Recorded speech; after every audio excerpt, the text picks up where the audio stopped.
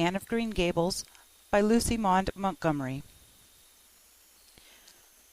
Chapter 1. Mrs. Rachel Lynde is Surprised. Mrs. Rachel Lynde lived just where the Avonlea main road dipped down into a little hollow, fringed with alders and ladies' eardrops, and traversed by a brook that had its source way back in the woods of the old Cuthbert place. It was reputed to be an intricate, headlong brook in its earlier course through those woods, with dark secrets of pool and cascade.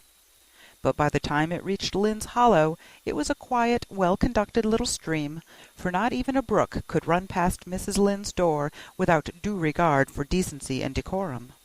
It probably was conscious that Mrs. Rachel was sitting at her window, keeping a sharp eye on everything that passed, from brooks and children up, and that if she noticed anything odd or out of place, she would never rest until she had ferreted out the whys and wherefores thereof. There are plenty of people in Avonlea and out of it who can attend closely to their neighbours' business by dint of neglecting their own. But Mrs. Rachel Lynde was one of those capable creatures who can manage their own concerns and those of other folks into the bargain. She was a notable housewife. Her work was always done, and well done. She ran the sewing circle, and helped run the Sunday school, and was the strongest prop of the Church Aid Society and Foreign Missions Auxiliary. Yet with all this, Mrs. Rachel found abundant time to sit for hours at her kitchen window, knitting cotton warp quilts. She had knitted 16 of them, as Avonlea housekeepers were wont to tell in awed voices, and keeping a sharp eye on the main road that crossed the hollow and wound up the steep red hill beyond. Since Avonlea occupied a little triangular peninsula jutting out into the Gulf of St. Lawrence, with water on 2 sides of it, anybody who went out of it or into it had to pass over that hill road, and so run the unseen gauntlet of Mrs. Rachel's all-seeing eye. She was sitting there one afternoon in early June. The sun was coming in at the window warm and bright. The orchard on the slope below the house was in a bridal flush of pinky-white bloom, hummed over by a myriad of bees. Thomas Lynde, a meek little man whom Avonlea people called Rachel Lynde's husband, was sowing his late turnip seed on the hill field beyond the barn, and Matthew Cuthbert ought to have been sowing his on the big red brook field away over by Green Gables. Mrs. Rachel knew that he ought, because she had heard him tell Peter Morrison the evening before in William J. Blair's store over at Carmody that he meant to sow his turnip seed the next afternoon. Peter had asked him, of course, for Matthew Cuthbert had never been known to volunteer information about anything in his whole life. And yet here was Matthew Cuthbert at 3:30 on the afternoon of a busy day, placidly driving over the hollow and up the hill. Moreover, he wore a white collar and his best suit of clothes, which was plain proof that he was going out of Avonlea, and he had the buggy and the sorrel mare, which betokened that he was going a considerable distance.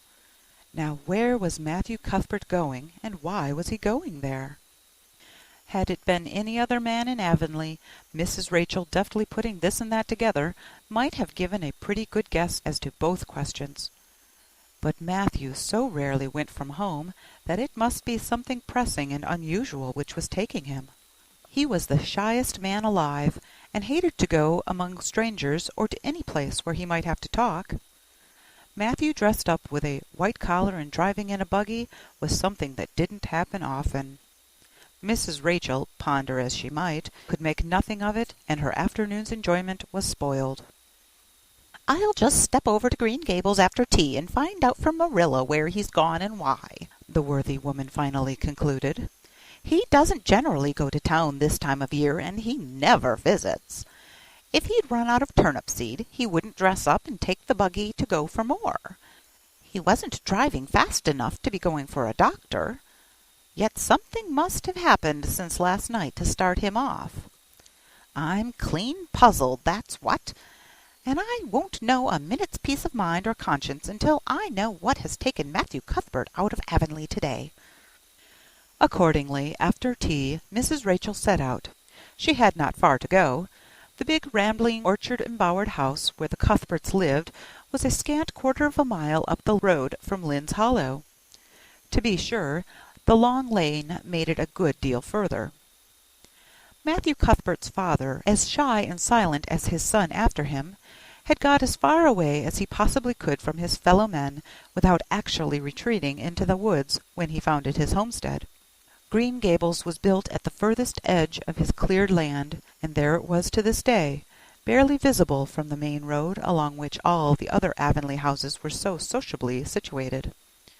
Mrs. Rachel Lynde did not call living in such a place living at all. "It's just staying, that's what," she said as she stepped along the deep-rutted grassy lane bordered with wild rose bushes. "It's no wonder Matthew and Marilla are both a little odd, living away back here by themselves. Trees aren't much company, though dear knows if they were there'd be enough of them. I'd rather look at people. To be sure, they seem contented enough, but then I suppose they're used to it. A body can get used to anything, even to being hanged, as the Irishman said." With this, Mrs. Rachel stepped out of the lane into the back yard of Green Gables. Very green and neat and precise was that yard, set about on one side with great patriarchal willows and the other with prim Lombardies. Not a stray stick nor stone was to be seen, for Mrs. Rachel would have seen it if there had been. Privately, she was of the opinion that Marilla Cuthbert swept that yard over as often as she swept her house. One could have eaten a meal off the ground without overbrimming the proverbial peck of dirt. Mrs. Rachel rapped smartly at the kitchen door and stepped in when bidden to do so.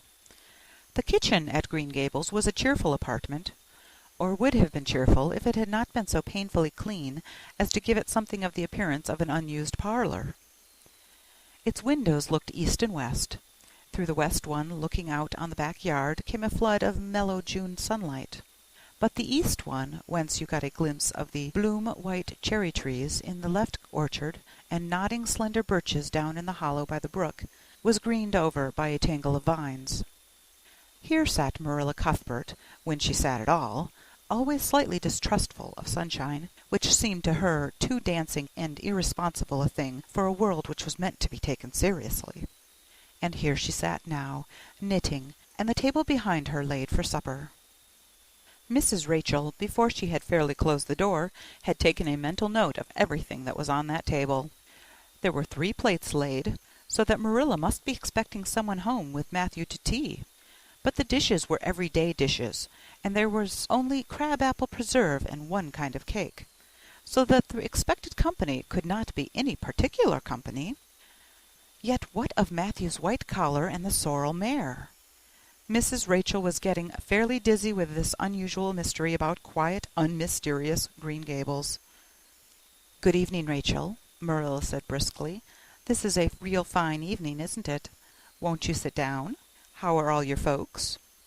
Something that, for a lack of any other name, might be called friendship existed and always had existed between Marilla Cuthbert and Mrs. Rachel, in spite of, or perhaps because of, their dissimilarity. Marilla was a tall, thin woman, with angles and without curves. Her dark hair showed some gray streaks, and was always twisted up in a hard little knot behind, with 2 wire hairpins stuck aggressively through it. She looked like a woman of narrow experience and rigid conscience, which she was, but there was a saving something about her mouth which, if it had been ever so slightly developed, might have been considered indicative of a sense of humor. "We're all pretty well," said Mrs. Rachel. "I was kind of afraid you weren't, though, when I saw Matthew starting off today. I thought maybe he was going to the doctor's." Marilla's lips twitched understandingly. She had expected Mrs. Rachel up. She had known that the sight of Matthew jaunting off so unaccountably would be too much for her neighbor's curiosity. "Oh, no, I'm quite well, although I had a bad headache yesterday," she said. "Matthew went to Bright River. We're getting a little boy from an orphan asylum in Nova Scotia, and he's coming on the train tonight." If Marilla had said that Matthew had gone to Bright River to meet a kangaroo from Australia, Mrs. Rachel could not have been more astonished. She was actually stricken dumb for 5 seconds. It was unsupposable that Marilla was making fun of her, but Mrs. Rachel was almost forced to suppose it. "Are you in earnest, Marilla?" she demanded when voice returned to her. "Yes, of course," said Marilla, as if getting boys from orphan asylums in Nova Scotia were part of the usual spring work on any well-regulated Avonlea farm, instead of being an unheard-of innovation. Mrs. Rachel felt that she had received a severe mental jolt. She thought in exclamation points. A boy! Marilla and Matthew Cuthbert, of all people, adopting a boy from an orphan asylum! Well, the world was certainly turning upside down. She would be surprised at nothing after this. Nothing. "What on earth put such a notion into your head?" she demanded disapprovingly. This had been done without her advice being asked, and must perforce be disapproved. "Well, we've been thinking about it for some time, all winter, in fact," returned Marilla. "Mrs. Alexander Spencer was up here one day before Christmas, and she said she was going to get a little girl from the asylum over in Hopeton in the spring. Her cousin lives there, and Mrs. Spencer has visited here and knows all about it. So Matthew and I have talked it over off and on ever since. We thought we'd get a boy. Matthew is getting up in years, you know. He's 60, and he isn't so spry as he once was. His heart troubles him a great deal. And you know how desperate hard it's got to be to get hired help. There's never anybody to be had but those stupid half-grown little French boys. And as soon as you do get one broke into your ways and taught something, he's up and off to the lobster canneries or the States. At first Matthew suggested getting a home boy, but I said no, flat to that. They might be all right, I'm not saying they're not, but no London street Arabs for me, I said. Give me a native born at least. There'll be a risk no matter who we get, but I'll feel easier in my mind and sleep sounder at nights if we get a born Canadian. So in the end we decided to ask Mrs. Spencer to pick us out one when she went over to get her little girl. We heard last week she was going, so we sent her word by Richard Spencer's folks at Carmody to bring us a smart, likely boy of about 10 or 11. We decided that would be the best age, old enough to be of some use in doing chores right off, and young enough to be trained up proper. We mean to give him a good home and schooling. We had a telegram from Mrs. Alexander Spencer today. The mailman brought it from the station, saying they were coming on the 5:30 train tonight. So Matthew went to Bright River to meet him. Mrs. Spencer will drop him off there. Of course, she goes on to White Sands Station herself. Mrs. Rachel prided herself on always speaking her mind. She proceeded to speak it now, having adjusted her mental attitude to this amazing piece of news. "Well, Marilla, I'll just tell you plain that I think you're doing a mighty foolish thing, a risky thing, that's what. You don't know what you're getting. You're bringing a strange child into your house and home, and you don't know a single thing about him, nor what his disposition is like, nor what sort of parents he had, nor how he's likely to turn out. Why, it was only last week I read in the paper how a man and his wife out west of the island took a boy out of an orphan asylum, and he set fire to the house at night. Set it on purpose, Marilla, and nearly burnt them to a crisp in their beds. And I know another case where an adopted boy used to suck the eggs. They couldn't break him of it. If you had asked my advice in the matter, which you didn't do, Marilla, I'd have said for mercy's sake not to think of such a thing, that's what." This job's comforting seemed neither to offend nor to alarm Marilla. She knitted on steadily. "I don't deny there's something in what you say, Rachel. I've had some qualms myself, but Matthew was terrible set on it. I could see that, so I gave in. It's so seldom Matthew sets his mind on anything that when he does I always feel it's my duty to give in. And as for the risk, there's risk in pretty near everything a body does in this world. There's risks in people having children of their own, if it comes to that. They don't always turn out well. And then Nova Scotia is right close to the island. It isn't as if we were getting him from England or the States. He can't be much different from ourselves." "Well, I hope it will turn out all right," said Mrs. Rachel in a tone that plainly indicated her painful doubts. "Only don't say I didn't warn you if he burns Green Gables down or puts strychnine in the well. I heard of a case over in New Brunswick where an orphan asylum child did that, and the whole family died in fearful agonies, only it was a girl in that instance." "Well, we're not getting a girl," said Marilla, as if poisoning wells were a purely feminine accomplishment, and not to be dreaded in the case of a boy. "I'd never dream of taking a girl to bring up. I wonder at Mrs. Alexander Spencer for doing it. But there, she wouldn't shrink from adopting a whole orphan asylum if she took it into her head. Mrs. Rachel would have liked to stay until Matthew came home with his imported orphan, but reflecting that it would be a good 2 hours at least before his arrival, she concluded to go up the road to Robert Bell's and tell the news. It would certainly make a sensation second to none, and Mrs. Rachel dearly loved to make a sensation. So she took herself away, somewhat to Marilla's relief, for the latter felt her doubts and fears reviving under the influence of Mrs. Rachel's pessimism. "Well, of all things that ever were or will be," ejaculated Mrs. Rachel when she was safely out in the lane, "it really does seem as if I must be dreaming. Well, I'm sorry for that poor young one, and no mistake. Matthew and Marilla don't know anything about children, and they'll expect him to be wiser and steadier than his own grandfather, if so be's he's ever had a grandfather, which is doubtful. It seems uncanny to think of a child at Green Gables somehow. There's never been one there, for Matthew and Marilla were grown up when the new house was built, if they were children, which is hard to believe when one looks at them. I wouldn't be in that orphan's shoes for anything. My, but I pity him, that's what." So said Mrs. Rachel to the wild rose bushes out of the fullness of her heart. But if she could have seen the child who was waiting patiently at the Bright River station at that very moment, her pity would have been still deeper and more profound. End of Chapter 1. Anne of Green Gables by Lucy Maud Montgomery. Chapter 2. Matthew Cuthbert is surprised. Matthew Cuthbert and the sorrel mare jogged comfortably over the 8 miles to Bright River. It was a pretty road, running along between snug farmsteads, with now and again a bit of balsamy fir wood to drive through, or a hollow where wild plums hung out their filmy bloom. The air was sweet with the breath of many apple orchards, and the meadows sloped away in the distance to horizon mists of pearl and purple, while the little birds sang as if it were the one day of summer in all the year. Matthew enjoyed the drive after his own fashion, except during the moments when he met women and had to nod to them. For in Prince Edward Island you are supposed to nod to all and sundry you meet on the road, whether you know them or not. Matthew dreaded all women, except Marilla and Mrs. Rachel. He had an uncomfortable feeling that the mysterious creatures were secretly laughing at him.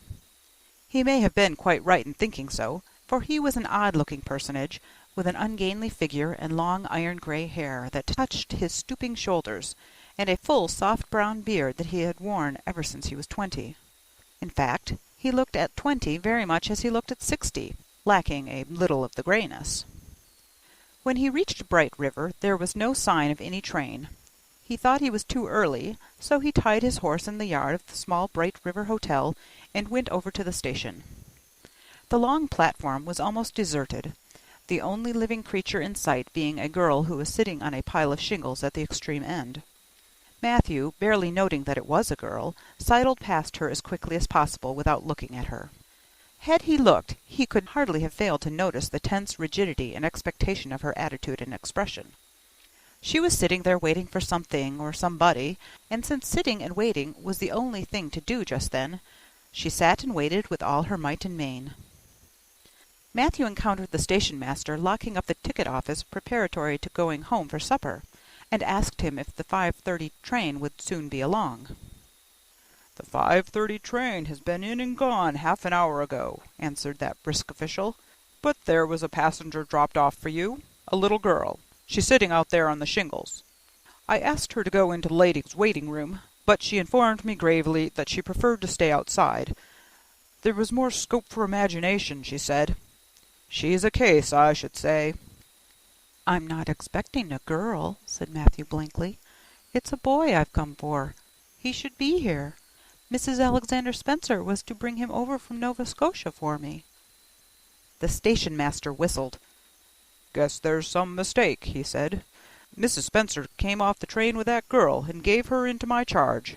Said you and your sister were adopting her from an orphan asylum and that you would be along for her presently. That's all I know about it, and I haven't got any more orphans concealed hereabouts." "I don't understand," said Matthew helplessly, wishing that Marilla was at hand to cope with the situation. "Well, you'd better question the girl," said the station-master carelessly. "I dare say she'll be able to explain. She's got a tongue of her own, that's certain. Maybe they were out of boys of the brand you wanted." He walked jauntily away, being hungry, and the unfortunate Matthew was left to do that which was harder for him than bearding a lion in its den: walk up to a girl, a strange girl, an orphan girl, and demand of her why she wasn't a boy. Matthew groaned in spirit as he turned about and shuffled gently down the platform towards her. She had been watching him ever since he had passed her, and she had her eyes on him now. Matthew was not looking at her, and would not have seen what she was really like if he had been. But an ordinary observer would have seen this: a child of about 11, garbed in a very short, very tight, very ugly dress of yellowish-grey wincey. She wore a faded brown sailor hat, and beneath the hat, extending down her back, were 2 braids of very thick, decidedly red hair. Her face was small, white, and thin, also much freckled. Her mouth was large, and so were her eyes, which looked green in some lights and moods, and grey in others. So far the ordinary observer. An extraordinary observer might have seen that the chin was very pointed and pronounced, that the big eyes were full of spirit and vivacity, that the mouth was sweet-lipped and expressive, that the forehead was broad and full. In short, our discerning extraordinary observer might have concluded that no commonplace soul inhabited the body of that stray woman-child of whom shy Matthew Cuthbert was so ludicrously afraid. Matthew, however, was spared the ordeal of speaking first, for as soon as she concluded that he was coming to her, she stood up, grasping with one thin brown hand the handle of a shabby old-fashioned carpet-bag. The other she held out to him. "I suppose you are Mr. Matthew Cuthbert of Green Gables," she said in a particularly sweet, clear voice. "I'm very glad to see you. I was beginning to be afraid you weren't coming for me, and I was imagining all the things that might have happened to prevent you. I had made up my mind that if you didn't come for me tonight, I'd go down the track to that big wild cherry tree at the bend and climb up into it to stay all night. I wouldn't be a bit afraid. It would be lovely to sleep in a wild cherry tree all white with bloom in the moonshine, don't you think? You could imagine you were dwelling in marble halls, couldn't you? And I was quite sure you would come for me in the morning, if you didn't come tonight." Matthew had taken the scrawny little hand awkwardly in his, and then and there he decided what to do. He could not tell this child with the glowing eyes that there had been a mistake. He would take her home and let Marilla do that. She couldn't be left at Bright River anyhow, no matter what mistake had been made. So all questions and explanations might as well be deferred until he was safely back at Green Gables. "I'm sorry I was late," he said shyly. "Come along. The horse is over in the yard. Give me your bag." "Oh, I can carry it," the child responded cheerfully. "It isn't heavy. I've got all my worldly belongings in it, but it isn't heavy. And if it isn't carried in just a certain way, the handle pulls out. So I'd better keep it, because I know the exact knack of it. It's an extremely old carpet-bag." "Oh, I'm very glad you've come, even if it would have been nice to sleep in a wild cherry tree. We've got to drive a long piece, haven't we? Mrs. Spencer said it was 8 miles. I'm glad, because I love driving. Oh, it seems so wonderful that I'm going to live with you and belong to you. I've never belonged to anybody, not really. But the asylum was the worst. I've only been in it 4 months, but that was enough. I don't suppose you ever were an orphan in an asylum, so you can't possibly understand what it is like. It's worse than anything you could imagine. Mrs. Spencer said it was wicked of me to talk like that, but I didn't mean to be wicked. It's so easy to be wicked without knowing it, isn't it? They were good, you know, the asylum people, but there is so little scope for the imagination in an asylum, only just in the other orphans. It was pretty interesting to imagine things about them, to imagine that perhaps the girl who sat next to you was really the daughter of a belted earl, who had been stolen away from her parents in her infancy by a cruel nurse who died before she could confess. I used to lie awake at nights and imagine things like that, because I didn't have the time in the day. I guess that's why I'm so thin. I am dreadfully thin, ain't I? There isn't a pick on my bones. I do love to imagine I'm nice and plump with dimples on my elbows." With this, Matthew's companion stopped talking, partly because she was out of breath, and partly because they had reached the buggy. Not another word did she say until they had left the village and were driving down a steep little hill, the road part of which had been cut so deeply into the soft soil that the banks, fringed with blooming wild cherry trees and slim white birches, were several feet above their heads. The child put out her hand and broke off a branch of wild plum that brushed against the side of the buggy. "Isn't that beautiful? What did that tree leaning out from the bank, all white and lacy, make you think of?" she asked. "Well, now, I don't know," said Matthew. "Why, a bride, of course. A bride all in white with a lovely misty veil. I've never seen one, but I can imagine what she would look like. I don't ever expect to be a bride myself. I'm so homely nobody will ever want to marry me, unless it might be a foreign missionary. I suppose a foreign missionary mightn't be very particular. But I do hope that some day I shall have a white dress. That is my highest ideal of earthly bliss. I just love pretty clothes. And I've never had a pretty dress in my life that I can remember. But, of course, it's all the more to look forward to, isn't it? And then I can imagine that I'm dressed gorgeously. This morning when I left the asylum I felt so ashamed because I had to wear this horrid old wincey dress. All the orphans had to wear them, you know. A merchant at Hopeton last winter donated 300 yards of wincey to the asylum. Some people said it was because he couldn't sell it, but I'd rather believe that it was out of the kindness of his heart, wouldn't you? When we got on the train I felt as if everybody must be looking at me and pitying me. But I just went to work and imagined that I had on the most beautiful pale blue silk dress. Because when you are imagining, you might as well imagine something worthwhile, and a big hat all flowers and nodding plumes, and a gold watch, and kid gloves and boots. I felt cheered up right away, and I enjoyed my trip to the island with all my might. I wasn't a bit sick coming over in the boat. Neither was Mrs. Spencer, although she generally is. She said she hadn't time to get sick watching to see that I didn't fall overboard. She said she never saw the beat of me for prowling about, but if it kept her from being seasick, it's a mercy I did prowl, isn't it? And I wanted to see everything that was to be seen on that boat, because I didn't know whether I'd ever have another opportunity. Oh, there are a lot more cherry trees all in bloom. This island is the bloomiest place. I just love it already, and I'm so glad I'm going to live here. I've always heard that Prince Edward Island was the prettiest place in the world, and I used to imagine I was living here, but I never really expected I would. It's delightful when your imaginations come true, isn't it? But those red roads are so funny. When we got into the train at Charlottetown and the red roads began to flash past, I asked Mrs. Spencer what made them red, and she said she didn't know, and for pity's sake not to ask her any more questions. She said I must have asked her 1,000 already. I suppose I had, too. But how are you going to find out about things if you don't ask questions? And what does make the roads red? Well, now, I don't know, said Matthew. Well, that is one of the things to find out sometime. Isn't it splendid to think of all the things there are to find out about? It just makes me feel glad to be alive. It's such an interesting world. It wouldn't be half so interesting if we knew all about everything, would it? There'd be no scope for imagination then, would there? But am I talking too much? People are always telling me I do. Would you rather I didn't talk? If you say so, I'll stop. I can stop when I make up my mind to, although it's difficult. Matthew, much to his own surprise, was enjoying himself. Like most quiet folks, he liked talkative people when they were willing to do the talking themselves and did not expect him to keep up his end of it. But he had never expected to enjoy the society of a little girl. Women were bad enough in all conscience, but little girls were worse. He detested the way they had of sidling past him timidly with sideways glances, as if they expected him to gobble them up at a mouthful if they ventured to say a word.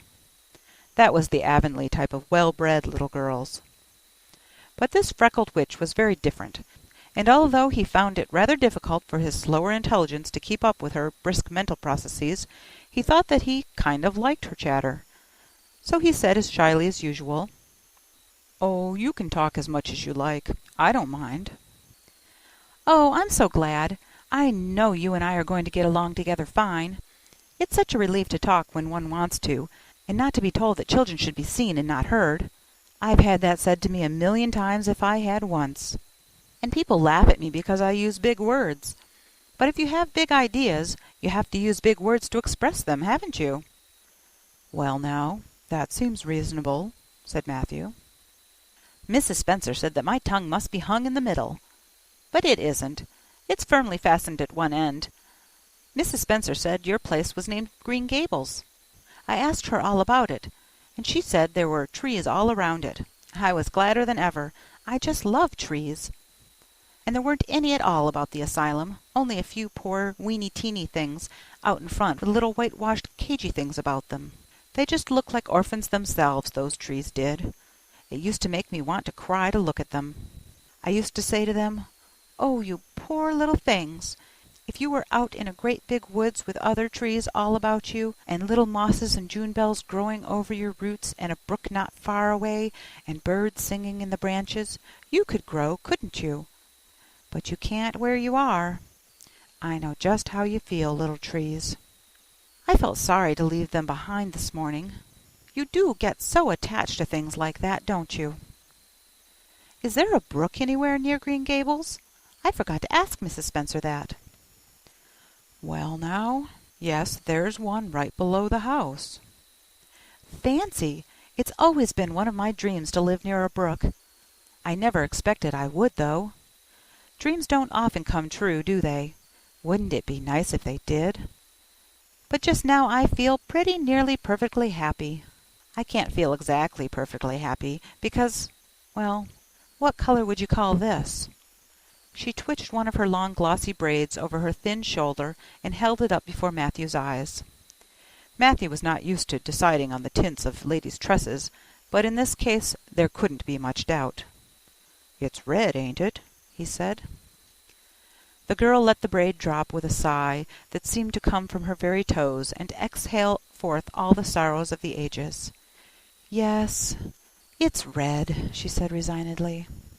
"Now you see why I can't be perfectly happy. Nobody could who has red hair. I don't mind the other things so much, the freckles and the green eyes and my skinniness. I can imagine them away. I can imagine that I have a beautiful rose-leaf complexion and lovely starry violet eyes. But I cannot imagine that red hair away. I do my best.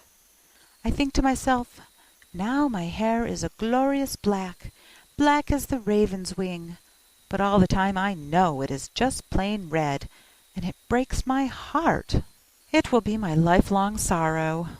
I read of a girl once in a novel who had a lifelong sorrow, but it wasn't red hair. Her hair was pure gold rippling back from her alabaster brow.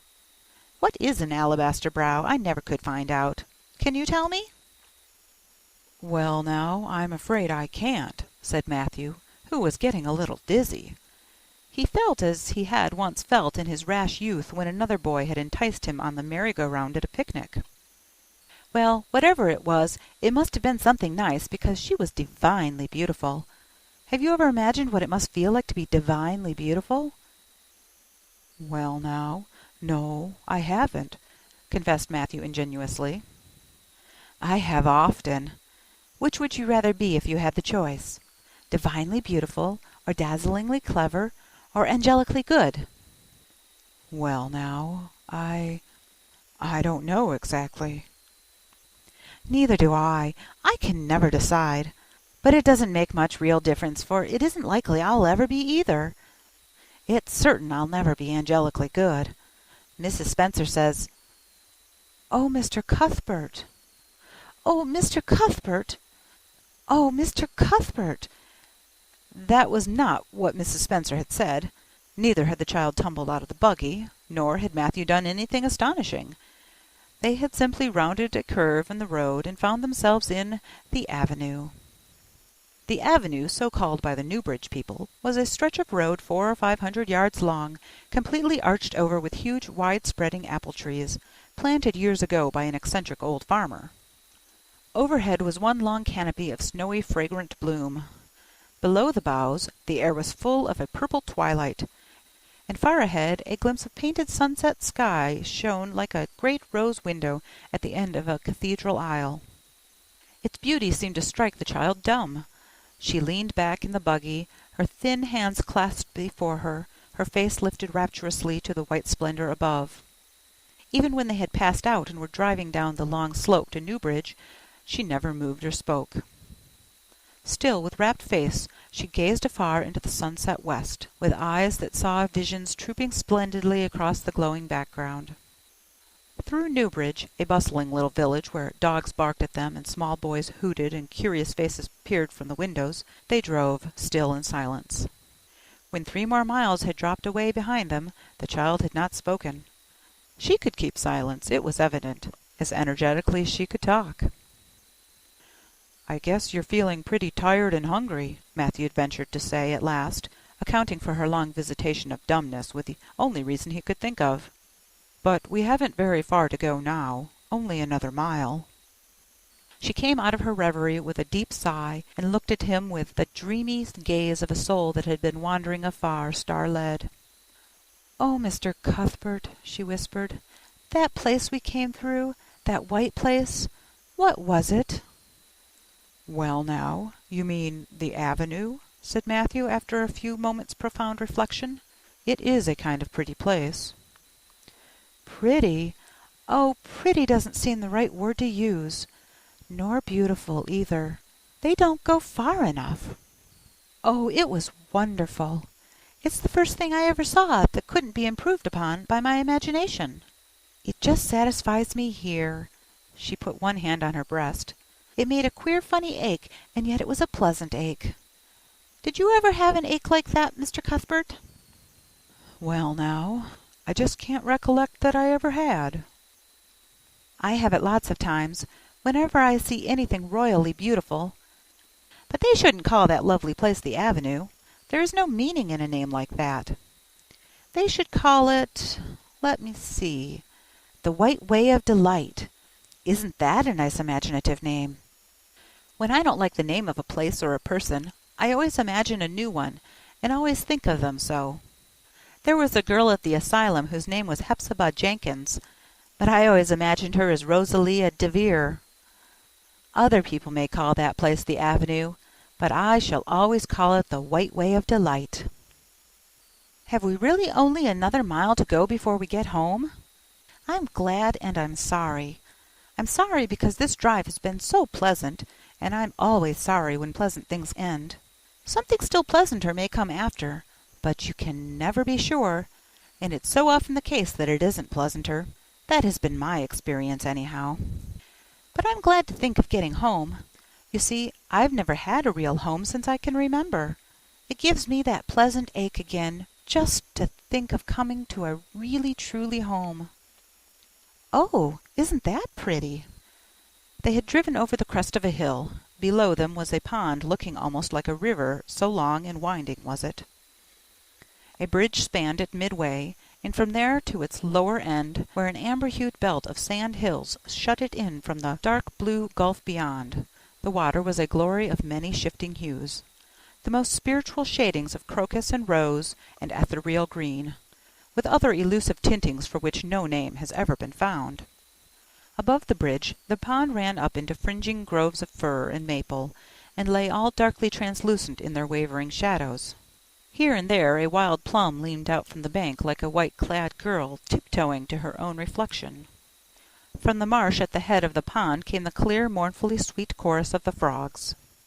There was a little gray house peering around a white apple orchard on a slope beyond, and although it was not yet quite dark, a light was shining from one of its windows.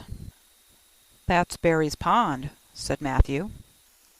"Oh, I don't like that name either. I shall call it, let me see, the Lake of Shining Waters. Yes, that is the right name for it. I know because of the thrill. When I hit on a name that suits exactly, it gives me a thrill. Do things ever give you a thrill?" Matthew ruminated. "Well now, yes. It always kind of gives me a thrill to see them ugly white grubs that spade up in the cucumber beds. I hate the look of them." "Oh, I don't think that can be exactly the same kind of a thrill. Do you think it can? There doesn't seem to be much connection between grubs and lakes of shining waters, does there? But why do other people call it Barry's Pond?" "I reckon because Mr. Barry lives up there in that house. Orchard Slope's the name of his place. If it wasn't for that big bush behind it, you could see Green Gables from here. But we have to go over the bridge and round by the road, so it's near half a mile further." "Has Mr. Barry any little girls? Well, not so very little either. About my size?" He's got one about 11. Her name is Diana." "Oh," with a long indrawing of breath, "what a perfectly lovely name!" "Well, now, I don't know. There's something dreadfully heathenish about it, seems to me.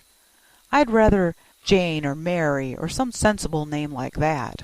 But when Diana was born, there was a schoolmaster boarding there, and they gave him the naming of her, and he called her Diana." "I wish there had been a schoolmaster like that around when I was born, then. Oh, here we are at the bridge. I'm going to shut my eyes tight. I'm always afraid going over bridges. I can't help imagining that perhaps just as we get to the middle they'll crumple up like a jackknife and nip us. So I shut my eyes. But I always have to open them for all when I think we're getting near the middle. Because, you see, if the bridge did crumple up, I'd want to see it crumple. What a jolly rumble it makes! I always like the rumble part of it. Isn't it splendid there are so many things to like in this world? There, we're over. Now I'll look back. Good night, dear lake of shining waters.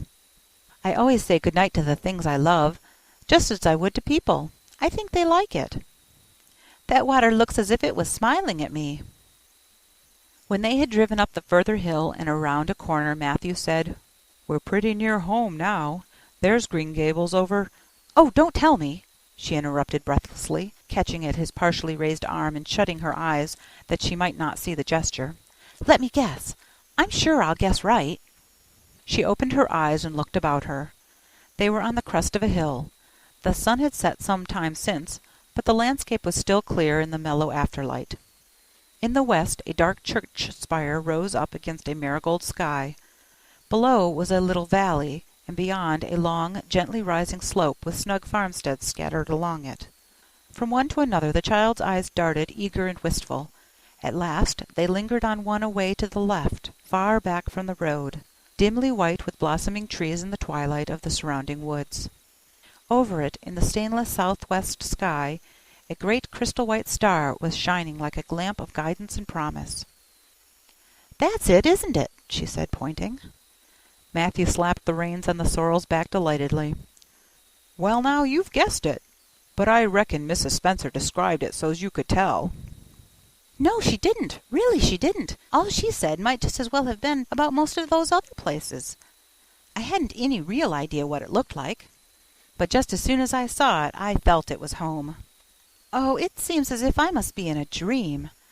Do you know, my arm must be black and blue from the elbow up, for I've pinched myself so many times today.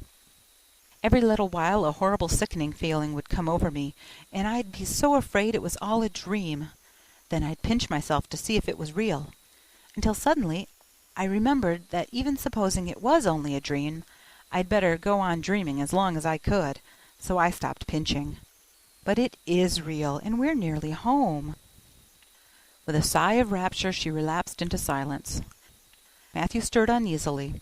He felt glad that it would be Marilla and not he who would have to tell this waif of the world that the home she longed for was not to be hers after all. They drove over Lynn's Hollow, where it was already quite dark, but not so dark that Mrs. Rachel could not see them from her window vantage, and up the hill and into the long lane of Green Gables. By the time they arrived at the house, Matthew was shrinking from the approaching revelation with an energy he did not understand. It was not of Marilla or himself he was thinking of the trouble this mistake was probably going to make for them, but of the child's disappointment.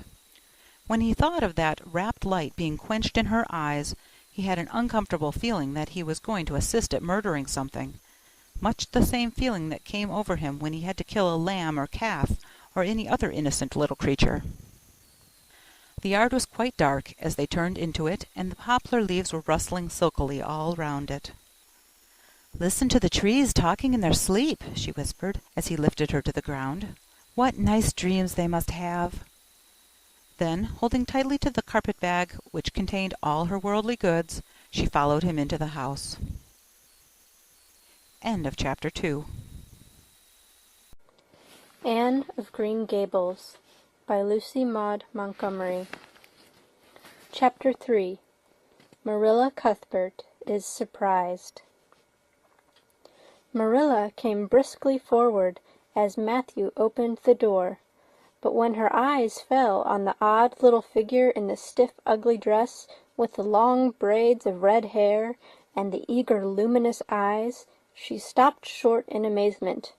"Matthew Cuthbert, who's that?" she ejaculated. "Where's the boy?" "There wasn't any boy," said Matthew wretchedly. "There was only her." He nodded at the child, remembering that he had never even asked her name. "No boy? But there must have been a boy," insisted Marilla. "We sent word to Mrs. Spencer to bring a boy." "Well, she didn't. She brought her. I asked the station master, and I had to bring her home. She couldn't be left there, no matter where the mistake had come in." "Well, this is a pretty piece of business," ejaculated Marilla. During this dialogue the child had remained silent, her eyes roving from one to the other, all the animation fading out of her face. Suddenly she seemed to grasp the full meaning of what had been said.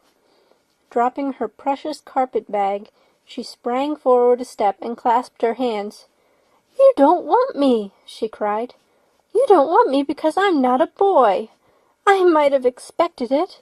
Nobody ever did want me. I might have known it was all too beautiful to last. I might have known nobody really did want me.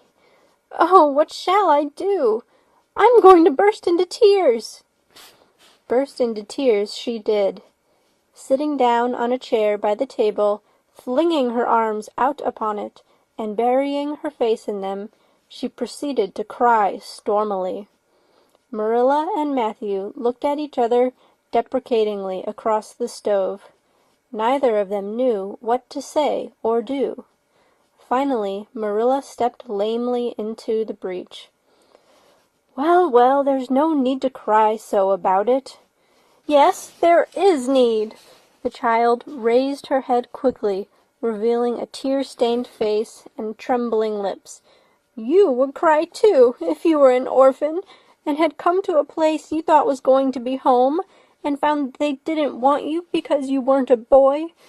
Oh, this is the most tragical thing that ever happened to me." Something like a reluctant smile, rather rusty from long disuse, mellowed Marilla's grim expression. "Well, don't cry any more. We're not going to turn you out of doors tonight. You'll have to stay here until we investigate this affair. What's your name?" The child hesitated for a moment. "Will you please call me Cordelia?" she said eagerly. "Call you Cordelia? Is that your name?" "No, it's not exactly my name, but I would love to be called Cordelia. It's such a perfectly elegant name. I don't know what on earth you mean. If Cordelia isn't your name, what is?" "Anne Shirley," reluctantly faltered forth the owner of that name. "But oh, please do call me Cordelia. It can't matter much to you what you call me if I'm only going to be here a little while, can it? And Anne is such an unromantic name." "Unromantic fiddlesticks," said the unsympathetic Marilla. "Anne is a real, good, plain, sensible name. You've no need to be ashamed of it."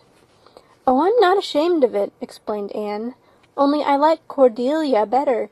I've always imagined that my name was Cordelia. At least I always have of late years. When I was young I used to imagine it was Geraldine, but I like Cordelia better now. But if you call me Anne, please call me Anne spelled with an E." "What difference does it make how it's spelled?" asked Marilla with another rusty smile as she picked up the teapot. "Oh, it makes such a difference. It looks so much nicer. When you hear a name pronounced, can't you always see it in your mind, just as if it was printed out? I can, and A-N-N looks dreadful, but A-N-N-E looks so much more distinguished. If you'll only call me Anne, spelled with an E, I shall try to reconcile myself to not being called Cordelia." "Very well then, Anne, spelled with an E. Can you tell us how this mistake came to be made? We sent word to Mrs. Spencer to bring us a boy. Were there no boys at the asylum?" "Oh, yes, there was an abundance of them, but Mrs. Spencer said distinctly that you wanted a girl about 11 years old, and the matron said she thought I would do. You don't know how delighted I was. I couldn't sleep all last night for joy. Oh," she added reproachfully, turning to Matthew, "why didn't you tell me at the station that you didn't want me and leave me there? If I hadn't seen the white way of delight and the lake of shining waters, it wouldn't be so hard." "What on earth does she mean?" demanded Marilla, staring at Matthew.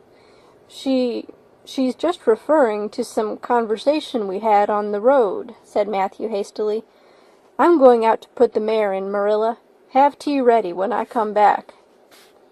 "Did Mrs. Spencer bring anybody over besides you?" continued Marilla when Matthew had gone out. "She brought Lily Jones for herself. Lily is only 5 years old, and she is very beautiful. She has nut-brown hair. If I was very beautiful and had nut-brown hair, would you keep me?" "No, we want a boy to help Matthew on the farm. A girl would be of no use to us. Take off your hat. I'll lay it and your bag on the hall table." Anne took off her hat meekly. Matthew came back presently, and they sat down to supper. But Anne could not eat. In vain she nibbled at the bread and butter and pecked at the crab-apple preserve out of the little scalloped glass dish by her plate. She did not really make any headway at all. "You're not eating anything," said Marilla sharply, eyeing her as if it were a serious shortcoming. Anne sighed. "I can't. I'm in the depths of despair. Can you eat when you're in the depths of despair?" "I've never been in the depths of despair, so I can't say," responded Marilla. "Weren't you? Well, did you ever try to imagine you were in the depths of despair?" "No, I didn't." "Then I don't think you can understand what it's like. It's a very uncomfortable feeling indeed. When you try to eat, a lump comes right up in your throat, and you can't swallow anything, not even if it was a chocolate caramel. I had one chocolate caramel once 2 years ago, and it was simply delicious.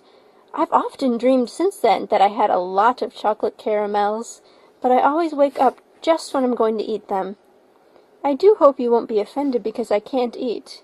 Everything is extremely nice, but still I cannot eat." "I guess she's tired," said Matthew, who hadn't spoken since his return from the barn. "Best put her to bed, Marilla."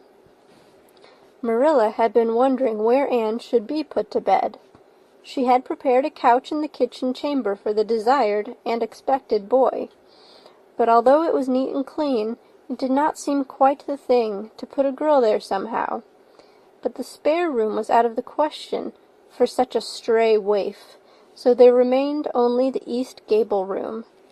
Marilla lighted a candle and told Anne to follow her, which Anne spiritlessly did, taking her hat and carpet-bag from the hall table as she passed. The hall was fearsomely clean. The little gable chamber in which she presently found herself seemed still cleaner. Marilla set the candle on a 3-legged, 3-cornered table and turned down the bedclothes. "I suppose you have a nightgown?" she questioned. Anne nodded. "Yes, I have 2. The matron of the asylum made them for me. They're fearfully skimpy. There is never enough to go around in an asylum, so things are always skimpy, at least in a poor asylum like ours. I hate skimpy night dresses, but one can dream just as well in them as in lovely trailing ones with frills around the neck. That's one consolation. Well, undress as quick as you can and go to bed. I'll come back in a few minutes for the candle. I daren't trust you to put it out yourself. You'd likely set the place on fire." When Marilla had gone, Anne looked around her wistfully. The whitewashed walls were so painfully bare and staring that she thought they must ache over their own bareness. The floor was bare too, except for a round braided mat in the middle, such as Anne had never seen before. In one corner was the bed, a high, old-fashioned one, with 4 dark, low-turned posts. In the other corner was the aforesaid three-cornered table, adorned with a fat red velvet pincushion, hard enough to turn the point of the most adventurous pin.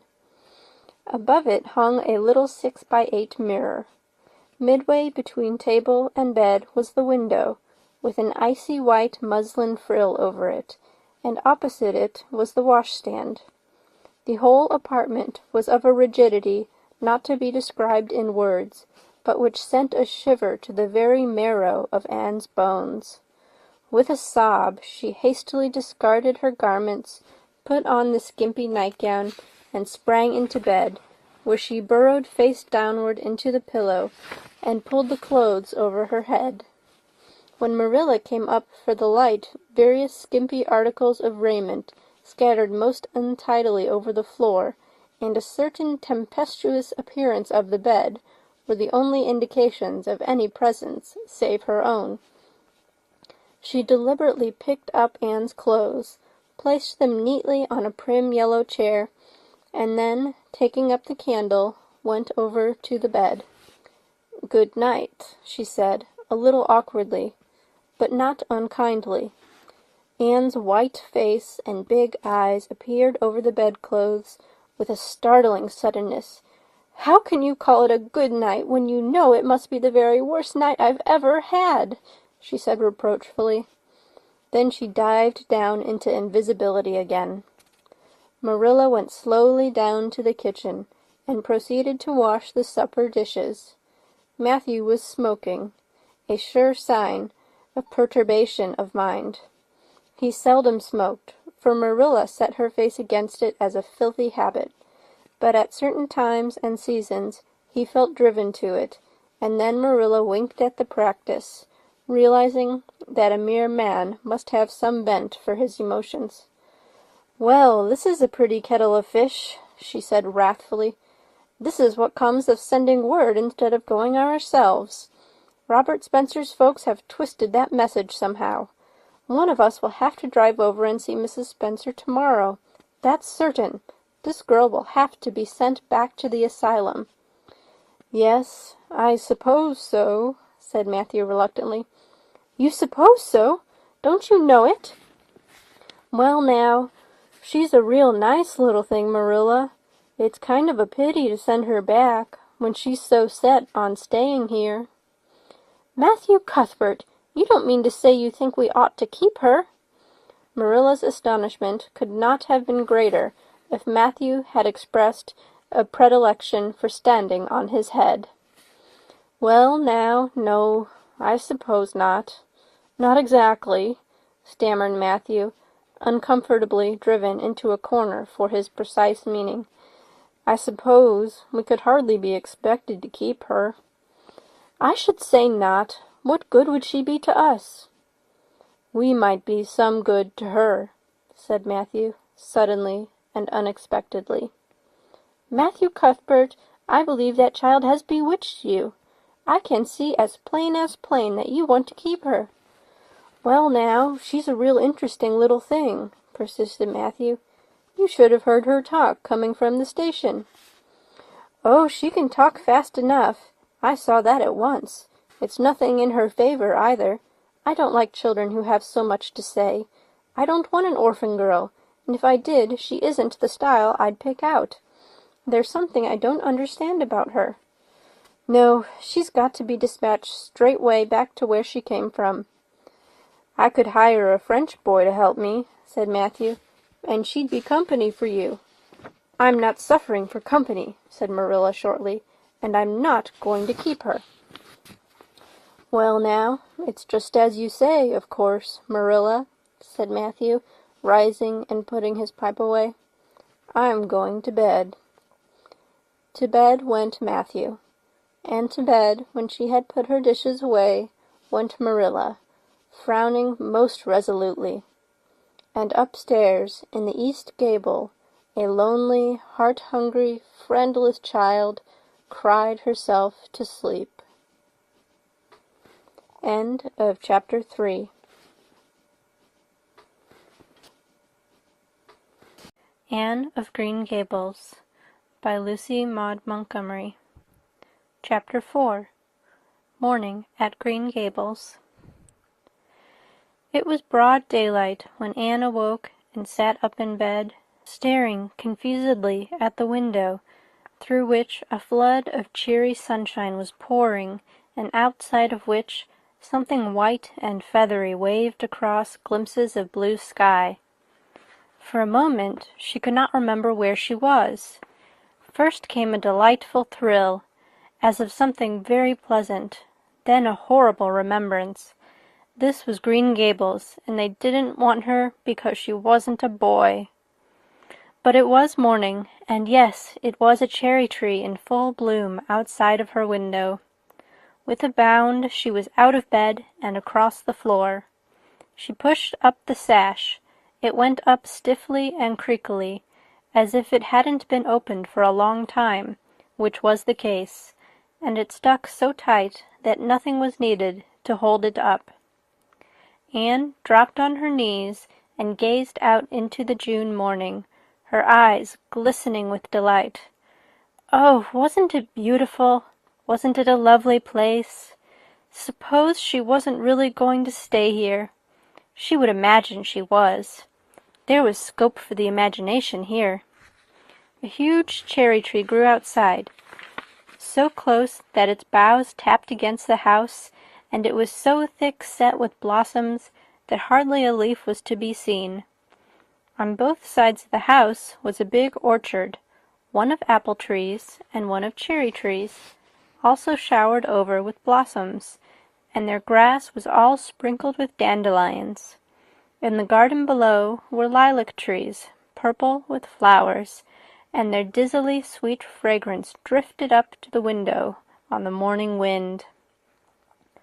Below the garden, a green field, lush with clover, sloped down to the hollow where the brook ran, and where scores of white birches grew, upspringing airily out of an undergrowth suggestive of delightful possibilities in ferns and mosses and woodsy things generally.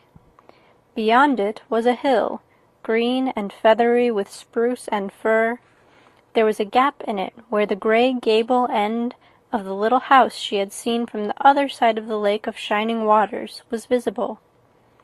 Off to the left were the big barns, and beyond them, away down over green, low-sloping fields, was a sparkling blue glimpse of sea. Anne's beauty-loving eyes lingered on it all, taking everything greedily in. She had looked on so many unlovely places in her life, poor child, but this was as lovely as anything she had ever dreamed. She knelt there, lost to everything but the loveliness around her, until she was startled by a hand on her shoulder. Marilla had come in unheard by the small dreamer. "It's time you were dressed," she said curtly. Marilla really did not know how to talk to the child, and her uncomfortable ignorance made her crisp and curt when she did not mean to be. Anne stood up and drew a long breath. "Oh, isn't it wonderful?" she said, waving her hand comprehensively at the good world outside. "It's a big tree," said Marilla, "and it blooms great, but the fruit don't amount to much never, small and wormy." "Oh, I don't mean just the tree. Of course it's lovely. Yes, it's radiantly lovely. It blooms as if it meant it. But I meant everything. The garden and the orchard and the brook and the woods. The whole big, dear world. Don't you feel as if you just loved the world on a morning like this? And I can hear the brook laughing all the way up here. Have you ever noticed what cheerful things brooks are? They're always laughing. Even in winter-time I've heard them under the ice. I'm so glad there's a brook near Green Gables. Perhaps you think it doesn't make any difference to me when you're not going to keep me, but it does. I shall always like to remember that there is a brook at Green Gables, even if I never see it again. If there wasn't a brook, I'd be haunted by the uncomfortable feeling that there ought to be one. I'm not in depths of despair this morning. I never can be in the morning. Isn't it a splendid thing that there are mornings? But I feel very sad. I've just been imagining that it was really me you wanted after all, and that I was to stay here forever and ever. It was a great comfort while it lasted. But the worst of imagining things is that the time comes when you have to stop, and that hurts. "You'd better get dressed and come downstairs and never mind your imaginings," said Marilla as soon as she could get a word in edgewise. "Breakfast is waiting. Wash your face and comb your hair. Leave the window up and turn your bedclothes back over the foot of the bed. Be as smart as you can." Anne could evidently be smart to some purpose, for she was downstairs in 10 minutes' time, with her clothes neatly on, her hair brushed and braided, her face washed, and a comfortable consciousness pervading her soul that she had fulfilled all Marilla's requirements. As a matter of fact, however, she had forgotten to turn back the bedclothes. "I'm pretty hungry this morning," she announced as she slipped into the chair Marilla placed for her. "The world doesn't seem such a howling wilderness as it did last night. I'm so glad it's a sunshiny morning, but I like rainy mornings real well, too. All sorts of mornings are interesting, don't you think? You don't know what's going to happen through the day, and there's so much scope for imagination. But I'm glad it's not rainy today, because it's easier to be cheerful and bear up under affliction on a sunshiny day. I feel that I have a good deal to bear up under. It's all very well to read about sorrows and imagine yourself living through them heroically, but it's not so nice when you really come to have them, is it?" "For pity's sake, hold your tongue," said Marilla. "You talk entirely too much for a little girl." Thereupon Anne held her tongue so obediently and thoroughly that her continued silence made Marilla rather nervous, as if in the presence of something not exactly natural. Matthew also held his tongue, but this at least was natural, so that the meal was a very silent one. As it progressed, Anne became more and more abstracted, eating mechanically, with her big eyes fixed unswervingly and unseeingly on the sky outside the window. This made Marilla more nervous than ever. She had an uncomfortable feeling that while this odd child's body might be there at the table, her spirit was far away in some remote, airy cloudland, borne aloft on the wings of imagination. Who would want such a child about the place? Yet Matthew wished to keep her, of all unaccountable things. Marilla felt that he wanted it just as much this morning as he had the night before, and that he would go on wanting it. That was Matthew's way, take a whim into his head and cling to it with the most amazing silent persistency, a persistency 10 times more potent and effectual in its very silence than if he had talked it out. When the meal was ended, Anne came out of her reverie and offered to wash the dishes. "Can you wash dishes right?" asked Marilla distrustfully. "Pretty well. I'm better at looking after children, though. I've had so much experience at that. It's such a pity you haven't any here for me to look after." "I don't feel as if I wanted any more children to look after than I've got at present. You're problem enough, in all conscience. What's to be done with you, I don't know. Matthew is a most ridiculous man." "I think he's lovely," said Anne reproachfully. "He is so very sympathetic. He didn't mind how much I talked. He seemed to like it. I felt that he was a kindred spirit as soon as ever I saw him." "You're both queer enough, if that's what you mean by kindred spirits," said Marilla with a sniff. "Yes, you may wash the dishes. Take plenty of hot water and be sure you dry them well. I've enough to attend to this morning, for I'll have to drive over to White Sands in the afternoon and see Mrs. Spencer. You'll come with me, and we'll settle what's to be done with you. After you've finished the dishes, go upstairs and make your bed." Anne washed the dishes deftly enough, as Marilla, who kept a sharp eye on the process, discerned. Later on she made her bed less successfully, for she had never learned the art of wrestling with a feather tick. But it was done somehow and smoothed down, and then Marilla, to get rid of her, told her she might go out of doors and amuse herself until dinner time. Anne flew to the door, face alight, eyes glowing. On the very threshold she stopped short, wheeled about, came back, and sat down by the table, light and glow as effectually blotted out as if someone had clapped an extinguisher on her. "What's the matter now?" demanded Marilla. "I don't dare go out," said Anne, in the tone of a martyr relinquishing all earthly joys. "If I can't stay here, there is no use in my loving Green Gables. If I go out there and get acquainted with all those trees and flowers and the orchard and the brook, I'll not be able to help loving it. It's hard enough now, so I won't make it any harder. I want to go out so much. Everything seems to be calling to me. Anne, Anne, come out to us. Anne, Anne, we want a playmate. But it's better not. There is no use in loving things if you have to be torn from them, is there? And it's so hard to keep from loving things, isn't it? That was why I was so glad when I thought I was going to live here. I thought I'd have so many things to love and nothing to hinder me. But that brief dream is over. I am resigned to my fate now, so I don't think I'll go out, for fear I'll get unresigned again. What is the name of that geranium on the window-sill, please?" "That's the apple-scented geranium." "Oh, I don't mean that sort of a name. I mean just a name you gave it yourself. Didn't you give it a name? May I give it one, then? May I call it... let me see. Bonnie will do. May I call it Bonnie while I'm here? Oh, do let me." "Goodness, I don't care. But where on earth is the sense of naming a geranium?" "Oh, I like things to have handles, even if they are only geraniums. It makes them seem more like people. How do you know but that it hurts a geranium's feelings just to be called a geranium and nothing else? You wouldn't like to be called nothing but a woman all the time. Yes, I shall call it Bonnie. I named that cherry tree outside my bedroom window this morning. I called it Snow Queen because it was so white. Of course it won't always be in blossom, but one can imagine that it is, can't one?" "I never in all my life saw or heard anything to equal her," muttered Marilla, beating a retreat down cellar after potatoes. "She is kind of interesting, as Matthew says.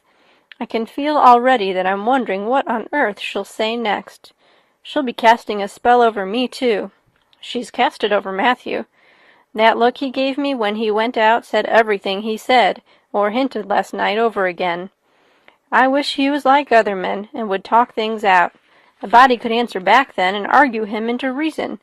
But what's to be done with a man who just looks?" Anne had relapsed into reverie, with her chin in her hands and her eyes on the sky, when Marilla returned from her cellar pilgrimage. There Marilla left her until the early dinner was on the table. "I suppose I can have the mare and buggy this afternoon, Matthew," said Marilla. Matthew nodded and looked wistfully at Anne. Marilla intercepted the look and said grimly, "I'm going to drive over to White Sands and settle this thing. I'll take Anne with me, and Mrs. Spencer will probably make arrangements to send her back to Nova Scotia at once. I'll set your tea out for you, and I'll be home in time to milk the cows." Still Matthew said nothing, and Marilla had a sense of having wasted words and breath. There is nothing more aggravating than a man who won't talk back, unless it is a woman who won't. Matthew hitched the sorrel into the buggy in due time, and Marilla and Anne set off. Matthew opened the yard gate for them, and as they drove slowly through, he said, to nobody in particular, as it seemed, "Little Jerry Boot from the creek was here this morning, and I told him I guessed I'd hire him for the summer." Marilla made no reply, but she hit the unlucky sorrel such a vicious clip with the whip that the fat mare, unused to such treatment, whizzed indignantly down the lane at an alarming pace. Marilla looked back once as the buggy bounced along and saw that aggravating Matthew leaning over the gate, looking wistfully after them. End of chapter 4.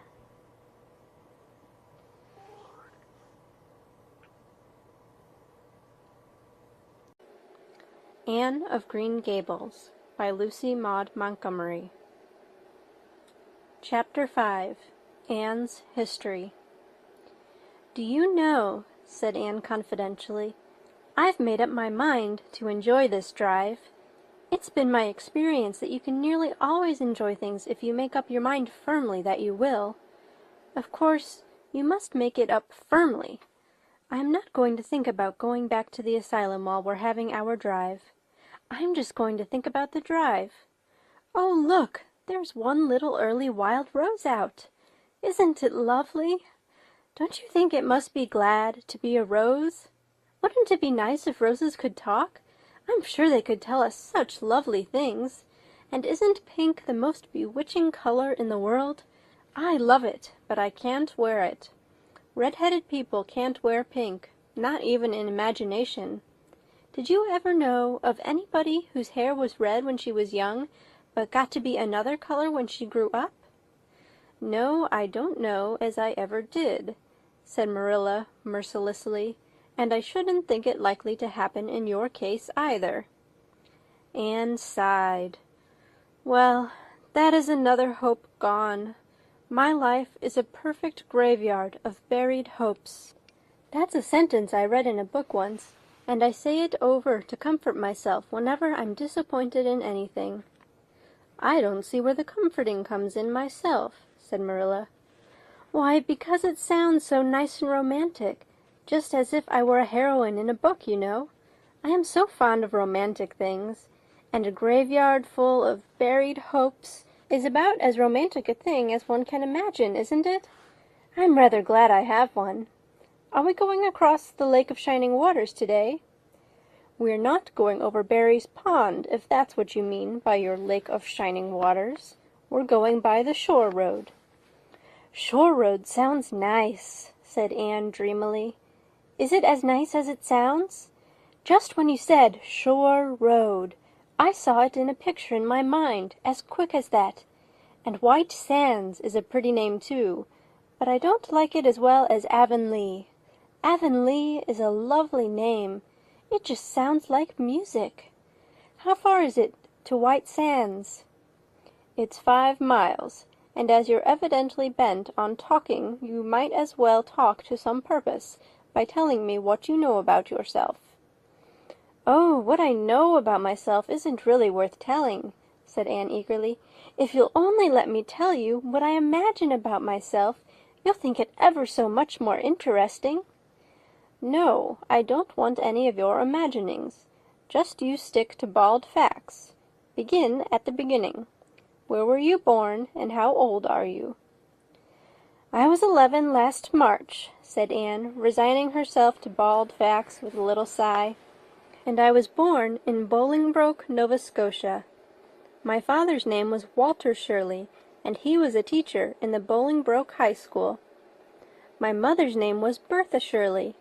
Aren't Walter and Bertha lovely names? I'm so glad my parents had nice names. It would be a real disgrace to have a father named, well, say, Jedediah, wouldn't it?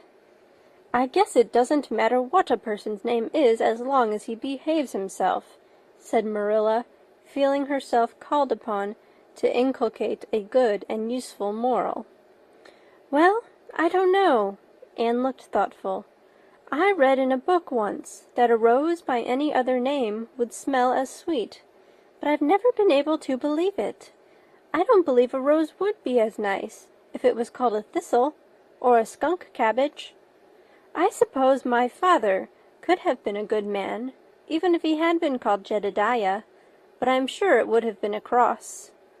Well, my mother was a teacher in the high school, too, but when she married father she gave up teaching, of course. A husband was enough responsibility. Mrs. Thomas said that they were a pair of babies and as poor as church mice. They went to live in a weeny-teeny little yellow house in Bolingbroke. I've never seen that house, but I've imagined it thousands of times. I think it must have had honeysuckle over the parlor window, and lilacs in the front yard, and lilies of the valley just inside the gate. Yes, and muslin curtains in all the windows. Muslin curtains give a house such an air. I was born in that house. Mrs. Thomas said I was the homeliest baby she ever saw. I was so scrawny and tiny and nothing but eyes, but that Mother thought I was perfectly beautiful.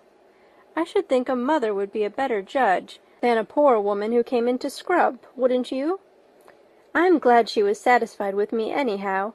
I would feel so sad if I thought I was a disappointment to her, because she didn't live very long after that, you see. She died of fever when I was just 3 months old. I do wish she'd lived long enough for me to remember calling her Mother. I think it would be so sweet to say, Mother, don't you? And Father died 4 days afterwards from fever too. That left me an orphan, and folks were at their wits' end, so Mrs. Thomas said, what to do with me. You see, nobody wanted me even then. It seems to be my fate. Father and Mother had both come from places far away, and it was well known they hadn't any relatives living. Finally, Mrs. Thomas said she'd take me, though she was poor and had a drunken husband. She brought me up by hand. Do you know if there's anything in being brought up by hand that ought to make people who were brought up that way better than other people? Because whenever I was naughty, Mrs. Thomas would ask me how I could be such a bad girl when she had brought me up by hand, reproachful like. Mr. and Mrs. Thomas moved away from Bolingbroke to Marysville, and I lived with them until I was 8 years old. I helped look after the Thomas children. There were 4 of them younger than me, and I can tell you they took a lot of looking after.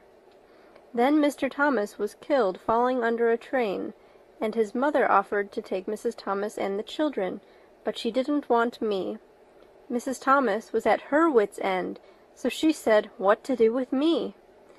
Then Mrs. Hammond from up the river came down and said she'd take me, seeing I was handy with children, and I went up the river to live with her in a little clearing among the stumps. It was a very lonesome place. I'm sure I could never have lived there if I hadn't had an imagination. Mr. Hammond worked a little sawmill up there, and Mrs. Hammond had 8 children. She had twins 3 times. I like babies in moderation, but twins 3 times in succession is too much. I told Mrs. Hammond so, firmly, when the last pair came. I used to get so dreadfully tired carrying them about. I lived upriver with Mrs. Hammond over 2 years, and then Mr. Hammond died, and Mrs. Hammond broke up housekeeping. She divided her children among her relatives and went to the States. I had to go to the asylum at Hopeton, because nobody would take me. They didn't want me at the asylum either. They said they were overcrowded as it was, but they had to take me, and I was there 4 months until Mrs. Spencer came. Anne finished up with another sigh, of relief this time. Evidently she did not like talking about her experiences in a world that had not wanted her. "Did you ever go to school?" demanded Marilla, turning the sorrel mare down the shore road. "Not a great deal. I went a little the last year I stayed with Mrs. Thomas. When I went upriver we were so far from a school that I couldn't walk it in winter, and there was a vacation in summer, so I could only go in the spring and fall. But of course I went while I was at the asylum. I can read pretty well, and I know ever so many pieces of poetry by heart.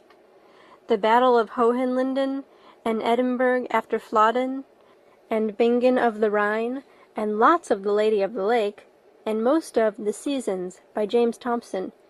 Don't you just love poetry that gives you a crinkly feeling up and down your back? There is a piece in the 5th Reader, The Downfall of Poland, that is just full of thrills. Of course I wasn't in the 5th Reader, I was only in the 4th, but the big girls used to lend me theirs to read."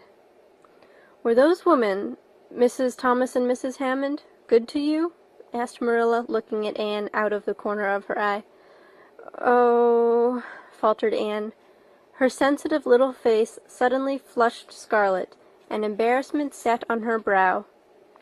"Oh, they meant to be. I know they meant to be just as good and kind as possible. And when people mean to be good to you, you don't mind very much when they're not quite, always. They had a good deal to worry them, you know.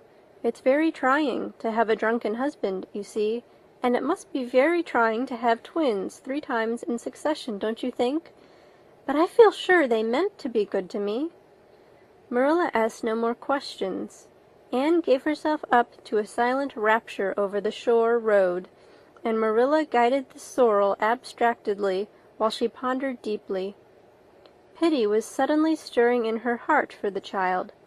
What a starved, unloved life she had led, a life of drudgery and poverty and neglect. For Marilla was shrewd enough to read between the lines of Anne's history and divine the truth. No wonder she had been so delighted at the prospect of a real home. It was a pity she had to be sent back. What if she, Marilla, should indulge Matthew's unaccountable whim and let her stay? He was set on it, and the child seemed a nice, teachable little thing. She's got too much to say, thought Marilla, but she might be trained out of that, and there's nothing rude or slangy in what she does say. She's ladylike.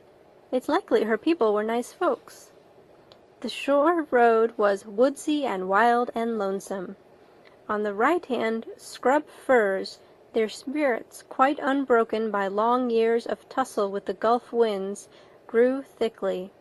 On the left were the steep red sandstone cliffs, so near the track in places that a mare of less steadiness than the sorrel might have tried the nerves of the people behind her. Down at the base of the cliffs were heaps of surf-worn rocks or little sandy coves, inlaid with pebbles as with ocean jewels. Beyond lay the sea, shimmering and blue, and over it soared the gulls, their pinions flashing silvery in the sunlight. "Isn't the sea wonderful?" said Anne, rousing from a long, wide-eyed silence. "Once when I lived in Marysville, Mr. Thomas hired an express wagon and took us all to spend the day at the shore 10 miles away. I enjoyed every moment of that day, even if I had to look after the children all the time. I lived it over in happy dreams for years. But this shore is nicer than the Marysville shore. Aren't those gulls splendid? Would you like to be a gull? I think I would. That is, if I couldn't be a human girl. Don't you think it would be nice to wake up at sunrise and swoop down over the water and away out over that lovely blue all day, and then at night to fly back to one's nest? Oh, I can just imagine myself doing it. What big house is that just ahead, please?" "That's the White Sands Hotel. Mr. Kirke runs it, but the season hasn't begun yet. There are heaps of Americans come there for the summer. They think this shore is just about right." "I was afraid it might be Mrs. Spencer's place," said Anne mournfully. "I don't want to get there. Somehow it will seem like the end of everything." End of chapter 5.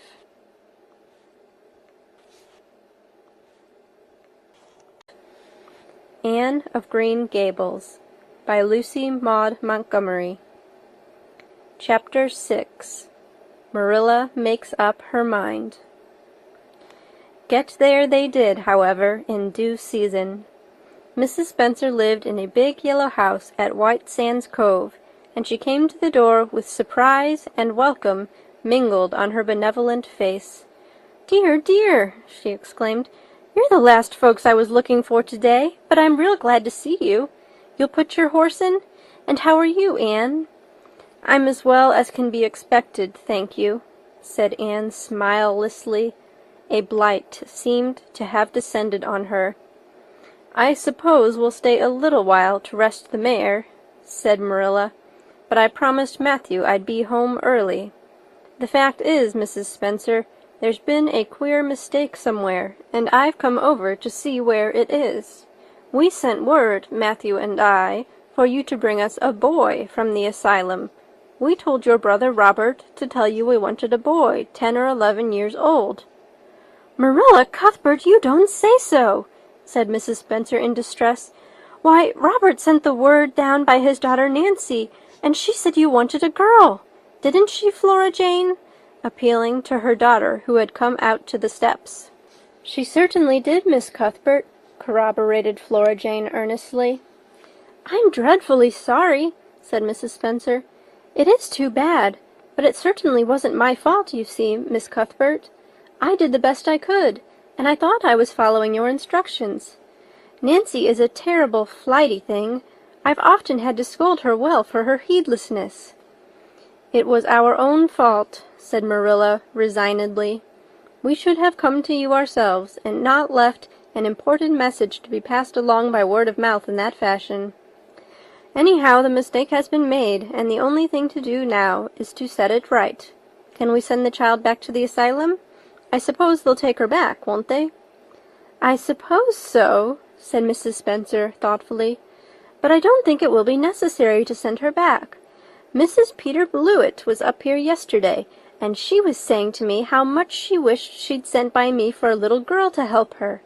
Mrs. Peter has a large family, you know, and she finds it hard to get help. Anne will be the very girl for her. I call it positively providential." Marilla did not look as if she thought Providence had much to do with the matter.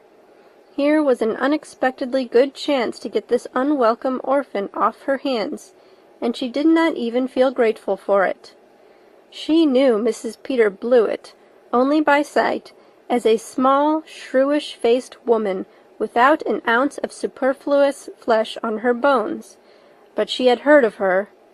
A terrible worker and driver, Mrs. Peter was said to be, and discharged servant girls told fearsome tales of her temper and stinginess, and her family of pert, quarrelsome children. Marilla felt a qualm of conscience at the thought of handing Anne over to her tender mercies. "Well, I'll go in and we'll talk the matter over," she said. "And if there isn't Mrs. Peter coming up the lane this blessed minute!" exclaimed Mrs. Spencer, bustling her guests through the hall into the parlor, where a deadly chill struck on them as if the air had been strained so long through dark green, closely drawn blinds that it had lost every particle of warmth it had ever possessed. "That is real lucky, for we can settle the matter right away. Take the armchair, Miss Cuthbert. Anne, you sit here on the ottoman, and don't wriggle. Let me take your hats. Flora Jane, go out and put the kettle on. Good afternoon, Mrs. Blewett. We were just saying how fortunate it was you happened along. Let me introduce you two ladies. Mrs. Blewett, Miss Cuthbert. Please excuse me for just a moment. I forgot to tell Flora Jane to take the buns out of the oven." Mrs. Spencer whisked away, after pulling up the blinds. Anne, sitting mutely on the ottoman with her hands clasped tightly in her lap, stared at Mrs. Blewett as one fascinated. Was she to be given into the keeping of this sharp-faced, sharp-eyed woman? She felt a lump coming up in her throat, and her eyes smarted painfully. She was beginning to be afraid she couldn't keep the tears back when Mrs. Spencer returned, flushed and beaming, quite capable of taking any and every difficulty, physical, mental, or spiritual, into consideration and settling it out of hand. "It seems there has been a mistake about this little girl, Mrs. Blewett," she said. "I was under the impression that Mr. and Miss Cuthbert wanted a little girl to adopt. I was certainly told so, but it seems it was a boy they wanted. So if you're still of the same mind you were yesterday, I think she'll be just the thing for you." Mrs. Blewett darted her eyes over Anne from head to foot. "How old are you, and what's your name?" she demanded. "Anne Shirley," faltered the shrinking child, not daring to make any stipulations regarding the spelling thereof, "and I'm 11 years old." "Humph! You don't look as if there was much to you, but you're wiry, and I don't know but the wiry ones are the best after all. Well, if I take you, you'll have to be a good girl, you know, good and smart and respectful. I'll expect you to earn your keep, and no mistake about that. Yes, I suppose I might as well take her off your hands, Miss Cuthbert. The baby's awful fractious, and I'm clean worn out attending to him. If you like, I can take her right home now." Marilla looked at Anne and softened at sight of the child's pale face with its look of mute misery, the misery of a helpless little creature who finds itself once more caught in the trap from which it had escaped. Marilla felt an uncomfortable conviction that, if she denied the appeal of that look, it would haunt her to her dying day. Moreover, she did not fancy Mrs. Blewett. To hand a sensitive, high-strung child over to such a woman? No, she could not take the responsibility of doing that. "Well, I don't know," she said slowly. I didn't say that Matthew and I had absolutely decided that we wouldn't keep her. In fact, I may say that Matthew is disposed to keep her. I just came over to find out how the mistake had occurred. I think I'd better take her home again and talk it over with Matthew. I feel that I oughtn't to decide on anything without consulting him. If we make up our mind not to keep her, we'll bring or send her over to you tomorrow night. If we don't, you may know that she is going to stay with us. Will that suit you, Mrs. Blewett?" "Well, I suppose it'll have to," said Mrs. Blewett ungraciously. During Marilla's speech, a sunrise had been dawning on Anne's face. First, the look of despair faded out. Then came a faint flush of hope. Her eyes grew deep and bright as morning stars. The child was quite transfigured, and a moment later, when Mrs. Spencer and Mrs. Blewett went out in quest of a recipe the latter had come to borrow, she sprang up and flew across the room to Marilla. "Oh, Miss Cuthbert, did you really say that perhaps you would let me stay at Green Gables?" she said in a breathless whisper, as if speaking aloud might shatter the glorious possibility. "Did you really say it, or did I only imagine that you did?" "I think you'd better learn to control that imagination of yours, Anne, if you can't distinguish between what is real and what isn't," said Marilla crossly. "Yes, you did hear me say just that and no more. It isn't decided yet, and perhaps we will conclude to let Mrs. Blewett take you after all. She certainly needs you much more than I do." "I'd rather go back to the asylum than go to live with her," said Anne passionately. "She looks exactly like a gimlet." Marilla smothered a smile under the conviction that Anne must be reproved for such a speech. "A little girl like you should be ashamed of talking so about a lady and a stranger," she said severely. "Go back and sit down quietly and hold your tongue and behave as a good girl should." "I'll try to do and be anything you want me if you'll only keep me," said Anne, returning meekly to her ottoman. When they arrived back at Green Gables that evening, Matthew met them in the lane. Marilla from afar had noted him prowling along it and guessed his motive. She was prepared for the relief she read in his face when he saw that she had at least brought Anne back with her. But she said nothing to him relative to the affair until they were both out in the yard behind the barn milking the cows. Then she briefly told him Anne's history and the result of the interview with Mrs. Spencer. "I wouldn't give a dog I liked to that Blewett woman," said Matthew with unusual vim. "I don't fancy her style myself," admitted Marilla, "but it's that or keeping her ourselves, Matthew. And since you seem to want her, I suppose I'm willing, or have to be. I've been thinking over the idea until I've got kind of used to it. It seems a sort of duty. I've never brought up a child, especially a girl, and I dare say I'll make a terrible mess of it. But I'll do my best. So far as I'm concerned, Matthew, she may stay." Matthew's shy face was a glow of delight. "Well now, I reckoned you'd come to see it in that light, Marilla," he said. "She's such an interesting little thing." "It'd be more to the point if you could say she was a useful little thing," retorted Marilla. "But I'll make it my business to see she's trained to be that. And mind, Matthew, you're not to go interfering with my methods. Perhaps an old maid doesn't know much about bringing up a child, but I guess she knows more than an old bachelor. So you just leave me to manage her. When I fail, it'll be time enough to put your oar in." "There, there, Marilla, you can have your own way," said Matthew reassuringly. "Only be as good and kind to her as you can be without spoiling her. I kind of think she's one of the sort you can do anything with if you only get her to love you." Marilla sniffed to express her contempt for Matthew's opinions concerning anything feminine, and walked off to the dairy with the pails.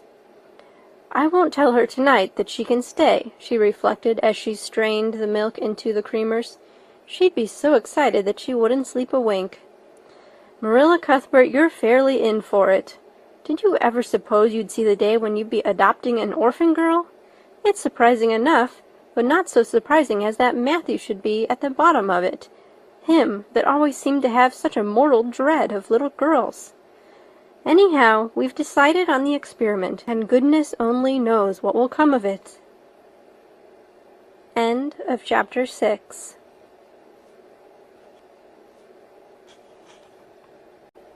Anne of Green Gables by Lucy Maud Montgomery. Chapter 7. Anne Says Her Prayers. When Marilla took Anne up to bed that night, she said stiffly, "Now, Anne, I noticed last night that you threw your clothes all about the floor when you took them off. That is a very untidy habit, and I can't allow it at all. As soon as you take off any article of clothing, fold it neatly and place it on the chair. I haven't any use at all for little girls who aren't neat."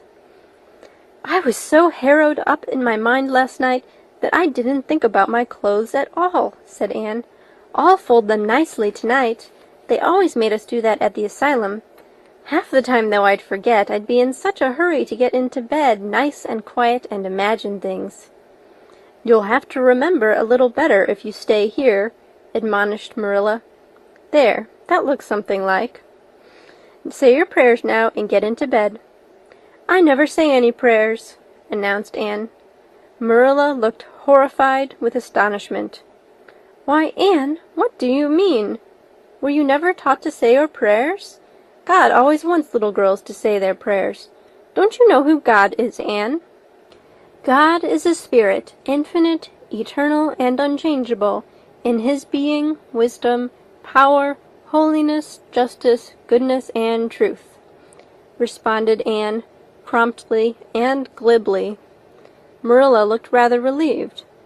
"So you do know something, then. Thank goodness you're not quite a heathen. Where did you learn that?" "Oh, at the asylum Sunday school. They made us learn the whole catechism. I liked it pretty well. There's something splendid about some of the words. Infinite, eternal, and unchangeable. Isn't that grand? It has such a roll to it, just like a big organ playing. You couldn't quite call it poetry, I suppose, but it sounds a lot like it, doesn't it?" "We're not talking about poetry, Anne. We are talking about saying your prayers. Don't you know it's a terrible wicked thing not to say your prayers every night? I'm afraid you are a very bad little girl." "You'd find it easier to be bad than good if you had red hair," said Anne reproachfully. "People who haven't red hair don't know what trouble is. Mrs. Thomas told me that God made my hair red on purpose, and I've never cared about him since. And anyhow, I'd always be too tired at night to bother saying prayers. People who have to look after twins can't be expected to say their prayers. Now, do you honestly think they can?" Marilla decided that Anne's religious training must be begun at once. Plainly, there was no time to be lost. "You must say your prayers while you are under my roof, Anne." "Why, of course, if you want me to," assented Anne cheerfully. "I'd do anything to oblige you. But you'll have to tell me what to say for this once. After I get into bed, I'll imagine out a real nice prayer to say always. I believe that it will be quite interesting, now that I come to think of it." "You must kneel down," said Marilla in embarrassment. Anne knelt at Marilla's knee and looked up gravely. "Why must people kneel down to pray? If I really wanted to pray, I'll tell you what I'd do. I'd go out into a great big field all alone, or into the deep, deep woods, and I'd look up into the sky, up, up, up, into that lovely blue sky that looks as if there was no end to its blueness, and then I'd just feel a prayer. Well, I'm ready. What am I to say?" Marilla felt more embarrassed than ever. She had intended to teach Anne the childish classic, "Now I lay me down to sleep," but she had, as I have told you, the glimmerings of a sense of humor, which is simply another name for a sense of the fitness of things, and it suddenly occurred to her that that simple little prayer, sacred to white-robed children lisping at motherly knees, was entirely unsuited to this freckled witch of a girl who knew and cared nothing about God's love, since she had never had it translated to her through the medium of human love. "You're old enough to pray for yourself, Anne," she said finally. "Just thank God for your blessings, and ask him humbly for the things you want." "Well, I'll do my best," promised Anne, burying her face in Marilla's lap. "Gracious Heavenly Father—" "That's the way the ministers say it in church, so I suppose it's all right in a private prayer, isn't it?" she interjected, lifting her head for a moment. "Gracious Heavenly Father, I thank Thee for the white way of delight, and the lake of shining waters, and Bonnie, and the Snow Queen. I'm really extremely grateful for them, and that's all the blessings I can think of just now to thank Thee for. As for the things I want, they're so numerous that it would take a great deal of time to name them all, so I will only mention the two most important. Please let me stay at Green Gables, and please let me be good-looking when I grow up. I remain, yours respectfully, Anne Shirley." "There, did I do it all right?" she asked eagerly, getting up. "I could have made it much more flowery if I'd had a little more time to think it over." Poor Marilla was only preserved from complete collapse by remembering that it was not irreverence, but simply spiritual ignorance on the part of Anne that was responsible for this extraordinary petition.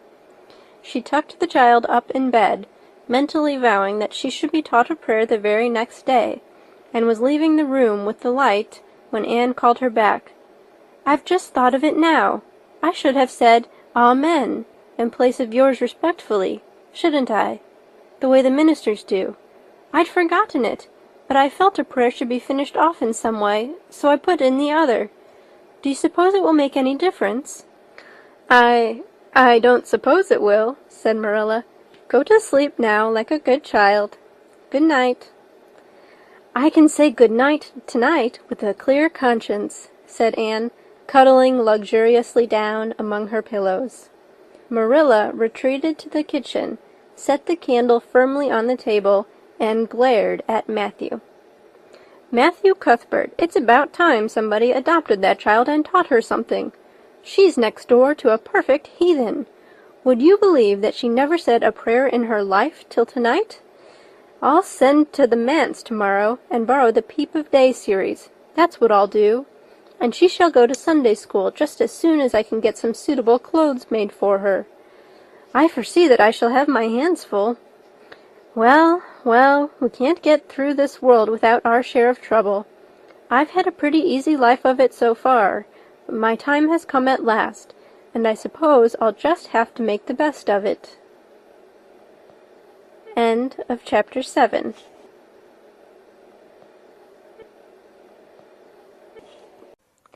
Anne of Green Gables by Lucy Maud Montgomery.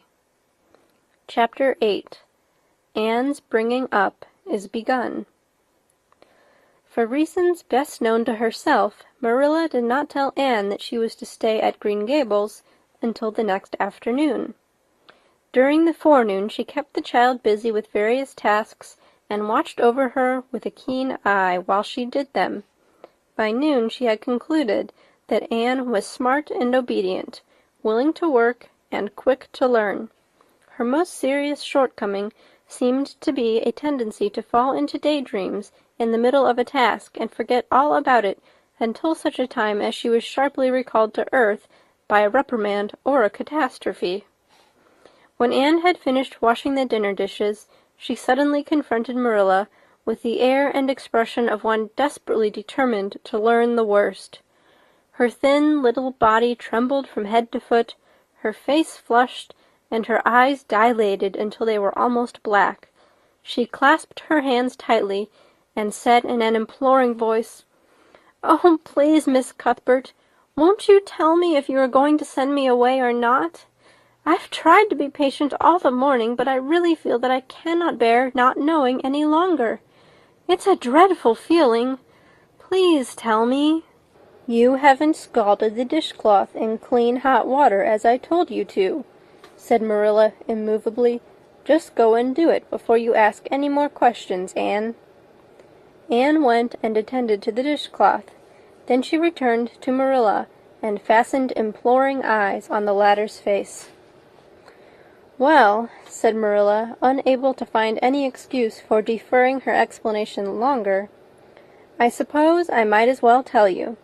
Matthew and I have decided to keep you. That is, if you will try to be a good little girl and show yourself grateful." "Why, child, whatever is the matter?" "I'm crying," said Anne in a tone of bewilderment. "I can't think why. I'm as glad can be. Oh, glad doesn't seem the right word at all. I was glad about the White Way and the cherry blossoms, but this, oh, it's something more than glad. I'm so happy. I'll try to be so good. It will be uphill work, I expect, for Mrs. Thomas often told me I was desperately wicked. However, I'll do my very best. But can you tell me why I'm crying?" "I suppose it's because you're all excited and worked up," said Marilla disapprovingly. "Sit down on that chair and try to calm yourself. I'm afraid you both cry and laugh far too easily. Yes, you can stay here, and we will try to do right by you. You must go to school, but it's only a fortnight till vacation, so it isn't worthwhile for you to start before it opens again in September." "What am I to call you?" asked Anne. "Shall I always say Miss Cuthbert? Can I call you Aunt Marilla?" "No, you'll call me just plain Marilla. I'm not used to being called Miss Cuthbert, and it would make me nervous." "It sounds awfully disrespectful to say just Marilla," protested Anne. "I guess there'll be nothing disrespectful in it if you're careful to speak respectfully. Everybody, young and old, in Avonlea calls me Marilla, except the minister. He says Miss Cuthbert when he thinks of it." "I'd love to call you Aunt Marilla," said Anne wistfully. "I've never had an aunt, or any relation at all, not even a grandmother. It would make me feel as if I really belonged to you. Can't I call you Aunt Marilla?" "No, I'm not your aunt, and I don't believe in calling people names that don't belong to them." "But we could imagine you were my aunt." "I couldn't," said Marilla grimly. "Do you never imagine things different from what they really are?" asked Anne, wide-eyed. "No." "Oh!" Anne drew in a long breath. "Oh, Miss Marilla, how much you miss." "I don't believe in imagining things different from what they really are," retorted Marilla. "When the Lord puts us in certain circumstances, he doesn't mean for us to imagine them away. And that reminds me, go into the sitting room, Anne. Be sure your feet are clean and don't let any flies in. And bring me out the illustrated card that's on the mantelpiece. The Lord's Prayer is on it, and you'll devote your spare time this afternoon to learning it off by heart. There's to be no more of such praying as I heard last night." "I suppose I was very awkward," said Anne apologetically. "But then, you see, I've never had any practice. You couldn't really expect a person to pray very well the first time she tried, could you? I thought out a splendid prayer after I went to bed, just as I promised you I would. It wasn't nearly as long as a minister's, and so poetical. But would you believe it? I couldn't remember one word when I woke up this morning. And I'm afraid I'll never be able to think out another one as good. Somehow things never are so good when they're thought out a second time. Have you ever noticed that? Here is something for you to notice, Anne. When I tell you to do a thing, I want you to obey me at once, and not stand stock still and discourse about it. Just you go and do as I bid you." Anne promptly departed for the sitting-room across the hall. She failed to return. After waiting 10 minutes, Marilla laid down her knitting and marched after her with a grim expression. She found Anne standing motionless before a picture hanging on the wall between the two windows, with her hands clasped behind her, her face uplifted, and her eyes a-star with dreams. The white and green light, strained through apple trees and clustering vines outside, fell over the rapt little figure with a half-unearthly radiance. "Anne, whatever are you thinking of?" demanded Marilla sharply. Anne came back to earth with a start. "That," she said, pointing to the picture, a rather vivid chromo entitled "Christ Blessing Little Children," and I was just imagining I was one of them, that I was the little girl in the blue dress, standing off by herself in the corner as if she didn't belong to anybody, like me. She looks lonely and sad, don't you think? I guess she hadn't any father or mother of her own, but she wanted to be blessed, too, so she just crept shyly up on the outside of the crowd, hoping nobody would notice her, except him. I'm sure I know just how she felt. Her heart must have beat, and her hands must have got cold like mine did when I asked you if I could stay. She was afraid he mightn't notice her, but it's likely he did, don't you think? I've been trying to imagine it all out, her edging a little nearer all the time until she was quite close to him, and then he would look at her and put his hand on her hair, and oh, such a thrill of joy as would run over her. But I wish the artist hadn't painted him so sorrowful-looking. All his pictures are like that, if you've noticed, but I don't believe he could really have looked so sad, or the children would have been afraid of him." "Anne," said Marilla, wondering why she had not broken into this speech long before, "you shouldn't talk that way. It's irreverent, positively irreverent." Anne's eyes marveled. "Why? I felt just as reverent as could be. I'm sure I didn't mean to be irreverent." "Well, I don't suppose you did, but it doesn't sound right to talk so familiarly about such things. And another thing, Anne, when I send you after something you're to bring it at once, and not fall into mooning and imagining before pictures. Remember that. Take that card and come right to the kitchen. Now sit down in the corner and learn that prayer by heart." Anne set the card up against the jugful of apple blossoms she had brought in to decorate the dinner table. Marilla had eyed that decoration askance, but had said nothing, propped her chin on her hands, and fell to studying it intently for several silent minutes. "I like this," she announced at length. "It's beautiful. I've heard it before. I heard the superintendent of the asylum Sunday school say it over once, but I didn't like it then. He had such a cracked voice, and he prayed it so mournfully. I really felt sure he thought praying was a disagreeable duty. This isn't poetry, but it makes me feel just the same way poetry does. 'Our Father, who art in heaven, hallowed be thy name.' That is just like a line of music. I'm so glad you thought of making me learn this, Miss Marilla." "Well, learn it and hold your tongue," said Marilla shortly. Anne tipped the vase of apple blossoms near enough to bestow a soft kiss on a pink-cupped bud, and then studied diligently for some moments longer. "Marilla," she demanded presently, "do you think that I shall ever have a bosom friend in Avonlea?" A what kind of friend?" "A bosom friend. An intimate friend, you know.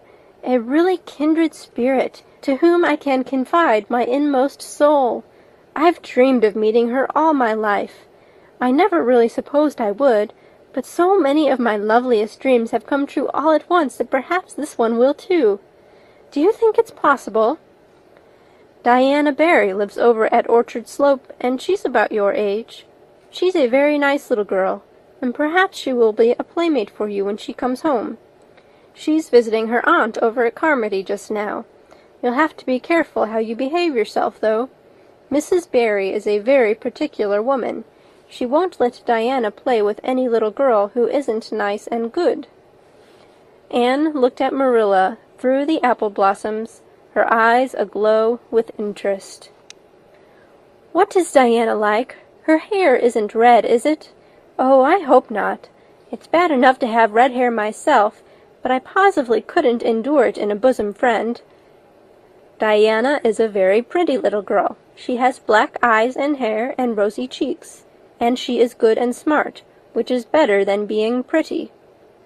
Marilla was as fond of morals as the Duchess in Wonderland, and was firmly convinced that one should be tacked on to every remark made to a child who was being brought up. But Anne waved the moral inconsequently aside, and seized only on the delightful possibilities before it. Oh, I'm so glad she's pretty. Next to being beautiful oneself, and that's impossible in my case, it would be best to have a beautiful bosom friend. When I lived with Mrs. Thomas, she had a bookcase in her sitting room with glass doors. There weren't any books in it. Mrs. Thomas kept her best china and her preserves there, when she had any preserves to keep. One of the doors was broken. Mr. Thomas smashed it one night when he was slightly intoxicated. But the other was whole, and I used to pretend that my reflection in it was another little girl who lived in it. I called her Katie Maurice, and we were very intimate. I used to talk to her by the hour, especially on Sunday, and tell her everything. Katie was the comfort and consolation of my life. We used to pretend that the bookcase was enchanted, and that if I only knew the spell I could open the door and step right into the room where Katie Maurice lived, instead of into Mrs. Thomas's shelves of preserves and china. And then Katie Maurice would have taken me by the hand and led me out into a wonderful place, all flowers and sunshine and fairies, and we would have lived there happily forever after. When I went to live with Mrs. Hammond, it just broke my heart to leave Katie Maurice. She felt it dreadfully, too, I know she did, for she was crying when she kissed me good-bye through the bookcase door. There was no bookcase at Mrs. Hammond's, but just up the river a little way from the house there was a long green little valley, and the loveliest echo lived there. It echoed back every word you said, even if you didn't talk a bit loud. So I imagined that it was a little girl called Violetta, and we were great friends, and I loved her almost as well as I loved Katie Maurice. Not quite, but almost, you know. The night before I went to the asylum, I said goodbye to Violetta, and oh, her goodbye came back to me in such sad, sad tones. I had become so attached to her that I hadn't the heart to imagine a bosom friend at the asylum, even if there had been any scope for the imagination there. "I think it's just as well there wasn't," said Marilla dryly. "I don't approve of such goings-on. You seem to half believe your own imaginations. It will be well for you to have a real live friend to put such nonsense out of your head. But don't let Mrs. Barry hear you talking about your Katie Maurices and your Violettas, or she'll think you tell stories." "Oh, I won't. I couldn't talk of them to everybody. Their memories are just too sacred for that. But I thought I'd like to have you know about them. Oh, look! Here's a big bee that tumbled out of an apple blossom. Just think what a lovely place to live, in an apple blossom. Fancy going to sleep in it when the wind was rocking it. If I wasn't a human girl, I think I'd like to be a bee and live among the flowers." "Yesterday you wanted to be a seagull," sniffed Marilla. "I think you are rather fickle-minded. I told you to learn that prayer and not talk, but it seems impossible for you to stop talking if you've got anybody that will listen to you. So go up to your room and learn it." "Oh, I know it pretty nearly all now, all but just the last line." "Well, never mind, do as I tell you. Go to your room and finish learning it well, and stay there until I call you down to help me get tea." "Can I take the apple blossoms with me for company?" pleaded Anne. "No, you don't want your room cluttered up with flowers. You should have left them on the tree in the first place." "I did feel a little that way, too," said Anne. "I kind of felt I shouldn't shorten their lovely lives by picking them. I wouldn't want to be picked if I were an apple blossom. But the temptation was irresistible. What do you do when you meet with an irresistible temptation?" "Anne, did you hear me tell you to go to your room?" Anne sighed, retreated to the east gable, and sat down in a chair by the window. "There, I know this prayer. I learned that last sentence coming upstairs. Now I'm going to imagine things into this room so that they'll always stay imagined. The floor is covered with a white velvet carpet with pink roses all over it, and there are pink silk curtains at the windows. The walls are hung with gold and silver brocade tapestry. The furniture is mahogany. I never saw any mahogany, but it does sound so luxurious. This is a couch, and all heaped with gorgeous silken cushions, pink and blue and crimson and gold. and I am reclining gracefully on it. I can see my reflection in that splendid big mirror hanging on the wall. I am tall and regal, clad in a gown of trailing white lace, with a pearl cross on my breast, and pearls in my hair. My hair is of midnight darkness, and my skin is a clear ivory pallor. My name is the Lady Cordelia Fitzgerald. No, it isn't. I can't make that seem real. She danced up to the little looking-glass and peered into it.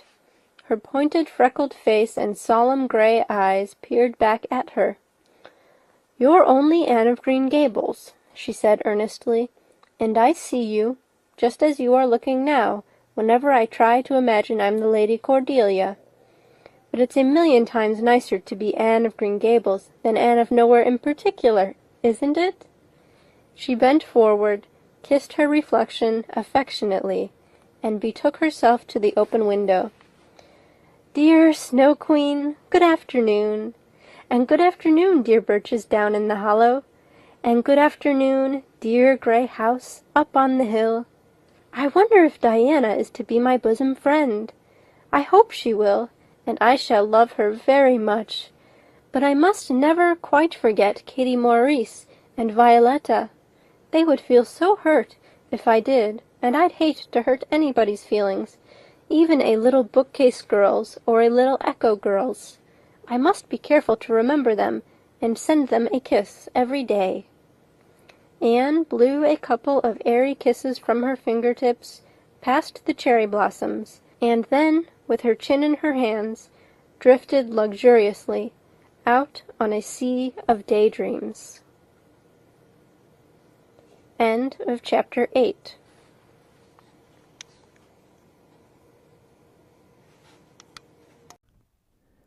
Anne of Green Gables by L.M. Montgomery. Chapter 9. Mrs. Rachel Lynde is properly horrified. Anne had been a fortnight at Green Gables before Mrs. Lynde arrived to inspect her. Mrs. Rachel, to do her justice, was not to blame for this. A severe and unseasonable attack of grippe had confined that good lady to her house ever since the occasion of her last visit to Green Gables. Mrs. Rachel was not often sick, and had a well-defined contempt for people who were, but grippe, she asserted, was like no other illness on earth, and could only be interpreted as one of the special visitations of Providence.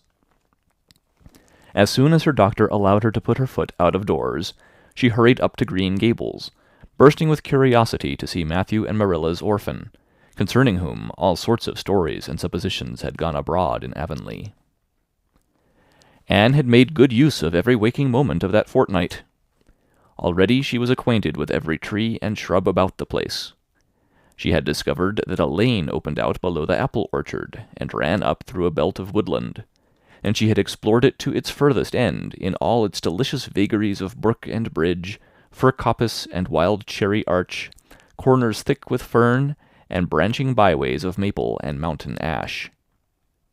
She had made friends with the spring down in the hollow, that wonderful deep, clear, icy-cold spring. It was set about with smooth red sandstones, and rimmed in by great palm-like clumps of water fern, and beyond it was a log bridge over the brook. That bridge led Anne's dancing feet up over a wooded hill beyond, where perpetual twilight reigned under the straight, thick-growing firs and spruces. The only flowers there were myriads of delicate June bells, those shyest and sweetest of woodland blooms, and a few pale, aerial starflowers, like the spirits of last year's blossoms. Gossamers glimmered like threads of silver among the trees, and the fir boughs and tassels seemed to utter friendly speech. All these raptured voyages of exploration were made in the odd half-hours which she was allowed for play, and Anne talked Matthew and Marilla half-deaf over her discoveries. Not that Matthew complained, to be sure. He listened to it all with a wordless smile of enjoyment on his face. Marilla permitted the chatter until she found herself becoming too interested in it, whereupon she always promptly quenched Anne by a curt command to hold her tongue. Anne was out in the orchard when Mrs. Rachel came, wandering at her own sweet will through the lush, tremulous grasses splashed with ruddy evening sunshine, so that good lady had an excellent chance to talk her illness fully over, describing every ache and pulse beat with such evident enjoyment that Marilla thought even grippe must bring its compensations. When details were exhausted, Mrs. Rachel introduced the real reason of her call. "I've been hearing some surprising things about you and Matthew." "I don't suppose you are any more surprised than I am myself," said Marilla. "I'm getting over my surprise now." "It was too bad there was such a mistake," said Mrs. Rachel sympathetically. "Couldn't you have sent her back?" "I suppose we could, but we decided not to. Matthew took a fancy to her, and I must say I like her myself, though I admit she has her faults. The house seems a different place already. She's a real bright little thing." Marilla said more than she had intended to say when she began, for she read disapproval in Mrs. Rachel's expression. "It's a great responsibility you've taken on yourself," said that lady gloomily, "especially when you've never had any experience with children. You don't know much about her or her real disposition, I suppose, and there's no guessing how a child like that will turn out. But I don't want to discourage you, I'm sure, Marilla." "I'm not feeling discouraged," was Marilla's dry response. "When I make up my mind to do a thing, it stays made up. I suppose you'd like to see Anne. I'll call her in." Anne came running in presently, her face sparkling with the delight of her orchard rovings, but, abashed at finding herself in the unexpected presence of a stranger, she halted confusedly inside the door. She certainly was an odd-looking little creature in the short, tight, wincey dress she had worn from the asylum, below which her thin legs seemed ungracefully long. Her freckles were more numerous and obtrusive than ever. The wind had ruffled her hatless hair into over-brilliant disorder. It had never looked redder than at that moment. "Well, they didn't pick you for your looks, that's sure and certain," was Mrs. Rachel Lynde's emphatic comment. Mrs. Rachel was one of those delightful and popular people who pride themselves on speaking their mind without fear or favor. "She's terrible skinny and homely, Marilla. Come here, child, and let me have a look at you. Lawful heart, did anyone ever see such freckles? And hair as red as carrots! Come here, child, I say." Anne came there, but not exactly as Mrs. Rachel expected. With one bound she crossed the kitchen floor and stood before Mrs. Rachel, her face scarlet with anger, her lips quivering, and her whole slender form trembling from head to foot. "I hate you!" she cried in a choked voice, stamping her foot on the floor. "I hate you! I hate you! I hate you!" A louder stamp with each assertion of hatred. "How dare you call me skinny and ugly? How dare you say I'm freckled and red-headed? You are a rude, impolite, unfeeling woman!" "Anne!" exclaimed Marilla in consternation. But Anne continued to face Mrs. Rachel undauntedly, head up, eyes blazing, hands clenched, passionate indignation exhaling from her like an atmosphere. "How dare you say such things about me?" she repeated vehemently. "How would you like to have such things said about you? How would you like to be told that you are fat and clumsy and probably hadn't a spark of imagination in you? I don't care if I do hurt your feelings by saying so. I hope I hurt them. You have hurt mine worse than they were ever hurt before, even by Mrs. Thomas's intoxicated husband, and I'll never forgive you for it. Never, never!" Stamp, stamp. "Did anybody ever see such a temper?" exclaimed the horrified Mrs. Rachel. "Anne, go to your room and stay there until I come up," said Marilla, recovering her powers of speech with difficulty. Anne, bursting into tears, rushed to the hall door, slammed it until the tins on the porch wall outside rattled in sympathy, and fled through the hall and up the stairs like a whirlwind. A subdued slam above told that the door of the east gable had been shut with equal vehemence. "Well, I don't envy you your job bringing that up, Marilla," said Mrs. Rachel with unspeakable solemnity. Marilla opened her lips to say she knew not what of apology or deprecation. What she did say was a surprise to herself then and ever afterwards. "You shouldn't have twitted her about her looks, Rachel." "Marilla Cuthbert, you don't mean to say that you are upholding her in such a terrible display of temper as we've just seen?" demanded Mrs. Rachel indignantly. "No," said Marilla slowly. "I'm not trying to excuse her. She's been very naughty, and I'll have to give her a talking to about it. But we must make allowances for her. She's never been taught what is right, and you were too hard on her, Rachel." Marilla could not help tacking on that last sentence, although she was again surprised at herself for doing it. Mrs. Rachel got up with an air of offended dignity. "Well, I see that I'll have to be very careful what I say after this, Marilla, since the fine feelings of orphans, brought from goodness knows where, have to be considered before anything else. Oh, no, I'm not vexed. Don't worry yourself. I'm too sorry for you to leave any room for anger in my mind. You'll have your own troubles with that child. But if you'll take my advice, which I suppose you won't do, although I've brought up 10 children and buried 2, you'll do that talking to you mentioned with a fair-sized birch switch. I should think that would be the most effective language for that kind of a child. Her temper matches her hair, I guess. Well, good evening, Marilla. I hope you'll come down to see me often, as usual, but you can't expect me to visit here again in a hurry if I'm liable to be flown at and insulted in such a fashion. It's something new in my experience." Whereat Mrs. Rachel swept out and away, if a fat woman who always waddled could be said to sweep away, and Marilla, with a very solemn face, betook herself to the east gable. On the way upstairs she pondered uneasily as to what she ought to do. She felt no little dismay over the scene that had just been enacted. How unfortunate that Anne should have displayed such temper before Mrs. Rachel Lynde of all people.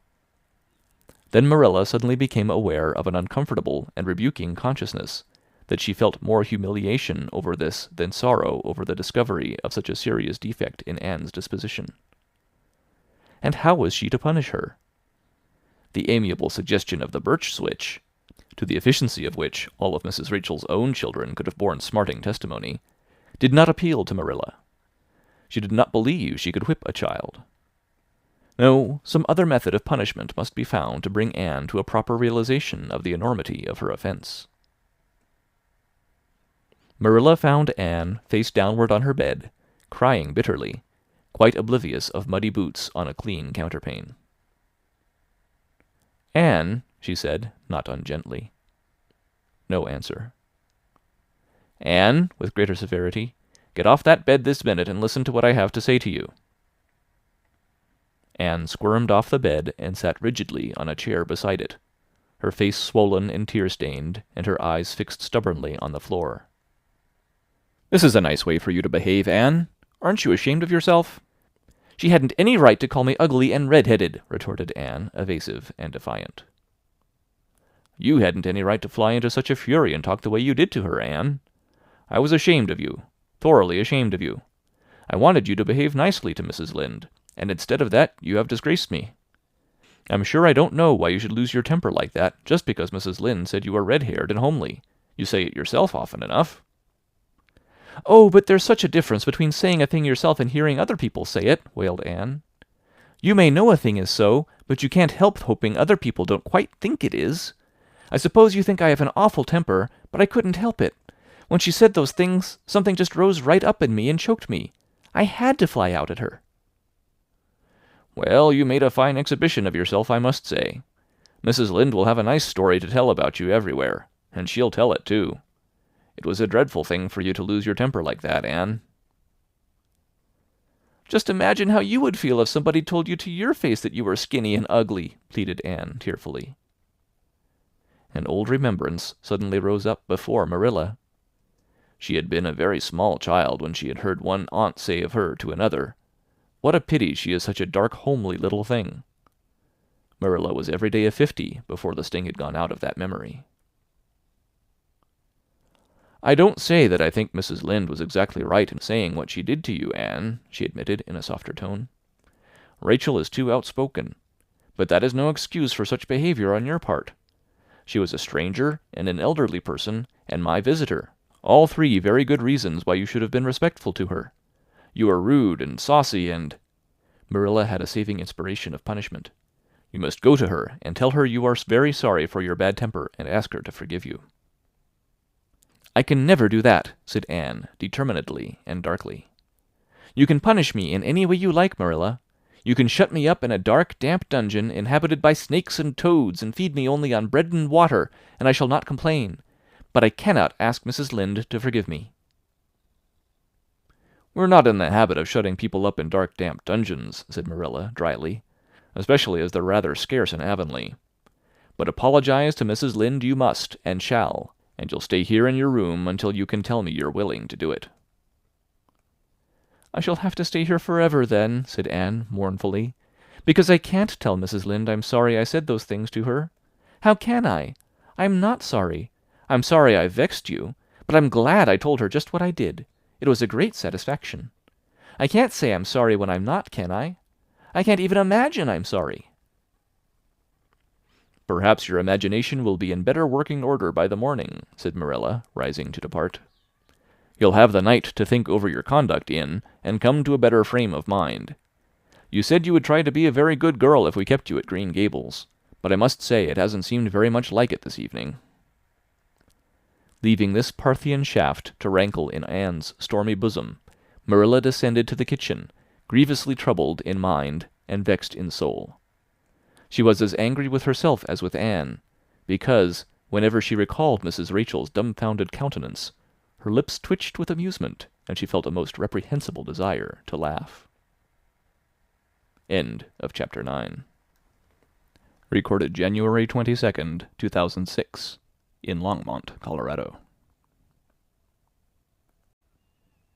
Anne of Green Gables by L.M. Montgomery. Chapter 10.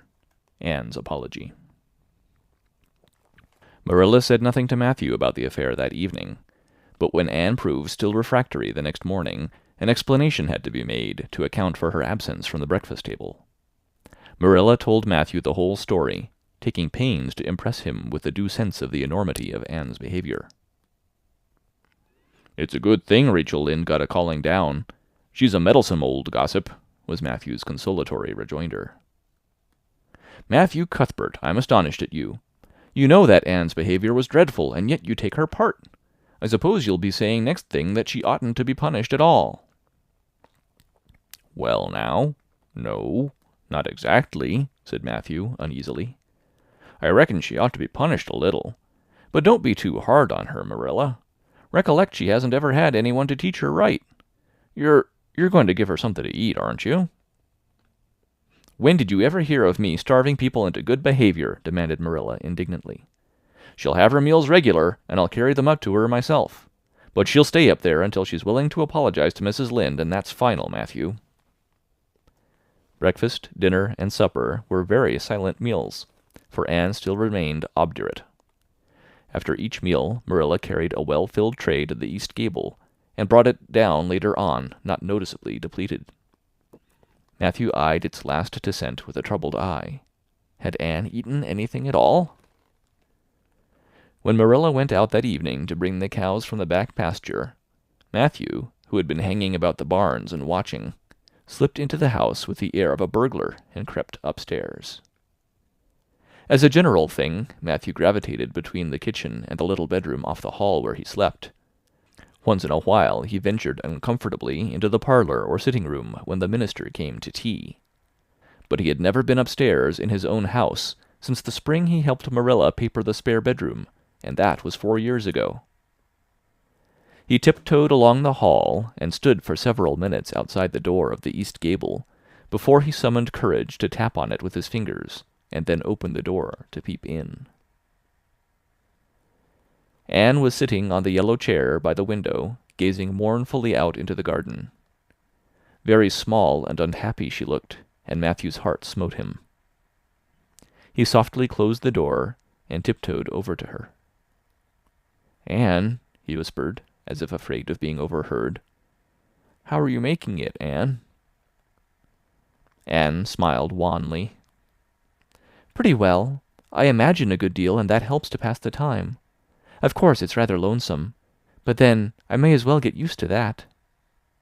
Anne smiled again, bravely facing the long years of solitary imprisonment before her. Matthew recollected that he must say what he had come to say without loss of time, lest Marilla return prematurely. "Well now, Anne, don't you think you'd better do it and have it over with?" he whispered. "It'll have to be done sooner or later, you know, for Marilla's a dreadful determined woman. Dreadful determined, Anne. Do it right off, I say, and have it over." "Do you mean apologize to Mrs. Lynde?" "Yes, apologize. That's the very word, said Matthew eagerly. Just smooth it over, so to speak. That's what I was trying to get at. I suppose I could do it to oblige you, said Anne thoughtfully. It would be true enough to say I am sorry, because I am sorry now. I wasn't a bit sorry last night. I was mad clear through, and I stayed mad all night. I know I did, because I woke up 3 times, and I was just furious every time. But this morning it was over. I wasn't in a temper any more.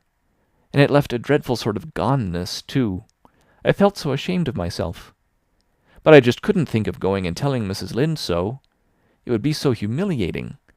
I made up my mind I'd stay shut up here forever rather than do that. But still, I'd do anything for you, if you really want me to.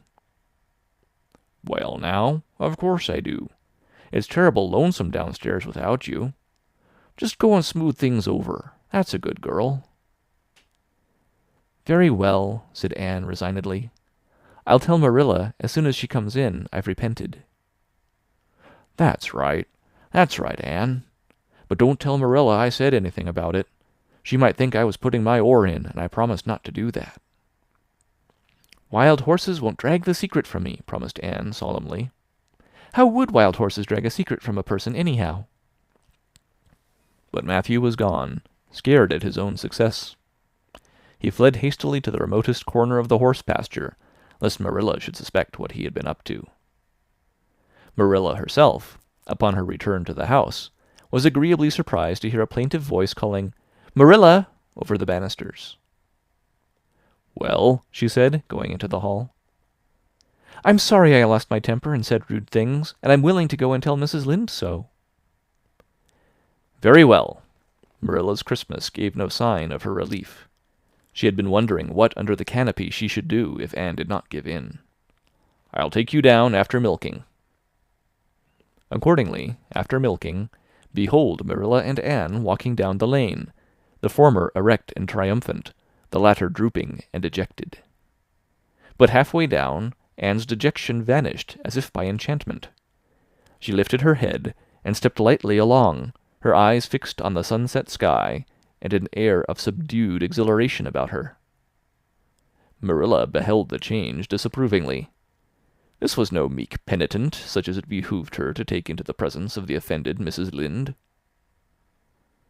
"What are you thinking of, Anne?" she asked sharply. "I'm imagining out what I must say to Mrs. Lynde," answered Anne dreamily. This was satisfactory, or should have been so. But Marilla could not rid herself of the notion that something in her scheme of punishment was going askew. Anne had no business to look so rapt and radiant. Rapt and radiant Anne continued until they were in the very presence of Mrs. Lynde, who was sitting knitting by her kitchen window. Then the radiance vanished. Mournful penitence appeared on every feature. Before a word was spoken, Anne suddenly went down on her knees before the astonished Mrs. Rachel, and held out her hands beseechingly. "Oh, Mrs. Lynde, I am so extremely sorry," she said, with a quiver in her voice. "I could never express all my sorrow. No, not if I used up a whole dictionary.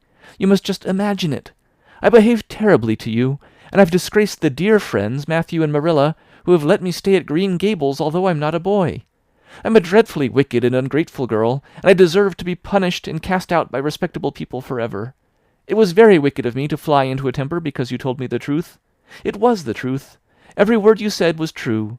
My hair is red, and I'm freckled and skinny and ugly. What I said to you was true, too, but I shouldn't have said it. Oh, Mrs. Lynde, please, please forgive me. If you refuse, it will be a lifelong sorrow to me.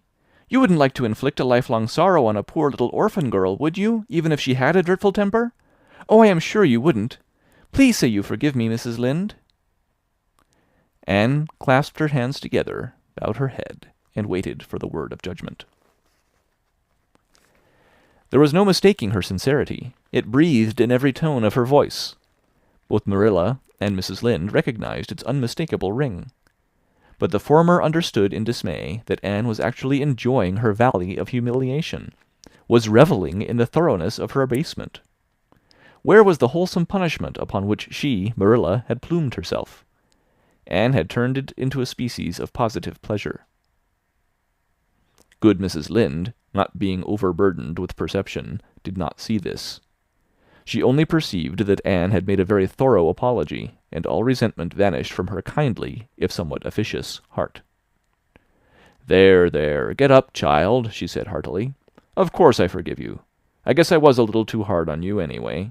But I'm such an outspoken person. You just mustn't mind me, that's what.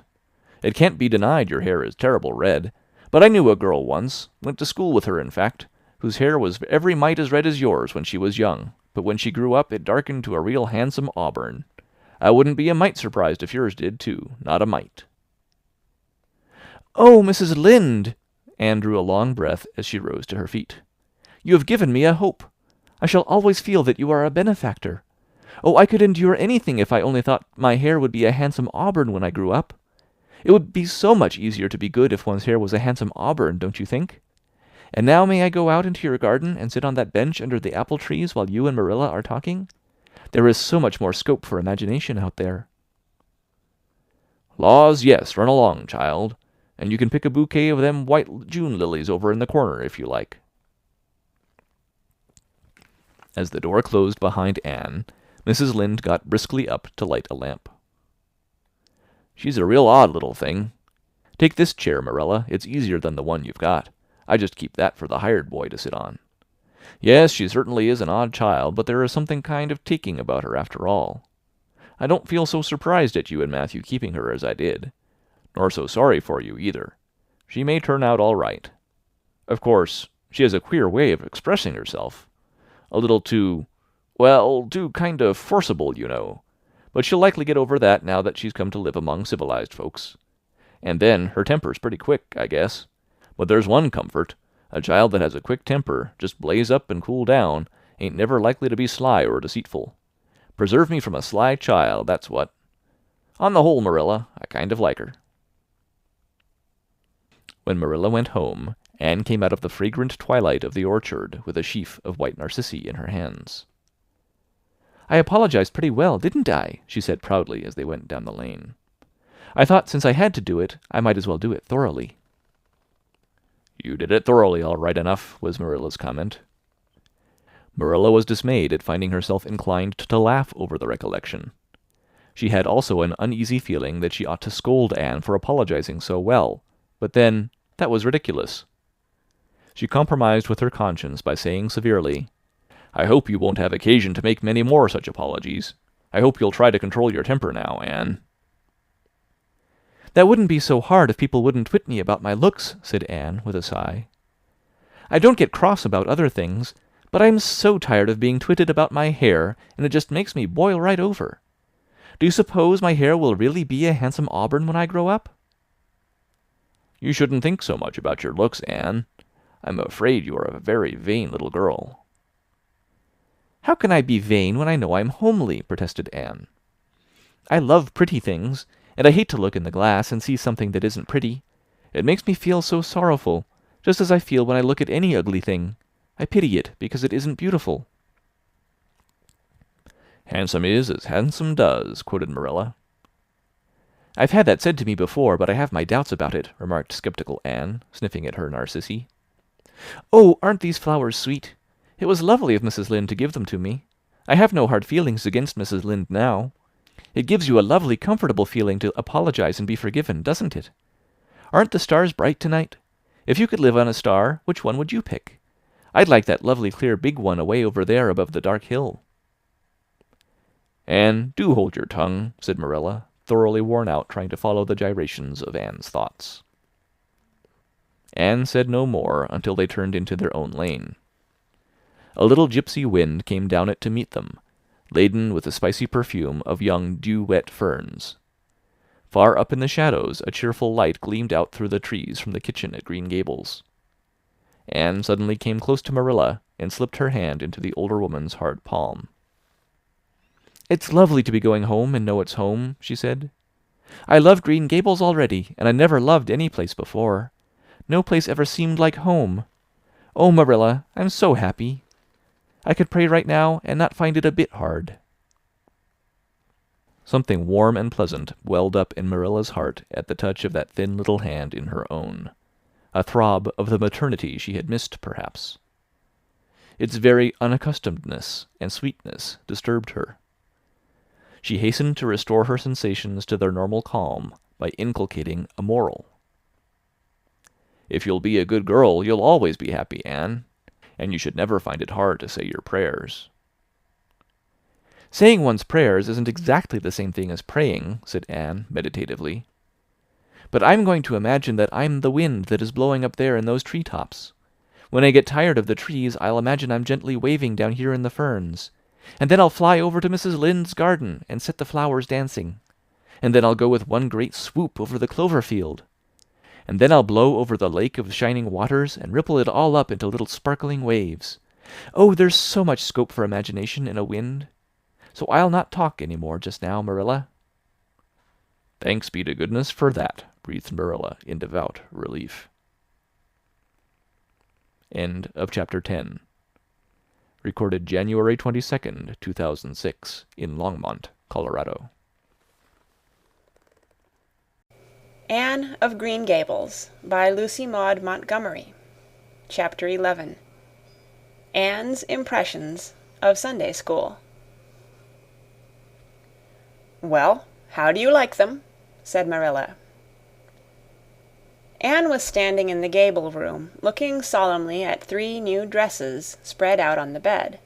One was of snuffy-colored gingham, which Marilla had been tempted to buy from a peddler the preceding summer because it looked so serviceable. One was of a black and white checkered sateen, which she had picked up at a bargain counter in the winter. And one was a stiff print of an ugly blue shade, which she had purchased that week at a Carmody store. She had made them up herself, and they were all made alike. Plain skirts fulled tightly to plain waists, with sleeves as plain as waist and skirt, and tight as sleeves could be. "I'll imagine that I like them," said Anne soberly. "I don't want you to imagine it," said Marilla, offended. "Oh, I can see you don't like the dresses. What is the matter with them? Aren't they neat and clean and new?" "Yes." "Then why don't you like them?" They're not pretty," said Anne reluctantly. "Pretty?" Marilla sniffed. "I didn't trouble my head about getting pretty dresses for you. I don't believe in pampering vanity, Anne. I'll tell you that right off. Those dresses are good, sensible, serviceable dresses, without any frills or furbelows about them, and they're all you'll get this summer. The brown gingham and the blue print will do you for school when you begin to go. The sateen is for church and Sunday school. I'll expect you to keep them neat and clean, and not to tear them. I should think you'd be grateful to get most anything after those skimpy, wincey things you've been wearing." "Oh, I am grateful," protested Anne. "But I'd be ever so much gratefuller if you'd made just one of them with puffed sleeves. Puffed sleeves are so fashionable now. It would give me such a thrill, Marilla, just to wear a dress with puffed sleeves." "Well, you'll have to do without your thrill. I hadn't any material to waste on puffed sleeves. I think they are ridiculous-looking things anyhow. I prefer the plain, sensible ones." "But I'd rather look ridiculous when everybody else does than plain and sensible all by myself," persisted Anne mournfully. "Trust you for that. Well, hang those dresses carefully up in your closet, and then sit down and learn the Sunday school lesson. I got a quarterly from Mr. Bell for you, and you'll go to Sunday school tomorrow," said Marilla, disappearing downstairs in high dudgeon. Anne clasped her hands and looked at the dresses. "I did hope there would be a white one with puffed sleeves," she whispered disconsolately. "I prayed for one, but I didn't much expect it on that account. I didn't suppose God would have time to bother about a little orphan girl's dress. I knew I'd just have to depend on Marilla for it. Well, fortunately, I can imagine that one of them is of snow-white muslin, with lovely lace frills and 3 puffed sleeves." The next morning, warnings of a sick headache prevented Marilla from going to Sunday school with Anne. "You'll have to go down and call for Mrs. Lynde, Anne," she said. "She'll see that you get into the right class. Now, mind you behave yourself properly. Stay to preaching afterwards, and ask Mrs. Lynde to show you our pew. Here's a cent for collection. Don't stare at people, and don't fidget. I shall expect you to tell me the text when you come home." Anne started off irreproachable, arrayed in the stiff black and white sateen, which, while decent as regards length and certainly not open to the charge of skimpiness, contrived to emphasize every corner and angle of her thin figure. Her hat was a little flat, glossy new sailor, the extreme plainness of which had likewise much disappointed Anne, who had permitted herself secret visions of ribbon and flowers. The latter, however, were supplied before Anne reached the main road, for being confronted halfway down the lane with a golden frenzy of wind-stirred buttercups and a glory of wild roses, Anne promptly and liberally garlanded her hat with a heavy wreath of them. Whatever other people might have thought of the result, it satisfied Anne, and she tripped gaily down the road, holding her ruddy head with its decoration of pink and yellow very proudly. When she had reached Mrs. Lynde's house, she found that lady gone. Nothing daunted, Anne proceeded onward to the church alone. In the porch she found a crowd of little girls, all more or less gaily attired in whites and blues and pinks, and all staring with curious eyes at this stranger in their midst with her extraordinary head adornment. Avonlea little girls had already heard queer stories about Anne. Mrs. Lynde said she had an awful temper. Jerry Boat, the hired boy at Green Gables, said she talked all the time, to herself or to the trees and flowers, like a crazy girl. They looked at her and whispered to each other behind their quarterlies. Nobody made any friendly advances, then or later on, when the opening exercises were over, and Anne found herself in Miss Rogerson's class. Miss Rogerson was a middle-aged lady who had taught a Sunday-school class for 20 years. Her method of teaching was to ask the printed questions from the quarterly, and look sternly over its edge at the particular little girl she thought ought to answer the question. She looked very often at Anne, and Anne, thanks to Marilla's drilling, answered promptly, but it may be questioned if she understood very much about either question or answer. She did not think she liked Miss Rogerson, and she felt very miserable. Every other little girl in the class had puffed sleeves.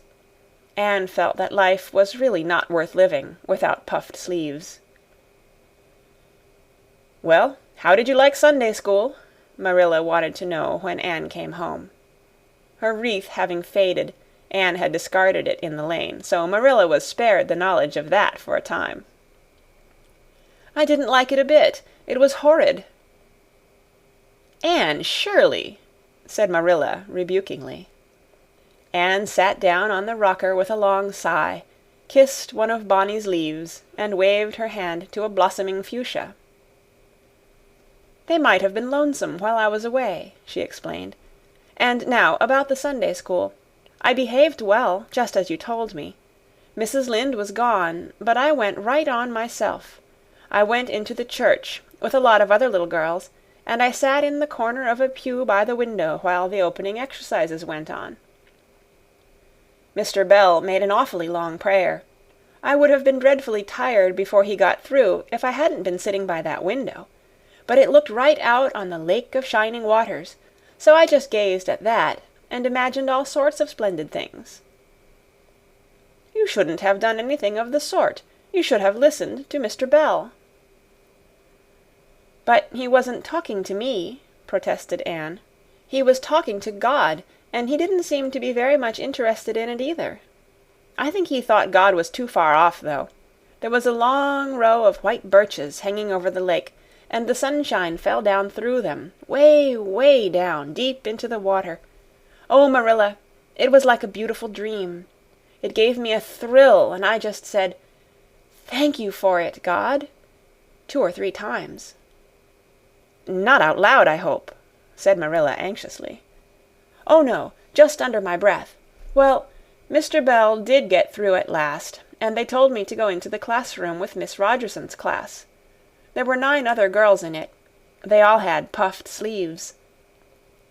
I tried to imagine mine were puffed too, but I couldn't.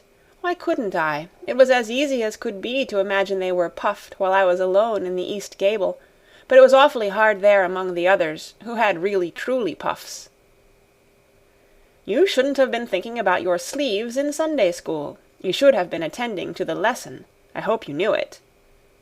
Oh, yes, and I answered a lot of questions. Miss Rogerson asked ever so many. I don't think it was fair for her to do all the asking. There were lots I wanted to ask her, but I didn't like to because I didn't think she was a kindred spirit. Then all the other little girls recited a paraphrase. She asked me if I knew any. I told her I didn't, but I could recite "The Dog at His Master's Grave" if she liked. That's in the Third Royal Reader. It isn't a really truly religious piece of poetry, but it's so sad and melancholy that it might as well be. She said it wouldn't do, and she told me to learn the 19th paraphrase for next Sunday. I read it over in church afterwards, and it's splendid. There are 2 lines in particular that just thrill me. "Quick as the slaughtered squadrons fell in Midian's evil day." I don't know what squadrons means, nor Midian either, but it sounds so tragical. I can hardly wait until next Sunday to recite it. I'll practice it all the week. After Sunday school, I asked Miss Rogerson, because Mrs. Lynde was too far away, to show me to your pew. I sat just as still as I could, and the text was Revelations, 3rd chapter, 2nd and 3rd verses. It was a very long text. If I was a minister, I'd pick the short, snappy ones. The sermon was awfully long, too. I suppose the minister had to match it to the text. I don't think he was a bit interesting. The trouble with him seems to be that he hasn't enough imagination. I didn't listen to him very much. I just let my thoughts run, and I thought of the most surprising things. Marilla felt helplessly that all this should be sternly reproved, but she was hampered by the undeniable fact that some of the things Anne had said, especially about the minister's sermons and Mr. Bell's prayers, were what she herself had really thought deep down in her heart for years, but had never given expression to. It almost seemed to her that those secret, unuttered, critical thoughts had suddenly taken visible and accusing shape and form in the person of this outspoken morsel of neglected humanity. End of chapter 11. Read on December 18th, 2005, in Oceanside, California. Anne of Green Gables by Lucy Maud Montgomery. Chapter 12. A Solemn Vow and Promise. It was not until the next Friday that Marilla heard the story of the flower-wreathed hat. She came home from Mrs. Lynde's and called Anne to account. "Anne, Mrs. Rachel says that you went to church last Sunday with your hat rigged out ridiculous with roses and buttercups. What on earth put you up to such a caper? A pretty-looking object you must have been." "Oh, I know, pink and yellow aren't becoming to me," began Anne. "Becoming fiddlesticks! It was putting flowers on your hat at all, no matter what color they are, that was ridiculous. You are the most aggravating child." "I don't see why it's any more ridiculous to wear flowers on your hat than on your dress," protested Anne. "Lots of little girls there had bouquets pinned on their dresses. What's the difference?" Marilla was not to be drawn from the safe concrete into dubious paths of the abstract. "Don't answer me back like that, Anne. It was very silly of you to do such a thing. Never let me catch you at such a trick again. Mrs. Rachel says she thought she would sink through the floor when she saw you come in, all rigged out like that. She couldn't get near enough to tell you to take them off till it was too late. She says people talked about it something dreadful. Of course they would think I had no better sense than to let you go decked out like that." "Oh, I'm so sorry," said Anne, tears welling into her eyes. "I never thought you'd mind. The roses and buttercups were so sweet and pretty. I thought they'd look lovely on my hat. Lots of the little girls had artificial flowers on their hats. I'm afraid I'm going to be a dreadful trial to you. Maybe you'd better send me back to the asylum. That would be terrible. I don't think I could endure it. Most likely I would go into consumption. I'm so thin as it is, you see. But that would be better than being a trial to you." "Nonsense," said Marilla, vexed at herself for having made the child cry. "I don't want to send you back to the asylum, I'm sure. All I want is that you should behave like other little girls and not make yourself ridiculous. Don't cry any more. I've got some news for you. Diana Barry came home this afternoon. I'm going up to see if I can borrow a skirt pattern from Mrs. Barry, and if you like, you can come with me and get acquainted with Diana." Anne rose to her feet with clasped hands, the tears still glistening on her cheeks. The dish-towel she had been hemming slipped unheeded to the floor. "Oh, Marilla, I'm frightened. Now that it has come, I'm actually frightened. What if she shouldn't like me? It would be the most tragical disappointment of my life." "Now, don't get into a fluster. And I do wish you wouldn't use such long words. It sounds so funny in a little girl. I guess Diana will like you well enough. It's her mother you've got to reckon with. If she doesn't like you, it won't matter how much Diana does. If she has heard about your outburst to Mrs. Lynde and going to church with buttercups round your hat, I don't know what she'll think of you. You must be polite and well-behaved, and don't make any of your startling speeches. For pity's sake, if the child isn't actually trembling!" Anne was trembling. Her face was pale and tense. "Oh, Marilla, you'd be excited too, if you were going to meet a little girl you hoped to be your bosom friend, and whose mother mightn't like you," she said, as she hastened to get her hat. They went over to Orchard Slope by the short cut across the brook and up the Furry Hill Grove. Mrs. Barry came to the kitchen door in answer to Marilla's knock. She was a tall, black-eyed, black-haired woman, with a very resolute mouth. She had the reputation of being very strict with her children. "How do you do, Marilla?" she said cordially. "Come in. And this is the little girl you have adopted, I suppose?" "Yes, this is Anne Shirley," said Marilla. "Spelled with an E," gasped Anne, who, tremulous and excited as she was determined there should be no misunderstanding on that important point. Mrs. Barry, not hearing or not comprehending, merely shook hands and said kindly, "How are you?" "I am well in body, although considerable rumpled up in spirit, thank you, ma'am," said Anne gravely. Then aside to Marilla, in an audible whisper, "There wasn't anything startling in that, was there, Marilla?" Diana was sitting on the sofa, reading a book which she dropped when the callers entered. She was a very pretty little girl, with her mother's black eyes and hair, and her rosy cheeks, and the merry expression which was her inheritance from her father. "This is my little girl Diana," said Mrs. Barry. "Diana, you might take Anne out into the garden and show her your flowers. It will be better for you than straining your eyes over that book. She reads entirely too much," this to Marilla as the little girls went out, "and I can't prevent her, for her father aids and abets her. She's always poring over a book. I'm glad she has the prospect of a playmate. Perhaps it will take her more out of doors." Outside in the garden, which was full of mellow sunset light streaming through the dark old firs to the west of it, stood Anne and Diana, gazing bashfully at each other over a clump of gorgeous tiger lilies. The Barry garden was a bowery wilderness of flowers, which would have delighted Anne's heart at any time less fraught with destiny. It was encircled by huge old willows and tall firs, beneath which flourished flowers that loved the shade. Prim, right-angled paths, neatly bordered with clamshells, intersected it like moist red ribbons, and in the beds between old-fashioned flowers ran riot.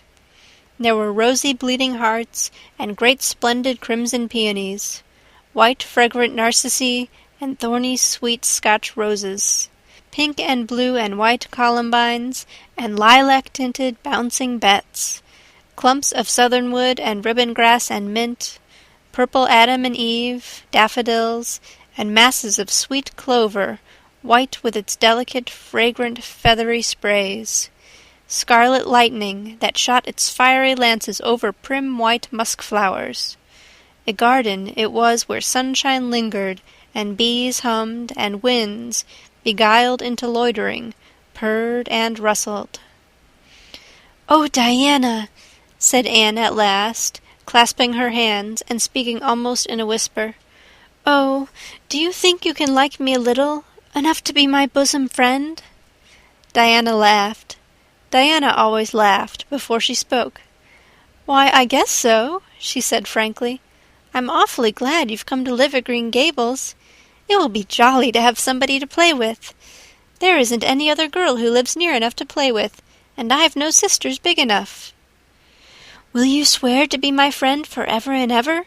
demanded Anne eagerly. Diana looked shocked. "Why, it's dreadfully wicked to swear," she said rebukingly. "Oh, no, not my kind of swearing. There are two kinds, you know." "I never heard of but one kind," said Diana doubtfully. "There really is another. Oh, it isn't wicked at all. It just means vowing and promising solemnly." "Well, I don't mind doing that," agreed Diana, relieved. "How do you do it?" "We must join hands, so," said Anne gravely. "It ought to be over running water. We'll just imagine this path is running water. I'll repeat the oath first.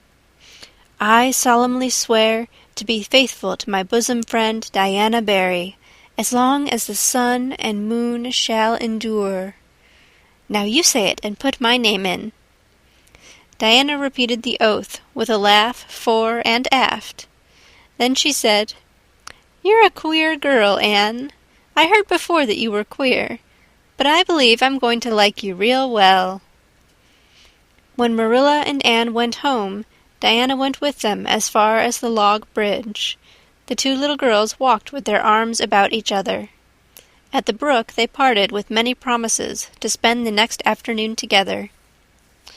"Well, did you find Diana a kindred spirit?" asked Marilla as they went up through the garden of Green Gables. "Oh, yes," sighed Anne, blissfully unconscious of any sarcasm on Marilla's part. "Oh, Marilla, I'm the happiest girl on Prince Edward Island this very moment. I assure you I'll say my prayers with a right good will tonight. Diana and I are going to build a playhouse in Mr. William Bell's birch grove tomorrow. Can I have those broken pieces of china that are out in the woodshed? Diana's birthday is in February, and mine is in March. Don't you think that is a very strange coincidence?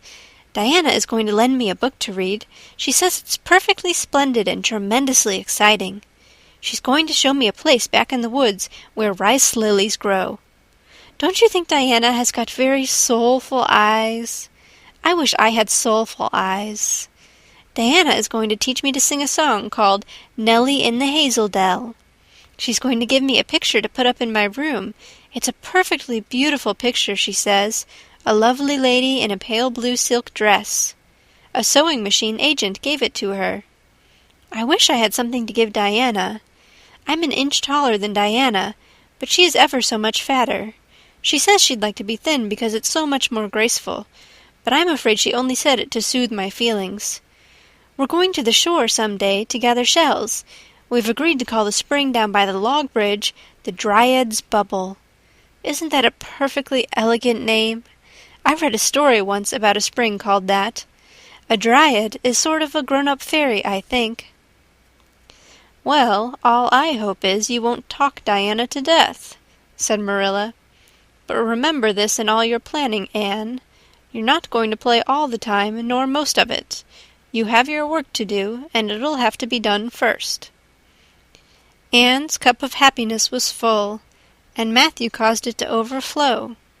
He had just got home from a trip to the store at Carmody, and he sheepishly produced a small parcel from his pocket and handed it to Anne, with a deprecatory look at Marilla. "I heard you say you liked chocolate sweeties, so I got you some," he said. "Humph," sniffed Marilla. "It'll ruin her teeth and stomach." There, child, don't look so dismal. You can eat those since Matthew has gone and got them. He'd better have brought you peppermints. They're wholesomer. Don't sicken yourself eating all them at once now." "Oh, no, indeed, I won't," said Anne eagerly. "I'll just eat one tonight, Marilla. And I can give Diana half of them, can't I? The other half will taste twice as sweet to me if I give some to her. It's delightful to think I have something to give her." "I will say it for the child," said Marilla when Anne had gone to her gable. "She isn't stingy. I'm glad, for of all faults I detest stinginess in a child. Dear me, it's only 3 weeks since she came, and it seems as if she'd been here always. I can't imagine the place without her. Now, don't be looking I told you so, Matthew. That's bad enough in a woman, but it isn't to be endured in a man. I'm perfectly willing to own up that I'm glad I consented to keep the child, and that I'm getting fond of her. But don't you rub it in, Matthew Cuthbert." End of chapter 12. A Solemn Vow and Promise. Anne of Green Gables by Lucy Maud Montgomery. Chapter 13. The Delights of Anticipation.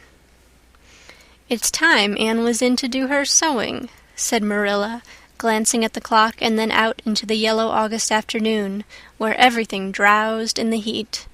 "She stayed playing with Diana more than half an hour more'n I gave her leave to, and now she's perched out there on the woodpile talking to Matthew, 19 to the dozen, when she knows perfectly well she ought to be at her work. And of course he's listening to her like a perfect ninny. I never saw such an infatuated man. The more she talks and the odder the things she says, the more he's delighted, evidently. Anne Shirley, you come right in here this minute. Do you hear me?" A series of staccato taps on the west window brought Anne flying in from the yard, eyes shining, cheeks faintly flushed with pink, unbraided hair streaming behind her in a torrent of brightness. "Oh, Marilla," she exclaimed breathlessly, "there's going to be a Sunday school picnic next week in Mr. Harmon Andrews's field, right near the Lake of Shining Waters, and Mrs. Superintendent Bell and Mrs. Rachel Lynde are going to make ice cream. Think of it, Marilla, ice cream! And, oh, Marilla, can I go to it?" "Just look at the clock, if you please, Anne. What time did I tell you to come in?" 2 o'clock. But isn't it splendid about the picnic, Marilla? Please, can I go? Oh, I've never been to a picnic. I've dreamed of picnics, but I've never— "Yes, I told you to come at 2 o'clock, and it's 2:45. I'd like to know why you didn't obey me, Anne." "Why, I meant to, Marilla, as much as could be. But you have no idea how fascinating Idlewild is. And then, of course, I had to tell Matthew about the picnic. Matthew is such a sympathetic listener. Please, can I go?" "You'll have to learn to resist the fascination of idle whatever you call it. When I tell you to come in at a certain time, I mean that time and not half an hour later, and you needn't stop to discourse with sympathetic listeners on your way, either. As for the picnic, of course you can go. You're a Sunday school scholar, and it's not likely I'd refuse to let you go when all the other little girls are going." But, faltered Anne, "Diana says that everybody must take a basket of things to eat. I can't cook, as you know, Marilla, and I don't mind going a picnic without puffed sleeves so much, but I'd feel terribly humiliated if I had to go without a basket. It's been preying on my mind ever since Diana told me." "Well, it needn't prey any longer. I'll bake you a basket." "Oh, you dear good Marilla. Oh, you are so kind to me. Oh, I'm so much obliged to you." Getting through with her ohs, Anne cast herself into Marilla's arms and rapturously kissed her sallow cheek. It was the first time in her whole life that childish lips had voluntarily touched Marilla's face. Again, that sudden sensation of startling sweetness thrilled her. She was secretly vastly pleased at Anne's impulsive caress, which was probably the reason why she said brusquely, "There, never mind your kissing nonsense. I'd sooner see you doing strictly as you're told. As for cooking, I mean to begin giving you lessons in that some of these days. But you're so feather-brained, Anne, I've been waiting to see if you'd sober down a little and learn to be steady before I begin. You've got to keep your wits about you when cooking, and not stop in the middle of things to let your thoughts rove all over creation. Now, get out your patchwork and have your square done before tea-time." "I do not like patchwork," said Anne dolefully, hunting out her work-basket and sitting down before a little heap of red and white diamonds with a sigh. "I think some kinds of sewing would be nice, but there's no scope for imagination in patchwork. It's just one little seam after another, and you never seem to be getting anywhere. But of course I'd rather be Anne of Green Gables sewing patchwork than Anne of any other place with nothing to do but play. I wish time went as quick sewing patches as it does when I'm playing with Diana, though. Oh, we do have such elegant times, Marilla. I have to furnish most of the imagination, but I'm well able to do that. Diana is simply perfect in every other way. You know that little piece of land across the brook that runs up between our farm and Mr. Barry's? It belongs to Mr. William Bell, and right in the corner there is a little ring of white birch trees. The most romantic spot, Marilla. Diana and I have our playhouse there. We call it Idlewild. Isn't that a poetical name? I assure you it took me some time to think it out. I stayed awake nearly a whole night before I invented it. Then, just as I was dropping off to sleep, it came like an inspiration. Diana was enraptured when she heard it. We have got our house fixed up elegantly. You must come and see it, Marilla, won't you? We have great big stones all covered with moss for seats and boards from tree to tree for shelves, and we have our dishes on them. Of course they're all broken, but it's the easiest thing in the world to imagine that they are whole. There's a piece of a plate with a spray of red and yellow ivy on it that is especially beautiful. We keep it in the parlor, and we have the fairy glass there, too. The fairy glass is as lovely as a dream. Diana found it out in the woods behind their chicken house. It's all full of rainbows, just little young rainbows that haven't grown big yet. And Diana's mother told her it was broken off a hanging lamp they once had. But it's nice to imagine the fairies lost it one night when they had a ball, so we call it the fairy glass. Matthew is going to make us a table. Oh, we have named that little round pool over in Mr. Barry's field Willowmere. I got that name out of a book Diana lent me. That was a thrilling book, Marilla. The heroine had 5 lovers. I'd be satisfied with one, wouldn't you? She was very handsome, and she went through great tribulations. She could faint as easy as anything. I'd love to be able to faint, wouldn't you, Marilla? It's so romantic. But I'm really very healthy, for all I'm so thin. I believe I'm getting fatter, though. Don't you think I am? I look at my elbows every morning when I get up to see if any dimples are coming. Diana is having a new dress made with elbow sleeves. She's going to wear it to the picnic. Oh, I do hope it will be fine next Wednesday. I don't feel that I can endure the disappointment if anything happened to prevent me from getting to the picnic. I suppose I'd live through it, but I'm certain it would be a lifelong sorrow. It wouldn't matter if I got to 100 picnics in after years. They wouldn't make up for missing this one. They're going to have boats on the Lake of Shining Waters and ice cream, as I told you. I have never tasted ice cream. Diana tried to explain what it was like, but I guess ice cream is one of those things that are beyond imagination. Anne, you have talked even on for 10 minutes by the clock, said Marilla. Now, just for curiosity's sake, see if you can hold your tongue for the same length of time. Anne held her tongue as desired, but for the rest of the week she talked picnic and thought picnic and dreamed picnic. On Saturday it rained, and she worked herself up into such a frantic state lest it should keep on raining until and over Wednesday that Marilla made her sew an extra patchwork square by way of steadying her nerves. On Sunday, Anne confided to Marilla on the way home from church that she actually grew cold all over with excitement when the minister announced the picnic from the pulpit. "Such a thrill as went up and down my back, Marilla.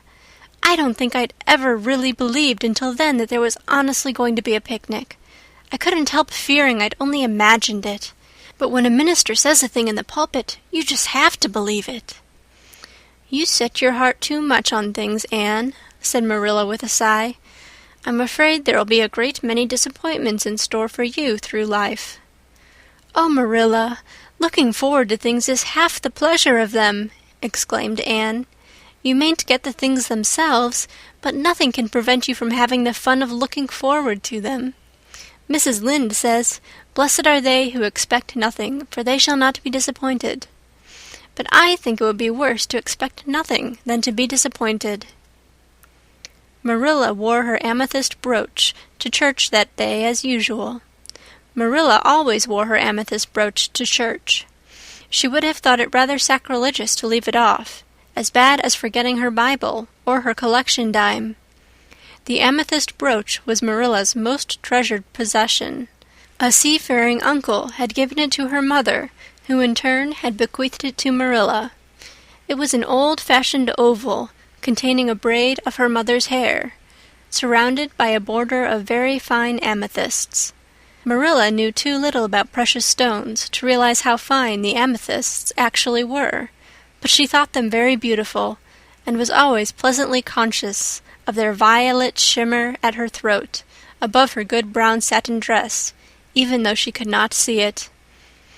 Anne had been smitten with delighted admiration when she first saw that brooch. "Oh, Marilla, it's a perfectly elegant brooch.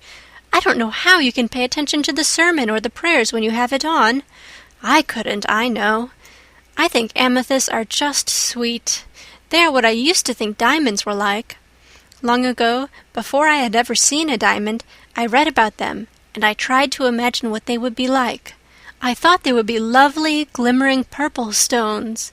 When I saw a real diamond in a lady's ring one day, I was so disappointed I cried. Of course it was very lovely, but it wasn't my idea of a diamond. Will you let me hold the brooch for 1 minute, Marilla? Do you think amethysts can be the soul of good violets?" End of Chapter 13. The Delights of Anticipation. Anne of Green Gables by Lucy Maud Montgomery. Chapter 14. Anne's Confession. On the Monday evening before the picnic, Marilla came down from her room with a troubled face. "Anne," she said to that small personage who was shelling peas by the spotless table and singing Nellie of the Hazel Dell with a vigor and expression that did credit to Diana's teaching, "did you see anything of my amethyst brooch? I thought I stuck it in my pincushion when I came home from church yesterday evening, but I can't find it anywhere." I saw it this afternoon when you were away at the Aid Society," said Anne a little slowly. "I was passing your door when I saw it on the cushion, so I went in to look at it."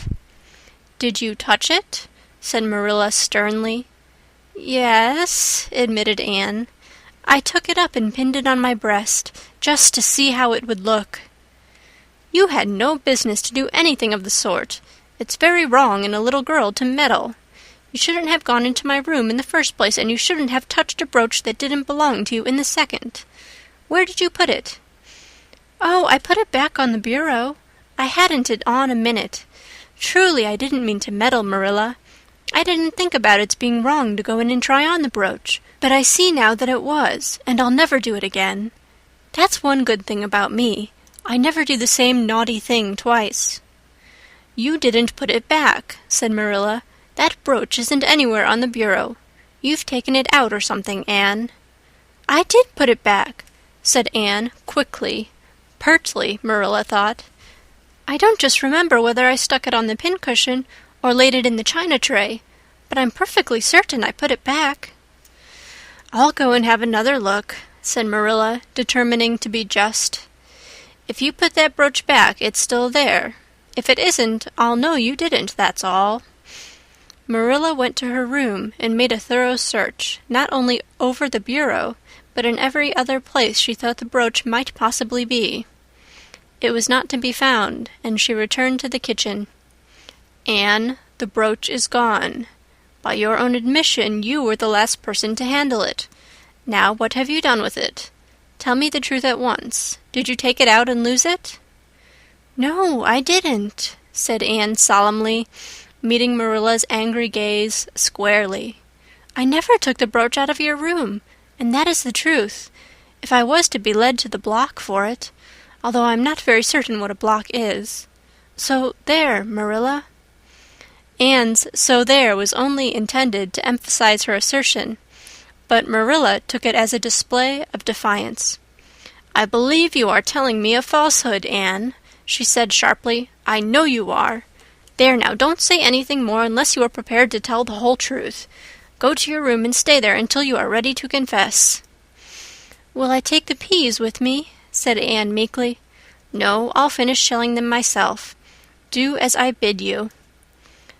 When Anne had gone, Marilla went about her evening tasks in a very disturbed state of mind. She was worried about her valuable brooch. What if Anne had lost it? And how wicked of the child to deny having taken it when anybody could see she must have, with such an innocent face, too. "I don't know what I wouldn't sooner have had happen," thought Marilla, as she nervously shelled the peas. "Of course I don't suppose she meant to steal it or anything like that. She's just taken it to play with or help along that imagination of hers. She must have taken it, that's clear, for there hasn't been a soul in that room since she was in it, by her own story, until I went up tonight. And the brooch is gone, there's nothing surer. I suppose she has lost it and is afraid to own up for fear she'll be punished. It's a dreadful thing to think she tells falsehoods. It's a far worse thing than her fit of temper. It's a fearful responsibility to have a child in your house you can't trust. Slyness and untruthfulness, that's what she has displayed. I declare I feel worse about that than about the brooch. If she'd only have told the truth about it, I wouldn't mind so much." Marilla went to her room at intervals all through the evening and searched for the brooch without finding it. A bedtime visit to the east gable produced no result. Anne persisted in denying that she knew anything about the brooch, but Marilla was only the more firmly convinced that she did. She told Matthew the story the next morning. Matthew was confounded and puzzled. He could not so quickly lose faith in Anne, but he had to admit that circumstances were against her. "You're sure it hasn't fell down behind the bureau?" was the only suggestion he could offer. "I've moved the bureau, and I've taken out the drawers, and I've looked in every crack and cranny," was Marilla's positive answer. "The brooch is gone, and that child has taken it and lied about it.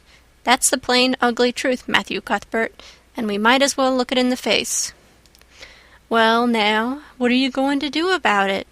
Matthew asked forlornly, feeling secretly thankful that Marilla and not he had to deal with the situation. He felt no desire to put his oar in this time. "She'll stay in her room until she confesses," said Marilla grimly, remembering the success of this method in the former case. "Then we'll see. Perhaps we'll be able to find the brooch if she'll only tell where she put it, but in any case she'll have to be severely punished, Matthew." "Well, now, you'll have to punish her," said Matthew, reaching for his hat. "I've nothing to do with it, remember. You warned me off yourself."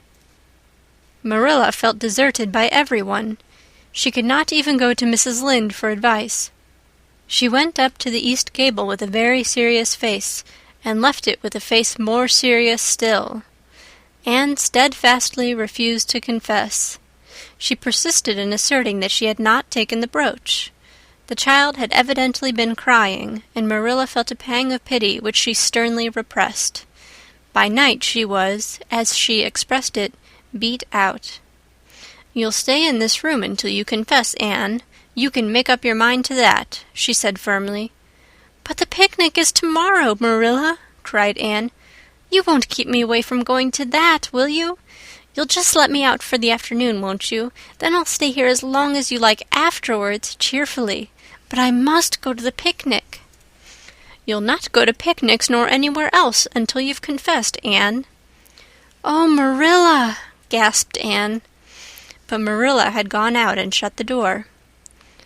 Wednesday morning dawned as bright and fair as if expressly made to order for the picnic.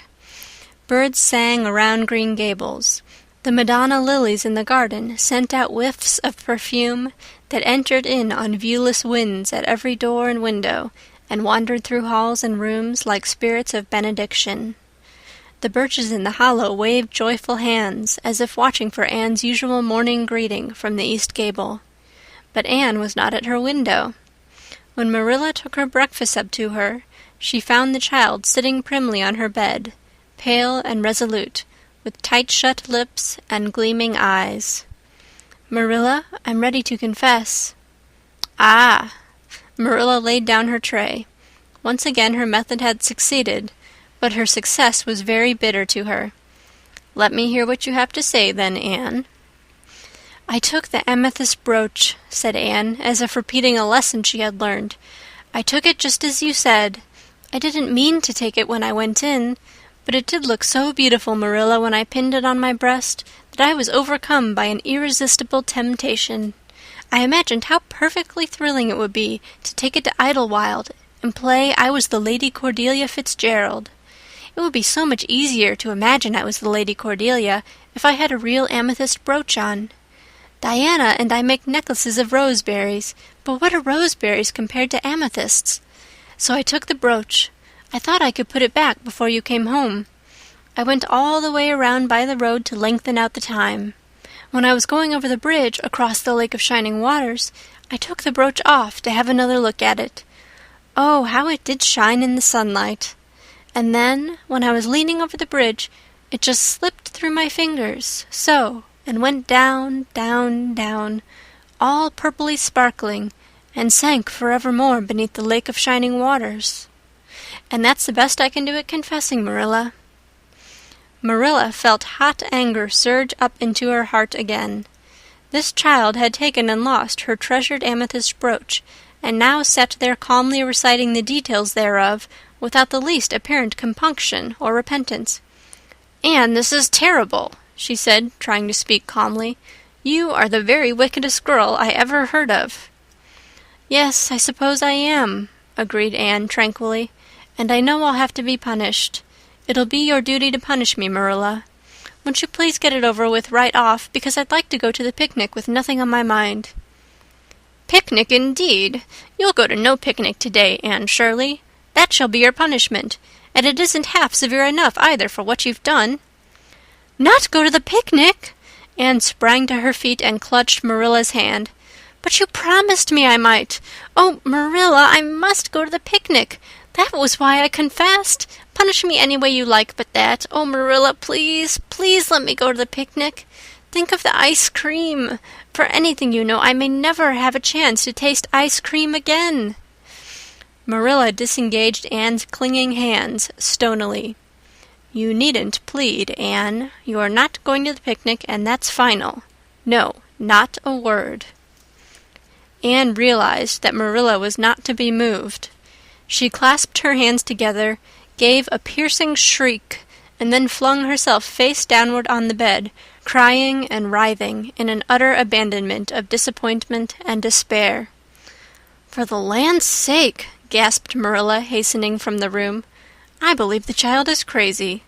No child in her senses would behave as she does. If she isn't, she's utterly bad. Oh, dear, I'm afraid Rachel was right from the first. But I put my hand to the plow and I won't look back."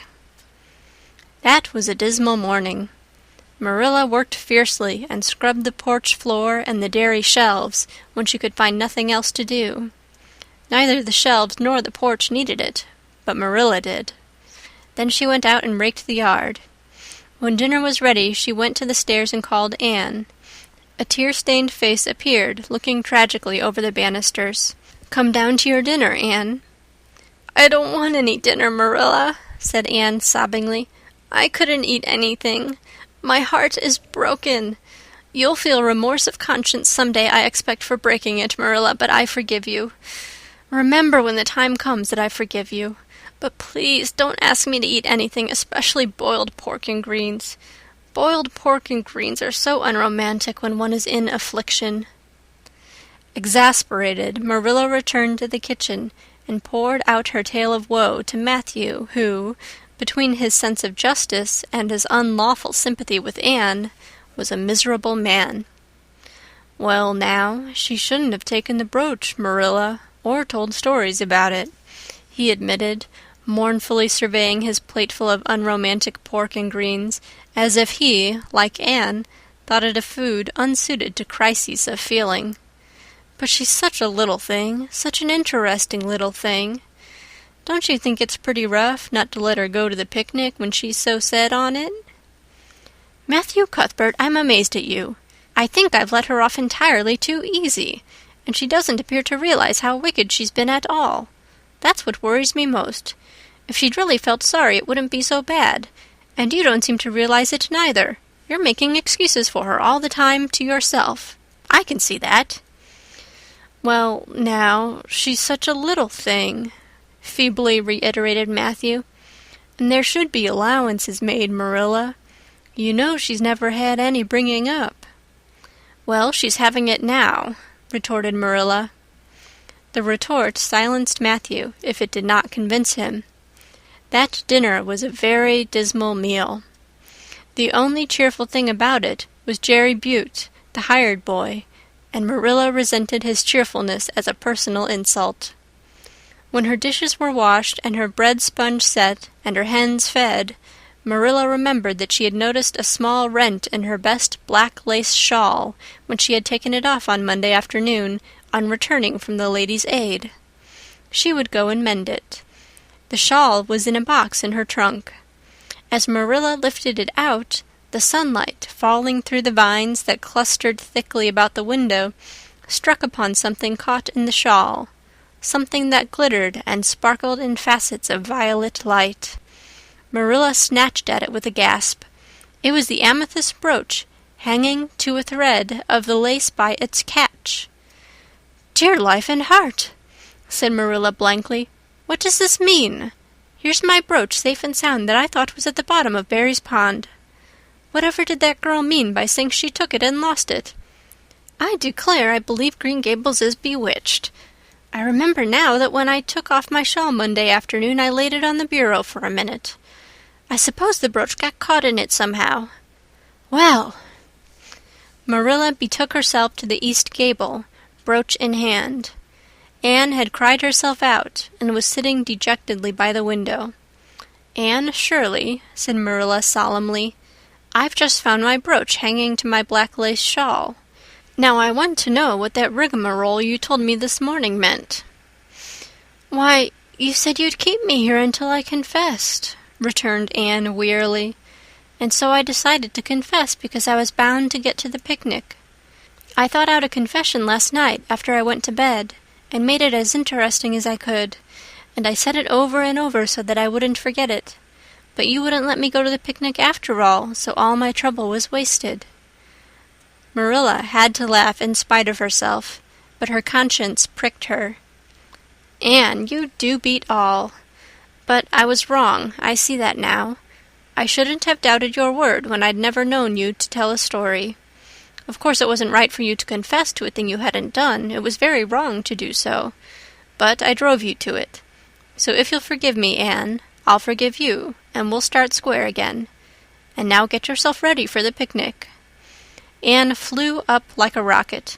"Oh, Marilla, isn't it too late?" "No, it's only 2:00. They won't be more than well gathered yet, and it'll be an hour before they have tea. Wash your face and comb your hair and put on your gingham. I'll fill a basket for you. There's plenty of stuff baked in the house, and I'll get Jerry to hitch up the sorrel and take you down to the picnic ground."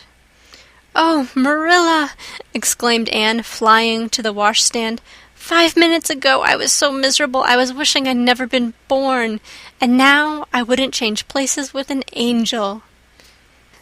That night, a thoroughly happy, completely tired-out Anne returned to Green Gables in a state of beatification impossible to describe.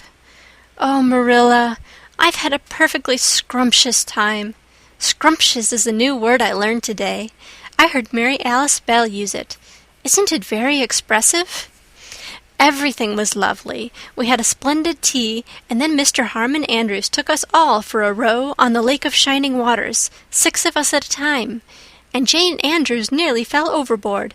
She was leaning out to pick water lilies, and if Mr. Andrews hadn't caught her by her sash, just in the nick of time, she'd fallen in and probably been drowned. I wish it had been me. It would have been such a romantic experience to have been nearly drowned. It would be such a thrilling tale to tell. And we had the ice cream. Words fail me to describe that ice cream.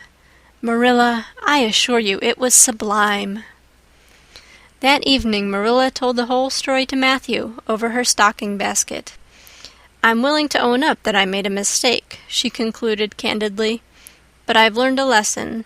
I have to laugh when I think of Anne's confession, although I suppose I shouldn't, for it really was a falsehood. But it doesn't seem as bad as the other would have been, somehow.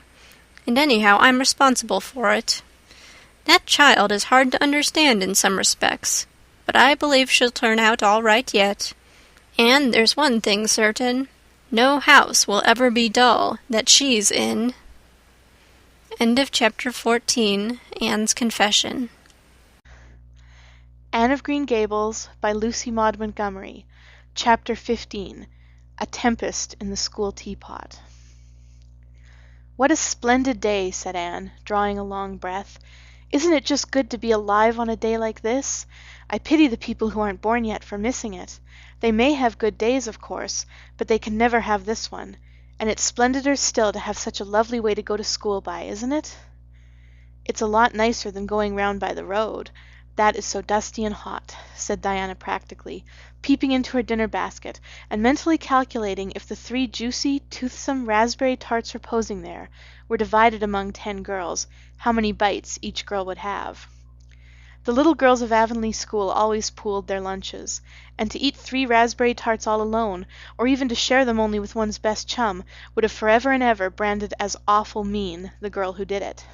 And yet, when the tarts were divided among 10 girls, you just got enough to tantalize you. The way Anne and Diana went to school was a pretty one. Anne thought those walks to and from school with Diana couldn't be improved upon even by imagination. Going around by the main road would have been so unromantic, but to go by Lover's Lane and Willowmere and Violet Vale and the Birch Path was romantic, if ever anything was. Lover's Lane opened out below the orchard at Green Gables, and stretched far up into the woods to the end of the Cuthbert farm. It was the way by which the cows were taken to the back pasture, and the wood hauled home in winter. Anne had named it Lover's Lane before she had been a month at Green Gables. Not that lovers ever really walk there, she explained to Marilla, but Diana and I are reading a perfectly magnificent book, and there's a Lover's Lane in it, so we want to have one too. And it's a very pretty name, don't you think? So romantic. We can imagine the lovers into it, you know. I like that lane because you can think out loud there without people calling you crazy. Anne, starting out alone in the morning, went down Lover's Lane as far as the brook. Here Diana met her, and the 2 little girls went on up the lane under the leafy arch of maples. Maples are such sociable trees, said Anne. They're always rustling and whispering to you. Until they came to a rustic bridge. Then they left the lane and walked through Mr. Barry's back field and past Willowmere. Beyond Willowmere came Violet Vale, a little green dimple in the shadow of Mr. Andrew Bell's big woods. Of course there are no violets there now, Anne told Marilla, but Diana says there are millions of them in spring. Oh, Marilla, can't you just imagine you see them? It actually takes away my breath. I named it Violet Vale. Diana says she never saw the beat of me for hitting on fancy names for places. It's nice to be clever at something, isn't it? But Diana named the Birch Path. She wanted to, so I let her, but I'm sure I could have found something more poetical than plain Birch Path. Anybody can think of a name like that. But the Birch Path is one of the prettiest places in the world, Marilla. It was. Other people besides Anne thought so when they stumbled on it. It was a little narrow, twisting path, winding down over a long hill straight through Mr. Bell's woods, where the light came down, sifted through so many emerald screens that it was as flawless as the heart of a diamond. It was fringed in all its length with slim young birches, white-stemmed and lissom-boughed. Ferns and star-flowers and wild lilies of the valley and scarlet tufts of pigeon-berries grew thickly along it. And always there was a delightful spiciness in the air, and music of bird-calls, and the murmur and laugh of woodwinds in the trees overhead. Now and then you might see a rabbit skipping across the road if you were quiet, which, with Anne and Diana, happened about once in a blue moon. Down in the valley the path came out to the main road, and then it was just up the spruce hill to the school. The Avonlea school was a whitewashed building, low in the eaves and wide in the windows, furnished inside with comfortable, substantial, old-fashioned desks that opened and shut, and were carved all over their lids with the initials and hieroglyphics of 3 generations of school-children. The schoolhouse was set back from the road, and behind it was a dusky fir wood, and a brook where all the children put their bottles of milk in the morning to keep cool and sweet until dinner hour. Marilla had seen Anne start off to school on the first day of September with many secret misgivings. Anne was such an odd girl. How would she get on with the other children? And how on earth would she ever manage to hold her tongue during school hours? Things went better than Marilla feared, however. Anne came home that evening in high spirits. "I think I'm going to like school here," she announced. "I don't think much of the master, though. He's all the time curling his mustache and making eyes at Prissy Andrews. Prissy is grown up, you know. She's 16, and she's studying for the entrance examination into Queen's Academy at Charlottetown next year. Tilly Boulter says the master is dead gone on her. She's got a beautiful complexion and curly brown hair, and she does it up so elegantly. She sits in the long seat at the back, and he sits there too most of the time, to explain her lessons, he says. But Ruby Gillis says she saw him writing something on her slate, and when Prissy read it she blushed red as a beet and giggled, and Ruby Gillis says she doesn't believe it had anything to do with the lesson." "Anne Shirley, don't let me hear you talking about your teacher in that way again," said Marilla sharply. "You don't go to school to criticize the master. I guess he can teach you something, and it's your business to learn. And I want you to understand right off that you are not to come home telling tales about him. That is something I won't encourage. I hope you were a good girl." "Indeed I was," said Anne comfortably. "It wasn't so hard as you might imagine, either. I sit with Diana. Our seat is right by the window, and we can look down to the Lake of Shining Waters. There are a lot of nice girls in school, and we had scrumptious fun playing at dinner time. It's so nice to have a lot of little girls to play with. But of course I like Diana best, and I always will. I adore Diana. I'm dreadfully far behind the others. They're all in the 5th book, and I'm only in the 4th. I feel that it's kind of a disgrace. But there's not one of them has such an imagination as I have, and I soon found that out. We had reading and geography and Canadian history and dictation today. Mr. Phillips said my spelling was disgraceful, and he held up my slate so that everybody could see it, all marked over. I felt so mortified, Marilla. He might have been politer to a stranger, I think. Ruby Gillis gave me an apple, and Sophia Sloane sent me a lovely pink card with "May I see you home" on it. I'm going to give it back to her tomorrow. And Tilly Boulter let me wear her bead ring all the afternoon.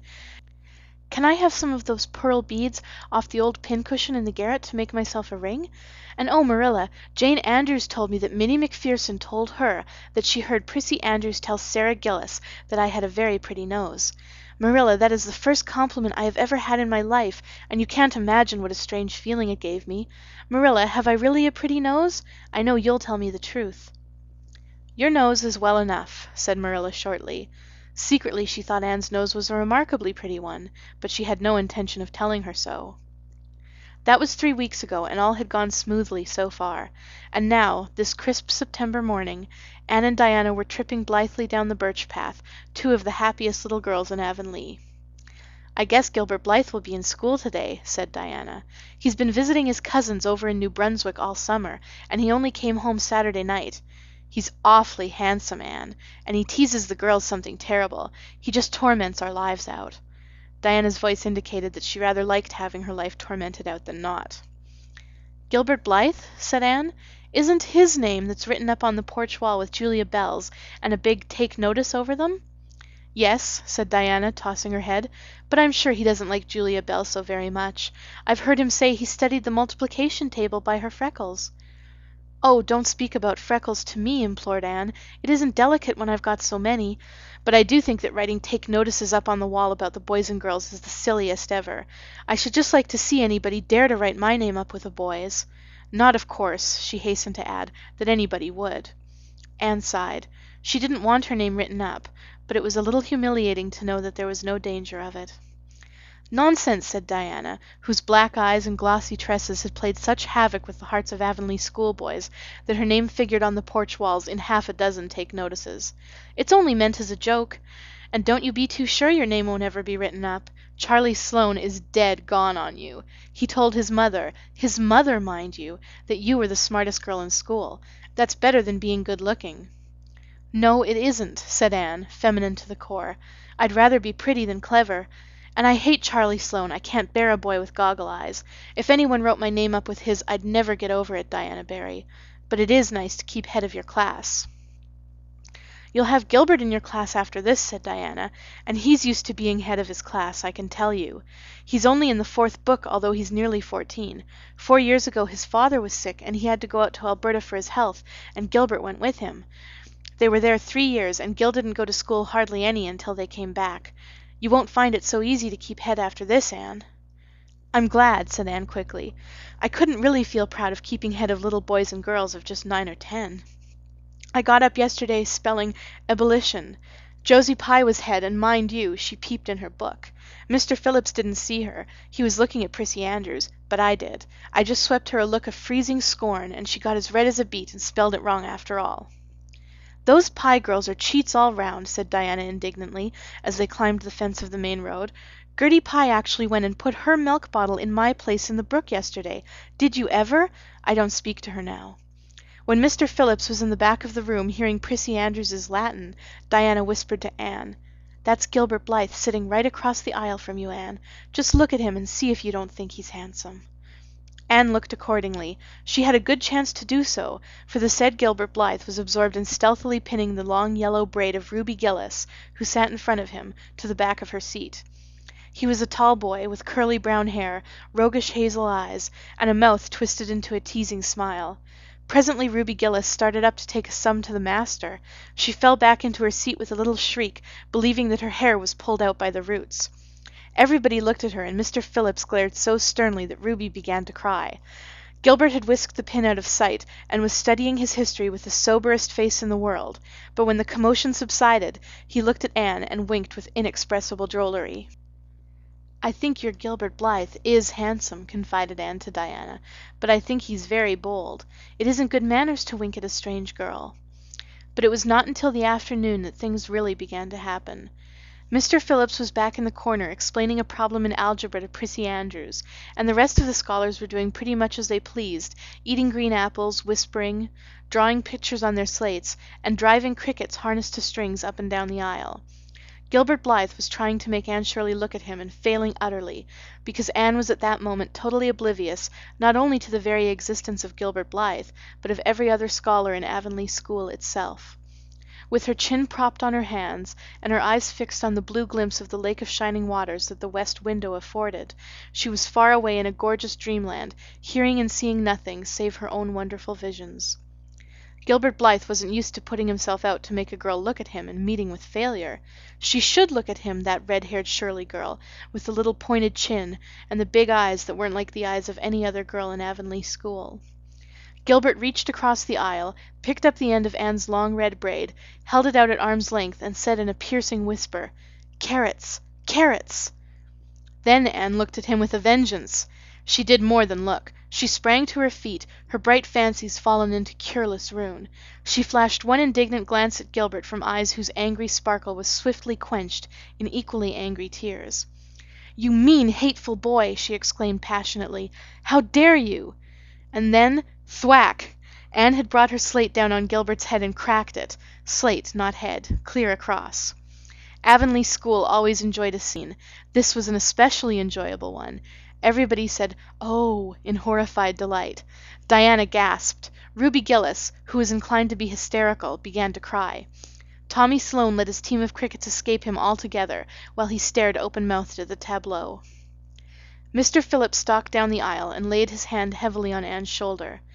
"Anne Shirley, what does this mean?" he said angrily. Anne returned no answer.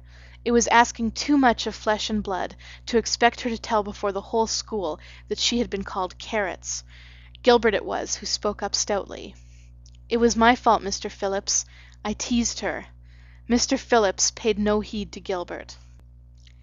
"I am sorry to see a pupil of mine displaying such a temper and such a vindictive spirit," he said in a solemn tone, as if the mere fact of being a pupil of his ought to root out all evil passions from the hearts of small imperfect mortals.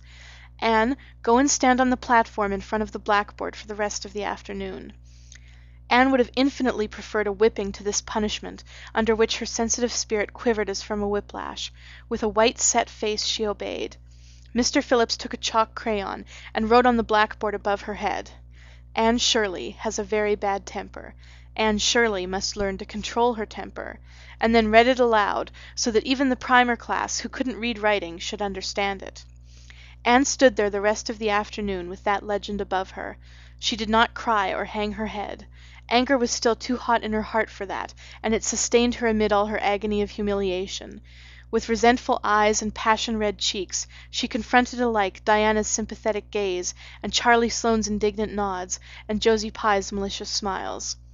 As for Gilbert Blythe, she would not even look at him. She would never look at him again. She would never speak to him. When school was dismissed, Anne marched out with her red head held high. Gilbert Blythe tried to intercept her at the porch door. "I'm awfully sorry I made fun of your hair, Anne," he whispered contritely. "Honest I am. Don't be mad for keeps now." Anne swept by disdainfully, without look or sign of hearing. "Oh, how could you, Anne?" breathed Diana as they went down the road half reproachfully, half admiringly. Diana felt that she could never have resisted Gilbert's plea. "I shall never forgive Gilbert Blythe," said Anne firmly. "And Mr. Phillips spelled my name without an E, too. The iron has entered into my soul, Diana." Diana hadn't the least idea what Anne meant, but she understood it was something terrible. "You mustn't mind Gilbert making fun of your hair," she said soothingly. "Why, he makes fun of all the girls. He laughs at mine because it's so black. He's called me a crow 12 times, and I never heard him apologize for anything before either." "There's a great deal of difference between being called a crow and being called carrots," said Anne with dignity. "Gilbert Blythe has hurt my feelings excruciatingly, Diana." It is possible the matter might have blown over, without more excruciation, if nothing else had happened, but when things begin to happen, they are apt to keep on. Avonlea scholars often spent noon hour picking gum in Mr. Bell's spruce grove over the hill and across his big pasture field. From there they could keep an eye on Eben Wright's house, where the master boarded.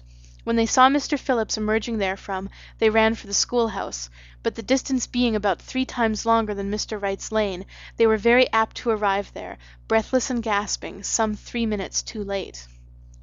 On the following day Mr. Phillips was seized with one of his spasmodic fits of reform, and announced before going home to dinner that he should expect to find all the scholars in their seats when he returned. Anyone who came in late would be punished. All the boys and some of the girls went to Mr. Bell's spruce grove as usual, fully intending to stay only long enough to pick a chew. But spruce groves are seductive, and yellow nuts of gum beguiling. They picked and loitered and strayed, and as usual the first thing that recalled them to a sense of the flight of time was Jimmy Glover shouting from the top of a patriarchal old spruce, "Master's coming!" The girls, who were on the ground, started first and managed to reach the schoolhouse in time, but without a second to spare. The boys, who had to wriggle hastily down from the trees, were later, and Anne, who had not been picking gum at all but was wandering happily in the far end of the grove, waist deep among the bracken, singing softly to herself, with a wreath of rice lilies on her hair, as if she were some wild divinity of the shadowy places, was latest of all. Anne could run like a deer, however. Run she did, with the impish result that she overtook the boys at the door, and was swept into the schoolhouse among them, just as Mr. Phillips was in the act of hanging up his hat. Mr. Phillips's brief reforming energy was over. He didn't want the bother of punishing 12 pupils, but it was necessary to do something to save his word, so he looked about for a scapegoat and found it in Anne, who had dropped into her seat gasping for breath, with a forgotten lily wreath hanging askew over one ear, and giving her a particularly rakish and dishevelled appearance. "Anne Shirley, since you seem to be so fond of the boys' company, we shall indulge your taste for it this afternoon," he said sarcastically. "Take those flowers out of your hair and sit with Gilbert Blythe." The other boys snickered. Diana, turning pale with pity, plucked the wreath from Anne's hair and squeezed her hand. Anne stared at the master as if turned to stone. "Did you hear what I said, Anne?" queried Mr. Phillips sternly. "Yes, sir," said Anne slowly, "but I didn't suppose you really meant it." "I assure you I did." Still with the sarcastic inflection which all the children, and Anne especially, hated, it flicked on the raw. "Obey me at once." For a moment Anne looked as if she meant to disobey. Then, realizing that there was no help for it, she rose haughtily, stepped across the aisle, sat down beside Gilbert Blythe, and buried her face in her arms on the desk. Ruby Gillis, who got a glimpse of it as it went down, told the others going home from school that she'd actually never seen anything like it. It was so white, with awful little red spots in it. To Anne, this was the end of all things. It was bad enough to be singled out for punishment from among a dozen equally guilty ones. It was worse still to be sent to sit with a boy. But that boy should be Gilbert Blythe was heaping insult on injury to a degree utterly unbearable. Anne felt that she could not bear it, and it would be of no use to try. Her whole being seethed with shame and anger and humiliation. At first the other scholars looked and whispered and giggled and nudged, but as Anne never lifted her head, and as Gilbert worked fractions as if his whole soul was absorbed in them and them only, they soon returned to their own tasks, and Anne was forgotten. When Mr. Phillips called the history class out, Anne should have gone, but Anne did not move, and Mr. Phillips, who had been writing some verses to Priscilla before he called the class, was thinking about an obstinate rhyme still, and never missed her. Once, when nobody was looking, Gilbert took from his desk a little pink candy heart with a gold motto on it, "You are sweet," and slipped it under the curve of Anne's arm. Whereupon Anne arose, took the pink heart gingerly between the tips of her fingers, dropped it on the floor, ground it to powder beneath her heel, and resumed her position without deigning to bestow a glance on Gilbert. When school went out, Anne marched to her desk, ostentatiously took out everything therein, books and writing tablet, pen and ink, testament and arithmetic, and piled them neatly on her cracked slate. "What are you taking all those things home for, Anne?" Diana wanted to know as soon as they were out on the road. She had not dared to ask the question before. "I am not coming back to school any more," said Anne. Diana gasped and stared at Anne to see if she meant it. "Will Marilla let you stay home?" she asked. "She'll have to," said Anne. "I'll never go to school to that man again." "Oh, Anne!" Diana looked as if she were ready to cry. "I do think you're mean. What shall I do? Mr. Phillips will make me sit with that horrid Gertie Pye. I know he will because she is sitting alone. Do come back, Anne." "I'd do almost anything in the world for you, Diana," said Anne sadly. "I'd let myself be torn limb from limb if it would do you any good. But I can't do this, so please don't ask it. You harrow up my very soul." "Just think of all the fun you will miss," mourned Diana. "We are going to build the loveliest new house down by the brook, and we'll be playing ball next week, and you've never played ball, Anne. It's tremendously exciting. And we're going to learn a new song. Jane Andrews is practicing it up now, and Alice Andrews is going to bring a new pansy book next week, and we're all going to read it out loud, chapter about, down by the brook.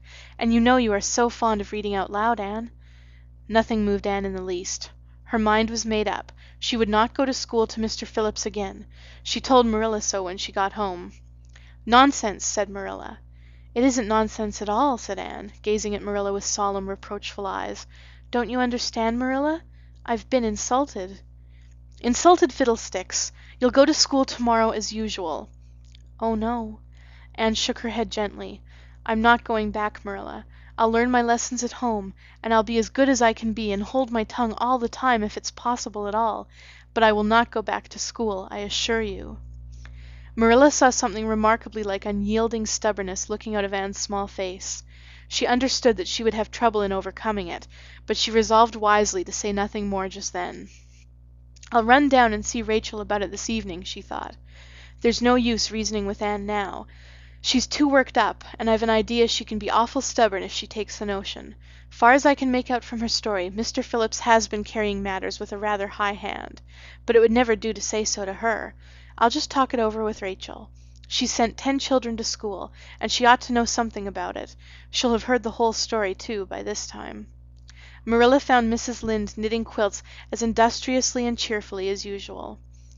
"I suppose you know what I've come about," she said, a little shamefacedly. Mrs. Rachel nodded. "About Anne's fuss in school, I reckon," she said. "Tilly Boulter was in on her way home from school and told me about it." "I don't know what to do with her," said Marilla. "She declares she won't go back to school. I never saw a child so worked up. I've been expecting trouble ever since she started to school. I knew things were going too smooth to last. She's so high-strung. What would you advise, Rachel?" "Well, since you've asked my advice, Marilla," said Mrs. Lynde amiably. Mrs. Lynde dearly loved to be asked for advice. I'd just humour her a little at first, that's what I'd do. It's my belief that Mr. Phillips was in the wrong. Of course, it doesn't do to say so to the children, you know. And of course he did right to punish her yesterday for giving way to temper. But today it was different. The others who were late should have been punished as well as Anne, that's what. And I don't believe in making the girls sit with the boys for punishment. It isn't modest.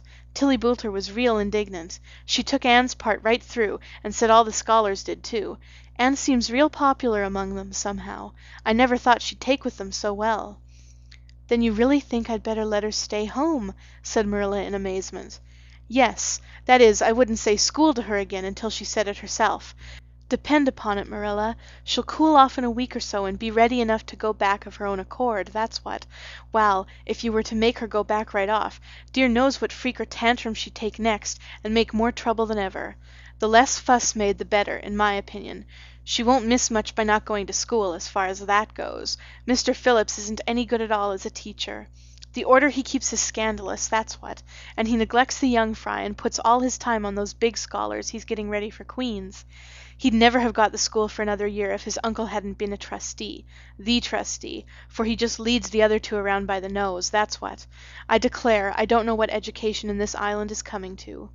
Mrs. Rachel shook her head, as much as to say, if she were only at the head of the educational system of the province, things would be much better managed. Marilla took Mrs. Rachel's advice, and not another word was said to Anne about going back to school. She learned her lessons at home, did her chores, and played with Diana in the chilly purple autumn twilights. But when she met Gilbert Blythe on the road, or encountered him in Sunday school, she passed him by with an icy contempt that was no whit thawed by his evident desire to appease her. Even Diana's efforts as a peacemaker were of no avail. Anne had evidently made up her mind to hate Gilbert Blythe to the end of life. As much as she hated Gilbert, however, did she love Diana, with all the love of her passionate little heart, equally intense in its likes and dislikes.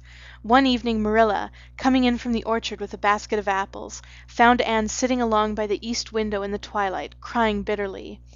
"Whatever's the matter now, Anne?" she asked.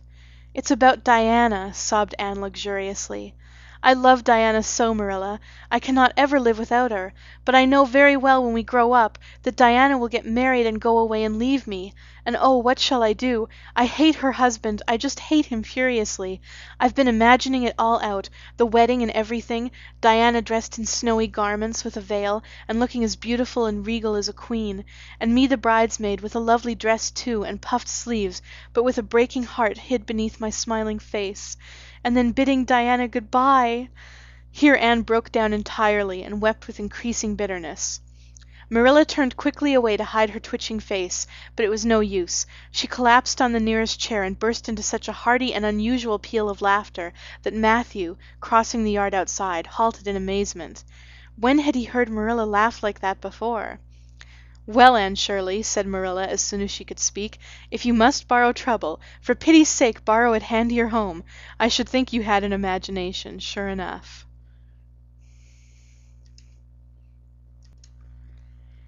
End of chapter 15. A Tempest in the School Teapot. Recorded by Randy Warwick. Anne of Green Gables by Lucy Maud Montgomery. Chapter 16. Diana is invited to tea, with tragic results. October was a beautiful month at Green Gables, when the birches in the hollow turned as golden as sunshine, and the maples behind the orchard were royal crimson, and the wild cherry trees along the lane put on the loveliest shades of dark red and bronzy green, while the fields sunned themselves in aftermaths. Anne reveled in the world of color about her. "Oh, Marilla," she exclaimed one Saturday morning, coming dancing in with her arms full of gorgeous boughs, "I'm so glad I live in a world where there are Octobers. It would be terrible if we just skipped from September to November, wouldn't it? Look at these maple branches. Don't they give you a thrill? Several thrills? I'm going to decorate my room with them." "Messy things," said Marilla, whose aesthetic sense was not noticeably developed. "You clutter up your room entirely too much with out-of-doors stuff, Anne. Bedrooms were made to sleep in." "Oh, and dream in, too, Marilla. And you know one can dream so much better in a room where there are pretty things. I'm going to put these boughs in the old blue jug, and set them on my table." "Mind you don't drop leaves all over the stairs, then. I'm going on a meeting of the Aid Society at Carmody this afternoon, Anne, and I won't likely be home before dark. You'll have to get Matthew and Jerry their supper, so mind you don't forget to put the tea to draw until you sit down at the table as you did last time." "It was dreadful of me to forget," said Anne apologetically, "but that was the afternoon I was trying to think of a name for Violet Vale, and it crowded other things out. Matthew was so good. He never scolded a bit. He put the tea down himself and said he could wait a while as well as not, and I told him a lovely fairy story while we were waiting, so he didn't find the time long at all. It was a beautiful fairy story, Marilla. I forgot the end of it, so I made up an end for it myself, and Matthew said he couldn't tell where the join came in." "Matthew would think it all right, Anne, if you took a notion to get up and have dinner in the middle of the night. But you keep your wits about you this time. And I don't really know if I'm doing right. It may make you more addlepated than ever, but you can ask Diana to come over and spend the afternoon with you and have tea here." "Oh, Marilla!" Anne clasped her hands. "How perfectly lovely! You are able to imagine things after all, or else you'd never have understood how I've longed for that very thing. It will seem so nice and grown-up-ish. No fear of my forgetting to put the tea to draw when I have company. Oh, Marilla, can I use the rosebud spray tea set?" "No, indeed. The rosebud tea set. Well, what next? You know I never use that except for the minister or the aides. You'll put down the old brown tea set. But you can open the little yellow crock of cherry preserves. It's time it was being used anyhow. I believe it's beginning to work. And you can cut some fruit cake and have some of the cookies and snaps." "I can just imagine myself sitting down at the head of the table and pouring out the tea," said Anne, shutting her eyes ecstatically, "and asking Diana if she takes sugar. I know she doesn't, but of course I'll ask her just as if I didn't know, and then pressing her to take another piece of fruit cake and another helping of preserves. Oh, Marilla, it's a wonderful sensation just to think of it. Can I take her into the spare room to lay off her hat when she comes, and then into the parlor to sit?" "No. The sitting room will do for you and your company. But there's a bottle half full of raspberry cordial that was left over from the church social the other night. It's on the second shelf of the sitting room closet, and you and Diana can have it if you like, and a cookie to eat with it along in the afternoon, for I dare say Matthew will be late coming in to tea since he's hauling potatoes to the vessel." Anne flew down to the hollow, past the Dryad's Bubble, and up the spruce path to Orchard Slope to ask Diana to tea. As a result, just after Marilla had driven off to Carmody, Diana came over, dressed in her second-best dress, and looking exactly as it is proper to look when asked out to tea.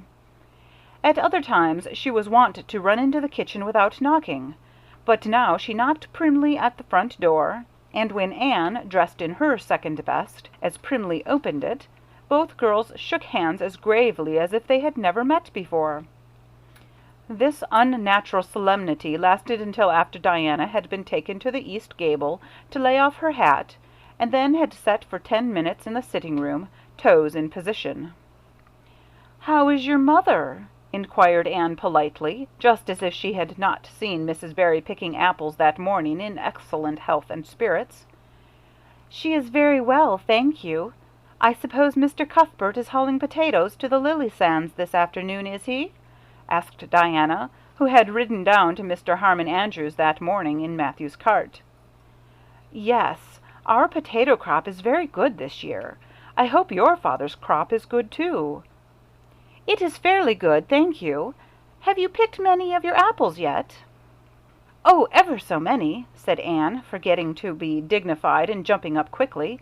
"Let's go out to the orchard and get some of the red sweetings, Diana. Marilla says we can have all that are left on the tree. Marilla is a very generous woman. She said we could have fruit cake and cherry preserves for tea, but it isn't good manners to tell your company what you're going to give them to eat, so I won't tell you what she said we could have to drink. only it begins with an R and a C, and it's bright red color. I love bright red drinks, don't you? They taste twice as good as any other color." The orchard, with its great sweeping boughs that bent to the ground with fruit, proved so delightful that the little girls spent most of the afternoon in it, sitting in a grassy corner where the frost had spared the green, and the mellow autumn sunshine lingered warmly, eating apples and talking as hard as they could. Diana had much to tell Anne of what went on in school. She had to sit with Gertie Pye, and she hated it. Gertie squeaked her pencil all the time, and it just made her, Diana's, blood run cold. Ruby Gillis had charmed all her warts away, true's you live, with a magic pebble that old Mary Joe from the creek gave her. You had to rub the warts with the pebble, and then throw it away over your left shoulder at the time of the new moon, and the warts would all go. Charlie Sloane's name was written up with M. White's on the porch wall, and M. White was awful mad about it. Sam Bolter had sassed Mr. Phillips in class, and Mr. Phillips whipped him, and Sam's father came down to the school and dared Mr. Phillips to lay a hand on one of his children again. And Mattie Andrews had a new red hood and a blue crossover with tassels on it, and the airs she put on about it were perfectly sickening. And Lizzie Wright didn't speak to Mamie Wilson because Mamie Wilson's grown-up sister had cut out Lizzie Wright's grown-up sister with her bow. And everybody missed Anne so, and wished she'd come to school again.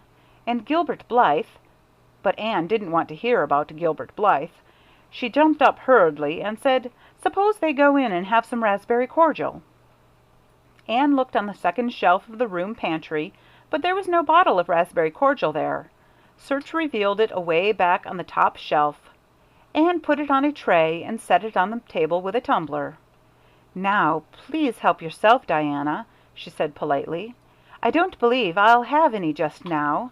I don't feel as if I wanted any after all those apples." Diana poured herself out a tumblerful, looked at its bright red hue admiringly, then sipped it daintily. "That's awfully nice raspberry cordial, Anne," she said. "I didn't know raspberry cordial was so nice." "I'm real glad you like it. Take as much as you want. I'm going to run out and stir the fire up.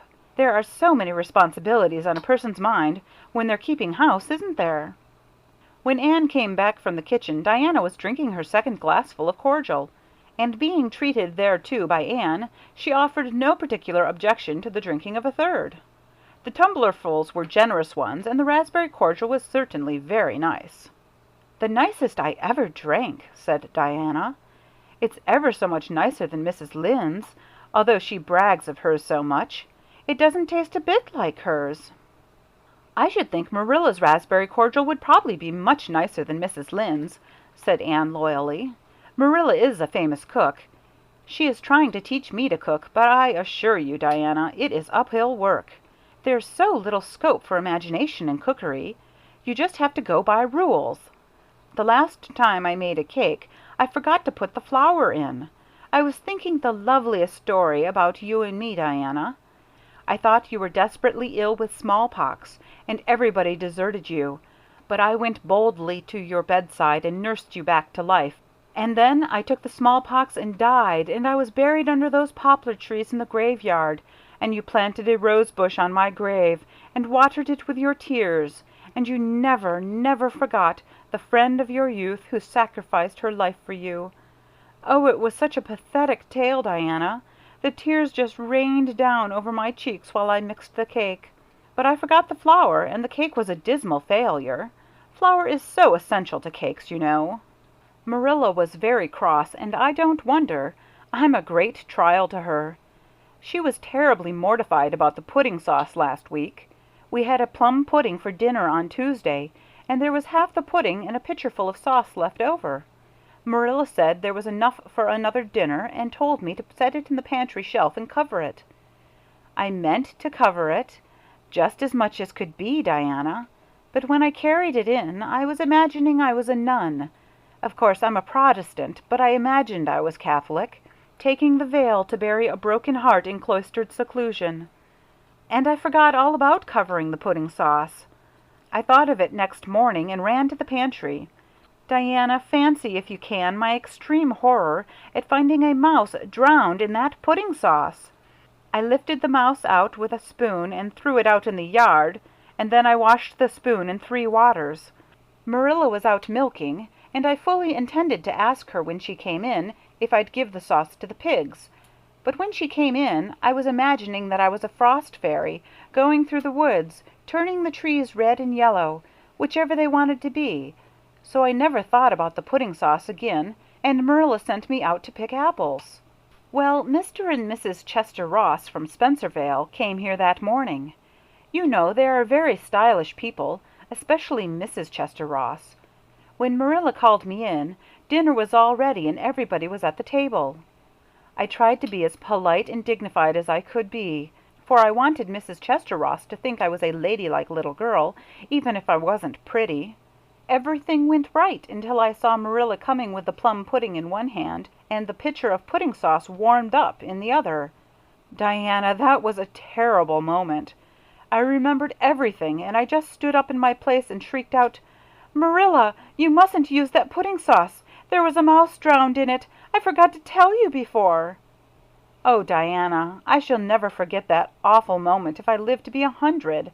Mrs. Chester Ross just looked at me, and I thought I would sink through the floor with mortification. She is such a perfect housekeeper, and fancy what she must have thought of us. Marilla turned red as fire, but she never said a word, then. She just carried that sauce and pudding out and brought in some cherry preserves. She even offered me some, but I couldn't swallow a mouthful. It was like heaping coals of fire on my head. After Mrs. Chester Ross went away, Marilla gave me a dreadful scolding. "Why, Diana, what is the matter?" Diana had stood up very unsteadily. Then she sat down again, putting her hands to her head. I'm awful sick," she said a little thickly. I must go right home." "Oh, you mustn't dream of going home without your tea," cried Anne in distress. "I'll get it right off. I'll go and put the tea down this very minute." "I must go home," repeated Diana, stupidly but determinedly. "Let me get you a lunch anyhow," implored Anne. "Let me give you a bit of fruit cake and some of the cherry preserves. Lie down on the sofa for a little while and you'll be better. Where do you feel bad?" "I must go home," said Diana, and that was all she would say. In vain Anne pleaded. "I never heard of company going home without tea," she mourned. "Oh, Diana, do you suppose that it's possible you're really taking the smallpox? If you are, I'll go and nurse you. You can depend on that. I'll never forsake you, but I do wish you'd stay till after tea. Where do you feel bad?" "I'm awfully dizzy," said Diana. And indeed, she walked very dizzily. Anne, with tears of disappointment in her eyes, got Diana's hat and went with her as far as the Barry yard fence. Then she wept all the way back to Green Gables, where she sorrowfully put the remainder of the raspberry cordial back into the pantry and got tea ready for Matthew and Jerry, with all the zest gone out of the performance. The next day was Sunday, and as the rain poured down in torrents from dusk till dawn, Anne did not stir abroad from Green Gables. Monday afternoon, Marilla sent her down to Mrs. Lynde's on an errand. In a very short space of time, Anne came flying back up the lane with tears rolling down her cheeks. Into the kitchen she dashed, and flung herself face downward on the sofa in an agony. "Whatever has gone wrong now, Anne?" queried Marilla in doubt and dismay. "I do hope you haven't gone and been saucy to Mrs. Lynde again." No answer from Anne, save more tears and stormier sobs. "Anne Shirley, when I ask you a question, I want to be answered. Sit right up this very minute and tell me what you're crying about." Anne sat up, tragedy personified.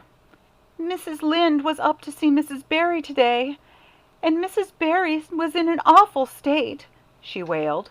"She says that I set Diana drunk Saturday and sent her home in a disgraceful condition, and she says I must be a thoroughly bad, wicked little girl, and she's never going to let Diana play with me again. Oh, Marilla, I'm just overcome with woe." Marilla stared in blank amazement. "Set Diana drunk!" she said when she found her voice. "Anne, are you or Mrs. Barry crazy? What on earth did you give her?" "Not a thing but raspberry cordial," sobbed Anne. "I never thought raspberry cordial would set people drunk, Marilla, not even if they drank 3 big tumblerfuls as Diana did. Oh, it sounds so like Mrs. Thomas's husband. But I didn't mean to set her drunk." "Drunk fiddlesticks," said Marilla, marching to the sitting-room pantry. There on the shelf was a bottle which she at once recognized as one containing some of her 3-year-old homemade currant wine, for which she was celebrated in Avonlea, although certain of the stricter sort, Mrs. Barry among them, disapproved strongly of it. And at the same time Marilla recollected that she had put the bottle of raspberry cordial down in the cellar instead of in the pantry, as she had told Anne. She went back to the kitchen with the wine bottle in her hand. Her face was twitching in spite of herself. "Anne, you certainly have a genius for getting into trouble. You went and gave Diana currant wine instead of raspberry cordial. Didn't you know the difference yourself?" "I never tasted it," said Anne.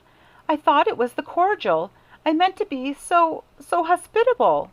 Diana got awfully sick and had to go home. Mrs. Barry told Mrs. Lynde she was simply dead drunk. She just laughed silly-like when her mother asked her what was the matter and went to sleep and slept for hours. Her mother smelled her breath and knew she was drunk. She had a fearful headache all day yesterday. Mrs. Barry is so indignant. She will never believe but what I did it on purpose." "I should think she would better punish Diana for being so greedy as to drink 3 glassfuls of anything," said Marilla shortly. "Why, 3 of those big glasses would have made her sick, even if it had only been cordial. Well, this story will be a nice handle for those folks who are so down on me for making currant wine, although I haven't made any for 3 years, ever since I found out that the minister didn't approve. I just kept that bottle for sickness. There, child, don't cry. I can't see as you were to blame, although I'm sorry it happened so." "I must cry," said Anne. "My heart is broken. The stars in their courses fight against me, Marilla. Diana and I are parted forever. Oh, Marilla, I little dreamed of this when first we swore our vows of friendship." "Don't be foolish, Anne. Mrs. Barry will think better of it when she finds out you're not to blame. I suppose she thinks you've gone and done it for a silly joke or something of that sort. You'd best go up this evening and tell her how it was." "My courage fails me at the thought of facing Diana's injured mother," sighed Anne. "I wish you'd go, Marilla. You're so much more dignified than I am. Likely she'd listen to you quicker than to me." "Well, I will," said Marilla, reflecting that it would probably be the wiser course. "Don't cry any more, Anne. It will be all right." Marilla had changed her mind about it being all right by the time she got back from Orchard Slope. Anne was watching for her coming and flew to the porch door to meet her. "Oh, Marilla, I know by your face that it's been no use," she said sorrowfully. "Mrs. Barry won't forgive me?" "Mrs. Barry, indeed!" snapped Marilla. "Of all the unreasonable women I ever saw, she's the worst. I told her it was all a mistake and you weren't to blame. But she just simply didn't believe me, and she rubbed it well in about my currant wine and how I've always said it couldn't have the least effect on anybody. I just told her plainly that currant wine wasn't meant to be drunk 3 tumblerfuls at a time, and that if a child I had to do with was so greedy I'd sober her up with a right good spanking." Marilla whisked into the kitchen, grievously disturbed, leaving a very much distracted little soul in the porch behind her.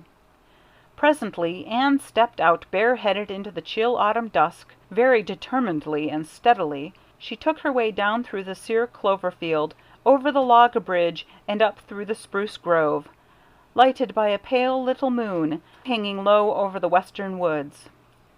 Mrs. Barry, coming to the door in answer to a timid knock, found a white-lipped, eager-eyed suppliant on the doorstep. Her face hardened. Mrs. Barry was a woman of strong prejudices and dislikes, and her anger was of the cold, sullen sort which is always hardest to overcome. To do her justice, She really believed Anne had made Diana drunk out of sheer malice prepense, and she was honestly anxious to preserve her little daughter from the contamination of further intimacy with such a child. "What do you want?" she said stiffly. Anne clasped her hands. "Oh, Mrs. Barry, please forgive me. I did not mean to intoxicate Diana. How could I? Just imagine if you were a poor little orphan girl that kind people had adopted, and you had just one bosom friend in all the world. Do you think you would intoxicate her on purpose? I thought it was only raspberry cordial. I was firmly convinced it was raspberry cordial. Oh, please don't say that you won't let Diana play with me any more. If you do, you will cover my life with a dark cloud of woe." This speech, which would have softened good Mrs. Lynde's heart in a twinkling, had no effect on Mrs. Barry, except to irritate her still more. She was suspicious of Anne's big words and dramatic gestures, and imagined that the child was making fun of her. So she said coldly and cruelly, "I don't think you are a fit little girl for Diana to associate with. You'd better go home and behave yourself." Anne's lips quivered. "Won't you let me see Diana just once to say farewell?" she implored. "Diana has gone to Carmody with her father," said Mrs. Barry, going in and shutting the door.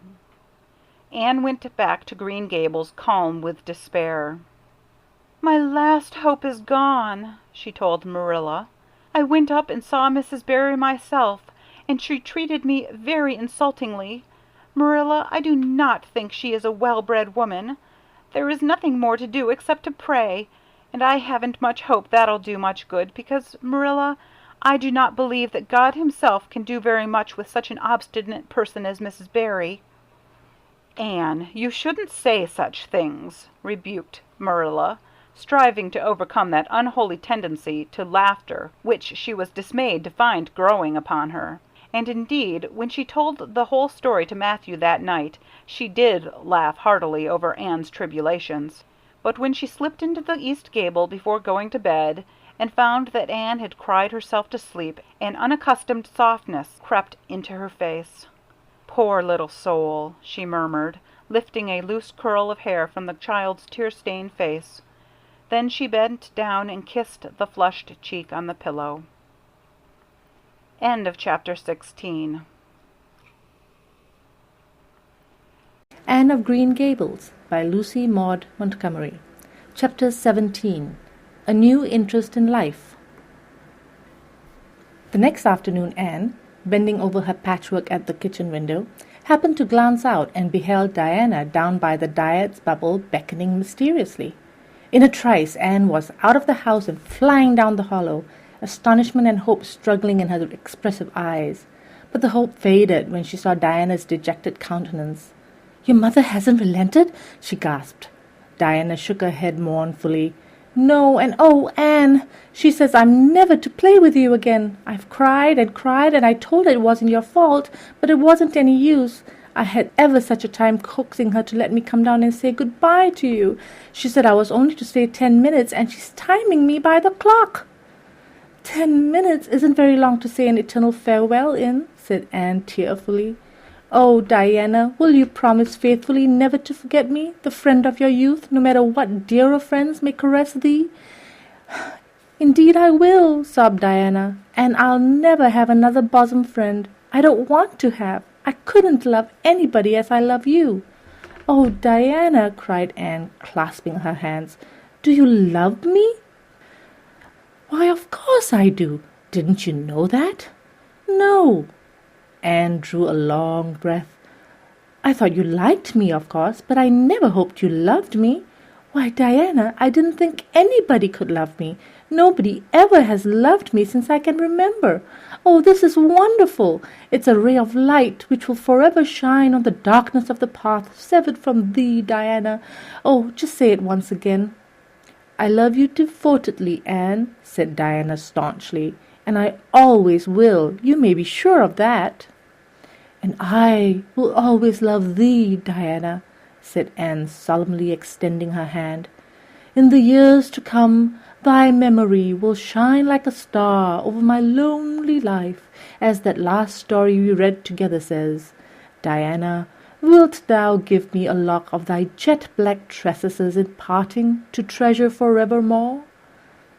"Have you got anything to cut it with?" queried Diana, wiping away the tears which Anne's affecting accents had caused to flow fresh, and returning to practicalities. "Yes, I've got my patchwork scissors in my apron pocket, fortunately," said Anne. She solemnly clipped one of Diana's curls. "Fare thee well, my beloved friend. Henceforth we must be as strangers, though living side by side, but my heart will ever be faithful to thee." Anne stood and watched Diana out of sight, mournfully waving her hand to the latter whenever she turned to look.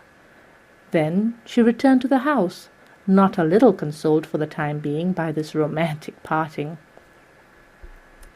"It's all over," she informed Marilla. "I shall never have another friend. I'm really worse off than ever before, for I haven't Katie Morris and Violetta now. And even if I had, it wouldn't be the same. Somehow, little dream girls are not satisfying after a real friend. Diana and I had such an affecting farewell down by the spring. It will be sacred in my memory forever. I used the most pathetic language I could think of, and said thou and thee. Thou and thee seem so much more romantic than you. Diana gave me a lock of her hair, and I'm going to sew it up in a little bag and wear it around my neck all my life. Please see that it is buried with me, for I don't believe I'll live very long. Perhaps when she sees me lying cold and dead before her, Mrs. Barry might feel remorse for what she has done, and will let Diana come to my funeral." "I don't think there is much fear of your dying of grief, as long as you can talk, Anne," said Marilla unsympathetically. The following Monday, Anne surprised Marilla by coming down from her room with her basket of books on her arm and hip, and her lips primmed up into a line of determination. "I am going back to school," she announced. "That is all there is left in life for me, now that my friend has been ruthlessly torn from me. In school I can look at her and muse over days departed." "You had better muse over your lessons and sums," said Marilla, concealing her delight at this development of the situation. "If you are going back to school, I hope we'll hear no more of breaking slates over people's heads and such carryings on. Behave yourself, and do just what your teacher tells you." "I'll try to be a model pupil," agreed Anne dolefully. "There won't be much fun in it, I expect. Mr. Phillips said Minnie Andrews was a model pupil, and there isn't a spark of imagination or life in her. She is just dull and poky and never seems to have a good time. But I feel so depressed that perhaps it will come easy to me now. I'm going round by the road. I couldn't bear to go by the birch path all alone. I should weep bitter tears if I did." Anne was welcomed back to school with open arms. Her imagination had been sorely missed in games, her voice in the singing, and her dramatic ability in the perusal aloud of books at dinner hour. Ruby Gillis smuggled 3 blue plums over to her during Testament reading. L.M McPherson gave her an enormous yellow pansy cut from the covers of a floral catalogue, a species of desk decoration much prized in Avonlea School. Sophia Sloane offered to teach her a perfectly elegant new pattern of knit lace, so nice for trimming aprons. Katie Bolter gave her a perfume bottle to keep slate water in, and Julia Bell copied carefully on a piece of pale pink paper scalloped on the edges the following effusion: "When twilight drops her curtain down and pins it with a star, remember that you have a friend, though she may wander far." "It is so nice to be appreciated," sighed Anne rapturously to Marilla that night. The girls were not the only scholars who appreciated her. When Anne went to her seat after dinner hour, she had been told by Mr. Phillips to sit with the model Minnie Andrews. She found on her desk a big, luscious strawberry apple. Anne caught it up, all ready to take a bite, when she remembered that the only place in Avonlea where strawberry apples grew was in the old Blythe orchard on the other side of the Lake of Shining Waters. Anne dropped the apple as if it were a red-hot coal, and ostentatiously wiped her fingers on her handkerchief. The apple lay untouched on her desk until the next morning, when little Timothy Andrews, who swept the school and kindled the fire, annexed it as one of his prerequisites.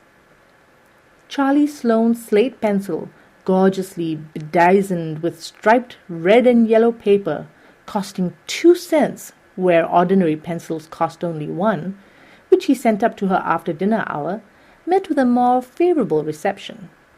Anne was graciously pleased to accept it, and rewarded the donor with a smile, which exalted that infatuated youth straight away into the 7th heaven of delight, and caused him to make such fearful errors in his dictation that Mr. Phillips kept him in after school to rewrite it. But as the Caesar's pageants shorn of Brutus' bust did but of Rome's best son remind her more, so the market absent of any tribute or recognition from Diana Barry, who was sitting with Gertie Pyle, embittered Anne's little triumph. "Diana might just have smiled at me once, I think," she mourned to Marilla that night. The next morning, a note most fearfully and wonderfully twisted and folded, and a small parcel were passed across to Anne. "Dear Anne," ran the former, "Mother says I'm not to play with you or talk to you even in school. It isn't my fault, and don't be cross at me because I love you as much as ever. I miss you awfully to tell all my secrets to, and I don't like Gertie Pyle one bit. I made one of the new bookmarkers out of red tissue paper. They are awfully fashionable now, and only 3 girls in school know how to make them. When you look at it, remember your true friend, Diana Barry." Anne read the note, kissed the bookmark, and dispatched a prompt reply back to the other side of the school. "My own darling Diana, of course I am not cross at you because you have to obey your mother. Our spirits can commune. I shall keep your lovely present forever. Minnie Andrews is a very nice little girl, although she has no imagination. But after having been Diana's bosom friend, I cannot be Minnie's. Please excuse mistakes, as my spelling isn't very good yet, although much improved. Yours until death us do part, Anne or Cordelia Shirley. P.S. I shall sleep with your letter under my pillow tonight. A. or C.S. Marilla pessimistically expected more trouble, since Anne had again begun to go to school, but none developed. Perhaps Anne caught something of the model spirit from Minnie Andrews. At least she got on very well with Mr. Phillips thenceforth. She flung herself into her studies heart and soul, determined not to be outdone in any class by Gilbert Blythe. The rivalry between them was soon apparent. It was entirely good-natured on Gilbert's side, but it is much to be feared that the same thing cannot be said of Anne, who had certainly an unpraiseworthy tenacity for holding grudges. She was as intense in her hatreds as in her loves. She would not stoop to admit that she meant to rival Gilbert in schoolwork, because that would have been to acknowledge his existence, which Anne persistently ignored. But the rivalry was there, and honors fluctuated between them. Now Gilbert was head of the spelling class, now Anne, with a toss of her long red braids, spelled him down. One morning Gilbert had all his sums done correctly and had his name written on the blackboard on the roll of honor.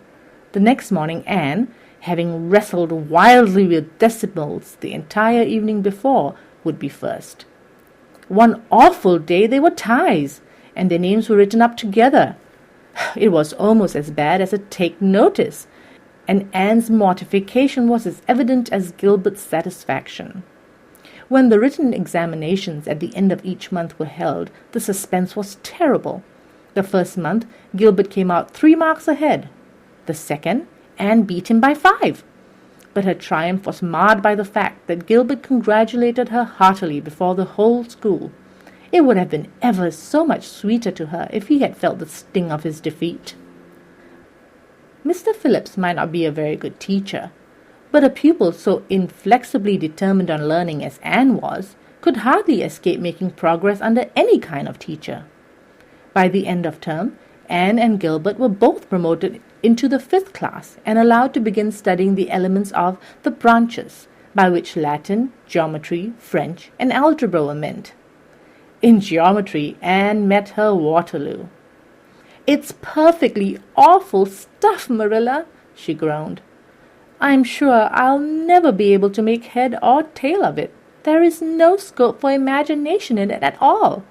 Mr. Phillips says I'm the worst dunce he ever saw at it, and some of the others are so smart at it. It is extremely mortifying, Marilla. Even Diana gets along better than I do, but I don't mind being beaten by Diana. Even though we meet as strangers now, I still love her with an inextinguishable love. It makes me very sad at times to think about her. But really, Marilla, one can't stay sad very long in such an interesting world, can one? End of chapter 17 of Anne of Green Gables. Read by Gitu Melwani, February 11th, 2006.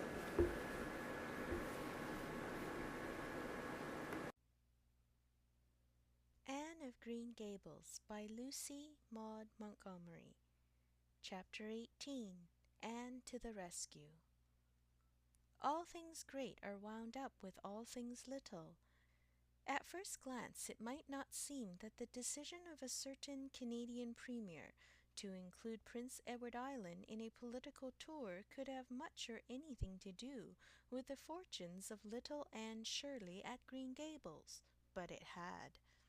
It was a January the Premier came to address his loyal supporters and such of his non-supporters as chose to be present at the monster mass meeting held in Charlottetown. Most of the Avonlea people were on the Premier's side of politics, hence on the night of the meeting nearly all the men and a goodly proportion of the women had gone to town 30 miles away. Mrs. Rachel Lynde had gone too. Mrs. Rachel Lynde was a red-hot politician and couldn't have believed that the political rally could be carried through without her, although she was on the opposite side of the politics.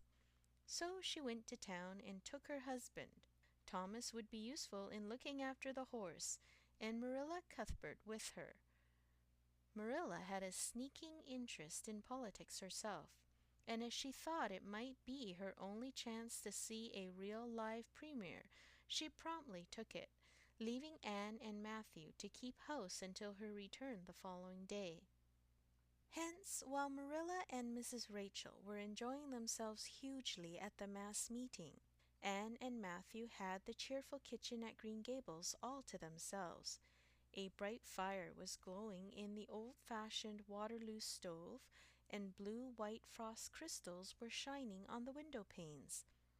Matthew nodded over a farmer's advocate on the sofa, and Anne at the table studied her lessons with grim determination, despite sundry wistful glances at the clock shelf, where lay a new book that Jane Andrews had lent her that day. Jane had assured her that it was warranted to produce any number of thrills, or words to that effect, and Anne's fingers tingled to reach out for it. But that would mean Gilbert Blythe's triumph on the moral. Anne turned her back on the clock shelf and tried to imagine it wasn't there. Matthew, did you ever study geometry when you went to school? Well, now, no, I didn't, said Matthew, coming out of his doze with a start. I wish you had, sighed Anne, because then you'd be able to sympathize with me. You can't sympathize properly if you've never studied it. It is casting a cloud over my whole life. I'm such a dunce at it, Matthew. Well, now, I don't know, said Matthew soothingly. I guess you're all right at anything. Mr. Phillips told me last week in Blair's store at Carmody that you was the smartest scholar in school and was making rapid progress. Rapid progress was his very words. There's them as runs down Teddy Phillips and says he ain't much of a teacher, but I guess he's all right. Matthew would have thought anyone who praised Anne was all right. I'm sure I'd get on better with geometry if only he wouldn't change the letters, complained Anne. I learn the proposition off by heart, and then he draws it on the blackboard and puts different letters from what are in the book, and I get all mixed up. I don't think a teacher should take such a mean advantage, do you? We're studying agriculture now, and I've found out at last what makes the roads red. It's a great comfort. I wonder how Marilla and Mrs. Lynde are enjoying themselves. Mrs. Lynde says Canada is going to the dogs, the way things are being run at Ottawa, and that it's an awful warning to the electors. She says if women were allowed to vote, we would soon see a blessed change. What way do you vote, Matthew? Conservative, said Matthew promptly. To vote Conservative was part of Matthew's religion. Then I'm Conservative too, said Anne decidedly. I'm glad because some of the boys in school are Grits. I guess Mr. Phillips is a Grit too, because Prissy Andrews's father is one, and Ruby Gillis says that when a man is courting, he always has to agree with a girl's mother in religion and her father in politics. Is that true, Matthew? Well, now, I don't know, said Matthew. Did you ever go courting, Matthew? Well, now, no, I don't know's I ever did, said Matthew, who had certainly never thought of such a thing in his whole existence.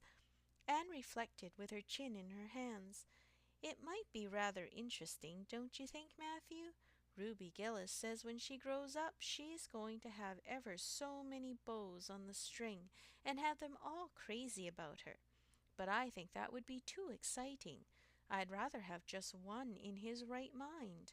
But Ruby Gillis knows a great deal about such matters because she has so many big sisters, and Mrs. Lynde says the Gillis girls have gone off like hot cakes.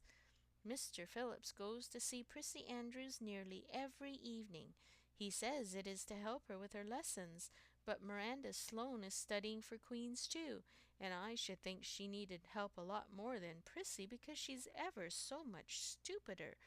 But he never goes to help her in the evenings at all. There are a great many things in this world that I can't understand very well, Matthew. Well, now, I don't know as I comprehend them all myself, acknowledged Matthew. Well, I suppose I must finish up my lessons. I won't allow myself to open that new book Jane lent me till I'm through. But it's a terrible temptation, Matthew. Even when I turn my back on it, I can see it there just as plain. Jane said she cried herself sick over it. I love a book that makes me cry, but I think I'll carry that book into the sitting room and lock it in the jam closet and give you the key. And you must not give it to me, Matthew, until my lessons are done, not even if I implore you on my bended knees. It's all very well to say resist temptation, but it's ever so much easier to resist it if you can't get the key.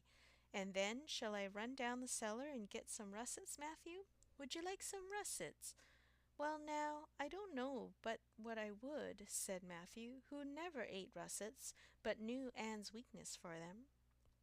Just as Anne emerged triumphantly from the cellar with her plate full of russets came the sound of flying footsteps on the icy boardwalk outside, and the next moment the kitchen door was flung open, and in rushed Diana Barry, white-faced and breathless, with a shawl wrapped hastily around her head. Anne promptly let go of her candle and plate in her surprise, and plate, candle, and apples crashed together down the cellar ladder, and were found at the bottom embedded in melted grease the next day by Marilla, who gathered them up and thanked mercy the house hadn't been set on fire. "Whatever is the matter, Diana?" cried Anne. "Has your mother relented at last?" "Oh, Anne, do come quick," implored Diana nervously. "Minnie May is awful sick. She's got croup, young Mary Joe says, and father and mother are away to town, and there's nobody to go for the doctor. Minnie May is awful bad, and young Mary Joe doesn't know what to do, and oh, Anne, I'm so scared."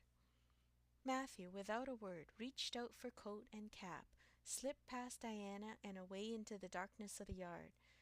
"He's gone to harness the sorrel mare to go to Carmody for the doctor," said Anne, who was hurrying on hood and jacket.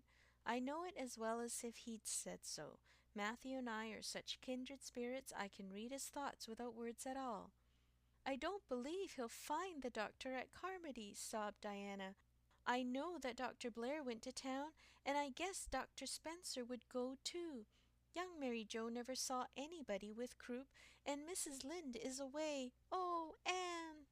"Don't cry, Dee," said Anne cheerfully. "I know exactly what to do for croup. You forget that Mrs. Hammond had twins 3 times. When you look after 3 pairs of twins, you naturally get a lot of experience. They all had croup regularly. Just wait till I get the ipecac bottle. You mayn't have any at your house. Come on now." The 2 little girls hastened out hand in hand and hurried through Lover's Lane and crossed the crusted field beyond, for the snow was too deep to go by the shorter wood way. Anne, although sincerely sorry for Minnie May, was far from being insensible to the romance of the situation, and to the sweetness of once more sharing that romance with a kindred spirit. The night was clear and frosty, all ebony of shadow and silver of snowy slope. Big stars were shining over the silent fields. Here and there the dark pointed firs stood up with snow powdering their branches and the wind whistling through them. Anne thought it was truly delightful to go skimming through all this mystery and loveliness with your bosom friend who had been so long estranged. Minnie May, aged 3, was really very sick. She lay on the kitchen sofa, feverish and restless, while her hoarse breathing could be heard all over the house.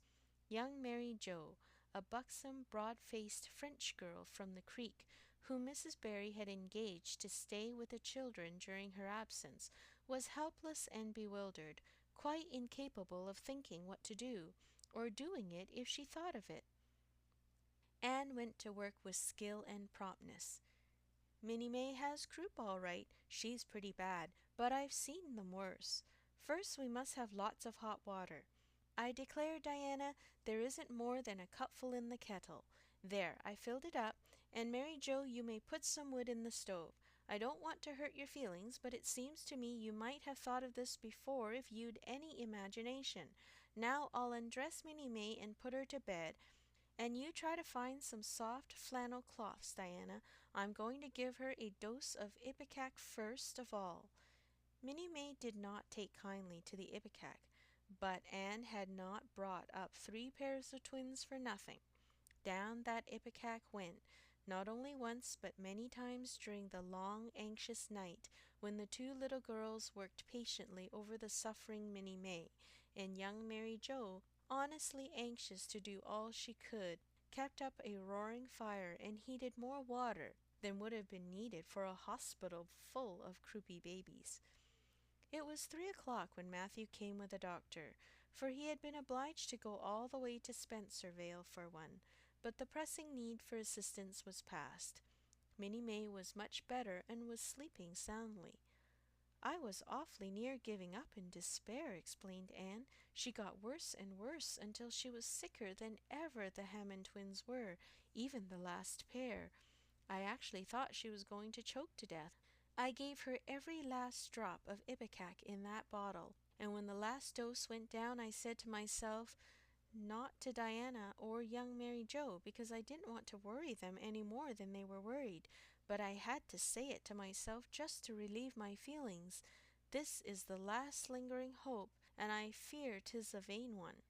But in about 3 minutes she coughed up the phlegm and began to get better right away.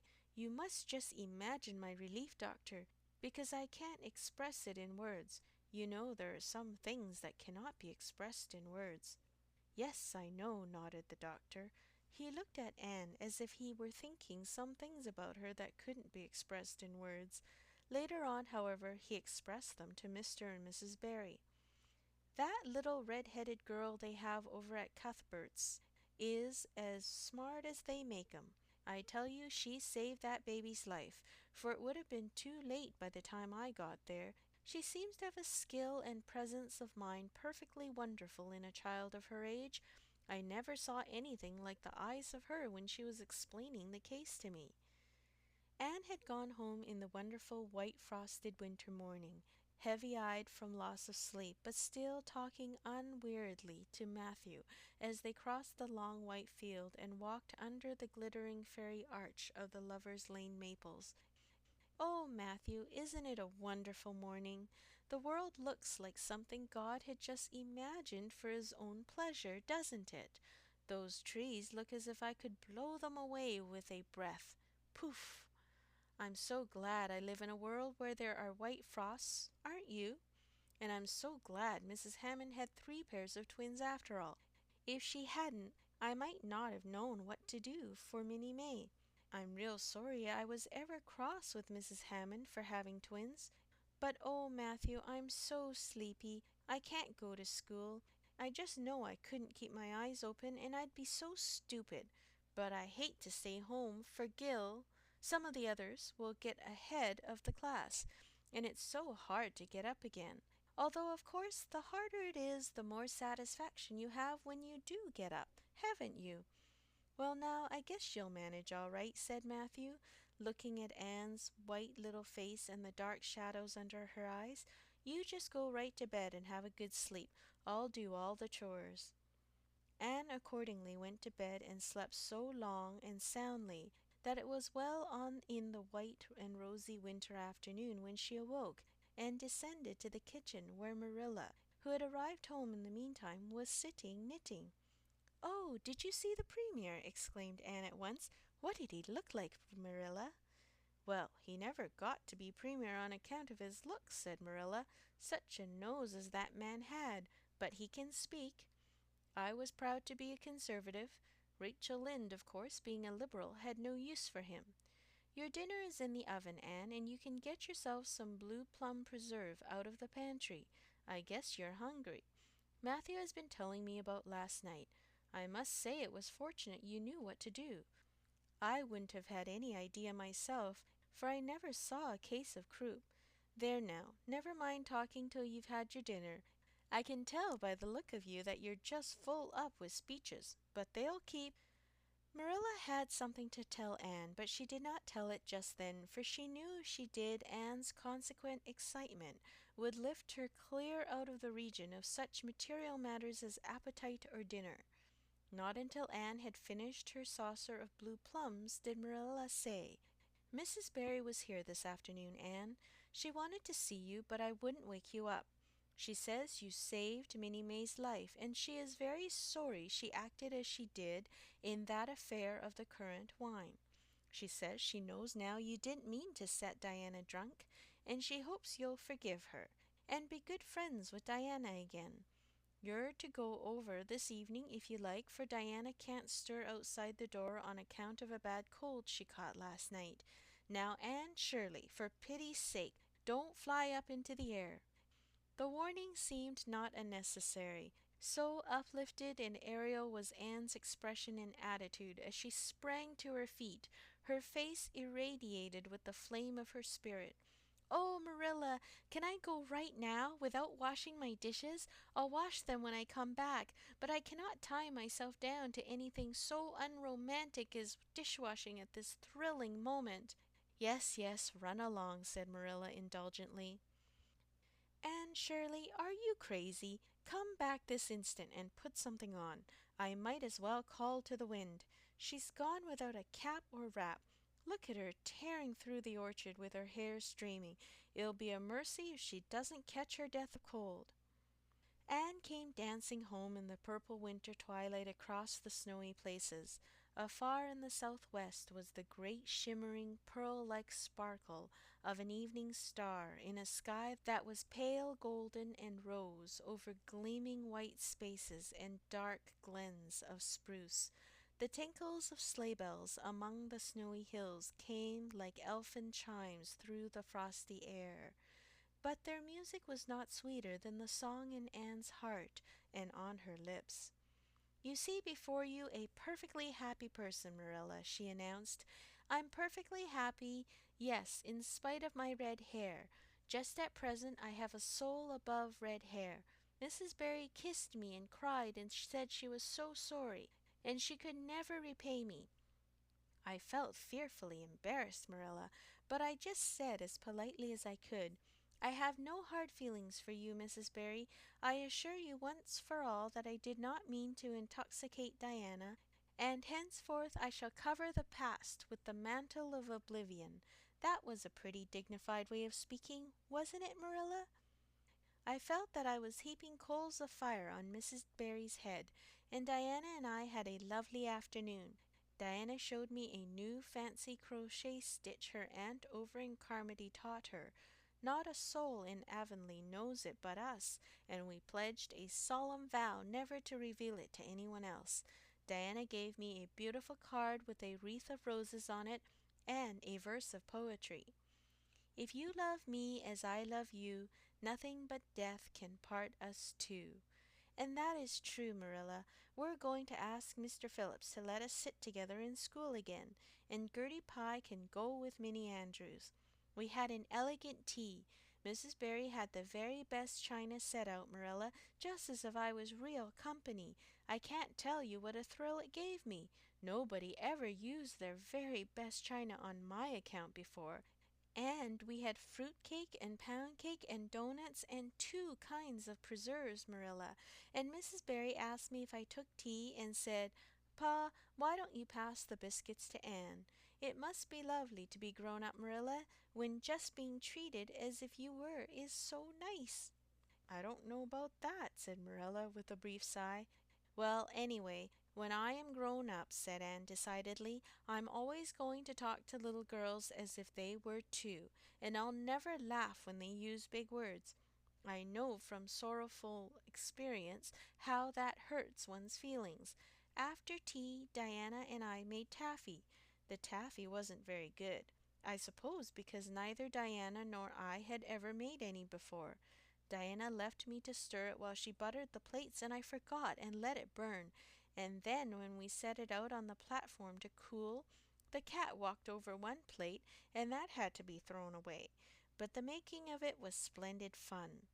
Then when I came home, Mrs. Barry asked me to come over as often as I could, and Diana stood at the window and threw kisses at me all the way down to Lover's Lane.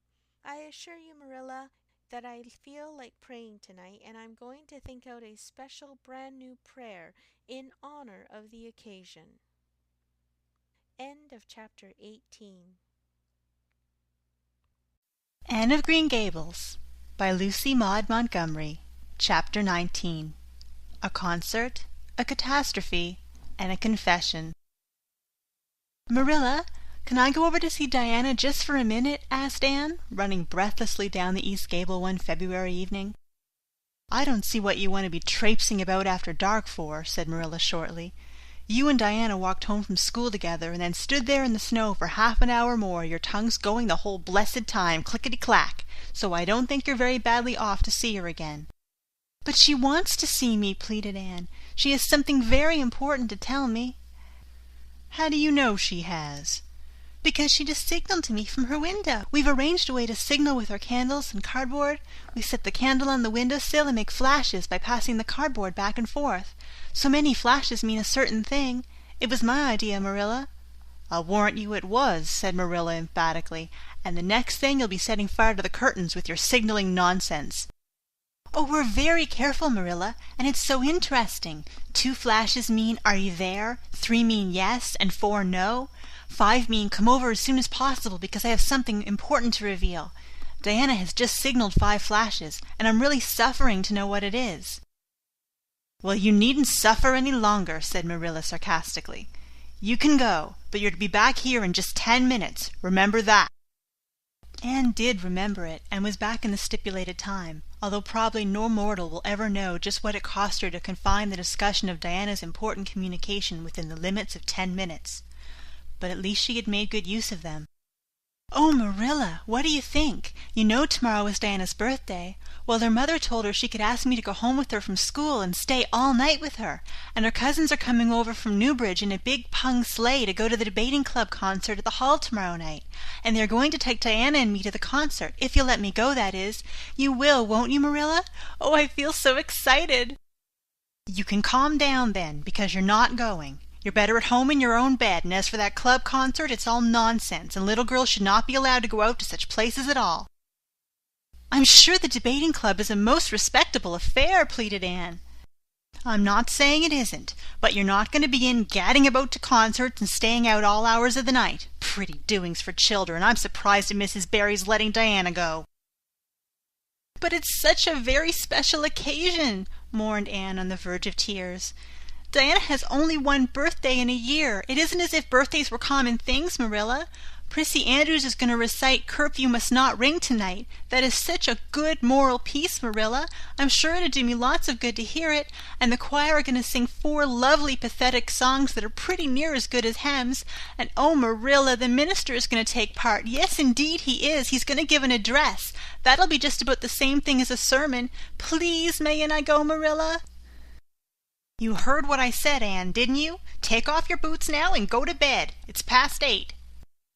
"There's just one more thing, Marilla," said Anne, with the air of producing the last shot in her locker. "Mrs. Barry told Diana that we might sleep in the spare room bed. Think of the honor of your little Anne being put in the spare room bed." "It's an honor you'll have to get along without. Go to bed, Anne, and don't let me hear another word out of you." When Anne, with tears rolling over her cheeks, had gone sorrowfully upstairs, Matthew, who had been apparently sound asleep on the lounge during the whole dialogue, opened his eyes and said decidedly, "Well now, Marilla, I think you ought to let Anne go." "I don't then," retorted Marilla. "Who's bringing this child up, Matthew? You or me?" "Well now, you," admitted Matthew. "Don't interfere then." "Well now, I ain't interfering. It ain't interfering to have your own opinion. And my opinion is that you ought to let Anne go." "You'd think I'd ought to let Anne go to the moon if she took the notion, I've no doubt," was Marilla's amiable rejoinder. "I might have let her spend the night with Diana if that was all, but I don't approve of this concert plan. She'd go there and catch cold like as not, and have her head filled up with nonsense and excitement. It would unsettle her for a week. I understand that child's disposition and what's good for it better than you, Matthew." "I think you ought to let Anne go," repeated Matthew firmly. Argument was not his strong point, but holding fast to his opinion certainly was. Marilla gave a gasp of helplessness and took refuge in silence. The next morning, when Anne was washing the breakfast dishes in the pantry, Matthew paused on his way out to the barn to say to Marilla again, "I think you ought to let Anne go, Marilla." For a moment Marilla looked things not lawful to be uttered. Then she yielded to the inevitable and said tartly, "Very well. She can go, since nothing else'll please you." Anne flew out of the pantry, dripping dishcloth in hand. "Oh, Marilla, Marilla, say those blessed words again." "I guess once is enough to say them. This is Matthew's doings, and I wash my hands of it. If you catch pneumonia sleeping in a strange bed or coming out of that hot hall in the middle of the night, don't blame me, blame Matthew. Anne Shirley, you're dripping greasy water all over the floor. I never saw such a careless child." "Oh, I know I'm a great trial to you, Marilla," said Anne repentantly. "I make so many mistakes. But then just think of all the mistakes I don't make, although I might. I'll get some sand and scrub up the spots before I go to school. Oh, Marilla, my heart was just set on going to that concert. I never was to a concert in my life, and when the other girls talk about them in school I feel so left out of it. You don't know just how I felt about it, but you see Matthew did. Matthew understands me, and it's so nice to be understood, Marilla." Anne was too excited to do herself justice as to lessons that morning in school. Gilbert Blythe spelled her down in class and left her clear out of sight in mental arithmetic. Anne's consequent humiliation was less than it might have been, however, in view of the concert and the spare-room bed. She and Diana talked so constantly about it all day that with a stricter teacher than Mr. Phillips, dire disgrace must have inevitably been their portion. Anne felt that she could not have borne it if she had not been going to the concert, for nothing else was discussed that day in school. The Avonlea Debating Club, which met fortnightly all winter, had had several smaller free entertainments, but this was to be a big affair, admission 10 cents, and aid of the library. The Avonlea young people had been practicing for weeks, and all the scholars were especially interested in it by reason of older brothers and sisters who were going to take part. Everybody in school over 9 years of age expected to go, except Carrie Sloane, whose father shared Marilla's opinions about small girls going to night concerts. Carrie Sloane cried into her grammar all afternoon and felt that life was not worth living. For Anne, the real excitement began with the dismissal of school and increased therefrom in crescendo until it reached to a crash of positive ecstasy in the concert itself. They had a perfectly elegant tea, and then came the delicious occupation of dressing in Diana's little room upstairs. Diana did Anne's front hair in the new pompadour style, and Anne tied Diana's bows with the especial knack she possessed, and they experimented with at least half a dozen different ways of arranging their back hair. At last they were ready, cheeks scarlet and eyes glowing with excitement. True, Anne could not help a little pang when she contrasted her plain black tam and shapeless, tight-sleeved, homemade grey cloth coat with Diana's jaunty fur cap and smart little jacket. But she remembered in time that she had an imagination and could use it. Then Diana's cousins, the Murrays from Newbridge, came. They all crowded into the big pung sleigh among straw and fur robes. Anne revelled in the drive to the hall, slipping along the satin-smooth roads with the snow crisping under the runners. There was a magnificent sunset, and the snowy hills and deep blue water of the St. Lawrence Gulf seemed to rim in the splendor, like a huge bowl of pearl and sapphire brim with wine and fire. Tinkles of sleigh bells and distant laughter that seemed like the mirth of wood elves came from every quarter. "Oh, Diana," breathed Anne, squeezing Diana's mittened hand under the fur robe. "Isn't it all like a beautiful dream? Do I really look the same as usual? I feel so different that it seems to me it must show in my looks." "You look awfully nice," said Diana, who, having just received a compliment from one of her cousins, felt she ought to pass it on. "You've got the loveliest color." The program that night was a series of thrills for at least one listener in the audience, and as Anne assured Diana, every succeeding thrill was thrillier than the last. When Prissy Andrews, attired in a new pink silk waist with a string of pearls about her smooth white throat and real carnations in her hair, rumor whispered that the master had sent all the way to town for them for her, climbed the slimy ladder, dark without one ray of light, Anne shivered in luxurious sympathy. When the choir sang far above the gentle daisies, Anne gazed at the ceiling as if it were frescoed with angels. When Sam Sloane proceeded to explain and illustrate how Sockery set a hand, Anne laughed until people sitting near her laughed too, more out of sympathy with her than with amusement at a selection that was rather threadbare even in Avonlea. And when Mr. Phillips gave Mark Antony's oration over the dead body of Caesar in the most heart-stirring tones, looking at Prissy Andrews at the end of every sentence, Anne felt that she could rise and mutiny on the spot if but one Roman citizen led the way. Only one number on the program failed to interest her. When Gilbert Blythe recited Bingen on the Rhine, Anne picked up Rhoda Murray's library book and read it until he had finished, when she sat rigidly stiff and motionless while Diana clapped her hands until they tingled. It was 11 when they got home, sated with dissipation, but with the exceeding sweet pleasure of talking it all over still to come.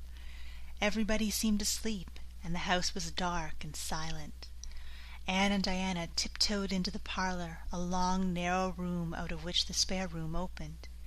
It was pleasantly warm and dimly lighted by the embers of a fire in the grate. "Let's undress here," said Diana. "It's so nice and warm." "Hasn't it been a delightful time?" sighed Anne rapturously. "It must be splendid to get up and recite there. Do you suppose we will ever be asked to do it, Diana?" "Yes, of course, some day. They're always wanting the big scholars to recite. Gilbert Blythe does often, and he's only 2 years older than us. Oh, Anne, how could you pretend not to listen to him? When he came to the line, 'There's another, not a sister,' he looked right down at you." "Diana," said Anne with dignity, "you are my bosom friend, but I cannot allow even you to speak to me of that person. Are you ready for bed? Let's run a race and see who will get to bed first." The suggestion appealed to Diana. The 2 little white-clad figures flew down the long room, through the spare room door, and bounded on the bed at the same moment. And then something moved beneath them. There was a gasp and a cry, and somebody said in muffled accents, "Merciful goodness!" Anne and Diana were never able to tell just how they got off that bed and out of the room. They only knew that after one frantic rush they found themselves tiptoeing shiveringly upstairs. "Who was it? What was it?" whispered Anne, her teeth chattering with cold and fright. "It was Aunt Josephine," said Diana, gasping with laughter. "Oh, man, it was Aunt Josephine, however she came to be there. Oh, and I know she will be furious. It's dreadful. It's really dreadful. But did you ever know anything so funny, Anne?" "Who's your Aunt Josephine?" "She's Father's aunt, and she lives in Charlottetown. She's awfully old, 70 anyhow, and I don't believe she was ever a little girl. We were expecting her out for a visit, but not so soon. She's awfully prim and proper, and she'll scold dreadfully about this, I know. Well, we'll have to sleep with Minnie May, and you can't think how she kicks." Miss Josephine Barry did not appear at early breakfast the next morning. Mrs. Barry smiled kindly at the two little girls. "Did you have a good time last night? I tried to stay awake until you came home, for I wanted to tell you Aunt Josephine had come and that you would have to go upstairs after all. But I was so tired I fell asleep. I hope you didn't disturb your Aunt Diana."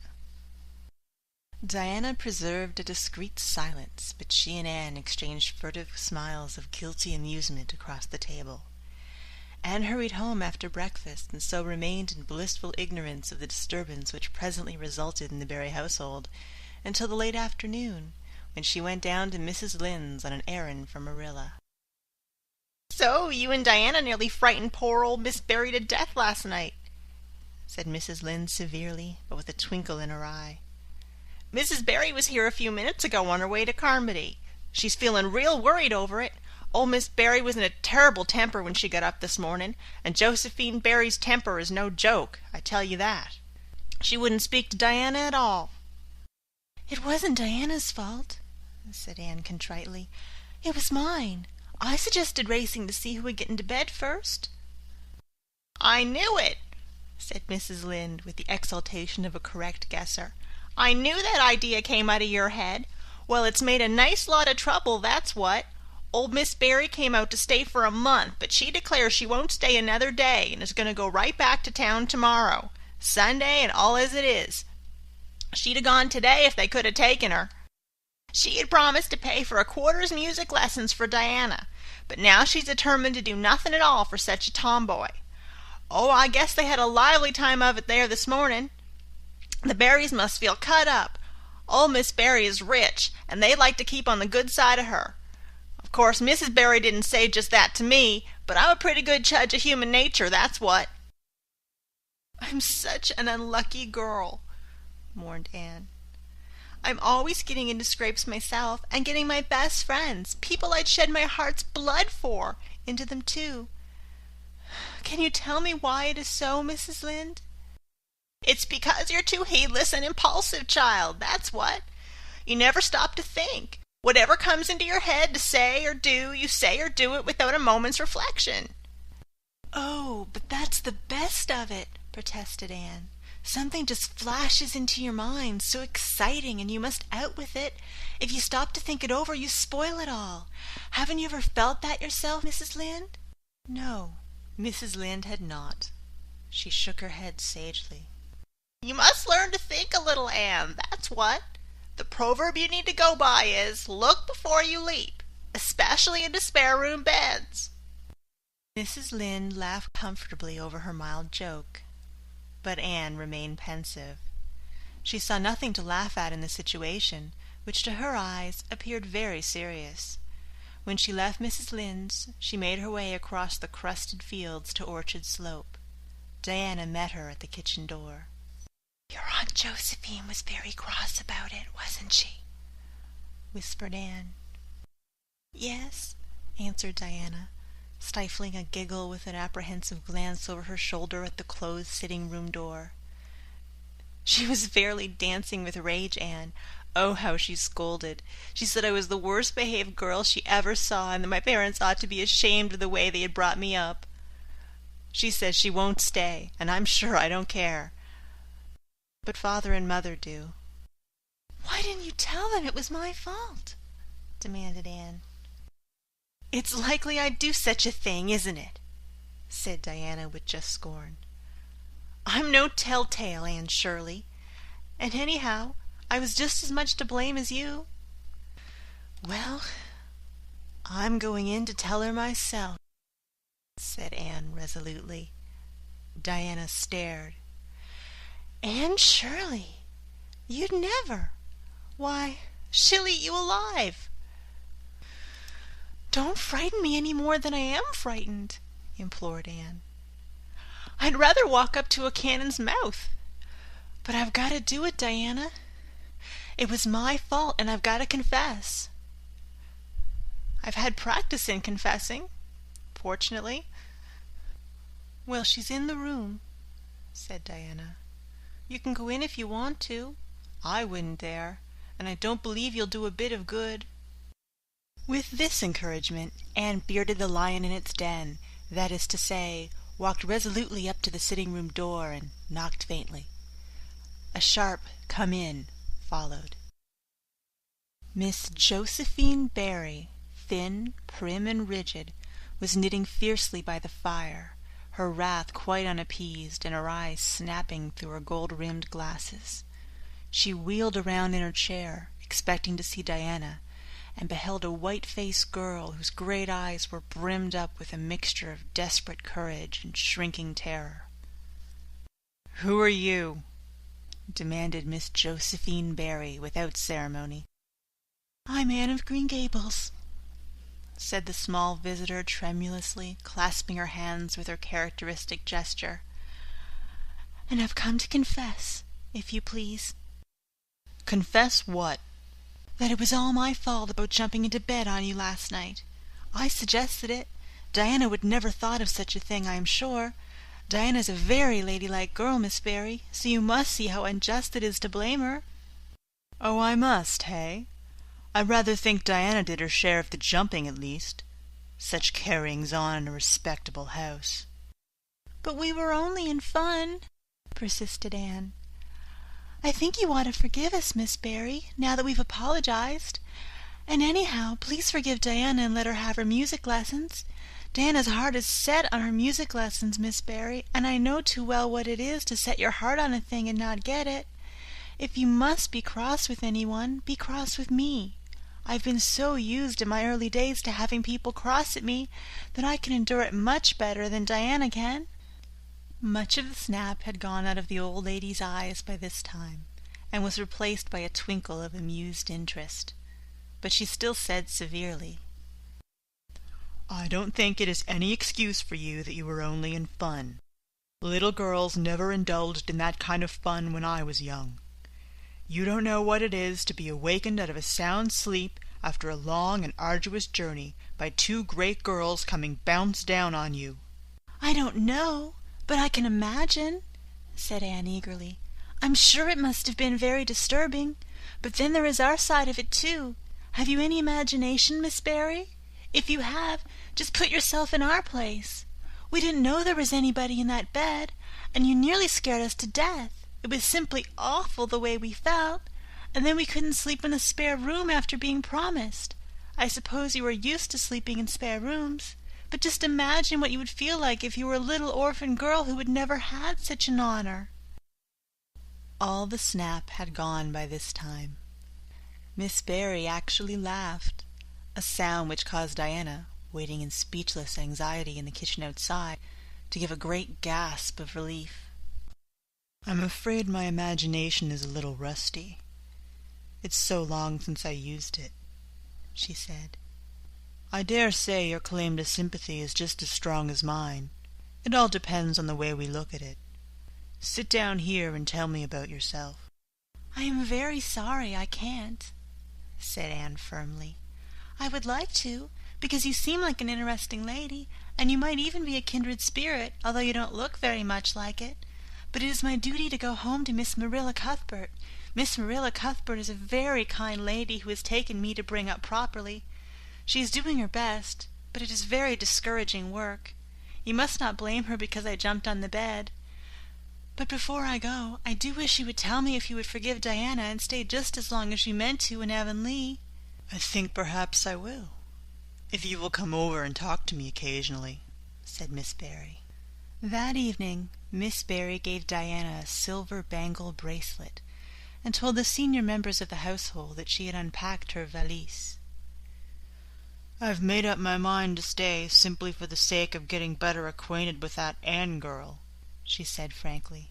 "She amuses me, and at my time of life an amusing person is a rarity." Marilla's only comment when she heard the story was, "I told you so." This was for Matthew's benefit. Miss Barry stayed her month out and over. She was a more agreeable guest than usual, for Anne kept her in good humor. They became firm friends. When Miss Barry went away, she said, "Remember, you Anne girl, when you come to town you're to visit me, and I'll put you in my very sparest spare room to sleep." "Miss Barry was a kindred spirit after all," Anne confided to Marilla. "You wouldn't think so to look at her, but she is. You didn't find it right out at first, as in Matthew's case, but after a while you come to see it. Kindred spirits are not so scarce as I used to think. It's splendid to find out there are so many of them in the world." End of Chapter 19. Recorded by Marla Diane, Pisgah West, Prince Edward Island, January 2nd to 17th, 2006. Anne of Green Gables by Lucy Maud Montgomery. Chapter 20. A Good Imagination Gone Wrong. Spring had come once more to Green Gables, the beautiful, capricious, reluctant Canadian spring, lingering along through April and May, in a succession of sweet, fresh, chilly days, with pink sunsets and miracles of resurrection and growth. The maples in Lover's Lane were red-budded, and little curly ferns pushed up around the Dryad's bubble. Away up in the barrens, behind Mr. Silas Sloane's place, the mayflowers blossomed out, pink and white stars of sweetness under their brown leaves. All the schoolgirls and boys had one golden afternoon gathering them, coming home in the clear, echoing twilight, with arms and baskets full of flowery spoil. "I'm so sorry for people who live in lands where there are no mayflowers," said Anne. "Diana says perhaps they have something better, but there couldn't be anything better than mayflowers, could there, Marilla? And Diana says if they don't know what they are like, they don't miss them, but I think that is the saddest thing of all. I think it'd be tragic, Marilla, not to know what mayflowers are like and not to miss them. Do you know what I think mayflowers are, Marilla? I think they must be the souls of the flowers that died last summer, and this is their heaven. But we had a splendid time today, Marilla. We had our lunch down in Big Mossy Hollow by an old well. Such a romantic spot. Charlie Sloane dared Artie Gillis to jump over it, and Artie did because he wouldn't take a dare. Nobody would in school. It is very fashionable to dare. Mr. Phillips gave all the mayflowers he found to Prissy Andrews, and I heard him say, 'Sweets to the sweet.' He got that out of a book, I know, but it shows he has some imagination. I was offered some mayflowers, too, but I rejected them with scorn. I can't tell you the person's name because I vowed never to let it cross my lips. We made wreaths of the mayflowers and put them on our hats, and when the time came to go home, we marched in procession down the road 2 by 2 with our bouquets and wreaths, singing My Home on the Hill. Oh, it was so thrilling, Marilla. All of Mr. Silas Sloane's folks rushed out to see us, and everybody we met on the road stopped and stared after us. We made a real sensation." "No such wonder. Such silly doings," was Marilla's response. After the mayflowers came the violets, and Violet Vale was empurpled with them. Anne walked through it on her way to school, with reverent steps and worshipping eyes, as if she trod on holy ground. "Somehow," she told Diana, "when I'm going through here, I don't really care whether anybody gets ahead of me in class or not. But when I'm up in school, it's all different, and I care as much as ever. There's such a lot of different Annes in me. I sometimes think that is why I'm such a troublesome person. If I was just the one, Anne, it'd be ever so much more comfortable. But then it wouldn't be half so interesting. One June evening, when the orchards were pink blossoming again, when the frogs were singing silvery sweet in the marshes about the head of the lake of shining waters, and the air was full of the savor of clover fields and balsamic fir woods, Anne was sitting by her gable window.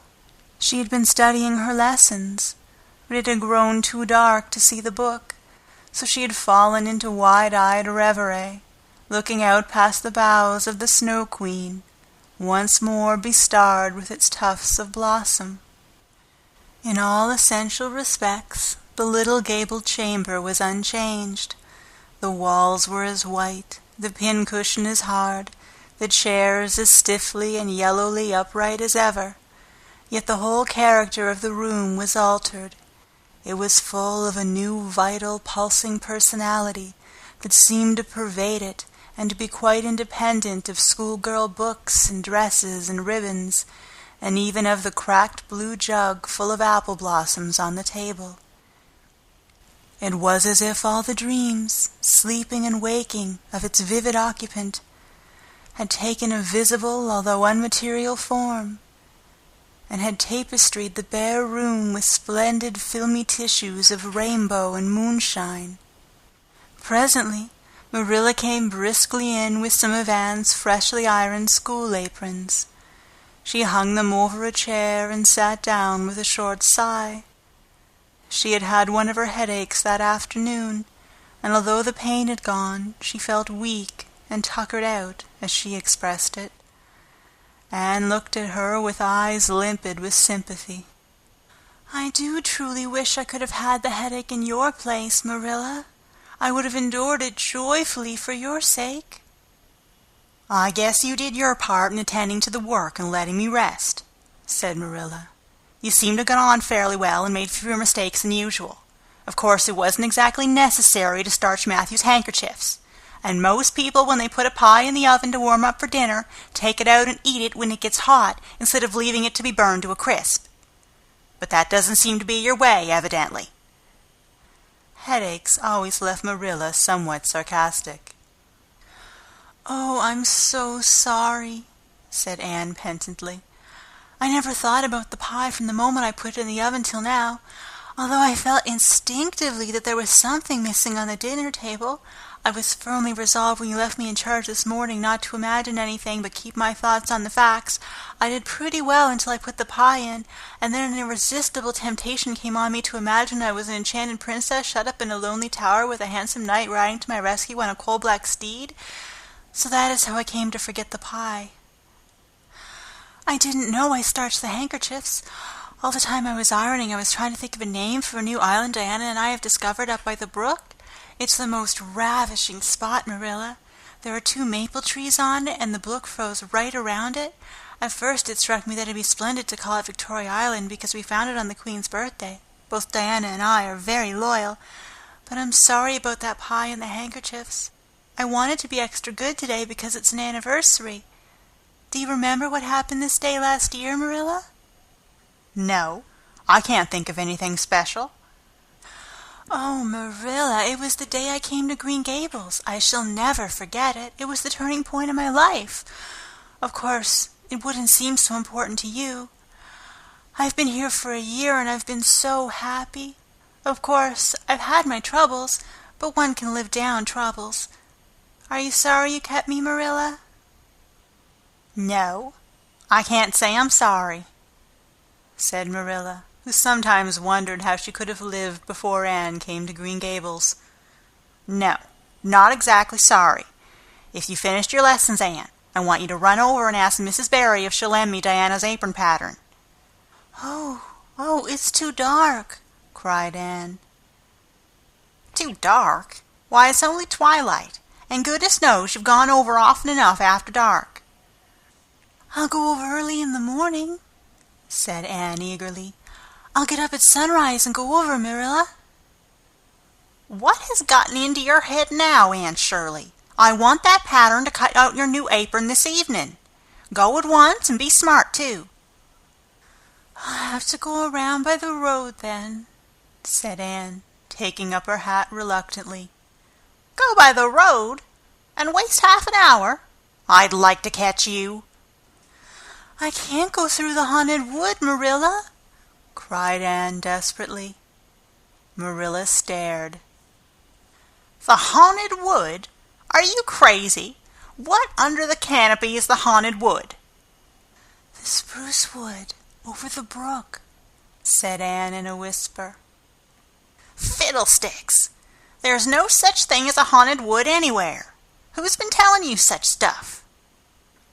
"Nobody," confessed Anne. "Diana and I just imagined the wood was haunted. All the places around here are so commonplace. We just got this up for our own amusement. We began it in April. A haunted wood is so very romantic, Marilla. We chose the spruce grove because it's so gloomy. Oh, we've imagined the most harrowing things. There's a white lady walks along the brook just about this time of the night and wrings her hands and utters wailing cries. She appears when there is to be a death in the family, and the ghost of a little murdered child haunts the corner up by the Idlewild. It creeps up behind you and lays its cold fingers on your hand, so. Oh, Marilla, it gives me a shudder to think of it. And there's a headless man stalks up and down the path, and skeletons glower at you between the boughs. Oh, Marilla, I wouldn't go through the haunted wood after dark now for anything. I'd be sure that white things would reach out from behind the trees and grab me." "Did you ever anyone hear the like?" ejaculated Marilla, who had listened in dumb amazement. "Anne Shirley, do you mean to tell me that you believe all that wicked nonsense of your own imagination?" "Not believe exactly," faltered Anne. "At least, I don't believe it in daylight. But after dark, Marilla, it's different. This is when ghosts walk." "There are no such thing as ghosts, Anne." "Oh, but there are, Marilla," cried Anne eagerly. "I know people who have seen them, and they are respectable people. Charlie Sloane says that his grandmother saw his grandfather driving home the cows one night after he'd been buried for a year. You know Charlie Sloane's grandmother wouldn't tell a story for anything. She's a very religious woman. And Mrs. Thomas's father was pursued home one night by a lamb of fire with its head cut off, hanging by a strip of skin. He said he knew it was the sight of his brother, and that it was a warning he would die within 9 days. He didn't, but he died 2 years after, so you see it was really true, and Ruby Gillis says—" "Anne Shirley," interrupted Marilla firmly, "I never want to hear you talking in this fashion again. I've had my doubts about that imagination of yours right along, and if this is going to be the outcome of it, I won't countenance any such doings. You'll go right over to Barry's, and you'll go through that spruce grove, just for a lesson and a warning to you, and never let me hear a word out of your head about haunted woods again." Anne might plead and cry as she liked, and did, for her terror was very real. Her imagination had run away with her, and she held the spruce grove in mortal dread after nightfall. But Marilla was inexorable. She marched the shrinking ghost-seer down to the spring, and ordered her to proceed straight away over the bridge, and into the dusky retreats of wailing ladies and headless specters beyond. "Oh, Marilla, how can you be so cruel?" sobbed Anne. "What would you feel like if a white thing did snatch me up and carry me off?" "I'll risk it," said Marilla unfeelingly. "You know I always mean what I say. I'll cure you of imagining ghosts into places. March, now." Anne marched. That is, she stumbled over the bridge and went shuddering up the horrible dim path beyond. Anne never forgot that walk. Bitterly did she repent the license she had given to her imagination. The goblins of her fancy lurked in every shadow about her, reaching out their cold, fleshless hands to grasp the terrified small girl who had called them into being.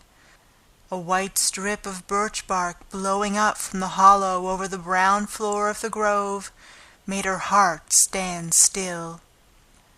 The long-drawn wail of two old boughs rubbing against each other brought out the perspiration in beads on her forehead. The swoop of bats in the darkness over her was as the wings of unearthly creatures. When she reached Mr. William Bell's field, she fled across it as if pursued by an army of white things, and arrived at the Berry kitchen so out of breath that she could hardly gasp out her request for the apron pattern. Diana was away, so that she had no excuse to linger. The dreadful return journey had to be faced. Anne went back over it with shut eyes, preferring to take the risk of dashing her brains out among the boughs to that of seeing a white thing. When she finally stumbled over the log bridge, she drew one long, shivering breath of relief. "Well, so nothing caught you?" said Marilla unsympathetically. "Oh, Marilla," chattered Anne, "I'll be insensitive with commonplace places after this." End of chapter 20. Recorded by Marlo Diane. March 19, 2006. Pisgah West, Prince Edward Island. Anne of Green Gables by Lucy Maud Montgomery. Chapter 21. A New Departure in Flavorings.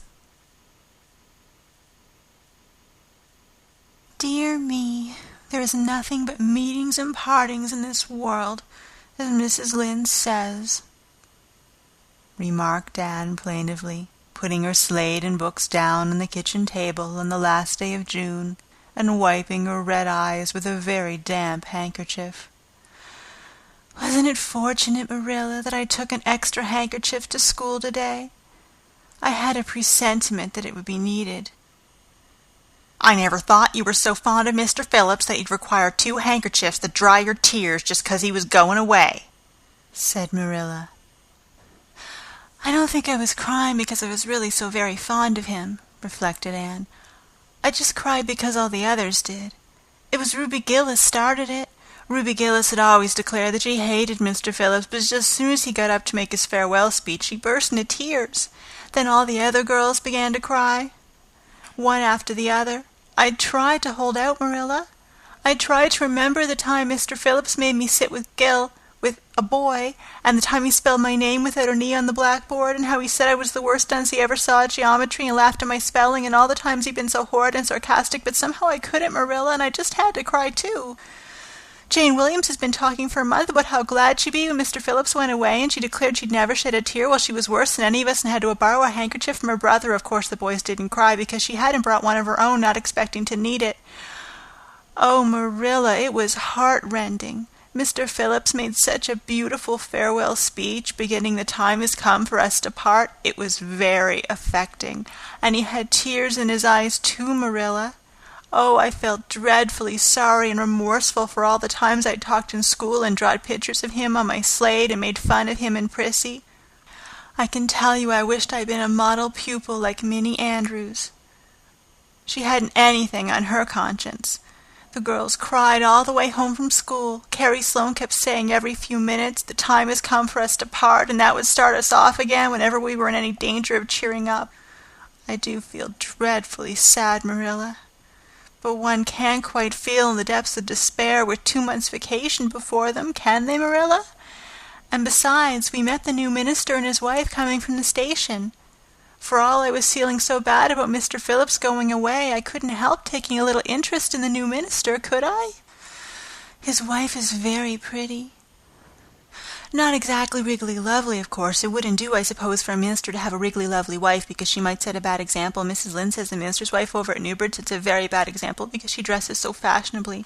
Our new minister's wife was dressed in blue muslin with lovely puff sleeves and a hat trimmed with roses. Jane Andrews said she thought puff sleeves were too whirly for a minister's wife, but I didn't make any such uncharitable remark, Marilla, because I know what is too long for puff sleeves. Besides, she's only been a minister's wife for a little while, so one should make allowances, shouldn't they? They are going to board with Mrs. Lynde until the manse is ready." If Marilla, in going down to Mrs. Lynde's that evening, was actuated by any motive save her avowed one, of returning the quilting frames she had borrowed the preceding winter, it was an amiable weakness shared by most of the Avonlea people. Many a thing Mrs. Lynde had lent, sometimes never expecting to see it again, came home that night in charge of the borrowers thereof. A new minister, and moreover a minister with a wife, was a lawful object of curiosity in a quiet little country settlement, where sensations were few and far between. Old Mr. Bentley, the minister whom Anne had found lacking in imagination, had been pastor of Avonlea for 18 years. He was a widower when he came, and a widower he remained, despite the fact that gossip regularly married him to this, that, or the other one, every year of his sojourn. In the preceding February he had resigned his charge, and departed amid the regrets of his people, most of whom had the affection born of long intercourse for their good old minister, in spite of his shortcomings as an orator. Since then, the Avonlea church had enjoyed a variety of religious dissipation, in listening to the many and various candidates and supplies who came Sunday after Sunday to preach on trial. These stood or fell by the judgment of the fathers and mothers in Israel, but a certain small red-haired girl, who sat meekly in the corner of the old Cuthbert pew, also had her opinions about them, and discussed the same in full with Matthew, Marilla always declining from principle to criticize ministers in any shape or form. "I don't think Mr. Smith would have done, Matthew," was Anne's final summing up. "Mrs. Lynde says his delivery was so poor, but I think his worst fault was just like Mr. Bentley's. He had no imagination. And Mr. Terry had too much. He let it run away with him just as I did mine in the manner of the haunted wood. Besides, Mrs. Lynde says his theology wasn't sound. Mr. Gresham was a very good man and a very religious man, but he told too many funny stories and made the people laugh in church. He was undignified, and you must have some dignity about a minister, mustn't you, Matthew?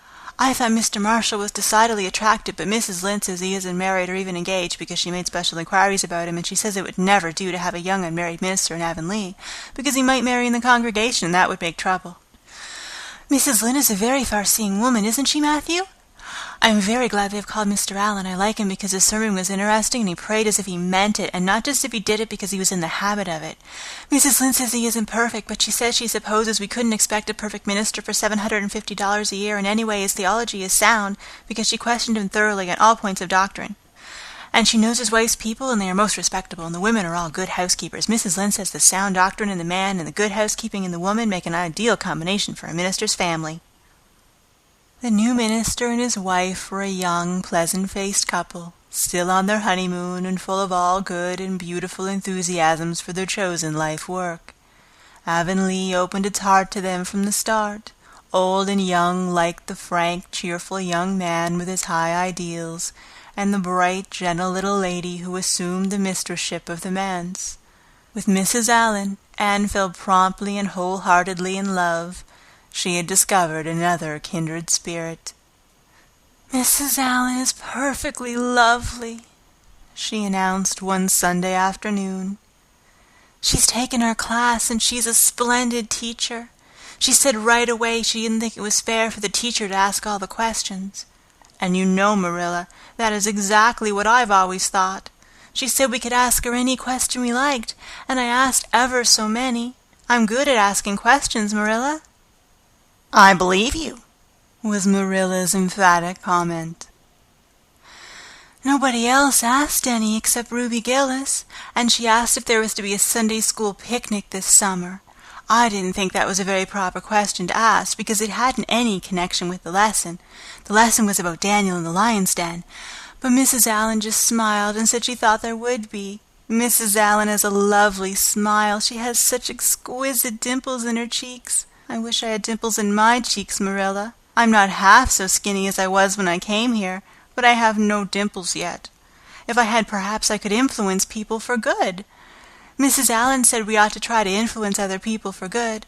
She talks so nice about everything. I never knew before that religion was such a cheerful thing. I always thought it was kind of melancholy. But Mrs. Allan's isn't, and I'd like to be a Christian if I could be one like her. I wouldn't want to be one like Mr. Superintendent Bell." "It's very naughty of you to speak so about Mr. Bell," said Marilla severely. "Mr. Bell is a real good man." "Oh, of course he's good," agreed Anne. "But he doesn't seem to get any comfort out of it. If I could be good, I'd dance and sing all day because I was glad of it. I suppose Mrs. Allan is too old to dance and sing, and of course it wouldn't be dignified in a minister's wife. But I can just feel she's glad she's a Christian and that she'd be one even if she could get to heaven without it." "I suppose we must have Mr. and Mrs. Allan up to tea some day soon," said Marilla reflectively. "They've been most everywhere but here. Let me see. Next Wednesday'd be a good time to have them, but don't say a word to Matthew about it, for if he knew they were coming he'd find some excuse to be away that day. He'd got so used to Mr. Bentley he didn't mind him, but he's going to find it hard to get acquainted with a new minister, and a new minister's wife will frighten him to death." "I'll be as secret as the dead," assured Anne. "But, oh, Marilla, will you let me make a cake for the occasion? I'd love to do something for Mrs. Allan, and you know I can make a pretty good cake by this time." "You can make a layer cake," promised Marilla. Monday and Tuesday great preparations went on at Green Gables. Having the minister and his wife to tea was a serious and important undertaking, and Marilla was determined not to be eclipsed by any of the Avonlea housekeepers. Anne was wild with excitement and delight. She talked it all over with Diana Tuesday night in the twilight, as they sat on the big red stones by the Dryad's Bubble, and made rainbows in the water with little twigs dipped in fir balsam. "Everything is ready, Diana, except my cake, which I'm to make in the morning, and the baking powder biscuits, which Marilla will make just before tea time. I assure you, Diana, that Marilla and I have had a busy 2 days of it. It's such a responsibility having a minister's family to tea. I never went through such an experience before. You should just see our pantry. It's a sight to behold. We're going to have jellied chicken and cold tongue. We're to have 2 kinds of jelly, red and yellow, and whipped cream and lemon pie and cherry pie and 3 kinds of cookies and fruit cake, and Marilla's famous yellow plum preserves that she keeps especially for ministers, and pound cake and layer cake and biscuits as aforesaid, and new bread and old both, in case the minister is dyspeptic and can't eat new. Mrs. Lynde says ministers are dyspeptic, but I don't think Mr. Allan has been a minister long enough for it to have a bad effect on him. I just grow cold when I think of my layer cake. Oh, Diana, what if it shouldn't be good? I dreamed last night that I was chased all over by a fearful goblin with a big layer cake for a head." "It'll be good, all right," assured Diana, who was a very comfortable sort of friend. "I'm sure that piece of the one you made that we had for lunch in Idlewild 2 weeks ago was perfectly elegant." "Yes, but cakes have such a terrible habit of turning out bad just when you especially want them to be good," sighed Anne, setting a particularly well-balsamed twig afloat. "However, I suppose I shall just have to trust to Providence, and be careful to put in the flour. Oh, look, Diana, what a lovely rainbow. Do you suppose the Dryad will come out after we go away and take it for a scarf?" "You know there is no such thing as a Dryad," said Diana. Diana's mother had found out about the haunted wood and had been decidedly angry over it. As a result, Diana had abstained from any further imitative flights of imagination, and did not think it prudent to cultivate a spirit of belief, even in harmless dryads. "But it's so easy to imagine there is," said Anne. "Every night before I go to bed I look out my window and wonder if the Dryad is really sitting there, combing her locks with the spring for a mirror. Sometimes I look for her footprints in the dew in the morning. Oh, Diana, don't give up your faith in the Dryad." Wednesday morning came. Anne got up at sunrise because she was too excited to sleep. She had caught a severe cold in the head by reason of her dabbling in the spring on the preceding evening, but nothing short of absolute pneumonia could have quenched her interest in culinary matters that morning. After breakfast, she proceeded to make her cake. When she finally shut the oven door upon it, she drew a long breath. "I'm sure I haven't forgotten anything this time, Marilla. But do you think it will rise? Just suppose perhaps the baking powder isn't good. I used it out of the new can, and Mrs. Lynde says you can never be sure of getting good baking powder nowadays when everything is so adulterated. Mrs. Lynde says the government ought to take the matter up, but she says we'll never see the day when the Tory government will do it. Marilla, what if the cake doesn't rise?" "We'll have plenty without it," was Marilla's unimpassioned way of looking at the subject.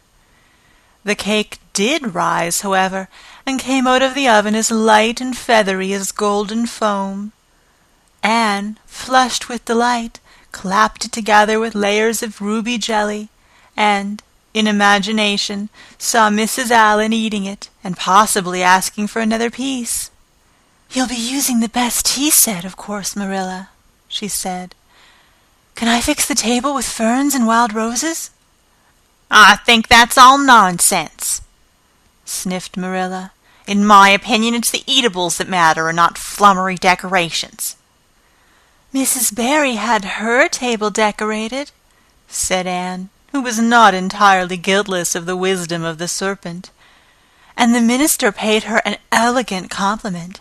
He said it was a feast for the eye as well as the palate."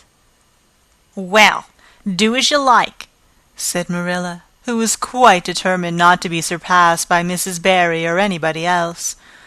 "Only mind you leave enough room for the dishes and the food."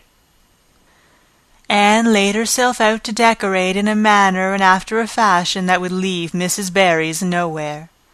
Having abundance of roses and ferns and a very artistic taste of her own, she made that tea-table such a thing of beauty that when the minister and his wife sat down to it, they exclaimed in chorus over its loveliness.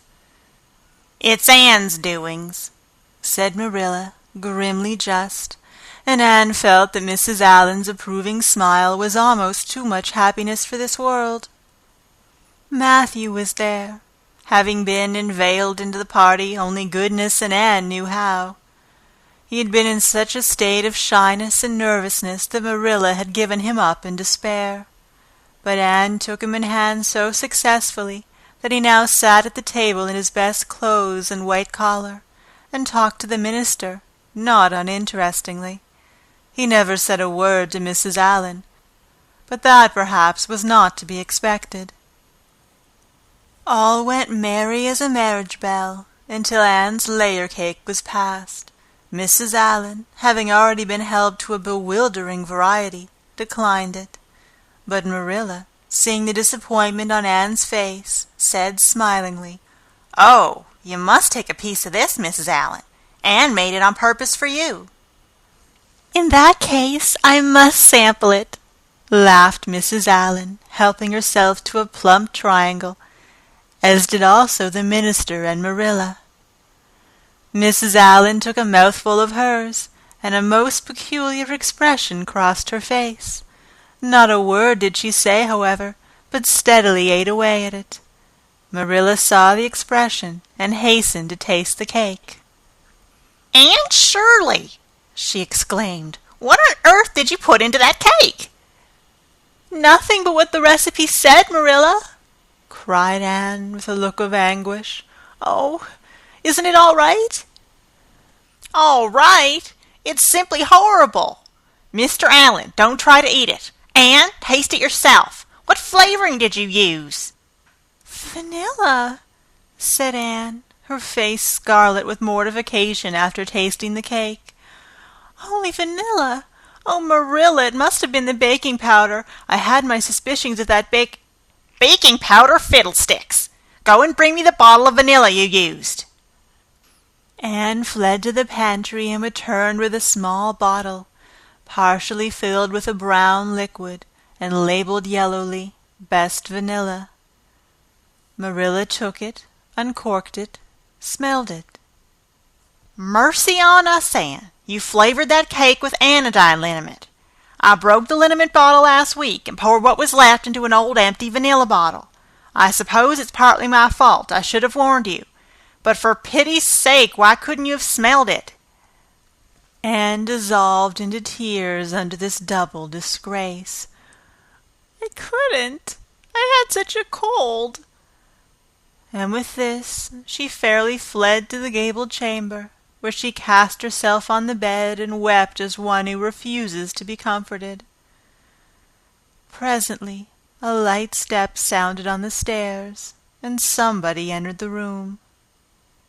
"Oh, Marilla," sobbed Anne, without looking up. "I'm disgraced forever. I shall never be able to live this down. It will get out. Things always do in Avonlea. Diana will ask me how my cake turned out, and I shall have to tell her the truth. I shall always be pointed at as the girl who flavored a cake with anodyne liniment. Guilt. The boys in school will never get over laughing at it. Oh, Marilla, if you have a spark of Christian pity, don't tell me that I must go down and wash the dishes after this. I'll wash them when the minister and his wife are gone, but I cannot ever look at Mrs. Allen in the face again. Perhaps she'll think I tried to poison her. Mrs. Lynde says she knows an orphan girl who tried to poison her benefactor, but the liniment isn't poisonous. It's meant to be taken eternally, although not in cakes. Won't you tell Mrs. Allen so, Marilla?" "Suppose you jump up and tell her so yourself," said a merry voice. Anne flew up to find Mrs. Allen standing by her bed, surveying her with laughing eyes. "My dear little girl, you mustn't cry like this," she said, genuinely disturbed by Anne's tragic face. "Why, it's all just a funny mistake that anybody might make." "Oh, no, it takes me to make such a mistake," said Anne forlornly. "And I wanted to have that cake so nice for you, Mrs. Allen." "Yes, I know, dear, and I assure you I appreciate your kindness and thoughtfulness just as much as if it had turned out all right. Now, you mustn't cry any more, but come down with me and show me your flower garden. Miss Cuthbert tells me you have a little plot all your own. I want to see it, for I'm very much interested in flowers." Anne permitted herself to be led down and comforted, reflecting that it was really providential that Mrs. Allen was a kindred spirit. Nothing more was said about the liniment cake.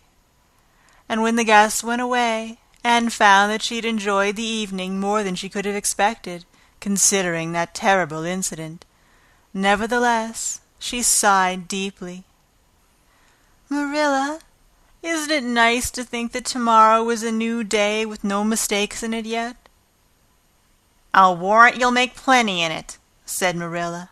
"I never saw your beat for making mistakes, Anne." "Yes, and well I know it," admitted Anne mournfully. "But have you ever noticed one encouraging thing about me, Marilla? I never make the same mistake twice." "I don't know as that's much benefit when you're always making new ones." "Oh, don't you see, Marilla? There must be a limit to the mistakes one person can make, and when I get to the end of them, then I'll be through with them. That's a very comforting thought." "Well, you'd better go and give that cake to the pigs," said Marilla. "It isn't fit for any human to eat, not even Jerry Boot." End of chapter 21. Recorded by Marlo Diane. March 21st to 23rd, 2006. Pisgah West, Prince Edward Island. Anne of Green Gables by Lucy Maud Montgomery. Chapter 22. Anne is invited out to tea. "And what are your eyes popping out of your head about now?" asked Marilla, when Anne had just come in from a run to the post office. "Have you discovered another kindred spirit?" Excitement hung around Anne like a garment, shone in her eyes, kindled in every feature. She had come dancing up the lane, like a wind-blown sprite, through the mellow sunshine and lazy shadows of the August evening. "No, Marilla, but oh, what do you think? I'm invited to tea at the manse tomorrow afternoon. Mrs. Allen left the letter for me at the post office. Just look at it, Marilla. Miss Anne Shirley, Green Gables. That is the first time I was ever called Miss. Such a thrill it gave me. I shall cherish it forever among my choicest treasures." "Mrs. Allen told me she meant to have all the members of her Sunday school class to tea in turn," said Marilla, regarding the wonderful event very coolly. "You needn't get in such a fever over it. Do learn to take things calmly, child." For Anne to take things calmly would have been to change her nature. All spirit and fire and dew as she was, the pleasures and pains of life came to her with trebled intensity. Marilla felt this, and was vaguely troubled over it, realizing that the ups and downs of existence would probably bear hardly on this impulsive soul, and not sufficiently understanding that the equally great capacity for delight might more than compensate. Therefore Marilla conceived it to be her duty to drill Anne into a tranquil uniformity of disposition, as impossible and alien to her as to a dancing sunbeam in one of the brook shallows. She did not make much headway, as she sorrowfully admitted to herself. The downfall of some dear hope or plan plunged Anne into depths of affliction. The fulfillment thereof exalted her to dizzying realms of delight. Marilla had almost begun to despair of ever fashioning this waif of the world into her model little girl of demure manners and prim deportment. Neither would she believe that she really liked Anne much better as she was.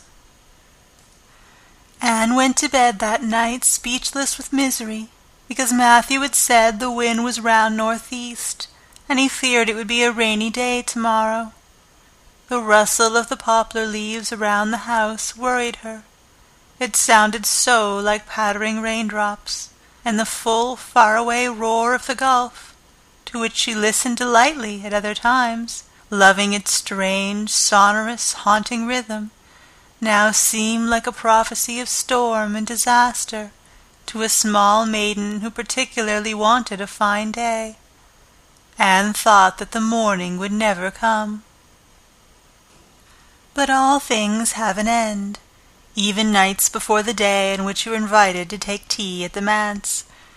The morning, in spite of Matthew's predictions, was fine, and Anne's spirits soared to their highest. "Oh, Marilla, there is something in me today that makes me just love everybody I see," she exclaimed as she washed the breakfast dishes. "You don't know how good I feel. Wouldn't it be nice if it could last? I believe I could be a model child if I were just invited out to tea every day. But oh, Marilla, it's a solemn occasion, too. I feel so anxious. What if I shouldn't behave properly? You know I have never had tea at a manse before, and I'm not sure that I know all the rules of etiquette, although I've been studying the rules given in the etiquette department of the Family Herald ever since I came here. I'm so afraid I'll do something silly, or forget to do something I should do. Would it be good manners to take a second helping of anything if you wanted it very much?" "The trouble with you, Anne, is that you're thinking too much about yourself. You should just think of Mrs. Allen and what'd be nicest and most agreeable to her," said Marilla, hitting for once in her life on a very sound and pithy piece of advice. Anne instantly recognized this. "You are right, Marilla. I'll try not to think about myself at all."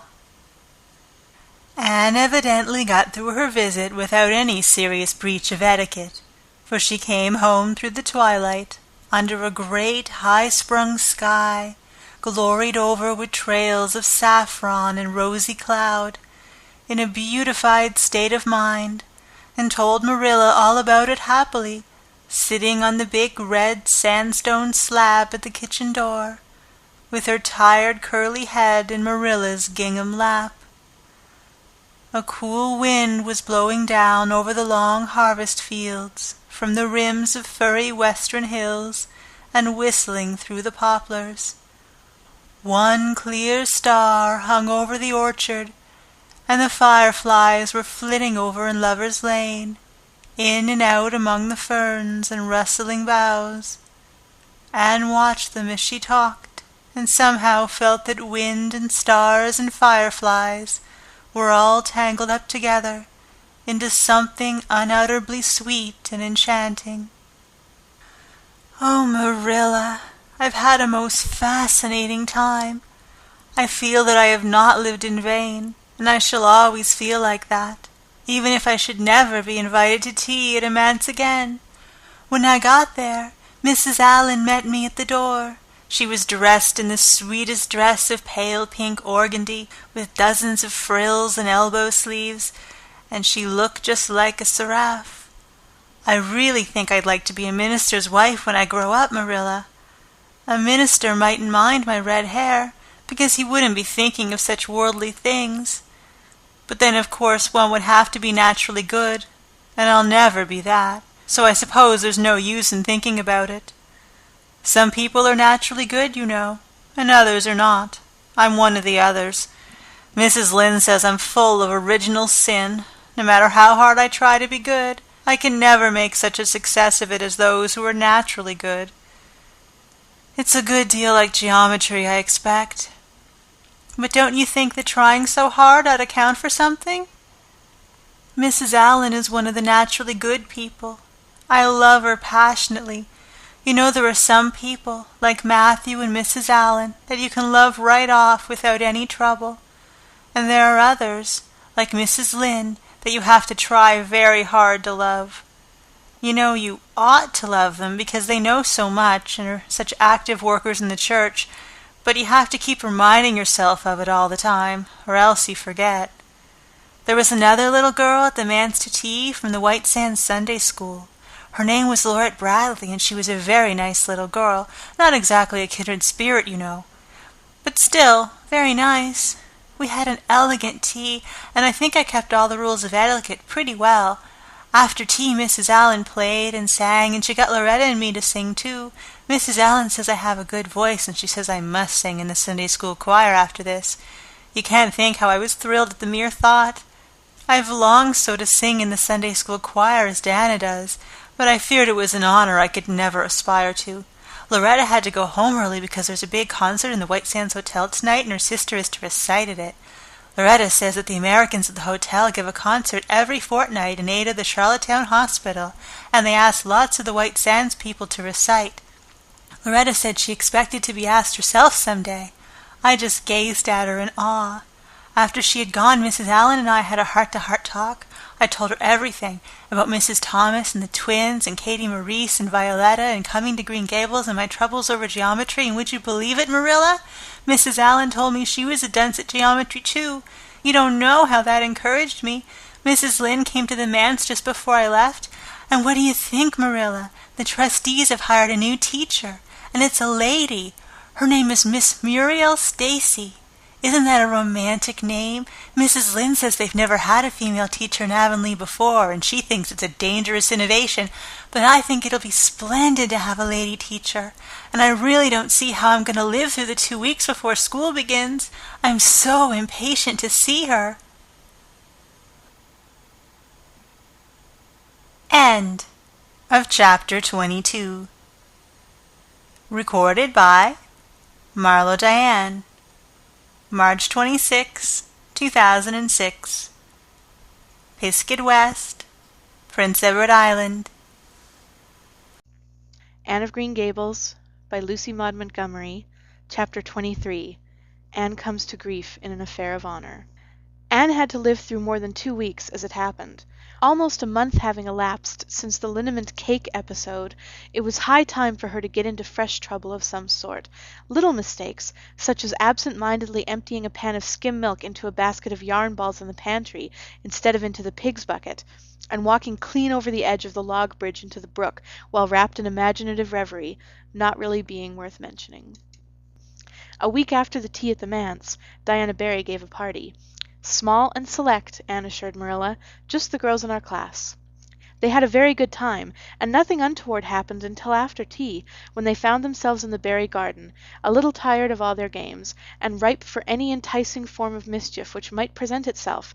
This presently took the form of daring. Daring was the fashionable amusement among the Avonlea small fry just then. It had begun among the boys, but soon spread to the girls. And all the silly things that were done in Avonlea that summer, because the doers thereof were dared to do them, would fill a book by themselves.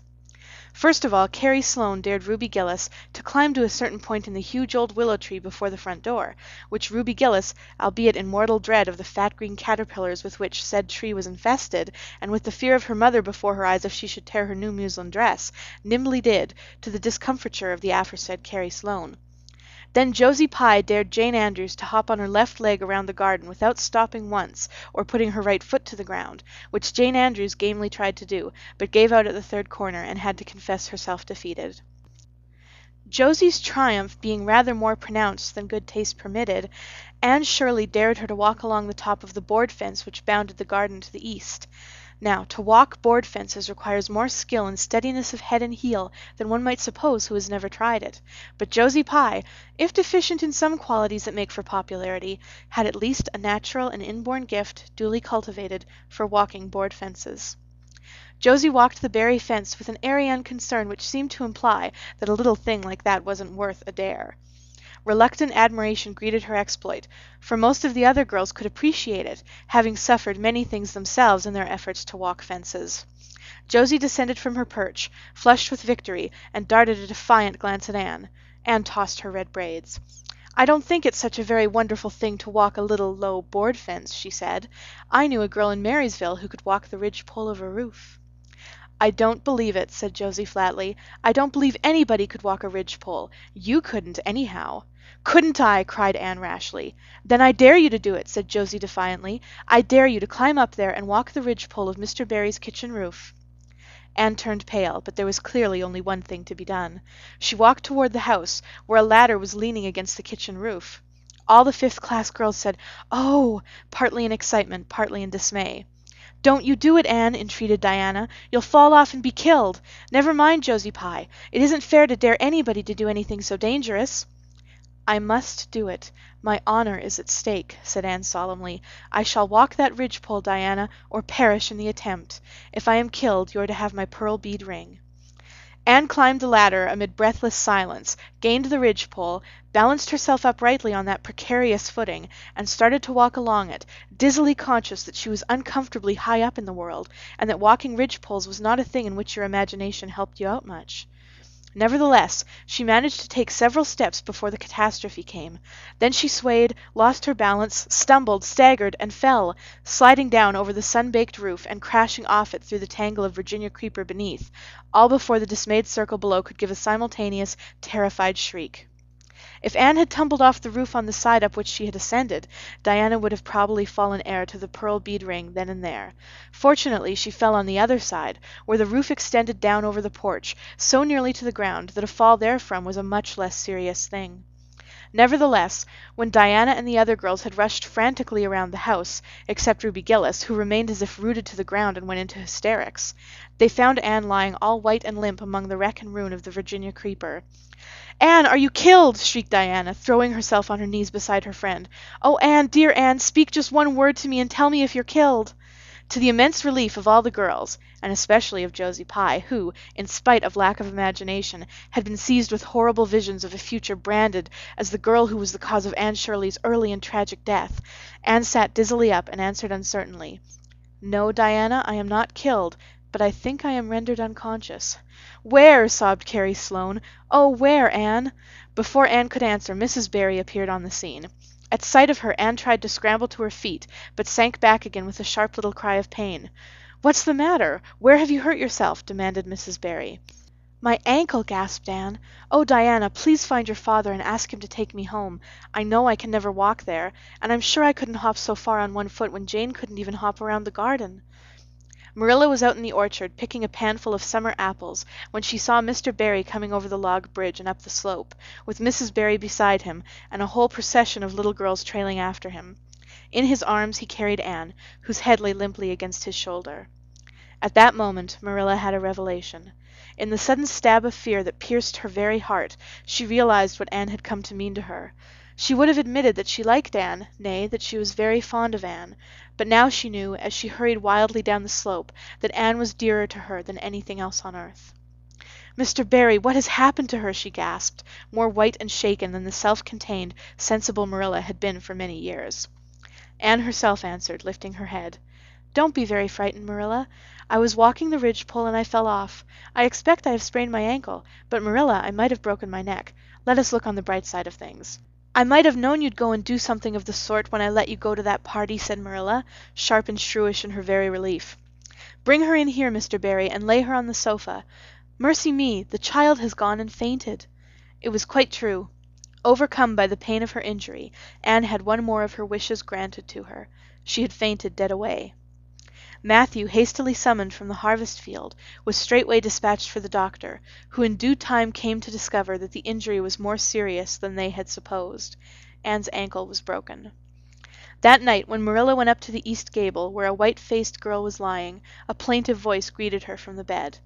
"Aren't you very sorry for me, Marilla?" "It was your own fault," said Marilla, twitching down the blind and lighting a lamp. "And that is just why you should be sorry for me," said Anne, "because the thought that it is all my own fault is what makes it so hard. If I could blame it on anybody I would feel so much better.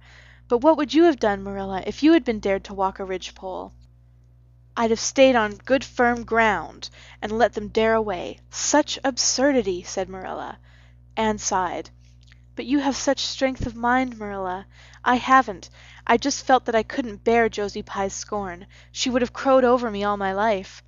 And I think I have been punished so much that you needn't be very cross with me, Marilla. It's not a bit nice to faint after all, and the doctor hurt me dreadfully when he was setting my ankle. I won't be able to go around for 6 or 7 weeks, and I'll miss the new lady teacher. She won't be new any more by the time I'm able to go to school. And everybody will get ahead of me in class. Oh, I am an afflicted mortal. But I'll try to bear it all bravely if only you won't be cross with me, Marilla." "There, there, I'm not cross," said Marilla. "You're an unlucky child, there's no doubt about that, but as you say, you'll have the suffering of it.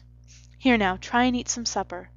"Isn't it fortunate I've got such an imagination?" said Anne. "It will help me through splendidly, I expect. What do people who haven't any imagination do when they break their bones, do you suppose, Marilla?" Anne had good reason to bless her imagination many a time and oft during the tedious 7 weeks that followed. But she was not solely dependent on it. She had many visitors, and not a day passed without one or more of the schoolgirls dropping in to bring her flowers and books, and tell her all the happenings in the juvenile world of Avonlea. "Everybody has been so good and kind, Marilla," sighed Anne happily, on the day when she could first limp across the floor. "It isn't very pleasant to be laid up, but there is a bright side to it, Marilla. You find out how many friends you have. Why, even Superintendent Bell came to see me, and he's really a very fine man. Not a kindred spirit, of course, but still I like him, and I'm awfully sorry I ever criticized his prayers. I believe now he really does mean them, only he has got into the habit of saying them as if he didn't. He could get over that if he'd take a little trouble. I gave him a good broad hint. I told him how hard I tried to make my own little private prayers interesting. He told me all about the time he broke his ankle when he was a boy. It does seem so strange to think of Superintendent Bell ever being a boy. Even my imagination has its limits, for I can't imagine that. When I try to imagine him as a boy, I see him with gray whiskers and spectacles, just as he looks in Sunday school, only small. Now, it's so easy to imagine Mrs. Allan as a little girl. Mrs. Allan has been to see me 14 times. Isn't that something to be proud of, Marilla? When a minister's wife has so many claims on her time. She is such a cheerful person to have visit you, too. She never tells you it's your own fault, and she hopes you'll be a better girl on account of it. Mrs. Lynde always told me that when she came to see me, and she said it in a kind of way that made me feel she might hope I'd be a better girl, but didn't really believe I would. Even Josie Pye came to see me. I received her as politely as I could, because I think she was sorry she dared me to walk a ridgepole. If I had been killed, she would have had to carry a dark burden of remorse all her life. Diana has been a faithful friend. She's been over every day to cheer my lonely pillow. But oh, I shall be so glad when I can go to school, for I've heard such exciting things about the new teacher. The girls all think she is perfectly sweet. Diana says she has the loveliest fair curly hair and such fascinating eyes. She dresses beautifully, and her sleeve puffs are bigger than anybody else's in Avonlea. Every other Friday afternoon she has recitations, and everybody has to say a piece or take part in a dialogue. Oh, it's just glorious to think of it. Josie Pye says she hates it, but that is just because Josie has so little imagination. Diana and Ruby Gillis and Jane Andrews are preparing a dialogue called A Morning Visit for next Friday, and the Friday afternoons they don't have recitations. Miss Stacy takes them all to the woods for a field day, and they study ferns and flowers and birds, and they have physical culture exercises every morning and evening. Mrs. Lynde says she never heard of such goings-on, and it all comes of having a lady teacher. But I think it must be splendid, and I believe I shall find that Miss Stacy is a kindred spirit. "There's one thing plain to be seen, Anne," said Marilla, "and that is that your fall off the Barry roof hasn't injured your tongue at all." End of chapter 23. Anne comes to grief in an affair of honor. Recorded by Randy Warwick. Anne of Green Gables by Lucy Maud Montgomery. Chapter 24. Miss Stacy and her pupils get up a concert. It was October again when Anne was ready to go back to school. A glorious October, all red and gold with mellow mornings, when the valleys were filled with delicate mists, as if the spirit of autumn had poured them in for the sun to drain, amethyst, pearl, silver, rose, and smoke blue. The dews were so heavy that the fields glistened like cloth of silver, and there were such heaps of rustling leaves in the hollows of many-stemmed woods to run crisply through. The birch path was a canopy of yellow, and the ferns were sere and brown all along it. There was a tang in the very air that inspired the hearts of small maidens tripping, unlike snails, swiftly and willingly to school. And it was jolly to be back again at the little brown desk beside Diana, with Ruby Gillis nodding across the aisle, and Carrie Sloane sending up notes, and Julia Bell passing a chew of gum down from the back seat. Anne drew a long breath of happiness as she sharpened her pencil and arranged her picture cards in her desk. Life was certainly very interesting. In the new teacher she found another true and helpful friend. Miss Stacy was a bright, sympathetic young woman with the happy gift of winning and holding the affections of her pupils and bringing out the best that was in them mentally and morally. Anne expanded like a flower under this wholesome influence, and carried home to the admiring Matthew and the critical Marilla glowing accounts of schoolwork and aims. "I love Miss Stacy with my whole heart, Marilla. She is so ladylike, and she has such a sweet voice. When she pronounces my name, I feel instinctively that she's spelling it with an E. We had recitations this afternoon.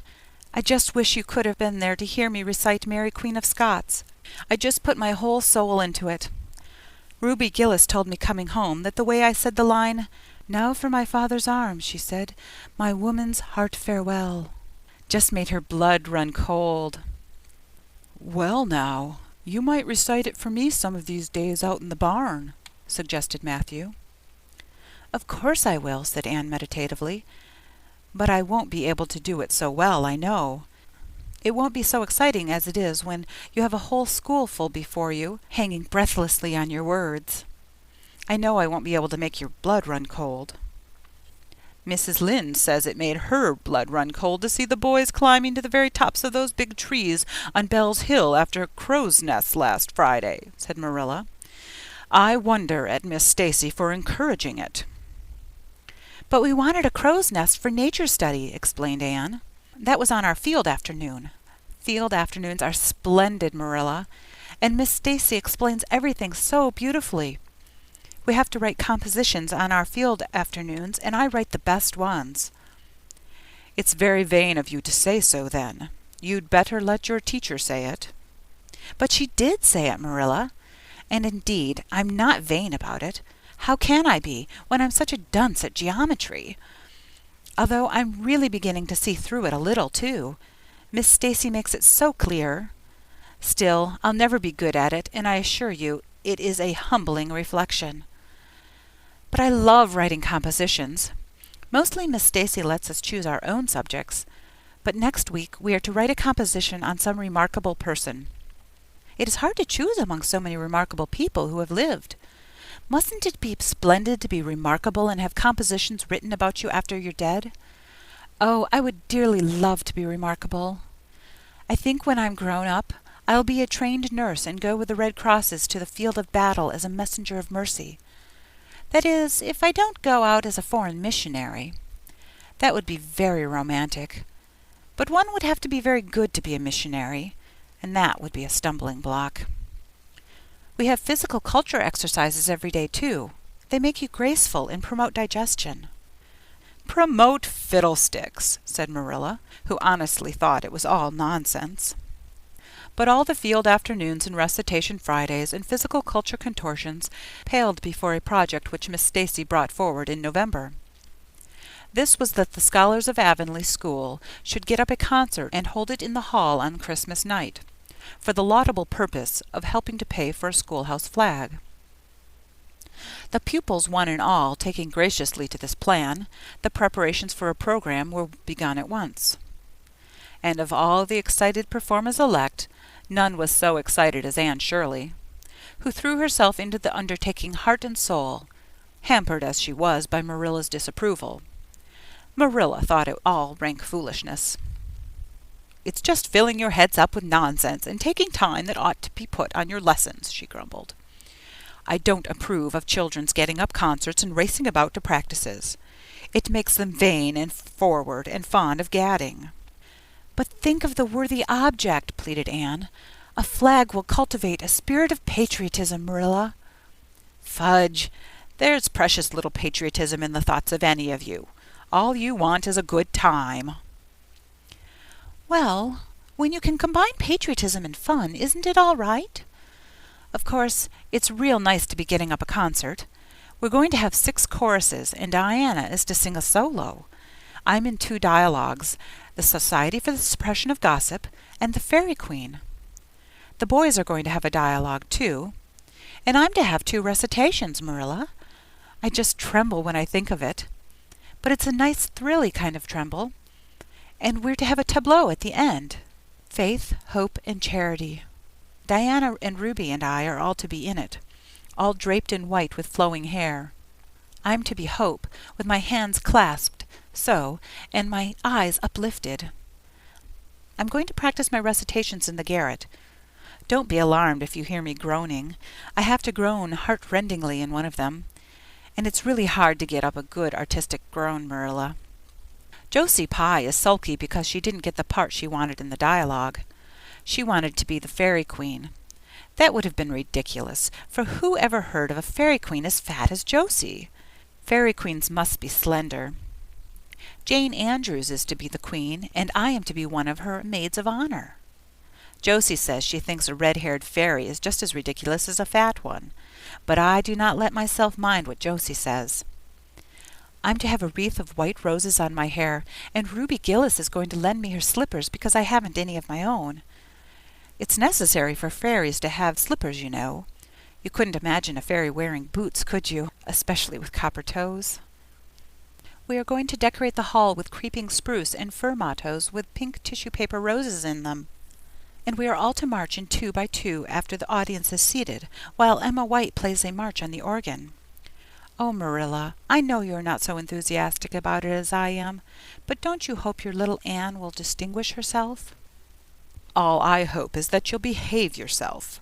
I'll be heartily glad when all this fuss is over, and you'll be able to settle down. You are simply good for nothing just now, with your head stuffed full of dialogues and groans and tableaux. As for your tongue, it's a marvel it's not clean worn out."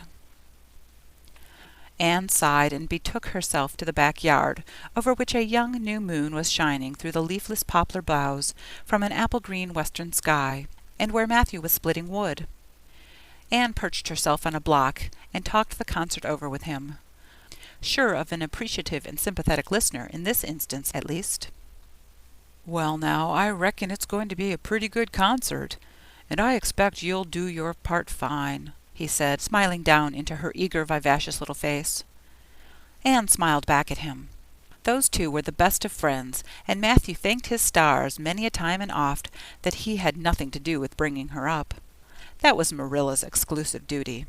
If it had been his, he would have been worried over frequent conflicts between inclination and said duty. As it was, he was free to "spoil Anne," Marilla's phrasing, as much as he liked. But it was not such a bad arrangement after all. A little appreciation sometimes does quite as much good as all the conscientious bringing up in the world. End of chapter 24.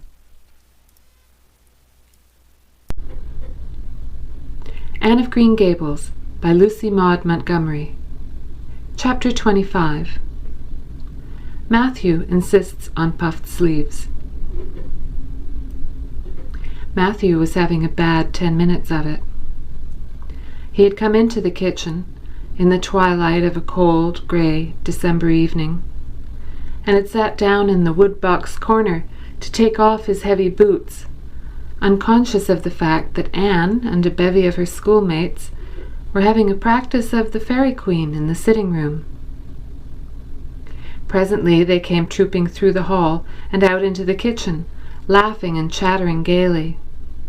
They did not see Matthew, who shrank bashfully back into the shadows beyond the wood-box, with a boot in one hand and a boot-jack in the other, and he watched them shyly for the aforesaid 10 minutes, as they put on caps and jackets and talked about the dialogue in the concert. Anne stood among them, bright-eyed and animated as they. But Matthew suddenly became conscious that there was something about her different from her mates. And what worried Matthew was that the difference impressed him as being something that should not exist. Anne had a brighter face, and bigger, starrier eyes, and more delicate features than the others. Even shy, unobservant Matthew had learned to take note of these things. But the difference that disturbed him did not consist in any of these respects. Then in what did it consist? Matthew was haunted by this question long after the girls had gone, arm in arm, down the long, hard-frozen lane, and Anne had betaken herself to her books. He could not refer it to Marilla, who he felt would be quite sure to sniff scornfully and remark that the only difference she saw between Anne and the other girls was that they sometimes kept their tongues quiet, while Anne never did. This, Matthew felt, would be no great help. He had recourse to his pipe that evening to help him study it out, much to Marilla's disgust. After 2 hours of smoking and hard reflection, Matthew arrived at a solution of his problem. Anne was not dressed like the other girls.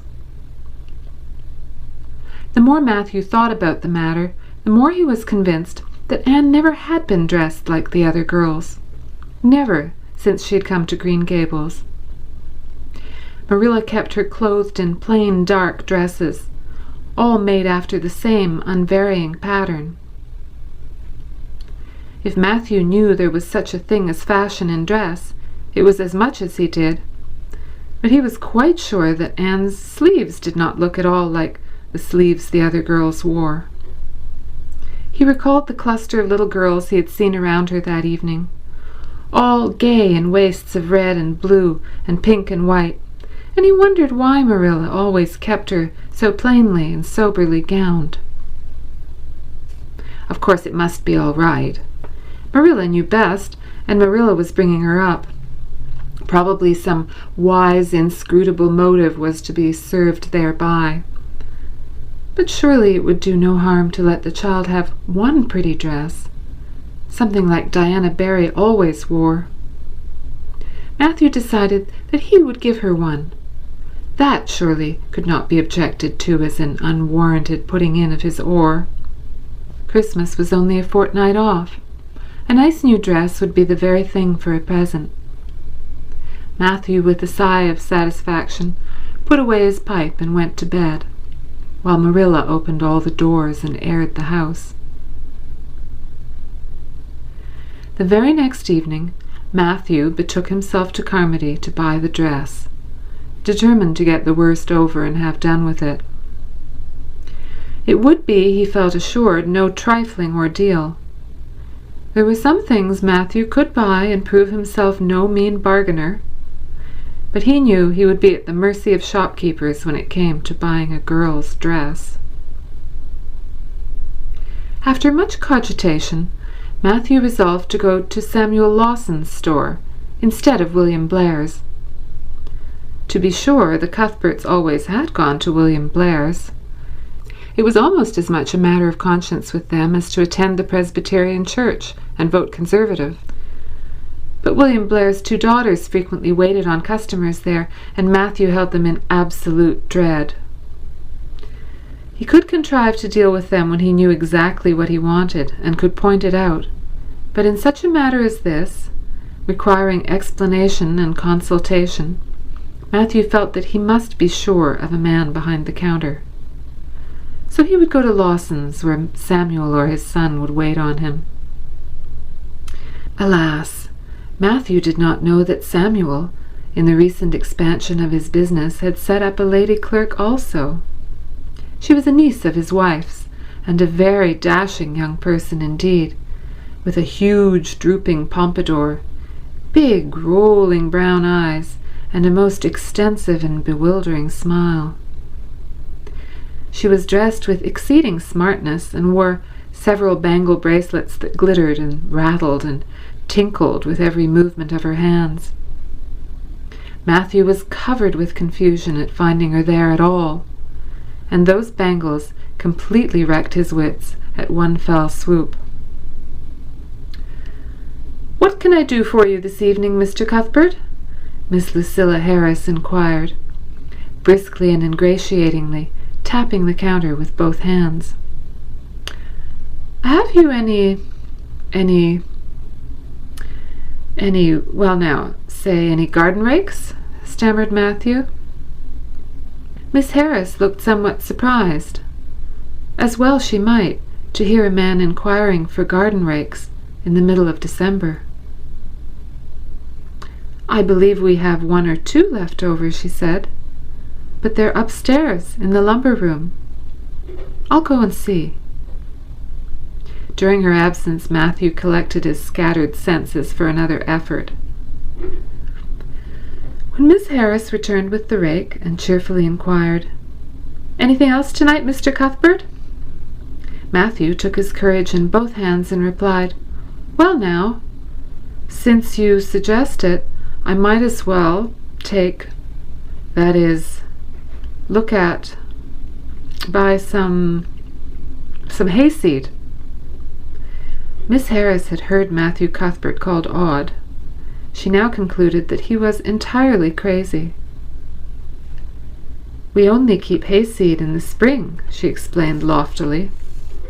"We've none on hand just now." "Oh, certainly, just as you say," stammered unhappy Matthew, seizing the rake and making for the door. At the threshold he recollected that he had not paid for it, and he turned miserably back. While Miss Harris was counting out his change, he rallied his powers for a final desperate attempt. "Well now, if it isn't too much trouble, I might as well, that is, I'd like to look at some sugar." "White or brown?" queried Miss Harris patiently. "Oh, well now, brown," said Matthew feebly. "There's a barrel of it over there," said Miss Harris, shaking her bangles at it. "It's the only kind we have." I'll take 20 pounds of it," said Matthew, with beads of perspiration standing on his forehead. Matthew had driven halfway home before he was his own man again. It had been a gruesome experience, but it served him right, he thought, for committing the heresy of going to a strange store. When he reached home, he hid the rake in the tool house, but the sugar he carried in to Marilla. "Brown sugar!" exclaimed Marilla. "Whatever possessed you to get so much? You know I never use it except for the hired man's porridge or black fruit cake. Jerry's gone, and I've made my cake long ago. It's not good sugar either. It's coarse and dark. William Blair doesn't usually keep sugar like that. I thought it might come in handy sometime," said Matthew, making good his escape. When When Matthew came to think the matter over, he decided that a woman was required to cope with the situation. Marilla was out of the question. Matthew felt sure she would throw cold water on his project at once. Remained only Mrs. Lynde, for of no other woman in Avonlea would Matthew have dared to ask advice. To Mrs. Lynde he went accordingly, and that good lady promptly took the matter out of the harassed man's hands. "Pick out a dress for you to give Anne? To be sure I will. I'm going to Carmody tomorrow, and I'll attend to it." "Have you something particular in mind?" "No." "Well, I'll just go by my own judgment then." "I believe a nice rich brown would just suit Anne, and William Blair has some new Gloria in that's real pretty. Perhaps he'd like me to make it up for her too, seeing that if Marilla was to make it, Anne would probably get wind of it before the time and spoil the surprise. Well, I'll do it." "No, it isn't a mite of trouble. I like sewing. I'll make it to fit my niece, Jenny Gillis, for she and Anne are as like as two peas as far as figure goes." "Well, now, I'm much obliged," said Matthew. And I don't know, but I think they make the sleeves different nowadays to what they used to be. If it wouldn't be asking too much, I'd like them made in the new way." "Puffs? Of course. You needn't worry a speck more about it, Matthew. I'll make it up in the very latest fashion," said Mrs. Lynde. To herself she added when Matthew had gone, "It'll be a real satisfaction to see that poor child wearing something decent for once. The way Marilla dresses her is positively ridiculous, that's what, and I've ached to tell her so plainly a dozen times. I've held my tongue, though, for I can see Marilla doesn't want advice, and she thinks she knows more about bringing children up than I do, for all she's an old maid. But that's always the way. Folks that has brought up children know there's no hard and fast method in the world that'll suit every child. But them as never have think it's all plain and easy as rule of 3. Just set your 3 terms down so fashion, and the sum'll work out correct. But flesh and blood don't come under the head of arithmetic, and that's where Marilla Cuthbert makes her mistake. I suppose she's trying to cultivate a spirit of humility in Anne by dressing her as she does, but it's more likely to cultivate envy and discontent. I'm sure the child must feel the difference between her clothes and the other girls. But to think of Matthew taking notice of it! That man is waking up after being asleep for over 60 years. Marilla knew all the following fortnight that Matthew had something on his mind, but what it was she could not guess until Christmas Eve, when Mrs. Lynde brought up the new dress. Marilla behaved pretty well on the whole, although it is very likely she distrusted Mrs. Lynde's diplomatic explanation that she had made the dress because Matthew was afraid Anne would find out about it too soon if Marilla made it. "So this is what Matthew's been looking so mysterious over and grinning about to himself for 2 weeks, is it?" she said a little stiffly, but tolerantly. "I knew he was up to some foolishness. Well, I must say I don't think Anne needed any more dresses. I made her 3 good, warm, serviceable ones this fall, and anything more is sheer extravagance. There's enough material in those sleeves alone to make a waist, I declare there is. You'll just pamper Anne's vanity, Matthew, and she's as vain as a peacock now.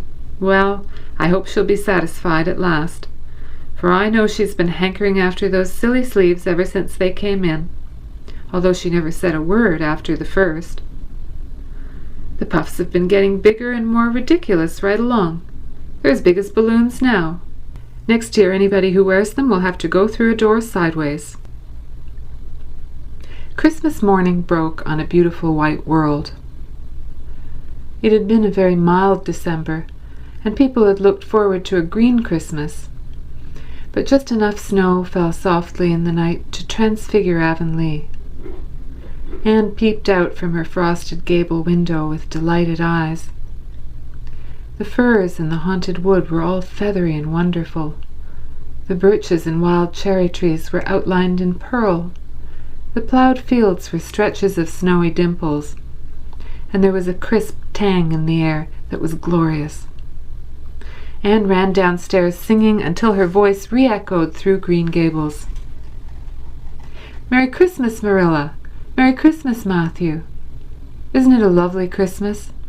I'm so glad it's white. Any other kind of Christmas doesn't seem real, does it? I don't like green Christmases. They're not green. They're just nasty faded browns and grays. What makes people call them green? Why, Matthew, is that for me? Oh, Matthew!" Matthew had sheepishly unfolded the dress from its paper swathings and held it out with a deprecatory glance at Marilla, who feigned to be contemptuously filling the teapot, but nevertheless watched the scene out of the corner of her eye with a rather interested air. Anne took the dress and looked at it in reverent silence. Oh, how pretty it was! A lovely soft brown gloria, with all the gloss of silk, a skirt with dainty frills and shirrings, a waist elaborately pin-tucked in the most fashionable way, with a little ruffle of filmy lace at the neck. But the sleeves, they were the crowning glory. Long elbow cuffs, and above them 2 beautiful puffs divided by rows of shirring and bows of brown silk ribbon. "That's a Christmas present for you, Anne," said Matthew shyly. Why, Anne, don't you like it? Well now. For Anne's eyes had suddenly filled with tears. Like it? Oh, Matthew! Anne laid the dress over a chair and clasped her hands. Matthew, it's perfectly exquisite. Oh, I can never thank you enough. Look at those sleeves. Oh, it seems to me this must be a happy dream. Well, let us have breakfast, interrupted Marilla. I must say, Anne, I don't think you needed the dress, but since Matthew has got it for you, see that you take good care of it. There's a hair ribbon Mrs. Lynde left for you. It's brown to match the dress. Come now, sit in. I don't see how I'm going to eat breakfast, said Anne rapturously. Breakfast seems so commonplace at such an exciting moment. I'd rather feast my eyes on that dress. I'm so glad that puffed sleeves are still fashionable. It did seem to me that I'd never get over it if they went out before I had a dress with them. I'd never have felt quite satisfied, you see. It was lovely of Mrs. Lynde to give me the ribbon, too. I feel that I ought to be a very good girl indeed. It's at times like this I'm sorry I'm not a model little girl, and I always resolve that I will be in future. But somehow it's hard to carry out your resolutions when irresistible temptations come. Still, I really will make an extra effort after this. When the commonplace breakfast was over, Diana appeared, crossing the white log bridge in the hollow, a gay little figure in her crimson ulster. Anne flew down the slope to meet her. Merry Christmas, Diana, and oh, it's a wonderful Christmas. I've something splendid to show you. Matthew has given me the loveliest dress, with such sleeves. I couldn't even imagine any nicer. I've got something more for you, said Diana breathlessly. Here, this box. Aunt Josephine sent us out a big box with ever so many things in it, and this is for you. I'd have brought it over last night, but it didn't come until after dark, and I never feel very comfortable coming through the haunted wood in the dark now. Anne opened the box and peeped in. First, a card with, "For the Anne girl and Merry Christmas," written on it, and then a pair of the daintiest little kid slippers with beaded toes and satin bows and glistening buckles. Oh, said Anne. Diana, this is too much. I must be dreaming. I call it providential, said Diana. You won't have to borrow Ruby's slippers now, and that's a blessing, for they're 2 sizes too big for you, and it would be awful to hear a fairy shuffling. Josie Pye would be delighted. Mind you, Rob Wright went home with Gertie Pye from the practice night before last. Did you ever hear anything equal to that? All the Avonlea scholars were in a fever of excitement that day, for the hall had to be decorated and a last grand rehearsal held. The concert came off in the evening and was a pronounced success. The little hall was crowded. All the performers did excellently well, but Anne was the bright particular star of the occasion, as even envy in the shape of Josie Pye dared not deny. "Oh, hasn't it been a brilliant evening?" sighed Anne, when it was all over, and she and Diana were walking home together under a dark, starry sky. "Everything went off very well," said Diana practically. "I guess we must have made as much as $10. Mind you, Mr. Allen is going to send an account of it to the Charlottetown papers." "Oh, Diana, will we really see our names in print? It makes me thrill to think of it." "Your solo was perfectly elegant, Diana. I felt prouder than you did when it was encored. I just said to myself, it is my dear bosom friend who is so honored." "Well, your recitations just brought down the house, Anne. That sad one was simply splendid." "Oh, I was so nervous, Diana. When Mr. Allen called out my name, I really cannot tell how I ever got up on that platform. I felt as if a million eyes were looking at me and through me, and for one dreadful moment I was sure I couldn't begin at all. Then I thought of my lovely puffed sleeves and took courage. I knew that I must live up to those sleeves, Diana. So I started in, and my voice seemed to be coming from ever so far away. I just felt like a parrot. It's providential that I practiced those recitations so often in the garret, or I'd never have been able to get through. Did I groan all right?" "Yes, indeed. You groaned lovely," assured Diana. I saw old Mrs. Sloane wiping away tears when I sat down. It was splendid to think I'd touched somebody's heart. It's so romantic to take part in a concert, isn't it? Oh, it's been a very memorable occasion indeed." "Wasn't the boys' dialogue fine?" said Diana. "Gilbert Blythe was just splendid. Anne, I do think it's awful mean the way you treat Gil. Wait till I tell you. When you ran off the platform after the fairy dialogue, one of your roses fell out of your hair. I saw Gil pick it up and put it in his breast pocket. There now. You're so romantic that I'm sure you ought to be pleased at that." "It's nothing to me what that person does," said Anne loftily. "I simply never waste a thought on him, Diana." That night Marilla and Matthew, who had been out to a concert for the first time in 20 years, sat for a while by the kitchen fire after Anne had gone to bed. "Well now, I guess our Anne did as well as any of them," said Matthew proudly. "Yes, she did," admitted Marilla. "She's a bright child, Matthew. And she looked real nice, too. I've been kind of opposed to this concert scheme, but I suppose there's no real harm in it after all. Anyhow, I was proud of Anne tonight, although I'm not going to tell her so."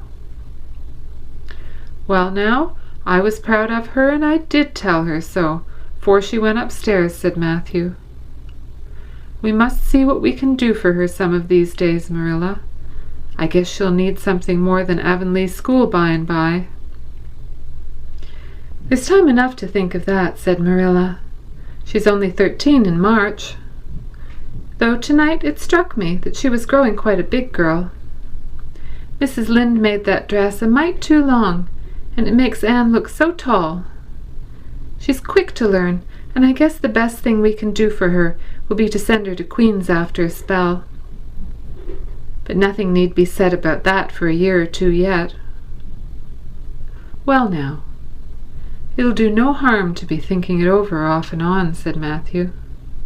"Things like that are all the better for lots of thinking over." End of chapter 25. Recorded by Diana Keisners in Toronto on December 14th, 2005. Anne of Green Gables by Lucy Maud Montgomery. Chapter 26. The Story Club is formed. Junior Avonlea found it hard to settle down to humdrum existence again. To Anne in particular, things seemed fearfully flat, stale, and unprofitable after the goblet of excitement she had been sipping for weeks. Could she go back to the former quiet pleasures of those faraway days before the concert? At first, as she told Diana, she did not really think she could. "I'm positively certain, Diana, that life can never be quite the same as it was in those olden days," she said mournfully, as if referring to a period of at least 50 years back. "Perhaps after a while I'll get used to it, but I'm afraid concerts spoil people for everyday life. I suppose that is why Marilla disapproves of them. Marilla is such a sensible woman. It must be a great deal better to be sensible, but still, I don't believe I'd really want to be a sensible person, because they are so unromantic. Mrs. Lynde says there is no danger of my ever being one, but you can never tell. I feel just now that I may grow up to be sensible yet. But perhaps that is only because I'm tired. I simply couldn't sleep last night for ever so long. I just lay awake and imagined the concert over and over again. That's one splendid thing about such affairs. It's so lovely to look back at them." Eventually, however, Avonlea School slipped back into its old groove and took up its old interests. To be sure, the concert left traces. Ruby Gillis and Emma White, who had quarreled over a point of precedence in their platform seats, no longer sat at the same desk, and a promising friendship of 3 years was broken up. Josie Pye and Julia Bell did not speak for 3 months, because Josie Pye had told Bessie Wright that Julia Bell's bow, when she got up to recite, made her think of a chicken jerking its head, and Bessie told Julia. None of the Sloanes would have any dealings with the Bells, because the Bells had declared that the Sloanes had too much to do in the program, and the Sloanes had retorted that the Bells were not capable of doing the little they had to do properly. Finally, Charlie Sloane fought Moody Spurgeon McPherson, because Moody Spurgeon had said that Anne Shirley put on airs about her recitations, and Moody Spurgeon was licked. Consequently, Moody Spurgeon's sister, L.M. would not speak to Anne Shirley all the rest of the winter. With the exception of these trifling frictions, work in Miss Stacy's little kingdom went on with regularity and smoothness. The winter weeks slipped by. It was an unusually mild winter, with so little snow that Anne and Diana could go to a school nearly every day by way of the Birch Path. On Anne's birthday, they were tripping lightly down it, keeping eyes and ears alert amid all the chatter, for Miss Stacy had told them that they must soon write a composition on A Winter's Walk in the Woods, and it behooved them to be observant. "Just think, Diana, I'm 13 years old today," remarked Anne in an odd voice. "I can scarcely realize that I'm in my teens. When I woke up this morning, it seemed to me that everything must be different. You've been 13 for a month, so I suppose it doesn't seem such a novelty to you as it does to me. It makes life seem so much more interesting. In 2 more years, I'll be really grown up. It's a great comfort to think that I'll be able to use big words then without being laughed at." "Ruby Gillis says she means to have a beau as soon as she's 15, said Diana. "Ruby Gillis thinks of nothing but beaux," said Anne disdainfully. "She's actually delighted when anyone writes her name up in a take notice, for all she pretends to be so mad. But I'm afraid that is an uncharitable speech. Miss Allen says we should never make uncharitable speeches, but they do slip out so often before you think, don't they? I simply can't talk about Josie Pye without making an uncharitable speech, so I never mention her at all. You may have noticed that. I'm trying to be as much like Mrs. Allen as I possibly can, for I think she's perfect. Mr. Allen thinks so, too. Mrs. Lynde says he just worships the ground she treads on, and she doesn't really think it right for a minister to set his affections so much on a mortal being. But then, Diana, even ministers are human and have their besetting sins just like everyone else. I had such an interesting talk with Mrs. Allen about besetting sins last Sunday afternoon. There are just a few things it's proper to talk about on Sundays, and that is one of them. My besetting sin is imagining too much and forgetting my duties. I'm striving very hard to overcome it, and now I'm really 13, perhaps I'll get on better." "In 4 more years we'll be able to put our hair up," said Diana. Alice Bell is only 16, and she's wearing hers up, but I think that's ridiculous. I shall wait until I'm 17. If I had Alice Bell's crooked nose, said Anne decidedly, I wouldn't. But there! I won't say what I was going to, because it was extremely uncharitable. Besides, I was comparing it with my own nose, and that's vanity. I'm afraid I think too much about my nose ever since I heard that compliment about it long ago. It really is a great comfort to me. Oh, Diana, look, there's a rabbit. That's something to remember for our woods composition. I really think the woods are just as lovely in winter as in summer. They're so white and still, as if they were asleep and dreaming pretty dreams. I won't mind writing that composition when its time comes, sighed Diana. I can manage to write about the woods, but the one we're to hand in on Monday is terrible. The idea of Miss Stacy telling us to write a story out of our own heads? Why, it's easy as a wink, said Anne. It's easy for you because you have an imagination, retorted Diana. But what would you do if you had been born without one? I suppose you have your composition all done?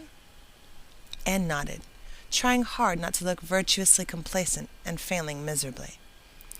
I wrote it last Monday evening. It's called The Jealous Rival, or In Death Not Divided.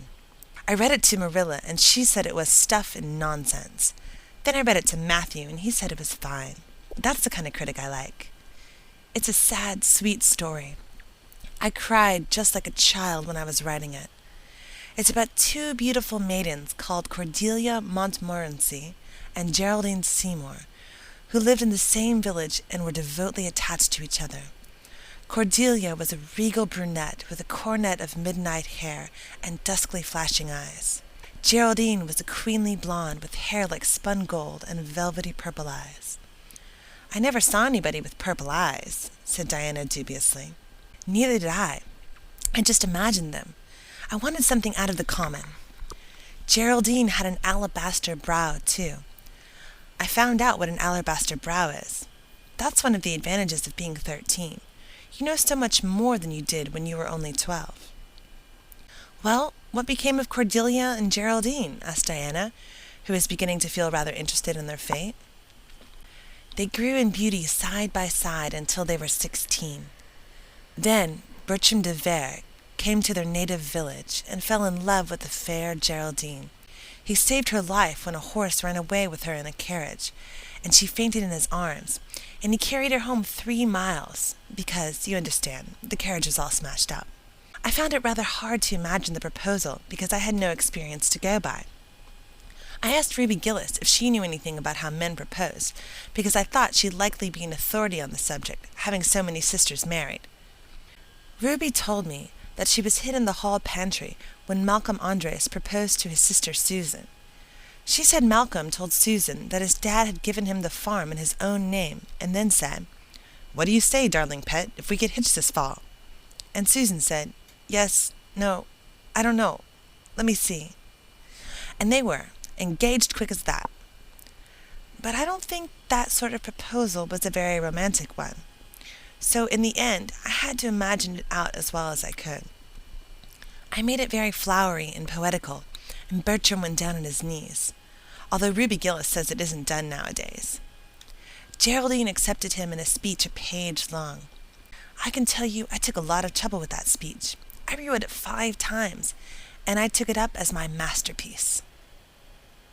Bertram gave her a diamond ring with a ruby necklace, and told her they would go to Europe for a wedding tour, for he was immensely wealthy. Cordelia was secretly in love with Bertram herself, and when Geraldine told her about the necklace, she was simply furious, especially when she saw the necklace and the diamond ring. All her affection for Geraldine turned to bitter hate, and she vowed she should never marry Bertram. But she pretended to be Geraldine's friend the same as ever. One evening, they were standing on the bridge over a rushing, turbulent stream, and Cordelia, thinking that they were alone, pushed Geraldine over the brink with a wild, mocking, "Ha, ha, ha!" But Bertram saw it all, and at once he plunged into the current, exclaiming, "I will save thee, my peerless Geraldine!" But alas, he'd forgotten he couldn't swim, and they were both drowned, clasped in each other's arms.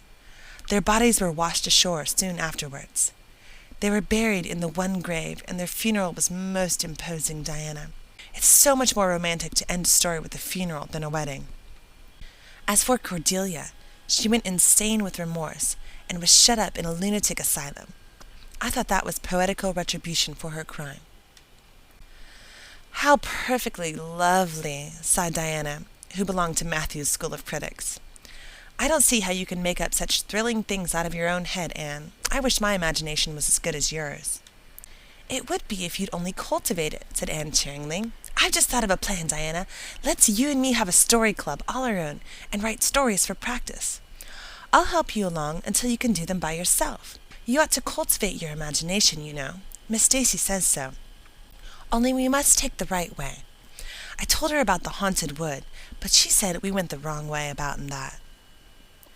This was how the story club came into existence. It was limited to Diana and Anne at first, but soon it was extended to include Jane Andrews and Ruby Gillis, and one or two others who felt that their imaginations need cultivating. No boys were allowed in it, although Ruby Gillis opined that their admission would make it more exciting. And each member had to produce one story a week.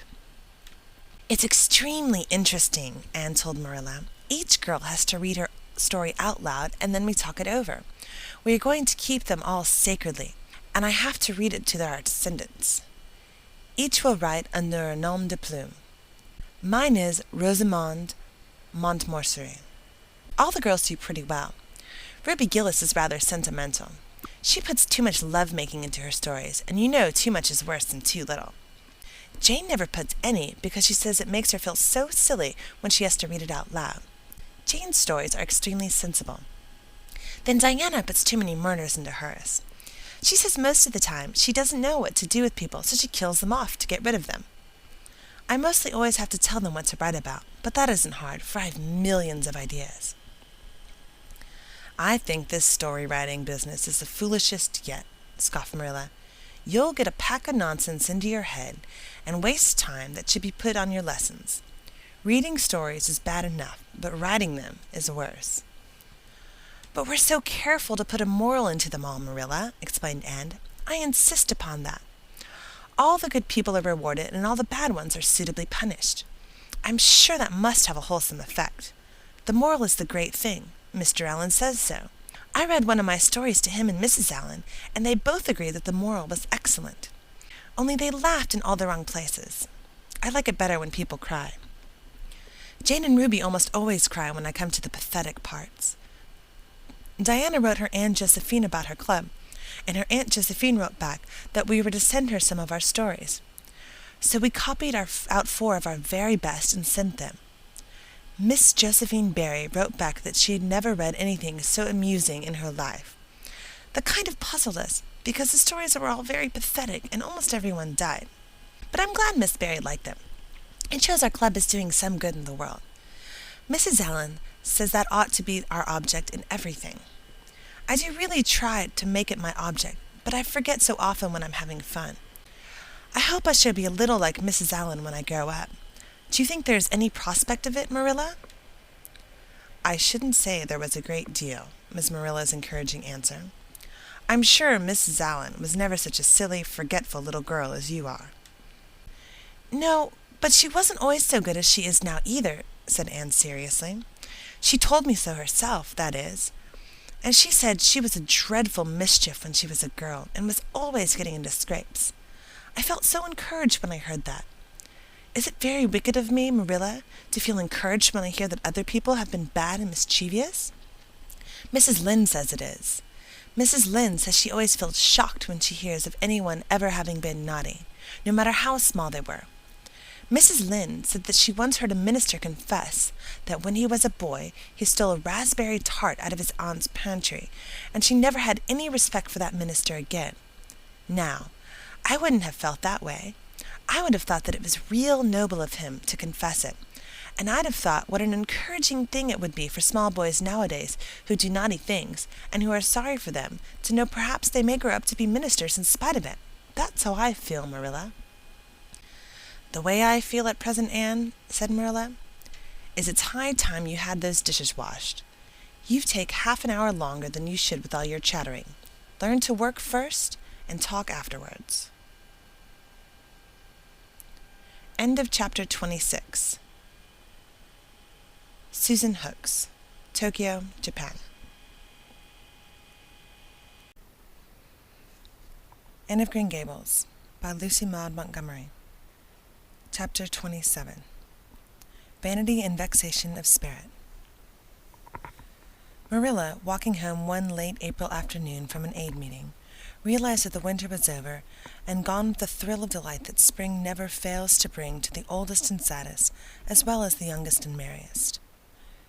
Marilla was not given to subjective analysis of her thoughts and feelings. She probably imagined that she was thinking about the aids and their missionary box and the new carpet for their vestry room. But under these reflections was a harmonious consciousness of red fields smoking into pale purply mists in the declining sun, of long, sharp-pointed fir shadows following over the meadow beyond the brook, of still, crimson-budded maples around a mirror-like wood pool, of awakening in a world and stir of hidden pulses under the gray sod. The spring was abroad in the land, and Marilla's sober, middle-aged step was lighter and swifter because of its deep, primal gladness. Her eyes dwelt affectionately on Green Gables, peering through its network of trees, and reflecting the sunlight back from its windows in several little coruscations of glory. Marilla, as she picked her steps along the damp lane, thought that it was really a satisfaction to know that she was going home to a briskly snapping wood fire and a table nicely spread for tea, instead of to the cold comfort of old aid meeting evenings before Anne had come to Green Gables. Consequently, when Marilla entered her kitchen and found the fire black out, with no sign of Anne anywhere, she felt justly disappointed and irritated. She had told Anne to be sure and have tea ready at 5 o'clock, but now she must hurry to take off her second-best dress and prepare the meal herself against Matthew's returning from plowing. "I'll settle Miss Anne when she comes home," said Marilla grimly, as she shaved up kindlings with a carving knife, and with more vim than was strictly necessary. Matthew had come in and was waiting patiently for his tea in the corner. "She's off gadding somewhere with Diana, writing stories or practicing dialogues or some such tomfoolery, and never thinking once about the time or her duties. She's just got to be pulled up short and sudden on this sort of thing. I don't care if Mrs. Allan does say she's the brightest and sweetest child she ever knew. She may be bright and sweet enough, but her head is full of nonsense, and there's never any knowing what shape it'll break out in next. Just as soon as she grows out of one freak, she takes up another. But there, here I am saying the very thing I was so riled with Rachel Lynde for saying at the aid today. I was really glad when Mrs. Allan spoke up for Anne, for if she hadn't, I know I'd have had said something too sharp to Rachel before everybody. Anne's got plenty of faults, goodness knows, and far be it from me to deny it. But I'm bringing her up, and not Rachel Lynde, who'd pick faults in the angel Gabriel himself if he lived in Avonlea. Just the same, Anne has no business to leave the house like this when I told her she must stay home this afternoon and look after things. I must say, with all her faults, I never found her disobedient or untrustworthy before, and I'm real sorry to find her so now." "Well, now, I don't know," said Matthew, who, being patient and wise and, above all, hungry, had deemed it best to let Marilla talk her wrath out unhindered, having learned by experience that she got through with whatever work was on hand much quicker, if not delayed by untimely argument. "Perhaps you're judging her too hastily, Marilla. Don't call her untrustworthy until you're sure she's disobeyed you. Maybe it can be all explained. Anne's a great hand at explaining." "She's not here when I told her to stay," retorted Marilla. "I reckon she'll find it hard to explain that to my satisfaction. Of course I knew you'd take her part, Matthew, but I'm bringing her up, not you." It was dark when supper was ready, and still no sign of Anne, coming hurriedly over the log bridge or up Lover's Lane, breathless and repentant with a sense of neglected duties. Marilla washed and put away the dishes grimly. Then, wanting a candle to light her way down the cellar, she went up to the east gable for the one that generally stood on Anne's table. Lighting it, She turned around to see Anne herself lying on the bed, face downward among the pillows. "Mercy on us," said astonished Marilla. "Have you been asleep, Anne?" "No," was the muffled reply. "Are you sick, then?" demanded Marilla anxiously, going over to the bed. Anne cowered deeper into her pillows, as if desirous of hiding herself forever from mortal eyes. "No, but please, Marilla, go away and don't look at me. I'm in the depths of despair, and I don't care who gets ahead in class or writes the best compositions or sings in the Sunday school choir any more. Little things like that are of no importance now, because I don't suppose I'll ever be able to go anywhere again. My career is closed. Please, Marilla, go away and don't look at me." Did anyone ever hear the like? The mystified Marilla wanted to know. "Anne Shirley, whatever is the matter with you? What have you done? Get right up this minute and tell me. This minute, I say. There now. What is it?" Anne had slid to the floor in despairing obedience. "Look at my hair, Marilla," she whispered. Accordingly, Marilla lifted her candle and looked scrutinizingly at Anne's hair, flowing in heavy masses down her back. It certainly had a very strange appearance. "Anne Shirley, what have you done to your hair? Why, it's green." Green it might be called, if it were any earthly color. A queer, dull, bronzy green, with streaks here and there of the original red to highlight the ghastly effect. Never in all her life had Marilla seen anything so grotesque as Anne's hair at that moment. "Yes, it's green," moaned Anne. "I thought nothing could be as bad as red hair, but now I know it's 10 times worse to have green hair. Oh, Marilla, you little know how utterly wretched I am." "I little know how you got into this fix, but I mean to find out," said Marilla. "Come right down to the kitchen, it's too cold up here, and tell me just what you've done. I've been expecting something queer for some time now. You haven't gotten into any scrape for over 2 months, and I was sure another one was due. Now then, what did you do to your hair?" "I dyed it." "Dyed it? Dyed your hair? Anne Shirley, didn't you know it was a wicked thing to do?" "Yes, I knew it was a little wicked," admitted Anne, "but I thought it was worth while to be a little wicked to get rid of red hair. I counted the cost, Marilla. Besides, I meant to be extra good in other ways to make up for it." "Well," said Marilla sarcastically, "if I decided it was worth while to dye my hair, I'd have dyed it a decent color at least. I wouldn't have dyed it green." "But I didn't mean to dye it green, Marilla," protested Anne dejectedly. "If I was wicked, I meant to be wicked to some purpose. He said it would turn my hair a beautiful raven black. He positively assured me that it would. How could I doubt his word, Marilla? I know what it feels like to have your word doubted. And Mrs. Allan says we should never suspect anyone of not telling us the truth unless we have proof that they're not. I have proof now. Green hair is proof enough for anybody. But I hadn't then, and I believed every word he said implicitly." "Who said? Who are you talking about?"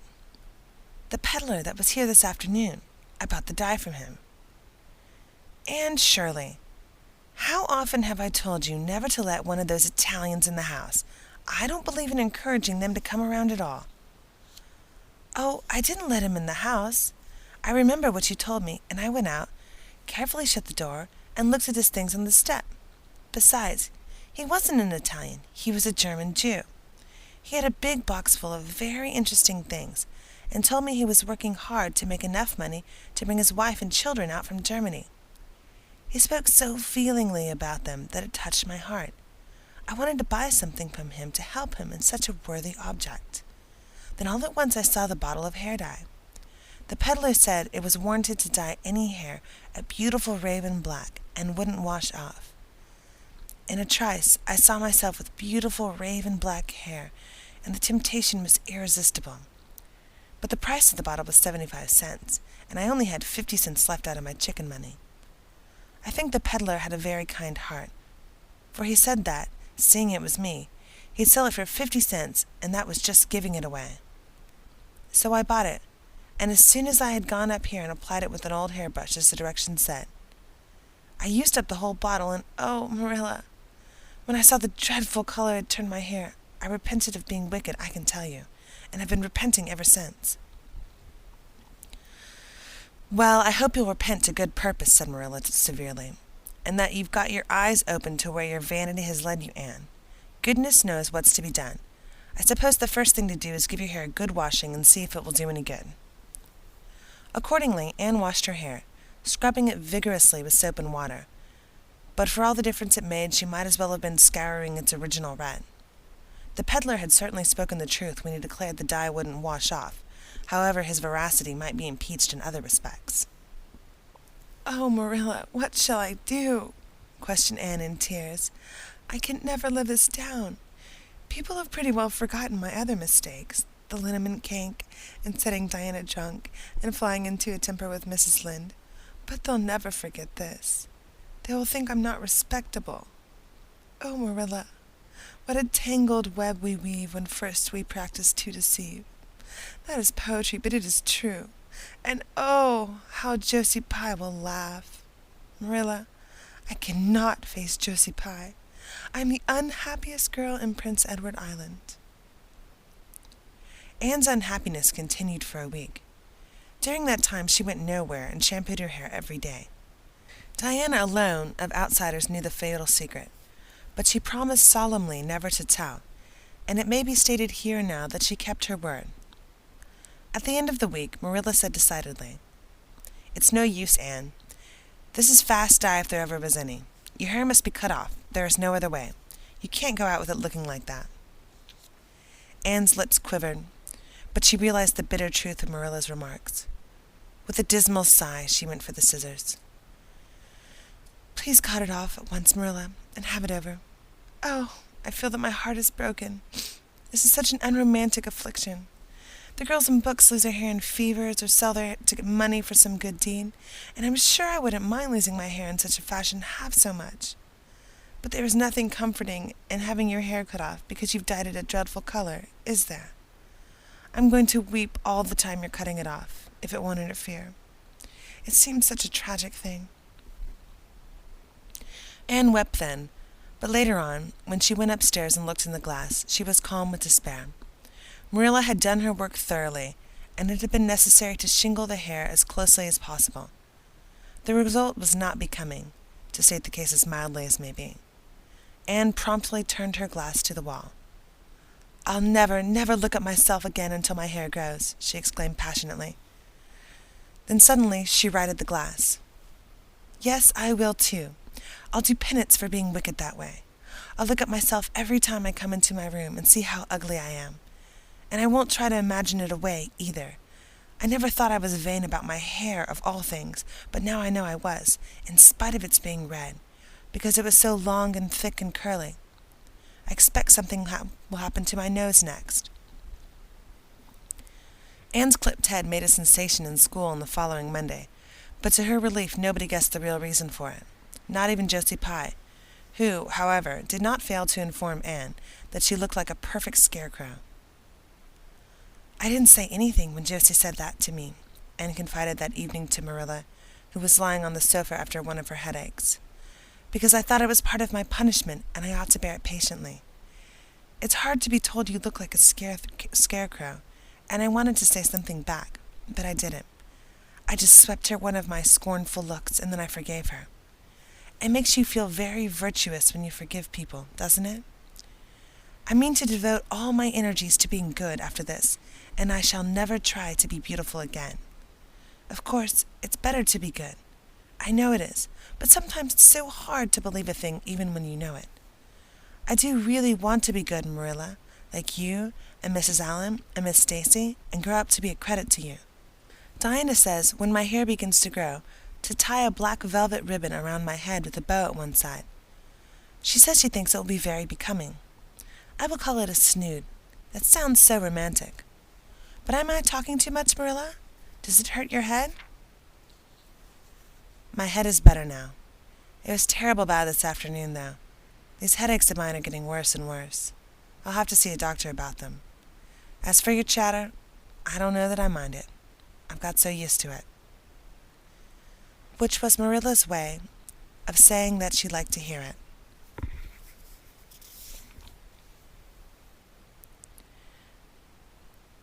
End of chapter 27. Recorded by Susan Hooks, Tokyo, Japan.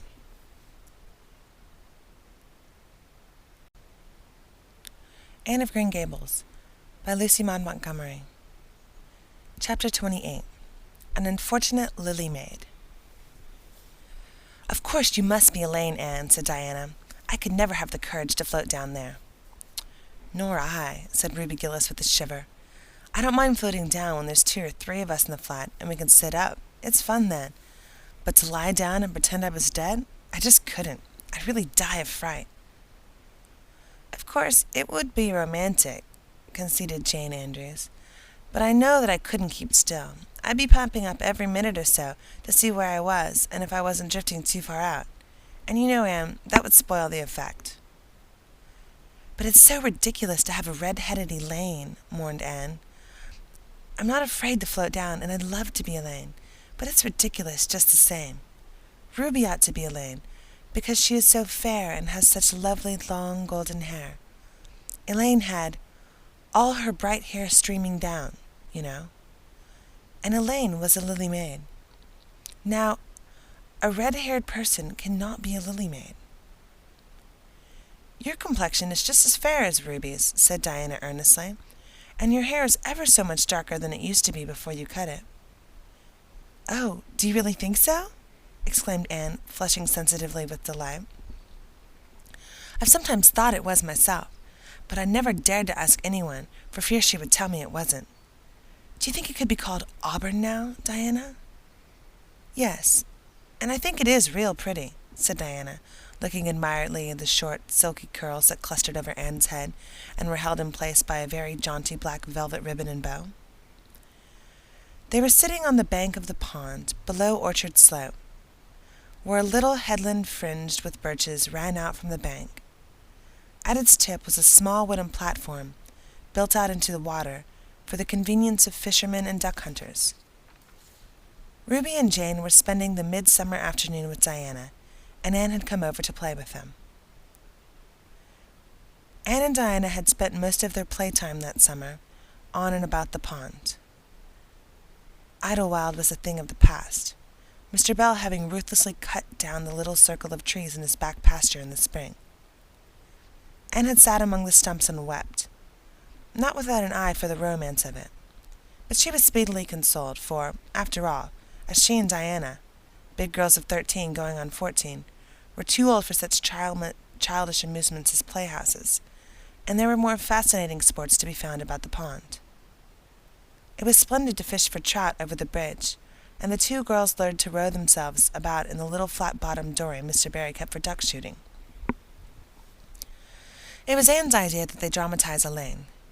They had studied Tennyson's poems in school the preceding winter, the superintendent of education having prescribed it in the English course for the Prince Edward Island schools. They had analyzed and parsed it and torn it to pieces in general, until it was a wonder there was any meaning at all left in it for them. But at least the fair Lily Maid and Lancelot and Guinevere and King Arthur had become very real people to them, and Anne was devoured by secret regret that she had not been born in Camelot.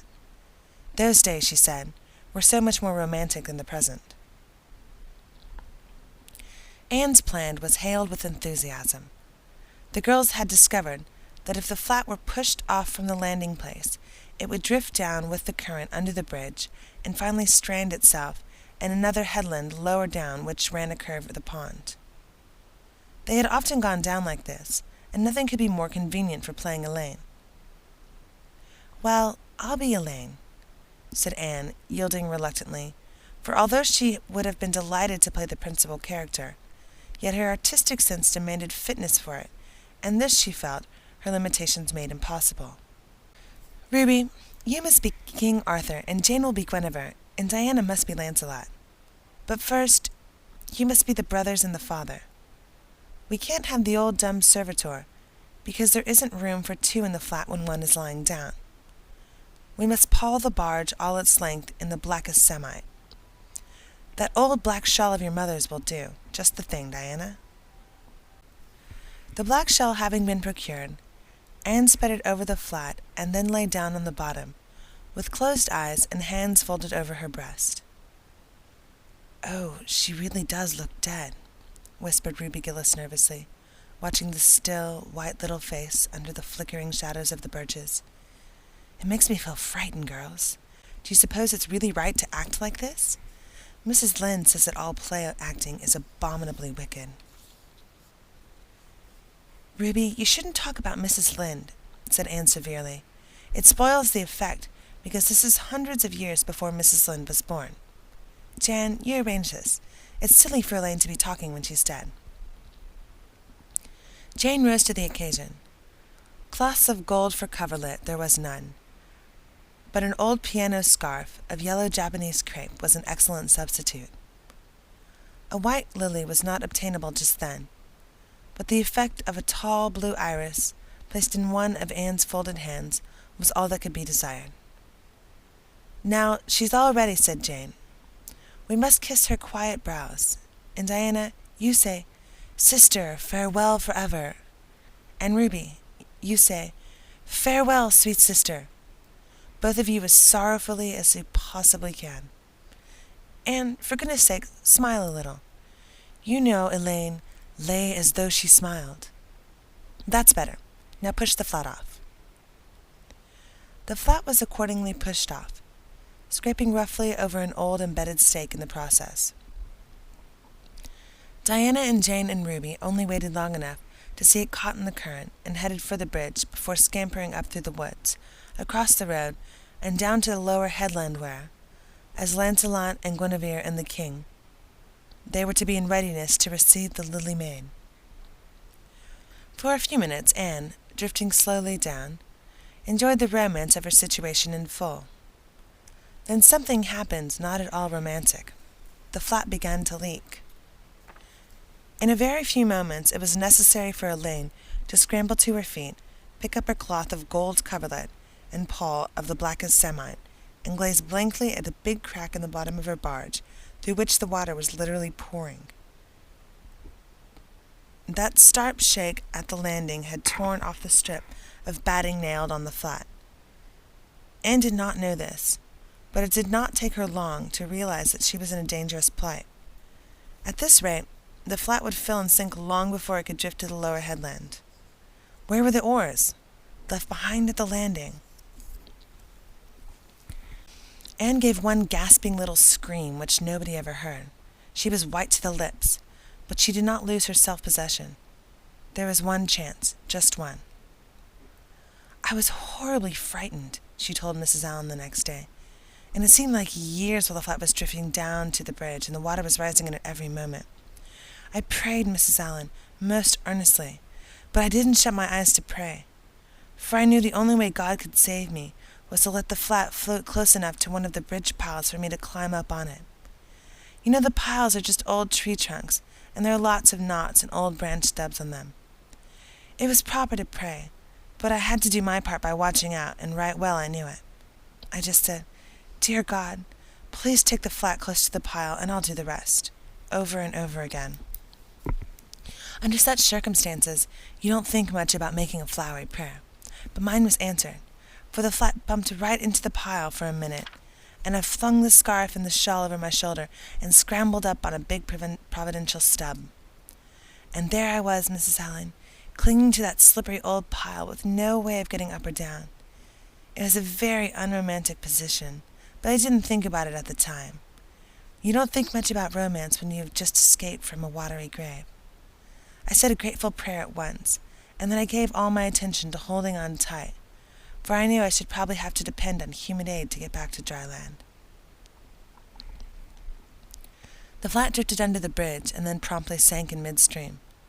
Ruby, Jane, and Diana, already awaiting it on the lower headland, saw it disappear before their very eyes, and had no doubt but that Anne had gone down with it. For the moment they stood still, white as sheets, frozen with horror at the tragedy. Then, shrieking at the top of their voices, they started on a frantic run up through the woods, never pausing as they crossed the main road to glance the way of the bridge. Anne, clinging desperately to her precarious foothold, saw their flying forms and heard their shrieks. Help would soon come, but meanwhile her position was a very uncomfortable one. The minutes passed by, each seeming like an hour to the unfortunate Lily Maid. Why didn't somebody come? Where had the girls gone? Suppose they had fainted, one and all. Suppose nobody ever came. Suppose she grew so tired and cramped that she could hold on no longer. Anne looked at the wicked green depths below her, wavering with long, oily shadows, and shivered. Her imagination began to suggest all manner of gruesome possibilities to her. Then, just as she thought she could really not endure the ache in her arms and wrists another moment, Gilbert Blythe came rowing under the bridge in Harmon Andrew's dory. Gilbert glanced up, and much to his amazement, beheld a little white scornful face looking down on him with big frightened but also scornful gray eyes. "Anne Shirley, how on earth did you get up there?" he exclaimed. Without waiting for an answer, he pulled close to the pile and extended his hand. There was no help for it. Anne, clinging to Gilbert Blythe's hand, scrambled down into the dory, where she sat, drabbled and furious, in the stern with her arms full of draping shawl and wet crepe. It was certainly extremely difficult to be dignified under the circumstances. "What has happened, Anne?" asked Gilbert, taking up his oars. "We were playing Elaine," explained Anne frigidly, without even looking at her rescuer, "and I had to drift down to Camelot in the barge. I mean the flat. The flat began to leak, and I climbed onto the pile. The girls went for help. Would you be kind enough to row me to the landing?" Gilbert obligingly rowed to the landing, and Anne, disdaining assistance, sprang nimbly on the shore. "I'm very much obliged to you," she said haughtily as she turned away. But Gilbert had also sprung from the boat and now laid a detaining hand on her arm. "Anne," he said hurriedly, "look here. Can't we be good friends? I'm awfully sorry I made fun of your hair that time. I didn't mean to vex you, and I only meant it for a joke. Besides, it's so long ago. I think your hair is awful pretty now. Honest I do. Let's be friends." For a moment Anne hesitated. She had an odd, newly awakened consciousness, under all her outraged dignity, that the half-shy, half-eager expression in Gilbert's hazel eyes was something that was very good to see. Her heart gave a quick, queer little beat. But the bitterness of her old grievance promptly stiffened up her wavering determination. That scene of 2 years before flashed back into her recollection as vividly as if it had taken place yesterday. Gilbert had called her carrots, and had brought about her disgrace before the whole school. Her resentment, which to other and older people might be as laughable as its cause, was in no whit allayed and softened by time seemingly. She hated Gilbert Blythe. She would never forgive him. "No," she said coldly. "I shall never be friends with you, Gilbert Blythe, and I don't want to be." "All right." Gilbert sprang into his skiff with angry color in his cheeks. "I'll never ask you to be friends again, Anne Shirley, and I don't care either." He pulled away with swift, defiant strokes, and Anne went up to the steep, ferny little path under the maples. She held her head very high, but she was conscious of an odd feeling of regret. She almost wished she had answered Gilbert differently. Of course, he had insulted her terribly, but still. Altogether, Anne rather thought it would be quite a relief to sit down and have a good cry. She was really quite unstrung, for the reaction from her fright and cramped clinging was making itself felt. Halfway up the path, she met Jane and Diana rushing back to the pond, in a state narrowly removed from the positive frenzy. They had found nobody at Orchard Slope, both Mr. and Mrs. Barry being away. Here Ruby Gillis had succumbed to hysterics, and was left to recover from them as best she might, while Jane and Diana flew through the haunted wood and across the brook to Green Gables. There they had found nobody either, for Marilla had gone back to Carmody, and Matthew was making hay in the back field. "Oh, Anne," gasped Diana, fairly falling on the former's neck and weeping with relief and delight. "Oh, Anne, we thought you were drowned, and we felt like murderers, because we had made you be Elaine, and Ruby's in hysterics. Oh, Anne, how did you escape?" I climbed up on one of the piles, explained Anne wearily, and Gilbert Blythe came along in Andrew's dory and brought me to land. Oh, Anne, how splendid of him! Why, it's so romantic, said Jane, finding breath enough for this utterance at last. Of course you'll speak to him after this. Of course I won't, flashed Anne, with a momentary return of her old spirit. And I don't want to ever hear the word romantic again, Jane Andrews. I'm awfully sorry you were so frightened, girls. It is all my fault. I'm sure I was born under an unlucky star. Everything I do gets me or my dearest friends into a scrape. We've gone and lost your father's flat, Diana, and I have a presentiment that we'll not be allowed to row on the pond any more. Anne's presentiment proved more trustworthy than presentiments are apt to do. Great was the consternation in the Barry and Cuthbert households when the events of the afternoon became known. "Will you ever have any sense, Anne?" groaned Marilla. "Oh, yes, I think I will, Marilla," returned Anne optimistically. A good cry, indulged in the grateful solitude of the East Gable, had soothed her nerves and restored her to her wonted cheerfulness. "I think my prospects of becoming sensible are brighter than ever now." "I don't see how," said Marilla. "Well," explained Anne, "I've learned a new and valuable lesson today. Ever since I came to Green Gables, I've been making mistakes, and each mistake has helped to cure me of some great shortcoming. The affair of the amethyst brooch cured me of meddling with things that didn't belong to me. The haunted wood mistake cured me of letting my imagination run away with me. The liniment mistake cured me of carelessness in cooking.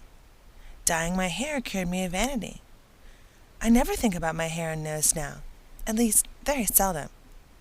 And today's mistake is going to cure me of being too romantic. I have come to the conclusion that it is no use trying to be romantic in Avonlea. It was probably easy enough in towered Camelot of hundreds of years ago, but romance is not appreciated now. I feel quite sure that you will soon see a great improvement in me in this respect, Marilla." "I surely hope so," said Marilla skeptically. But Matthew, who had been seated mutely in the corner, laid a hand on Anne's shoulder when Marilla had gone out.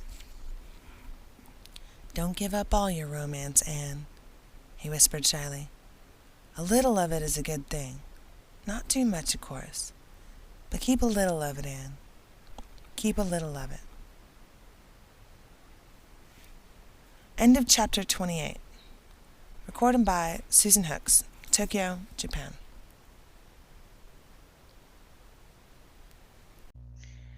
Anne of Green Gables by Lucy Maud Montgomery, Chapter 29, An Epoch in Anne's Life.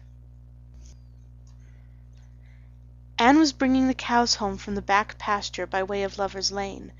It was a September evening, and all the gaps and clearings in the woods were brimmed up with ruby sunset light.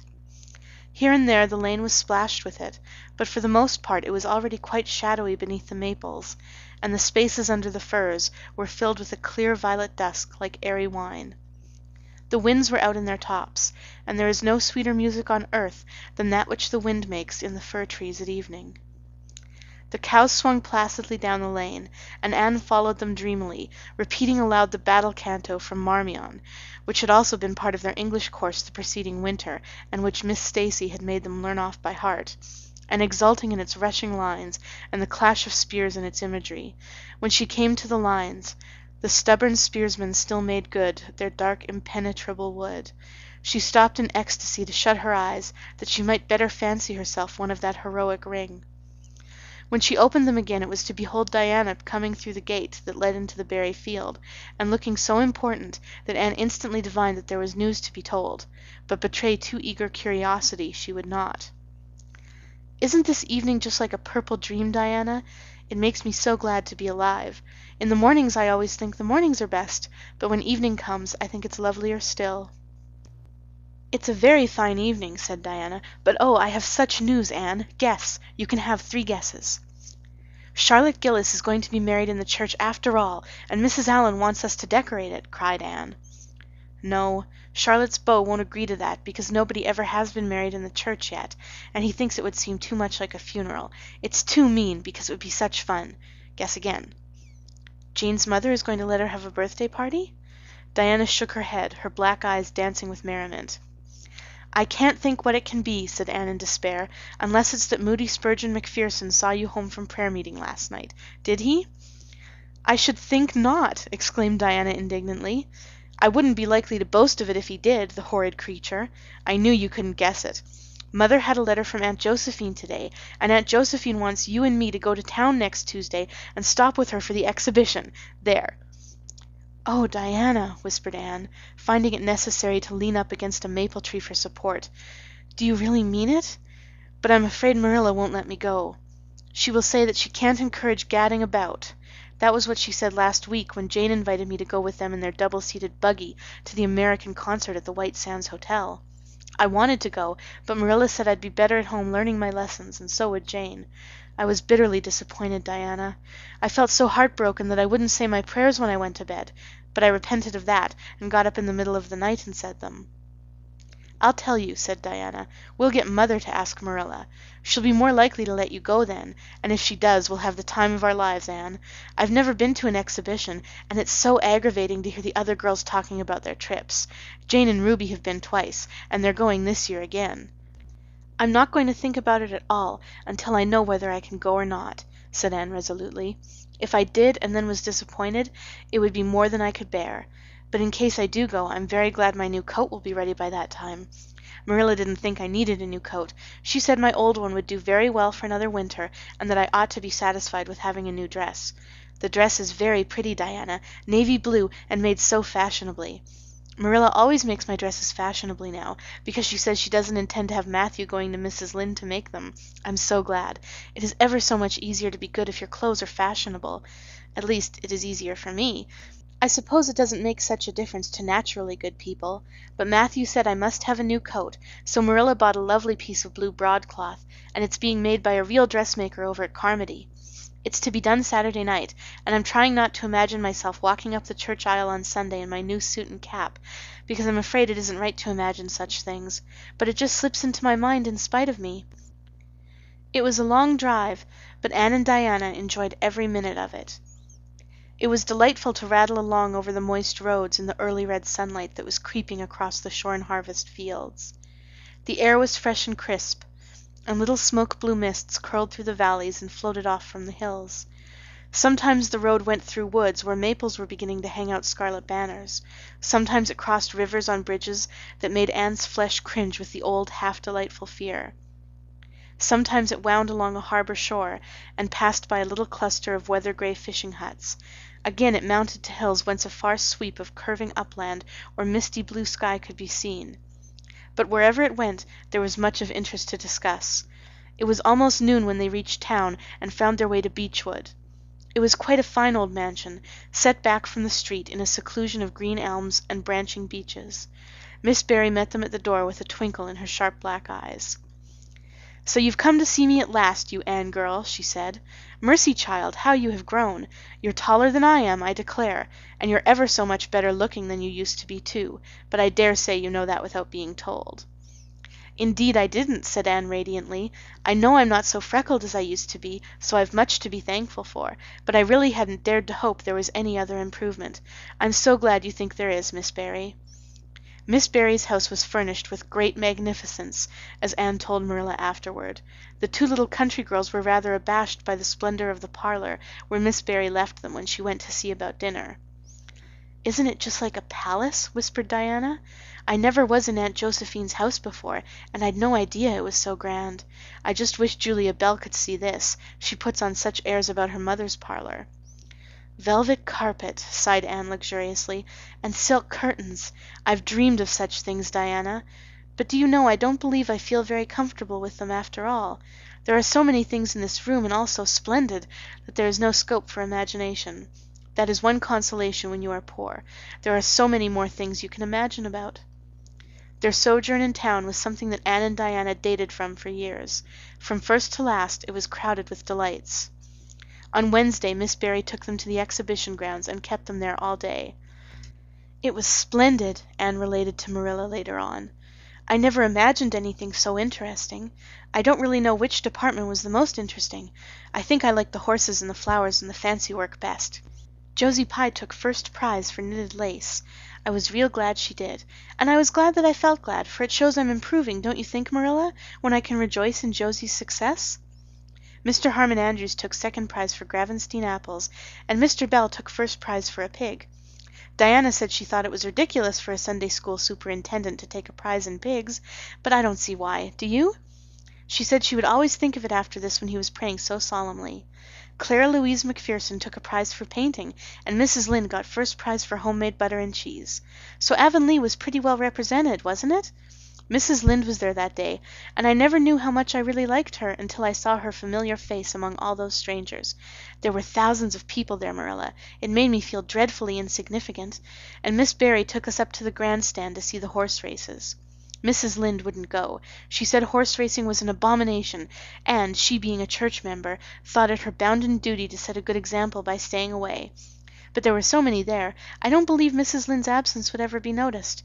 I don't think, though, that I ought to go very often to horse races, because they are awfully fascinating. Diana got so excited that she offered to bet me 10 cents that the red horse would win. I didn't believe he would, but I refused to bet, because I wanted to tell Mrs. Allan all about everything, and I felt sure it wouldn't do to tell her that. It's always wrong to do anything you can't tell the minister's wife.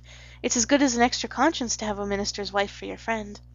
And I was very glad I didn't bet, because the red horse did win, and I would have lost 10 cents. So you see that virtue was its own reward. We saw a man go up in a balloon. I'd love to go up in a balloon, Marilla. It would be simply thrilling. And we saw a man selling fortunes. You paid him 10 cents, and a little bird picked out your fortune for you. Miss Barry gave Diana and me 10 cents each to have our fortunes told. Mine was that I would marry a dark-complected man who was very wealthy, and I would go across water to live. I looked carefully at all the dark men I saw after that, but I didn't care much for any of them, and anyhow I suppose it's too early to be looking out for him yet. Oh, it was a never-to-be-forgotten day, Marilla. I was so tired I couldn't sleep at night. Miss Barry put us in the spare room, according to promise. It was an elegant room, Marilla, but somehow sleeping in a spare room isn't what I used to think it was. That's the worst of growing up, and I'm beginning to realize it. The things you wanted so much when you were a child don't seem half so wonderful to you when you get them. Thursday the girls had a drive in the park, and in the evening Miss Barry took them to a concert in the Academy of Music, where a noted prima donna was to sing. To Anne, the evening was a glittering vision of delight. Oh, Marilla, it was beyond description. I was so excited I couldn't even talk, so you may know what it was like. I just sat in enraptured silence. Madame Selitsky was perfectly beautiful and wore white satin and diamonds, but when she began to sing I never thought about anything else. Oh, I can't tell you how I felt, but it seemed to me that it could never be hard to be good any more. I felt like I do when I look up to the stars. Tears came into my eyes, but oh, they were such happy tears. I was so sorry when it was all over, and I told Miss Barry I didn't see how I was ever to return to common life again. She said she thought if we went over to the restaurant across the street and had an ice cream it might help me. That sounded so prosaic, but to my surprise I found it true. The ice cream was delicious, Marilla, and it was so lovely and dissipated to be sitting there eating at 11 o'clock at night. Diana said she believed she was born for city life. Miss Barry asked me what my opinion was, but I said I would have to think it over very seriously before I could tell her what I really thought. So I thought it over after I went to bed. That is the best time to think things out. And I came to the conclusion, Marilla, that I wasn't born for city life and that I was glad of it.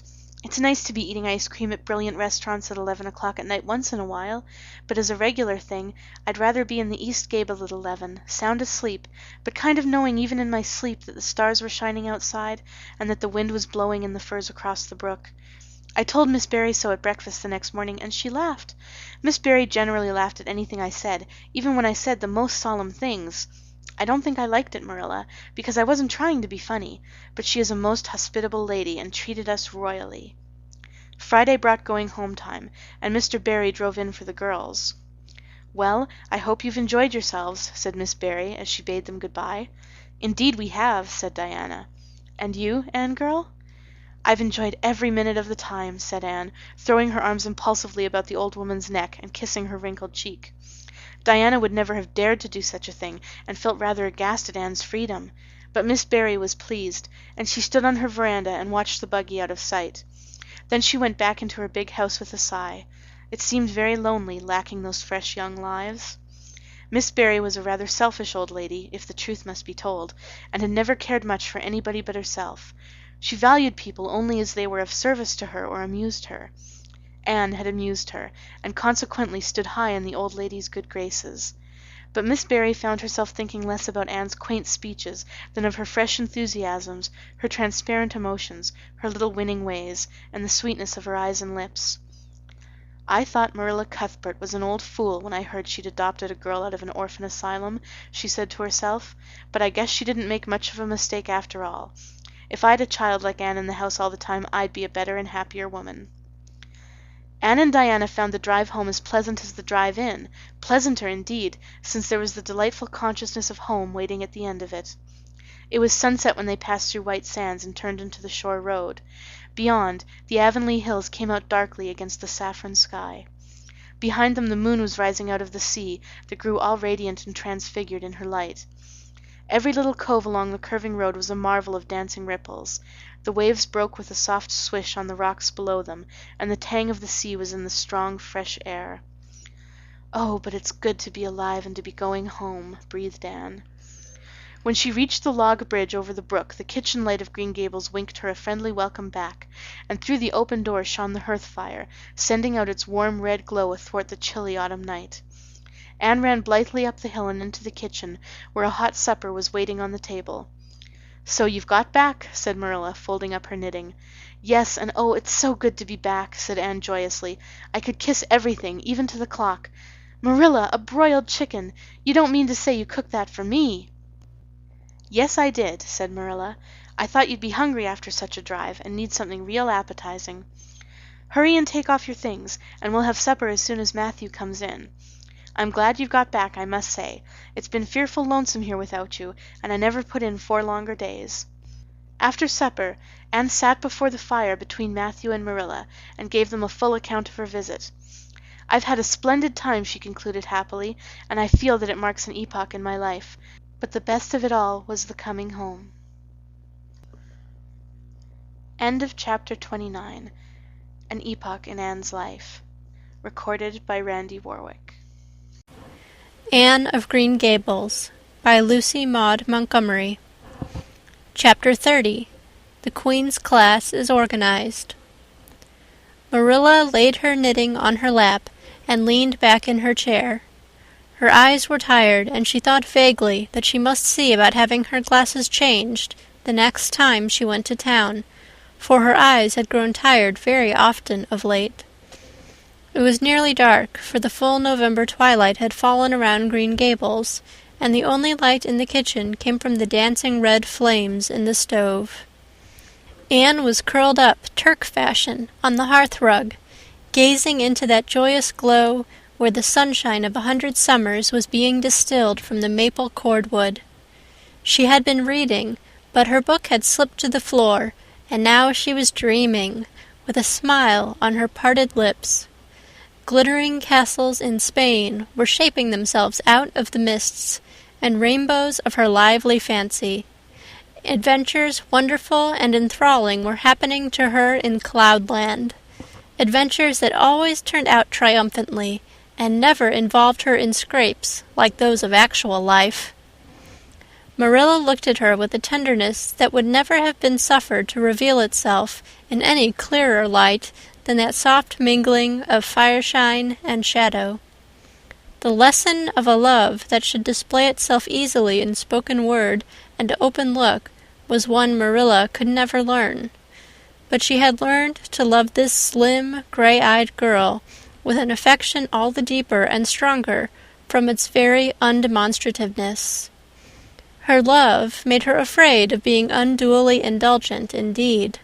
She had an uneasy feeling that it was rather sinful to set one's heart so intensely on any human creature as she had set hers on Anne, and perhaps she performed a sort of unconscious penance for this by being stricter and more critical than if the girl had been less dear to her.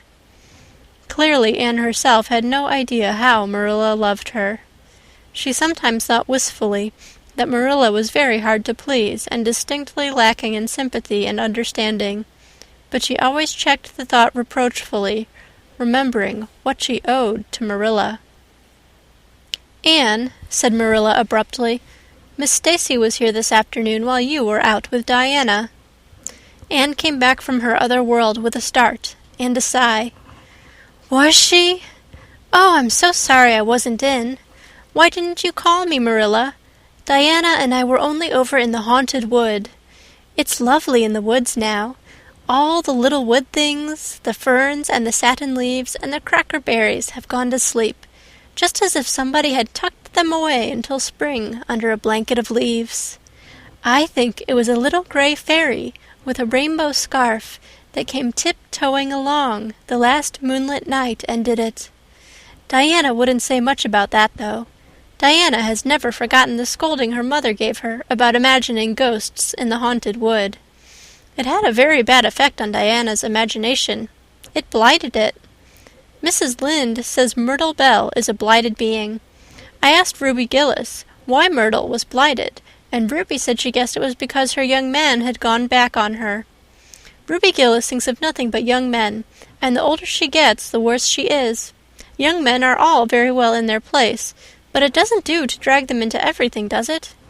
Diana and I are thinking seriously of promising each other that we will never marry, but be nice old maids and live together forever. Diana hasn't quite made up her mind, though, because she thinks perhaps it would be nobler to marry some wild, dashing, wicked young man and reform him. Diana and I talk a great deal about serious subjects now, you know. We feel that we are so much older than we used to be, that it isn't becoming to talk of childish matters. It's such a solemn thing to be almost 14, Marilla. Miss Stacy took all us girls who are in our teens down to the brook last Wednesday and talked to us about it. She said we couldn't be too careful what habits we formed and what ideals we acquired in our teens, because by the time we were 20, our characters would be developed and the foundation laid for our whole future life. And she said if the foundation was shaky, we could never build anything really worthwhile on it. Diana and I talked the matter over coming home from school. We felt extremely solemn, Marilla, and we decided that we would try to be very careful indeed, and form respectable habits, and learn all we could and be as sensible as possible, so that by the time we were 20, our characters would be properly developed. It's perfectly appalling to think of being 20, Marilla. It sounds so fearfully old and grown up. But why was Miss Stacy here this afternoon? That is what I wanted to tell you, Anne, if you'll ever give me a chance to get a word in edgewise. She was talking about you. About me? Anne looked rather scared. Then she flushed and exclaimed, "Oh, I know what she was saying. I meant to tell you, Marilla. Honestly, I did. But I forgot. Miss Stacy caught me reading Ben-Hur in school yesterday afternoon, when I should have been studying my Canadian history. Jane Andrews lent it to me. I was reading it at dinner hour, and I had just got to the chariot race when school went in. I was simply wild to know how it turned out, although I felt sure Ben-Hur must win, because it wouldn't be poetical justice if he didn't. So I spread the history open on my desk lid, and then tucked Ben-Hur between the desk and my knee. I just looked as if I were studying Canadian history, you know, while all the while I was reveling in Ben-Hur. I was so interested in it that I never noticed Miss Stacy coming down the aisle until all at once I just looked up, and there she was looking down at me, so reproachful-like. I can't tell you how ashamed I felt, Marilla, especially when I heard Josie Pye giggling. Miss Stacy took Ben-Hur away, but she never said a word then. She kept me in at recess and talked to me. She said I had done very wrong in 2 respects. First, I was wasting the time I ought to have put on my studies, and secondly, I was deceiving my teacher in trying to make it appear I was reading a history when it was a storybook instead.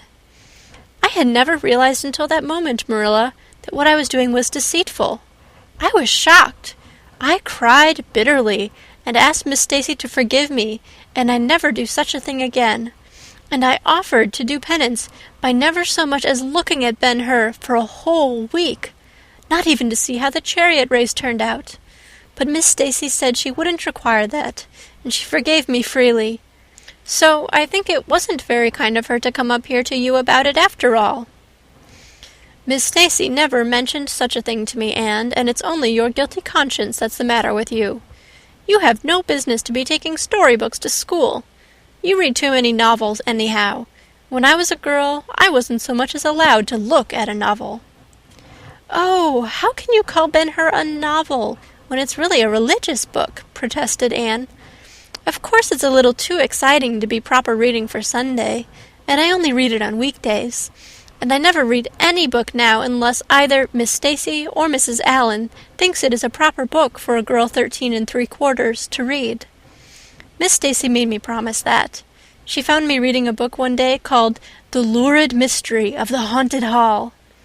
It was one Ruby Gillis had lent me, and oh, Marilla, it was so fascinating and creepy. It just curdled the blood in my veins. But Miss Stacy said it was a very silly, unwholesome book, and she asked me not to read any more of it, or any like it. I didn't mind promising not to read any more like it, but it was agonizing to give back that book without knowing how it turned out. But my love for Miss Stacy stood the test, and I did. It's really wonderful, Marilla, what you can do when you're truly anxious to please a certain person."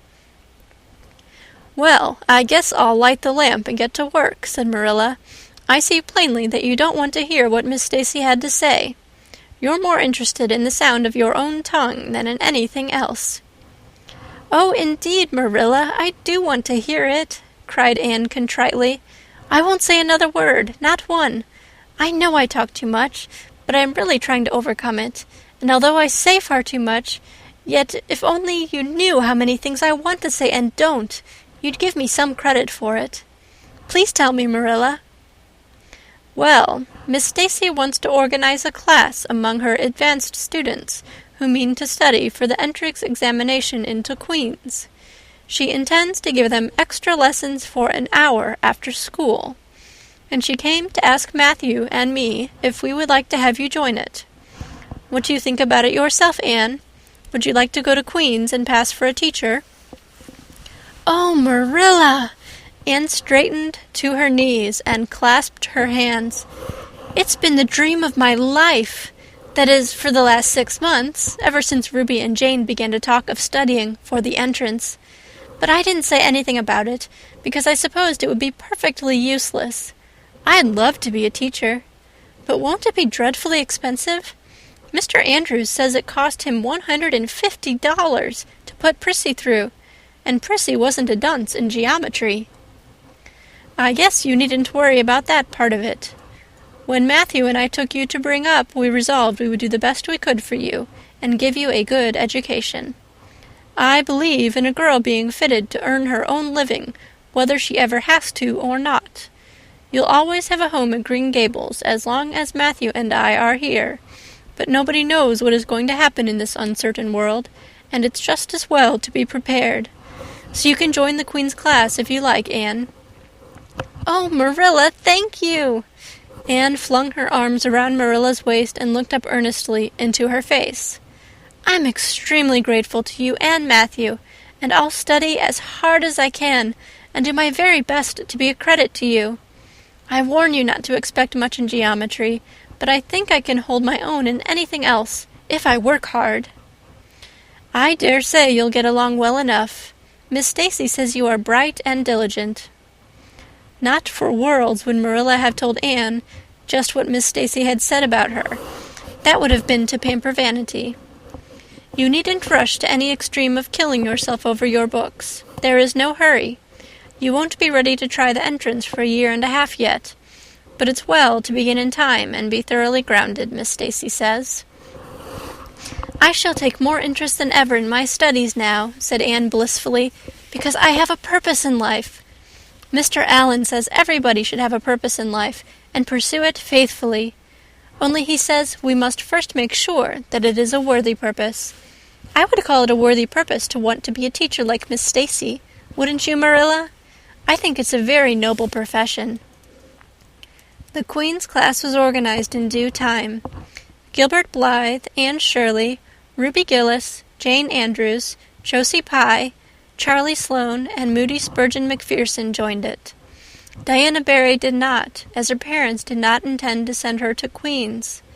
This seemed nothing short of a calamity to Anne. Never, since the night on which Minnie May had had the croup, had she and Diana been separated in anything. On the evening when the Queen's class first remained in school for the extra hours, and Anne saw Diana go slowly out with the others to walk home alone through the birch path and violet vale, it was all the former could do to keep her seat and refrain from rushing impulsively after her chum. A lump came into her throat, and she hastily retired behind the pages of her uplifted grammar to hide the tears in her eyes. Not for the world would Anne have had Gilbert Blythe or Josie Pye see those tears. But oh, Marilla, I really felt that I had tasted the bitterness of death, as Mr. Allen said in his sermon last Sunday, when I saw Diana go out alone, she said mournfully that night. I thought how splendid it would have been if Diana had only been going to study for the entrance too. But we can't have things perfect in this imperfect world, as Mrs. Lynde says. Mrs. Lynde isn't exactly a comforting person sometimes, but there's no doubt she says a great many very true things. And I think the Queen's class is going to be extremely interesting. Jane and Ruby are just going to study to be teachers. That is the height of their ambition. Ruby says she will only teach for 2 years after she gets through, and then she intends to be married. Jane says she will devote her whole life to teaching, and never, never marry, because you are paid a salary for teaching. But a husband won't pay you anything, and growls if you ask for a share in the egg and butter money. I expect Jane speaks from a mournful experience, for Mrs. Lynde says that her father is a perfect old crank, and meaner than second skimmings. Josie Pye says she is just going to college for education's sake, because she won't have to earn her own living. She says, of course, it is different with orphans who are living on charity. They have to hustle. Moody Spurgeon is going to be a minister. Mrs. Lynde says he couldn't be anything else with a name like that to live up to. I hope it isn't wicked of me, Marilla, but really, the thought of Moody Spurgeon being a minister makes me laugh. He's such a funny-looking boy, with that big fat face, and his little blue eyes, and his ears sticking out like flaps. But perhaps he will be more intellectual-looking when he grows up. Charlie Sloane says he's going to go into politics and be a member of Parliament, but Mrs. Lynde says he'll never succeed at that because the Sloanes are all honest people, and it's only rascals that get on in politics nowadays. "What is Gilbert Blythe going to be?" queried Marilla, seeing that Anne was opening her Caesar. "I don't happen to know what Gilbert Blythe's ambition in life is, if he has any," said Anne scornfully. There was open rivalry between Gilbert and Anne now. Previously the rivalry had been rather one-sided, but there was no longer any doubt that Gilbert was as determined to be first in class as Anne was. He was a foeman worthy of her steel. The other members of the class tacitly acknowledged their superiority, and never dreamed of trying to compete with them. Since the day by the pond when she had refused to listen to his plea for forgiveness, Gilbert, save for the aforesaid determined rivalry, had evinced no recognition whatever of the existence of Anne Shirley. He talked and jested with the other girls, exchanged books and puzzles with them, discussed lessons and plans, sometimes walked home with one or the other of them from prayer meeting or debating club. But Anne Shirley he simply ignored, and Anne found out that it is not pleasant to be ignored. It was in vain that she told herself with a toss of her head that she did not care. Deep down in her wayward, feminine little heart, she knew that she did care, and that if she had the chance of the Lake of Shining Waters again, she would answer very differently. All at once, as it seemed, and to her secret dismay, she found that the old resentment she had cherished against him was gone. Gone, just when she most needed its sustaining power. It was in vain that she recalled every incident and emotion of that memorable occasion, and tried to feel the old satisfying anger. The day by the pond had witnessed its last spasmodic flicker. Anne realized that she had forgiven and forgotten without knowing it, but it was too late. And at least neither Gilbert nor anybody else, not even Diana, should ever suspect how sorry she was, and how much she wished she hadn't been so proud and horrid. She determined to shroud her feelings in deepest oblivion, and it may be stated here and now that she did it so successfully that Gilbert, who possibly was not quite so indifferent as he seemed, could not console himself with any belief that Anne felt his retaliatory scorn. The only poor comfort he had was that she snubbed Charlie Sloane unmercifully, continually, and undeservedly. Otherwise the winter passed away in a round of pleasant duties and studies. For Anne, the days slipped by like golden beads on the necklace of the year. She was happy, eager, interested. There were lessons to be learned, and honor to be won, delightful books to read, new pieces to be practiced for the Sunday school choir, pleasant Saturday afternoons at the manse with Mrs. Allen, and then, almost before Anne realized it, spring had come again to Green Gables, and all the world was abloom once more. Studies palled just a wee bit then. The Queen's class, left behind in school while the others scattered to green lanes and leafy woodcuts and meadow byways, looked wistfully out of the windows, and discovered that Latin verbs and French exercises had somehow lost the tang and zest they had possessed in the crisp winter months. Even Anne and Gilbert lagged and grew indifferent. Teacher and taught were alike glad when the term was ended, and the glad vacation days stretched rosily before them. "But you've done good work this past year," Miss Stacy told them on the last evening, "and you deserve a good, jolly vacation. Have the best time you can in the out-of-door world, and lay in a good stock of health and vitality and ambition to carry you through next year. It will be the tug-of-war, you know, the last year before the entrance."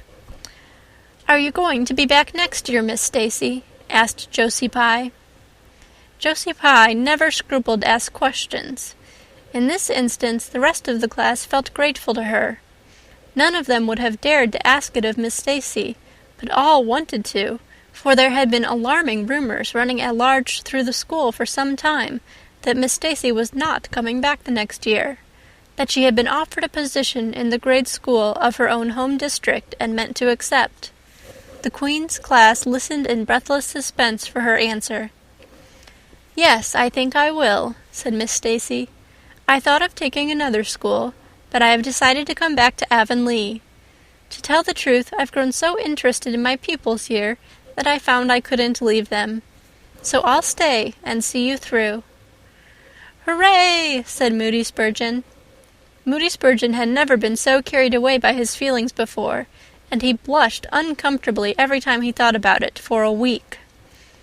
"Oh, I'm so glad," said Anne with shining eyes. "Dear Miss Stacy, it would be perfectly dreadful if you didn't come back. I don't believe I could have the heart to go on with my studies at all if another teacher came here." When Anne got home that night, she stacked all her textbooks away in an old trunk in the attic, locked it, and threw the key into the blanket box. "I'm not even going to look at a school book in vacation," she told Marilla. "I've studied as hard all the term as I possibly could, and I've pored over that geometry until I know every proposition in the first book off by heart, even when the letters are changed. I just feel tired of everything sensible, and I'm going to let my imagination run riot for the summer. Oh, you needn't be alarmed, Marilla. I'll only let it run riot within reasonable limits. But I want to have a real good jolly time this summer, for maybe it's the last summer I'll be a little girl.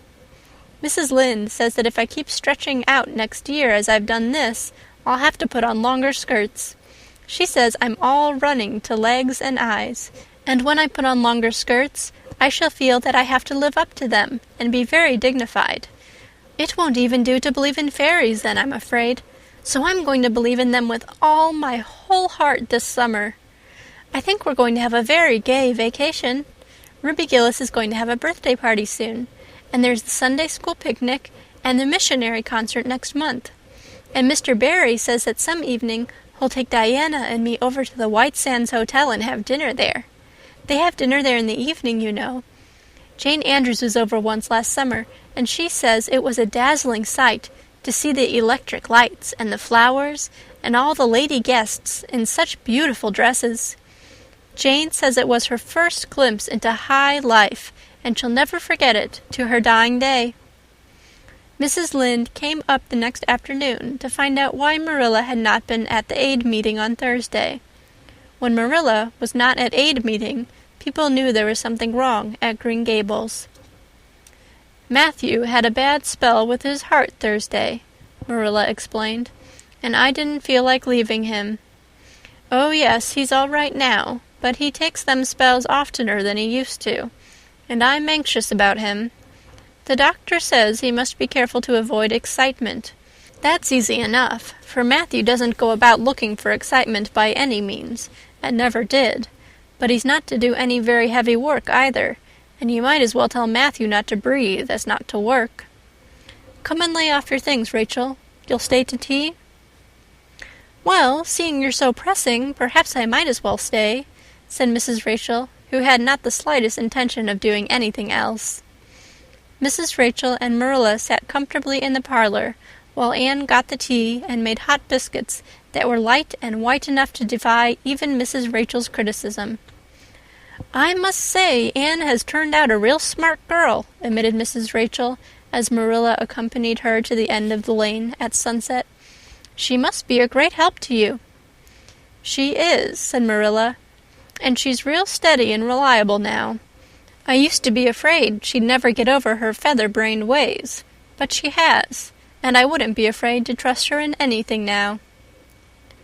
I never would have thought she'd have turned out so well that first day I was here 3 years ago, said Mrs. Rachel. Lawful heart, shall I ever forget that tantrum of hers?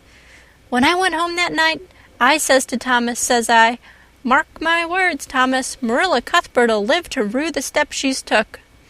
But I was mistaken, and I'm real glad of it. I ain't one of those kind of people, Marilla, as can never be brought to own up that they've made a mistake. No, that never was my way, thank goodness. I did make a mistake in judging Anne, but it weren't no wonder, for an odder, unexpecteder witch of a child there never was in this world, that's what. There was no ciphering her out by the rules that worked with other children. It's nothing short of wonderful how she's improved these 3 years, but especially in looks. She's a real pretty girl, got to be, though I can't say I'm overly partial to that pale, big-eyed style myself. I like more snap and color, like Diana Barry has, or Ruby Gillis. Ruby Gillis's looks are real showy, but somehow, I don't know how it is, but when Anne and them are together, though she ain't half as handsome, she makes them look kind of common and overdone.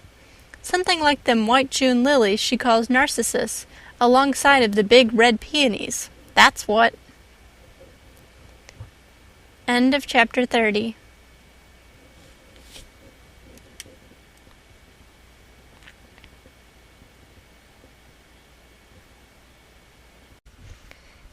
Anne of Green Gables by Lucy Maud Montgomery. Chapter 31. Where the Brook and River Meet. Anne had her good summer, and enjoyed it wholeheartedly.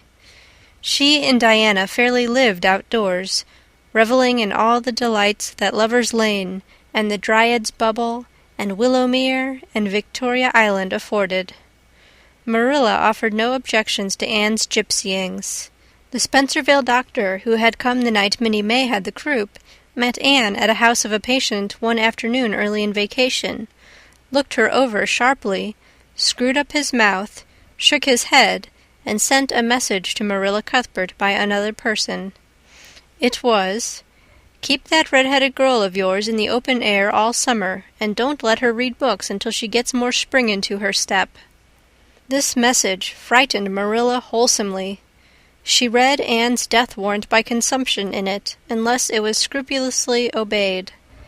As a result, Anne had the golden summer of her life as far as freedom and frolic went. She walked, rode, berried, and dreamed to her heart's content, and when September came, she was bright-eyed and alert, with a step that would have satisfied the Spencervale doctor, and a heart full of ambition and zest once more. "I feel just like studying with might and main," she declared as she brought her books down from the attic. "Oh, you good old friends. I'm glad to see your honest faces once more. Yes, even you, geometry. I've had a perfectly beautiful summer, Marilla, and now I'm rejoicing as a strong man to run a race, as Mr. Allen said last Sunday. Doesn't Mr. Allen preach magnificent sermons? Mrs. Lynde says he is improving every day, and the first thing we know some city church will gobble him up, and then we'll be left and have to turn to and break in another green preacher.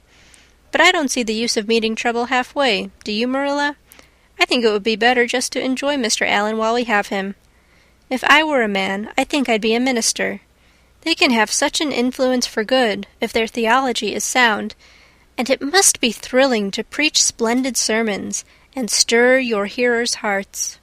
Why can't women be ministers, Marilla?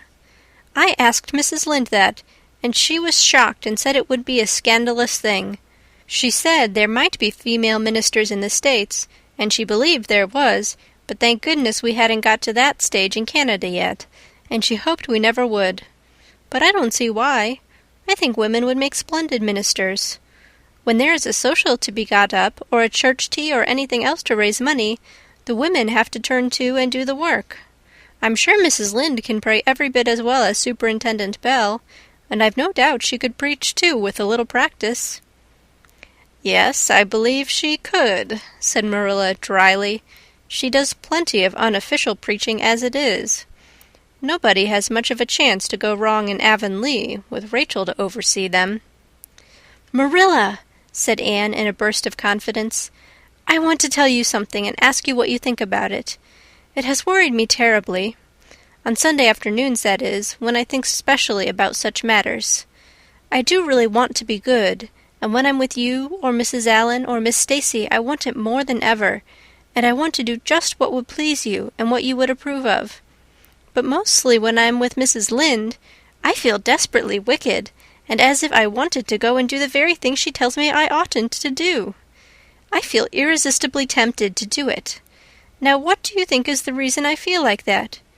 Do you think it's because I'm really bad and unregenerate? Marilla looked dubious for a moment. Then she laughed. If you are, I guess I am too, Anne, for Rachel often has that very effect on me. I sometimes think she'd have more of an influence for good, as you say yourself, if she didn't keep up nagging people to do right. There should have been a special commandment against nagging. But there, I shouldn't talk so. Rachel is a good Christian woman, and she means well. There isn't a kinder soul in Avonlea, and she never shirks her share of work. I'm very glad you feel the same, said Anne decidedly. It's so encouraging. I shan't worry so much over that after this. But I dare say there'll be other things to worry me.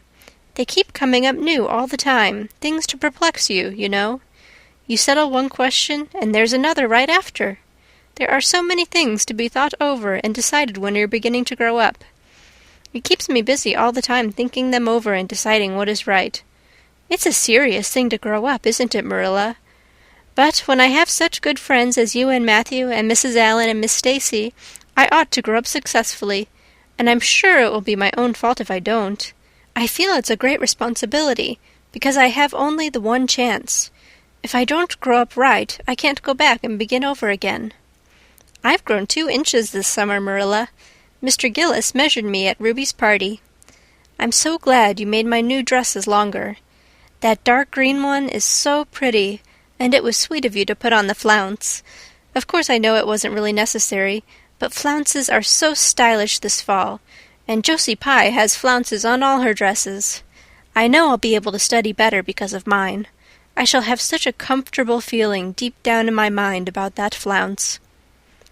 It's worth something to have that, admitted Marilla.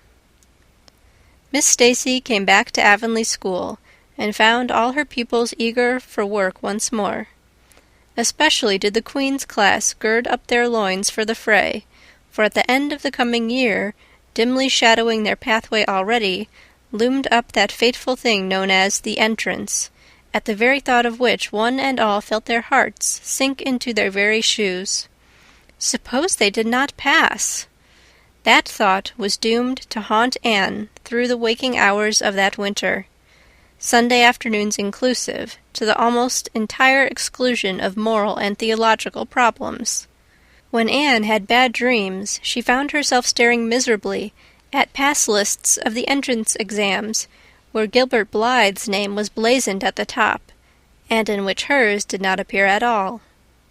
But it was a jolly, busy, happy, swift-flying winter. Schoolwork was as interesting, class rivalry as absorbing, as of yore.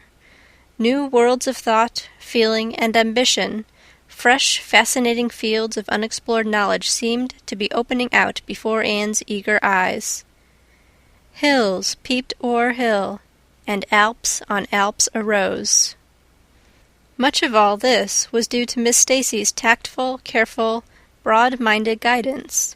She led her class to think and explore and discover for themselves, and encouraged straying from the old beaten paths to a degree that quite shocked Mrs. Lynde and the school trustees, who viewed all innovations on established methods rather dubiously. Apart from her studies, Anne expanded socially, for Marilla, mindful of the Spencervale doctor's dictum, no longer vetoed occasional outings. The debating club flourished and gave several concerts. There were 1 or 2 parties almost verging on grown-up affairs. There were sleigh drives and skating frolics galore. Between times Anne grew, shooting up so rapidly that Marilla was astonished one day when they were standing side by side to find the girl was taller than herself. "Why, Anne, how you've grown," she said, almost unbelievingly.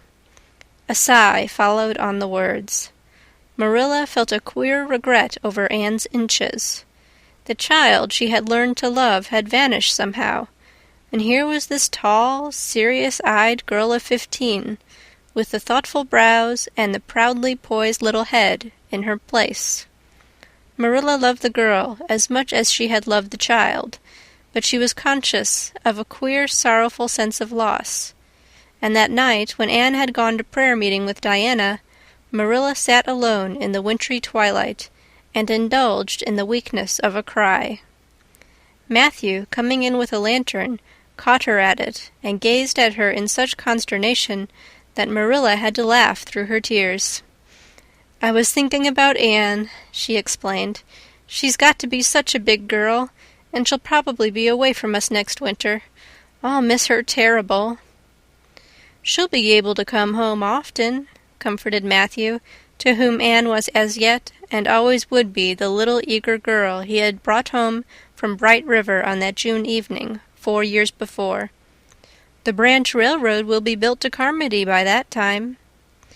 "It won't be the same thing as having her here all the time," sighed Marilla gloomily, determined to enjoy the luxury of grief uncomforted. "But there, men can't understand these things."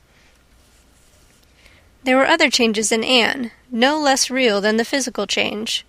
For one thing, she became much quieter.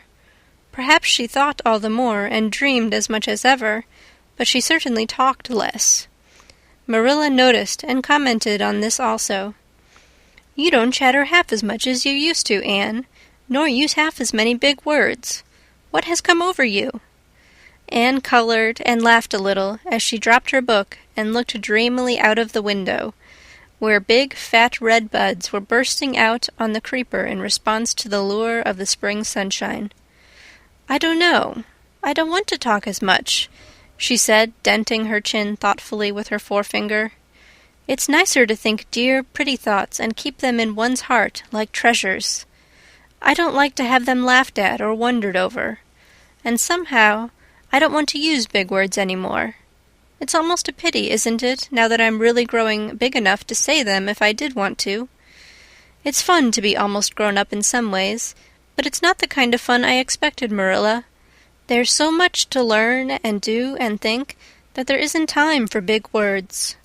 Besides, Miss Stacy says the short ones are much stronger and better. She makes us write all our essays as simply as possible. It was hard at first. I was so used to crowding in all the fine, big words I could think of, and I thought of any number of them. But I've got used to it now, and I see it so much better." "What has become of your story club? I haven't heard you speak of it for a long time." "The story club isn't in existence any longer. We hadn't time for it. and anyhow, I think we had got tired of it. It was silly to be writing about love and murder and elopements and mysteries. Miss Stacy sometimes has us write a story for training in composition, but she won't let us write anything but what might happen in Avonlea in our own lives, and she criticizes it very sharply, and makes us criticize our own, too. I never thought my compositions had so many faults until I began to look for them myself. I felt so ashamed I wanted to give up altogether, but Miss Stacy said I could learn to write well, if I only trained myself to be my own severest critic. And so I am trying to. "You've only 2 more months before the entrance," said Marilla. "Do you think you'll be able to get through?" Anne shivered. "I don't know. Sometimes I think I'll be all right, and then I get horribly afraid. We've studied hard, and Miss Stacy has drilled us thoroughly, but we mayn't get through for all that. We've each got a stumbling block.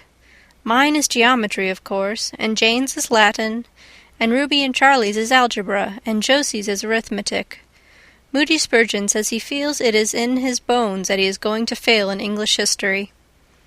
Miss Stacy is going to give us examinations in June just as hard as we'll have at the entrance, and mark us just as strictly, so we'll have some idea. I wish it was all over, Marilla. It haunts me. Sometimes I wake up in the night and wonder what I'll do if I don't pass." "Why, go to school next year and try again," said Marilla unconcernedly. "Oh, I don't believe I'd have the heart for it.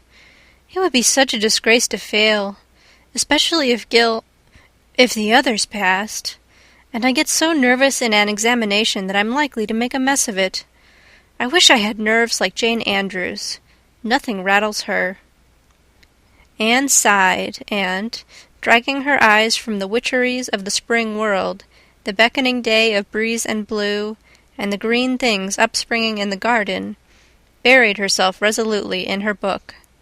There would be other springs, but if she did not succeed in passing the entrance, Anne felt convinced that she would never recover sufficiently to enjoy them. End of chapter 31. Where the Brook and River Meet.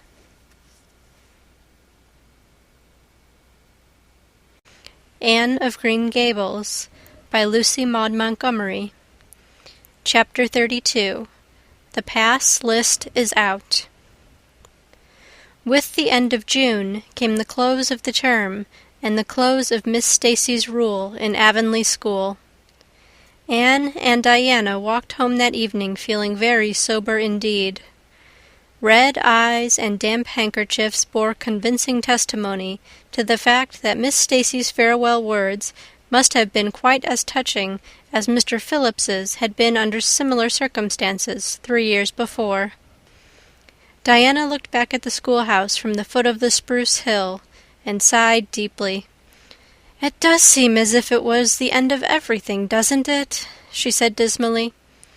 "You oughtn't to feel half as badly as I do," said Anne, hunting vainly for a dry spot on her handkerchief. "You'll be back again next winter, but I suppose I've left the dear old school forever, if I have good luck, that is. It won't be a bit the same. Miss Stacy won't be there, nor you, nor Jane, nor Ruby, probably. I shall have to sit all alone, for I couldn't bear to have another desk-mate after you. Oh, we have had jolly times, haven't we, Anne? It's dreadful to think they're all over."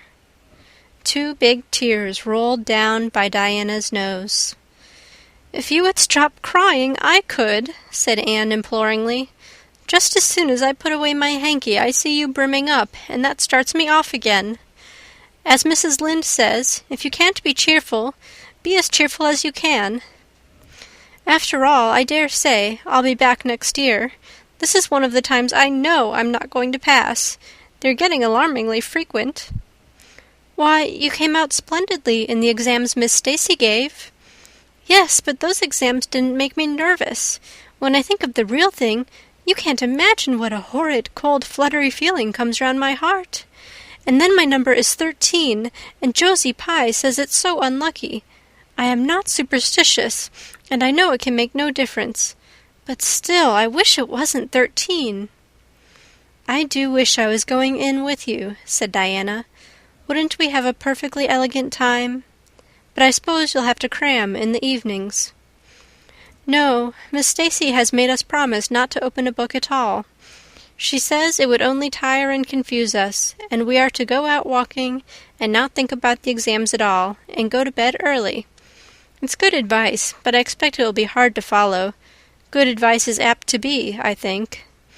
Prissy Andrews told me that she sat up half the night every night of her entrance week and crammed for dear life, and I had determined to sit up at least as long as she did. It was so kind of your Aunt Josephine to ask me to stay at Beechwood while I'm in town. You'll write to me while you're in, won't you?" "I'll write Tuesday night and tell you how the first day goes," promised Anne. "I'll be haunting the post office Wednesday," vowed Diana.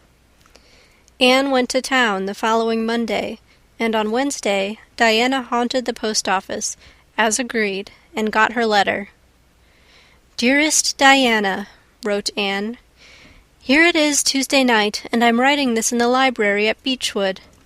Last night I was horribly lonesome all alone in my room, and wished so much you were with me.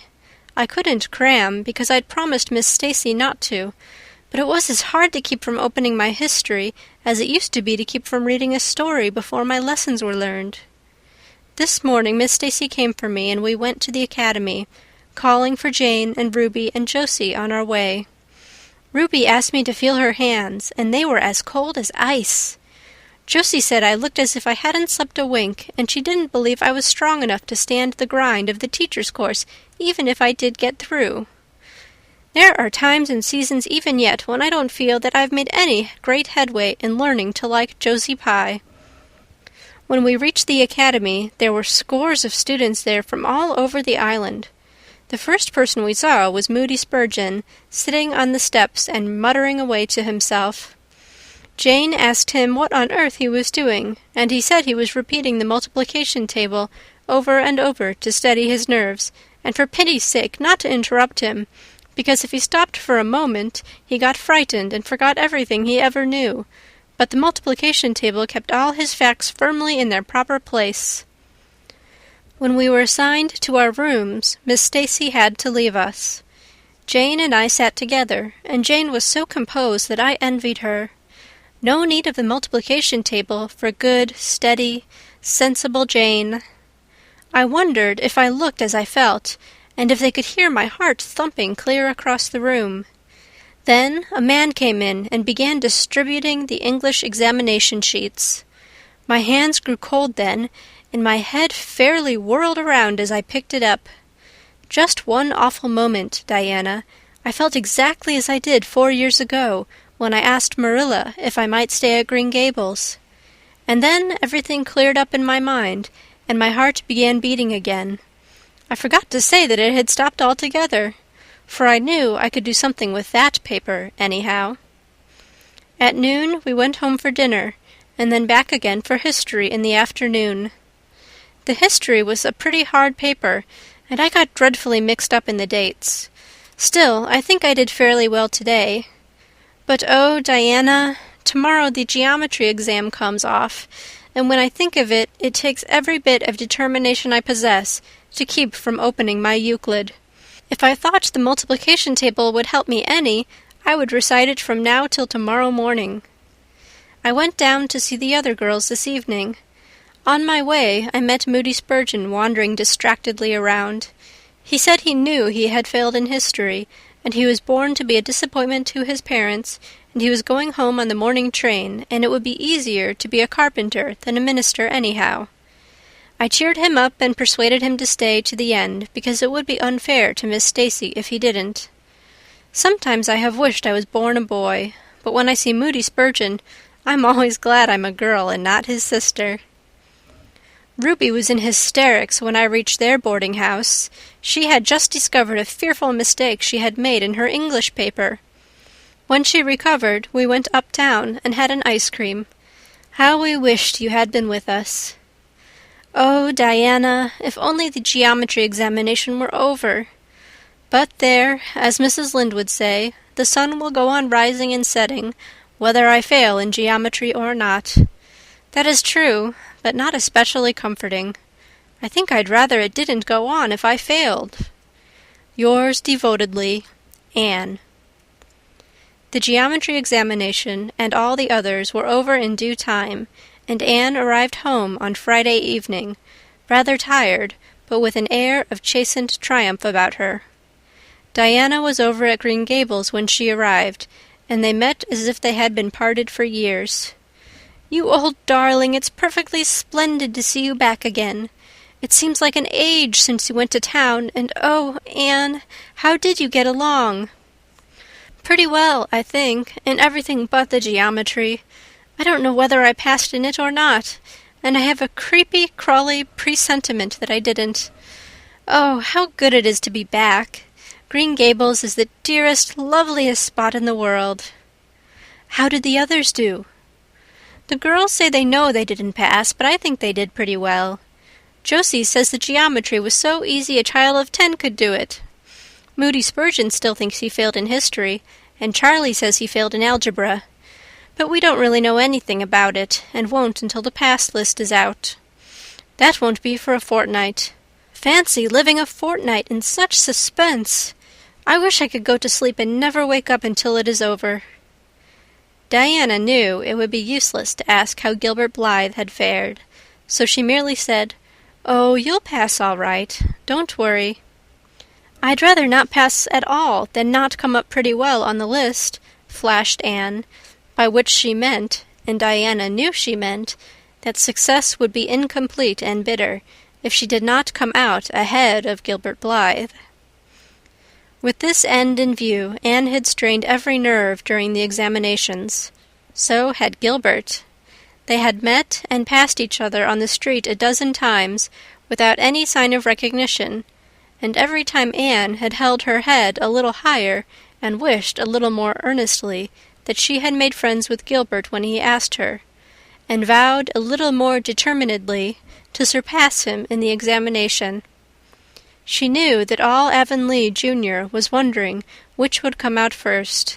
She even knew that Jimmy Glover and Ned Wright had a bet on the question, and that Josie Pye had said there was no doubt in the world that Gilbert would be first, and she felt that her humiliation would be unbearable if she failed. But she had another and nobler motive for wishing to do well. She wanted to pass high for the sake of Matthew and Marilla, especially Matthew. Matthew had declared to her his conviction that she would beat the whole island. That, Anne felt, was something it would be foolish to hope for, even in the wildest dreams. But she did hope fervently that she would be amongst the first 10 at least, so that she might see Matthew's kindly brown eyes gleam with pride in her achievement. That, she felt, would be a sweet reward indeed for all her hard work and patient grubbing among unimaginative equations and conjugations. At the end of the fortnight, Anne took to haunting the post office also, in the distracted company of Jane, Ruby, and Josie, opening the Charlottetown dailies with shaking hands and cold sink-away feelings as bad as any experienced during the entrance week. Charlie and Gilbert were not above doing this too, but Moody Spurgeon stayed resolutely away. "I haven't got the grit to go there and look at a paper in cold blood," he told Anne. "I'm just going to wait until somebody comes and tells me suddenly whether I've passed or not." When 3 weeks had gone by without the pass list appearing, Anne began to feel that she really couldn't stand the strain much longer. Her appetite failed and her interest in Avonlea doings languished. Mrs. Lynde wanted to know what else you could expect with a Tory superintendent of education at the head of affairs, and Matthew, noting Anne's paleness and indifference and the lagging steps that bore her home from the post office every afternoon, began seriously to wonder if he hadn't better vote Grit at the next election. But one evening the news came. Anne was sitting at her open window, for the time forgetful of the woes of examinations and the cares of the world, as she drank in the beauty of the summer dusk, sweet-scented with flower breaths from the garden below, and sibilant and rustling from the stir of poplars. The eastern sky above the firs was flushed faintly pink from the reflection of the west, and Anne was wondering dreamily if the spirit of color looked like that, when she saw Diana come flying down through the firs, over the log bridge, and up the slope, with a fluttering newspaper in her hand. Anne sprang to her feet, knowing at once what that paper contained. The pass list was out. Her head whirled and her heart beat until it hurt her. She could not move a step. It seemed an hour to her before Diana came rushing along the hall and burst into the room without even knocking, so great was her excitement. "Anne, you've passed!" she cried. "Passed the very first! You and Gilbert both, your ties! But your name is first! Oh, I'm so proud!" Diana flung the paper on the table and herself on Anne's bed, utterly breathless and incapable of further speech. Anne lighted the lamp, oversetting the match-safe and using up 6 matches before her shaking hands could accomplish the task. Then she snatched up the paper. Yes, she had passed. There was her name at the very top of a list of 200. That moment was worth living for.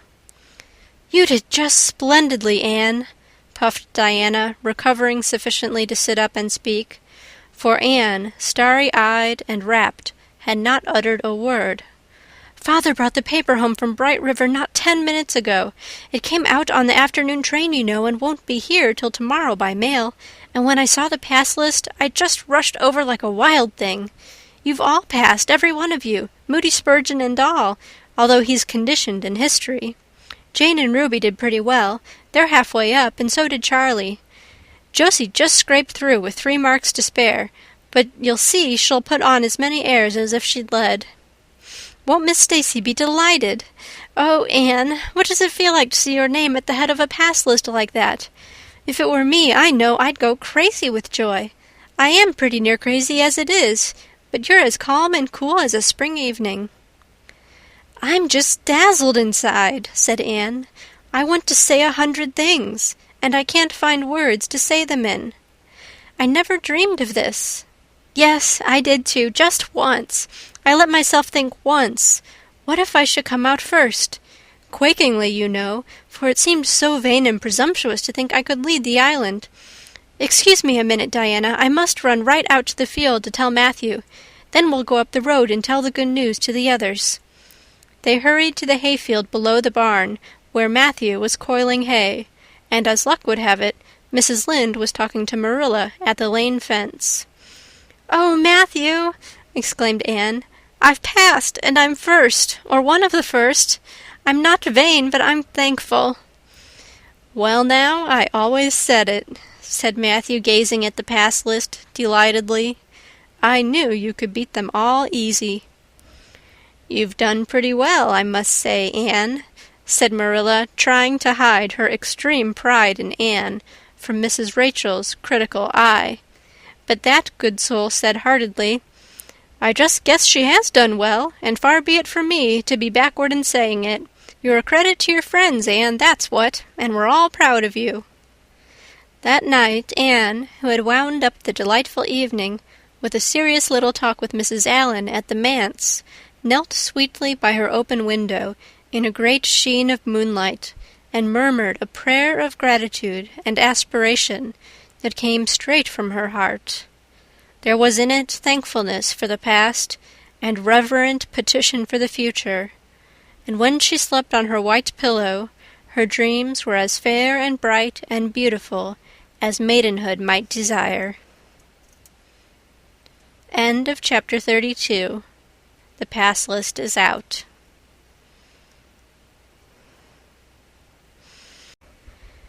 Anne of Green Gables by Lucy Maud Montgomery. Chapter 33. The Hotel Concert.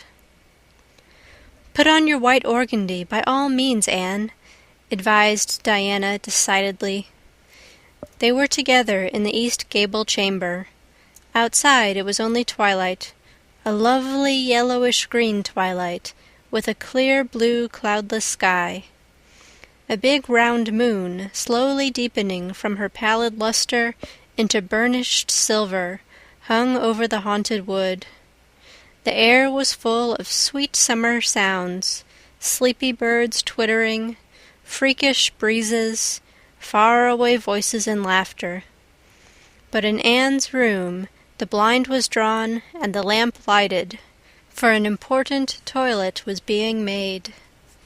The east gable was a very different place from what it had been on that night 4 years before, when Anne had felt its bareness penetrate to the marrow of her spirit with its inhospitable chill.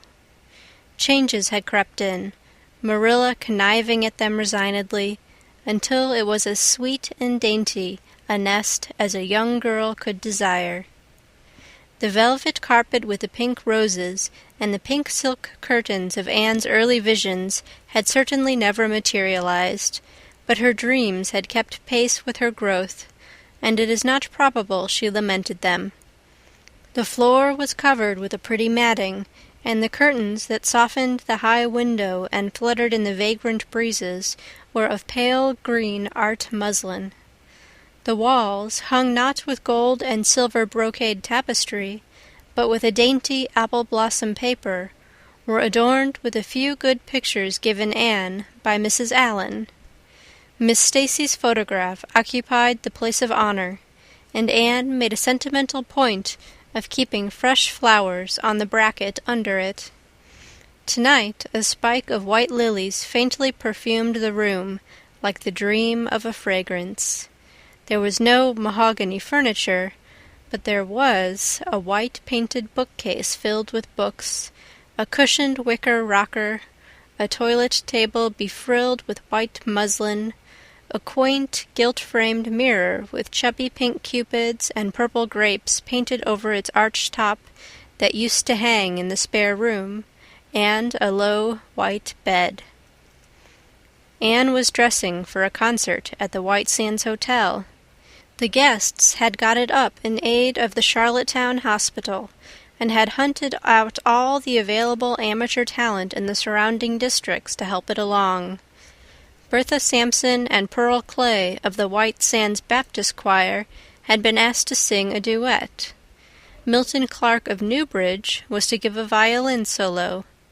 Winnie Adela Blair of Carmody was to sing a Scotch ballad, and Laura Spencer of Spencervale and Anne Shirley of Avonlea were to recite. As Anne would have said at one time, it was an epoch in her life, and she was deliciously athrill with the excitement of it. Matthew was in the seventh heaven of gratified pride over the honor conferred on his Anne, and Marilla was not far behind, although she would have died rather than admit it, and said she didn't think it was very proper for a lot of young folks to be gadding over to the hotel without any responsible person with them. Anne and Diana were to drive over with Jane Andrews and her brother Billy in their double-seated buggy, and several other Avonlea girls and boys were going too. There was a party of visitors expected out from town, and after the concert a supper was to be given to the performers. "Do you really think the organdy will be best?" queried Anne anxiously. "I don't think it's as pretty as my blue-flowered muslin, and it certainly isn't so fashionable."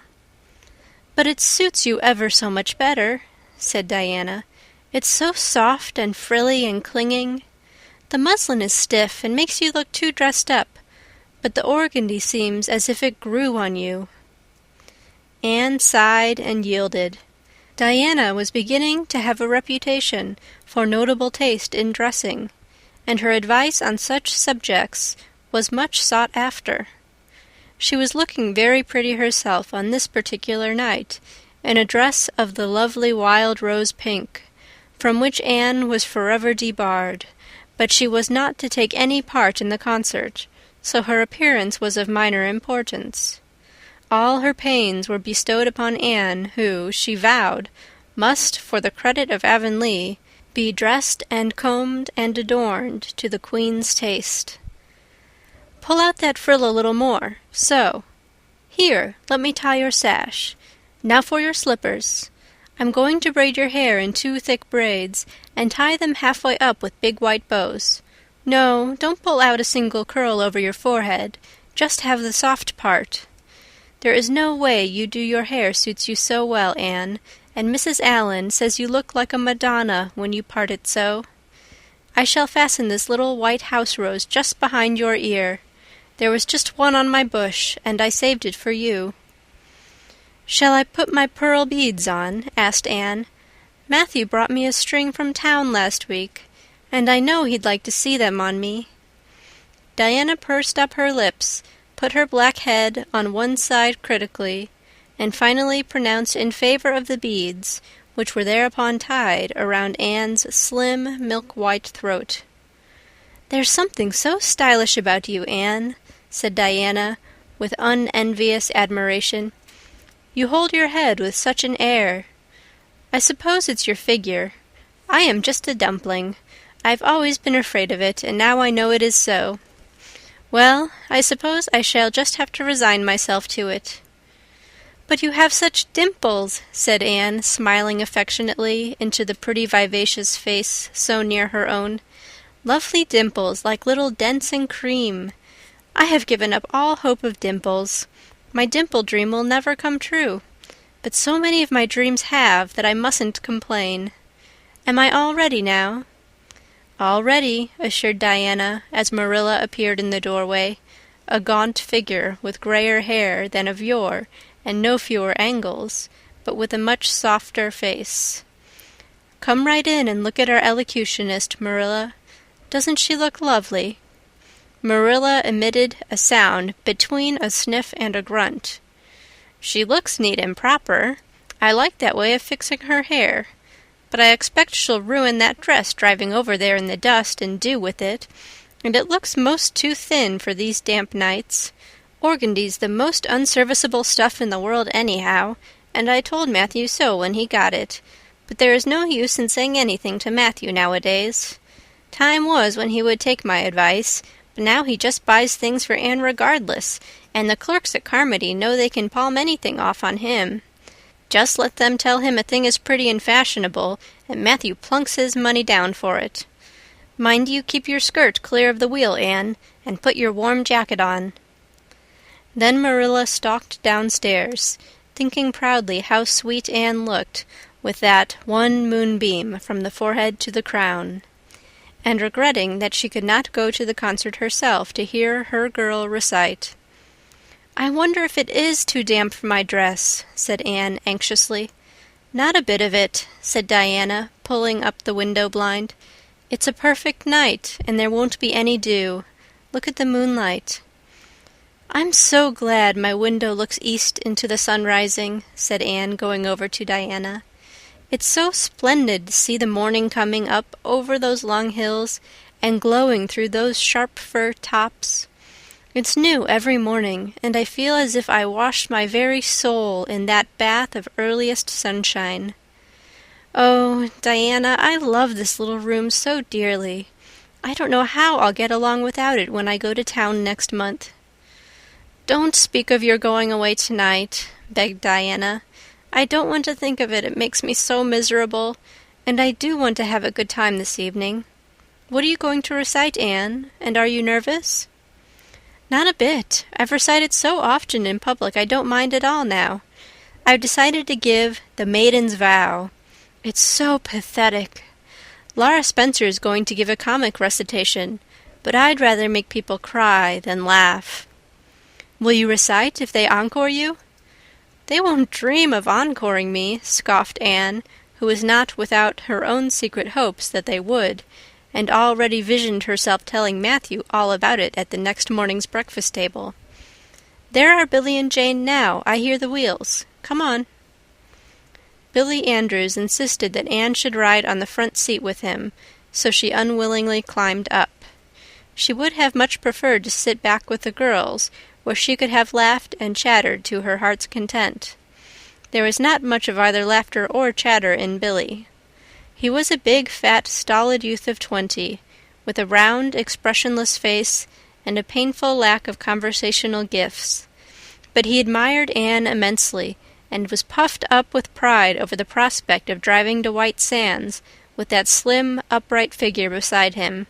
Anne, by dint of talking over her shoulder to the girls, and occasionally passing a sop of civility to Billy, who grinned and chuckled and never could think of any reply until it was too late, contrived to enjoy the drive in spite of all. It was a night for enjoyment. The road was full of buggies, all bound for the hotel, and laughter, silver clear, echoed and re-echoed along it. When they reached the hotel, it was a blaze of light from top to bottom. They were met by the ladies of the concert committee, one of whom took Anne off to the performers' dressing-room, which was filled with the members of a Charlottetown symphony club, among whom Anne felt suddenly shy and frightened and countrified. Her dress, which, in the east gable, had seemed so dainty and pretty, now seemed simple and plain, too simple and plain, she thought, among all the silks and laces that glistened and rustled around her. What were her pearl beads compared to the diamonds of the big handsome lady near her? And how poor her one wee white rose must look beside all the hothouse flowers the others wore! Anne laid her hat and jacket away and shrank miserably into a corner. She wished herself back in the white room at Green Gables. It was still worse on the platform of the big concert hall of the hotel, where she presently found herself. The electric lights dazzled her eyes, the perfume and hum bewildered her. She wished she were sitting down in the audience with Diana and Jane, who seemed to be having a splendid time away at the back. She was wedged in between a stout lady in pink silk and a tall, scornful-looking girl in a white lace dress. The stout lady occasionally turned her head squarely around and surveyed Anne through her eyeglasses until Anne, acutely sensitive of being so scrutinized, felt that she must scream aloud, and the white lace girl kept talking audibly to her next-door neighbor about the country bumpkins and rustic belles in the audience, languidly anticipating such fun from the displays of local talent on the program. Anne believed that she would hate that white lace girl to the end of life. Unfortunately for Anne, a professional elocutionist was staying at the hotel and had consented to recite. She was a lithe, dark-eyed woman in a wonderful gown of shimmering gray stuff like woven moonbeams, with gems on her neck and in her dark hair. She had a marvelously flexible voice and wonderful power of expression.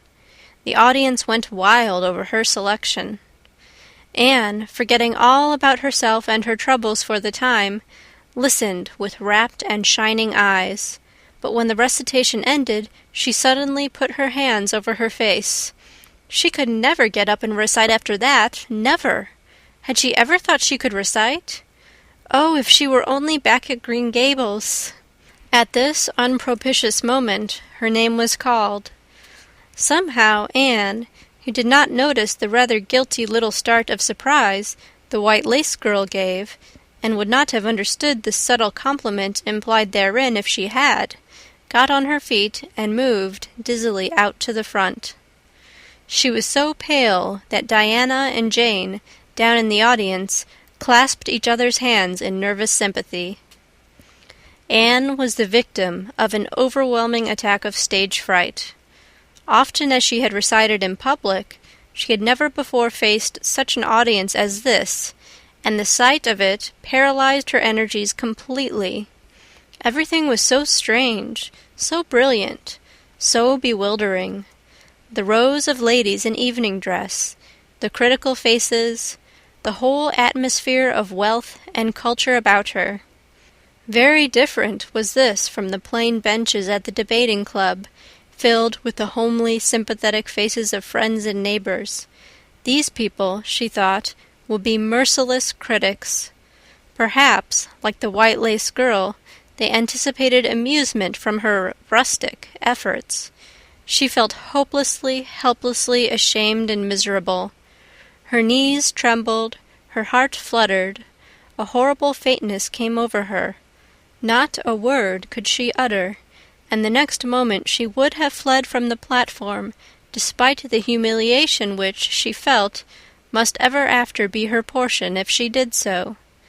But suddenly, As her dilated, frightened eyes gazed out over the audience, she saw Gilbert Blythe away at the back of the room, bending forward with a smile on his face, a smile which seemed to Anne at once triumphant and taunting.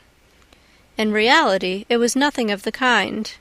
Gilbert was merely smiling with appreciation of the whole affair in general, and of the effect produced by Anne's slender white form and spiritual face against a background of palms in particular. Josie Pye, whom he had driven over, sat beside him, and her face certainly was both triumphant and taunting. But Anne did not see Josie, and would not have cared if she had. She drew a long breath and flung her head up proudly, courage and determination tingling over her like an electric shock. She would not fail before Gilbert Blythe. He should never be able to laugh at her. Never, never. Her fright and nervousness vanished, and she began her recitation, her clear, sweet voice reaching to the farthest corner of the room without a tremor or a break. Self-possession was fully restored to her, and in the reaction from that horrible moment of powerlessness, she recited as she had never done before. When she finished, there were bursts of honest applause. Anne, stepping back to her seat, blushing with shyness and delight, found her hand vigorously clasped and shaken by the stout lady in pink silk. "My dear, you did splendidly," she puffed. "I've been crying like a baby. Actually, I have. They're encoring you. They're bound to have you back." "Oh, I can't go," said Anne confusedly. "But yet I must, or Matthew will be disappointed. He said they would encore me." "Then don't disappoint Matthew," said the pink lady, laughing. Smiling, blushing, limpid-eyed, Anne tripped back and gave a quaint, funny little selection that captivated her audience still further. The rest of the evening was quite a little triumph for her. When the concert was over, the stout pink lady, who was the wife of an American millionaire, took her under her wing and introduced her to everybody, and everybody was very nice to her. The professional elocutionist, Mrs. Evans, came and chatted with her, telling her that she had a charming voice and interpreted her selections beautifully. Even the white lace girl paid her a languid little compliment. They had supper in the big, beautifully decorated dining room.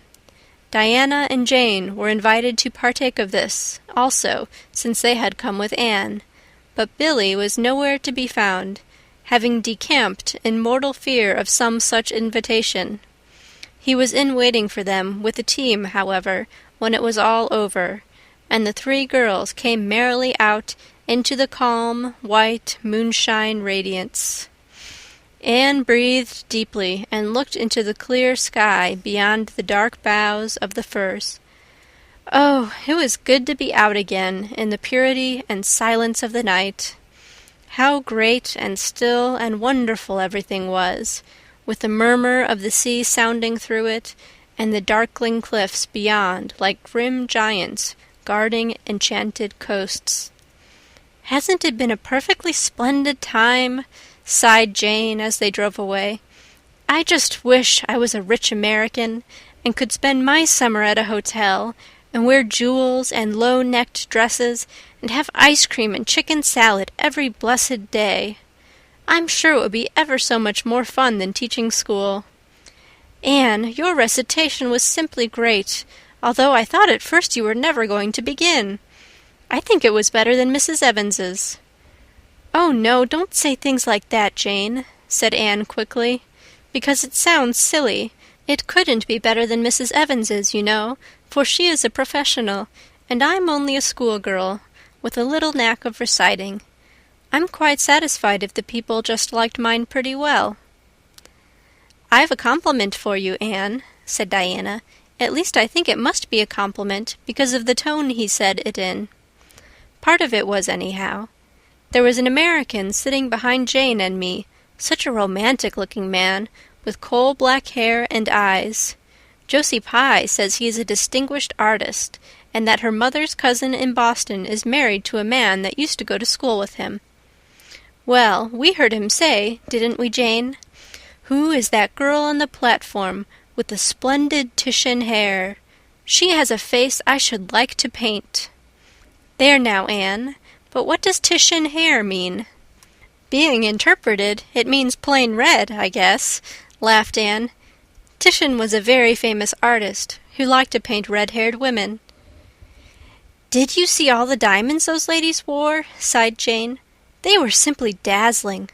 Wouldn't you just love to be rich, girls?" "We are rich," said Anne staunchly.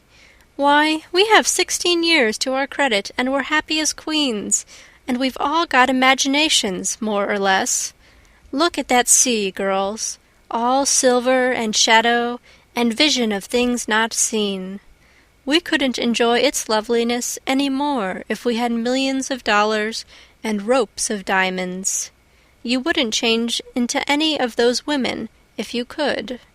Would you want to be that white lace girl and wear a sour look all your life, as if you'd been born turning up your nose at the world?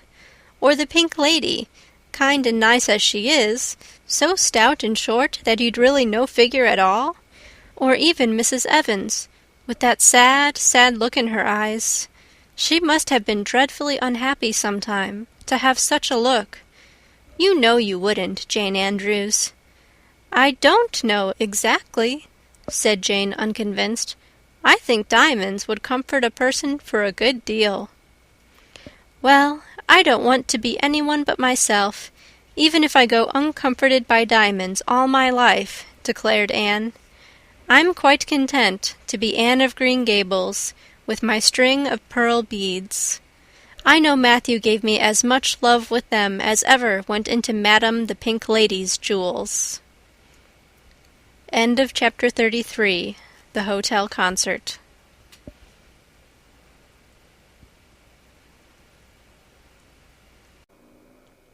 Anne of Green Gables by Lucy Maud Montgomery.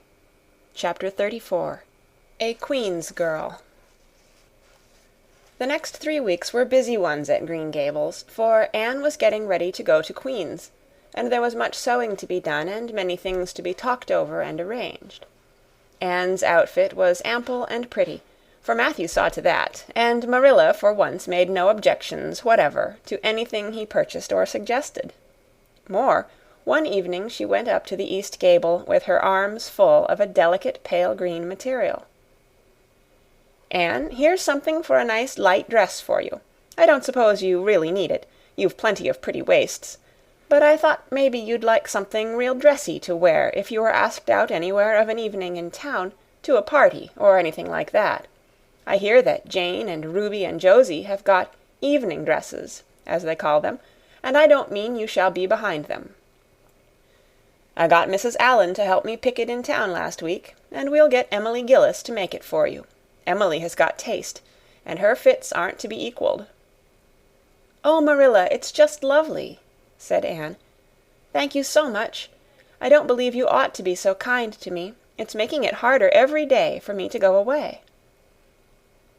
The green dress was made up with as many tucks and frills and shirrings as Emily's taste permitted. Anne put it on one evening for Matthew's and Marilla's benefit, and recited The Maiden's Vow for them in the kitchen. As Marilla watched the bright animated face and graceful motions, her thoughts went back to the evening Anne had arrived at Green Gables, and memory recalled a vivid picture of the odd, frightened child in her preposterous yellowish-brown wincey dress, the heartbreak looking out of her tearful eyes. Something in the memory brought tears to Marilla's own eyes.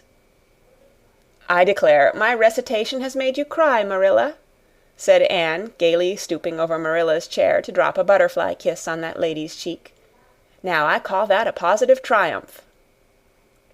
"No, I wasn't crying over your piece," said Marilla, who would have scorned to be betrayed into such weakness by any poetry stuff. "I just couldn't help thinking of the little girl you used to be, Anne, and I was wishing you could have stayed a little girl, even with all your queer ways. You're so grown up now, and you're going away, and you look so tall and stylish and So different altogether in that dress, as if you didn't belong in Avonlea at all, and I just got lonesome thinking it all over. Marilla." Anne sat down on Marilla's gingham lap, took Marilla's lined face between her hands, and looked gravely and tenderly into Marilla's eyes. "I'm not a bit changed, not really. I'm only just pruned down and branched out. The real me, back here, is just the same. It won't make a bit of difference where I go or how much I change outwardly. At heart I shall always be your little Anne, who will love you and Matthew and dear Green Gables more and better every day of her life."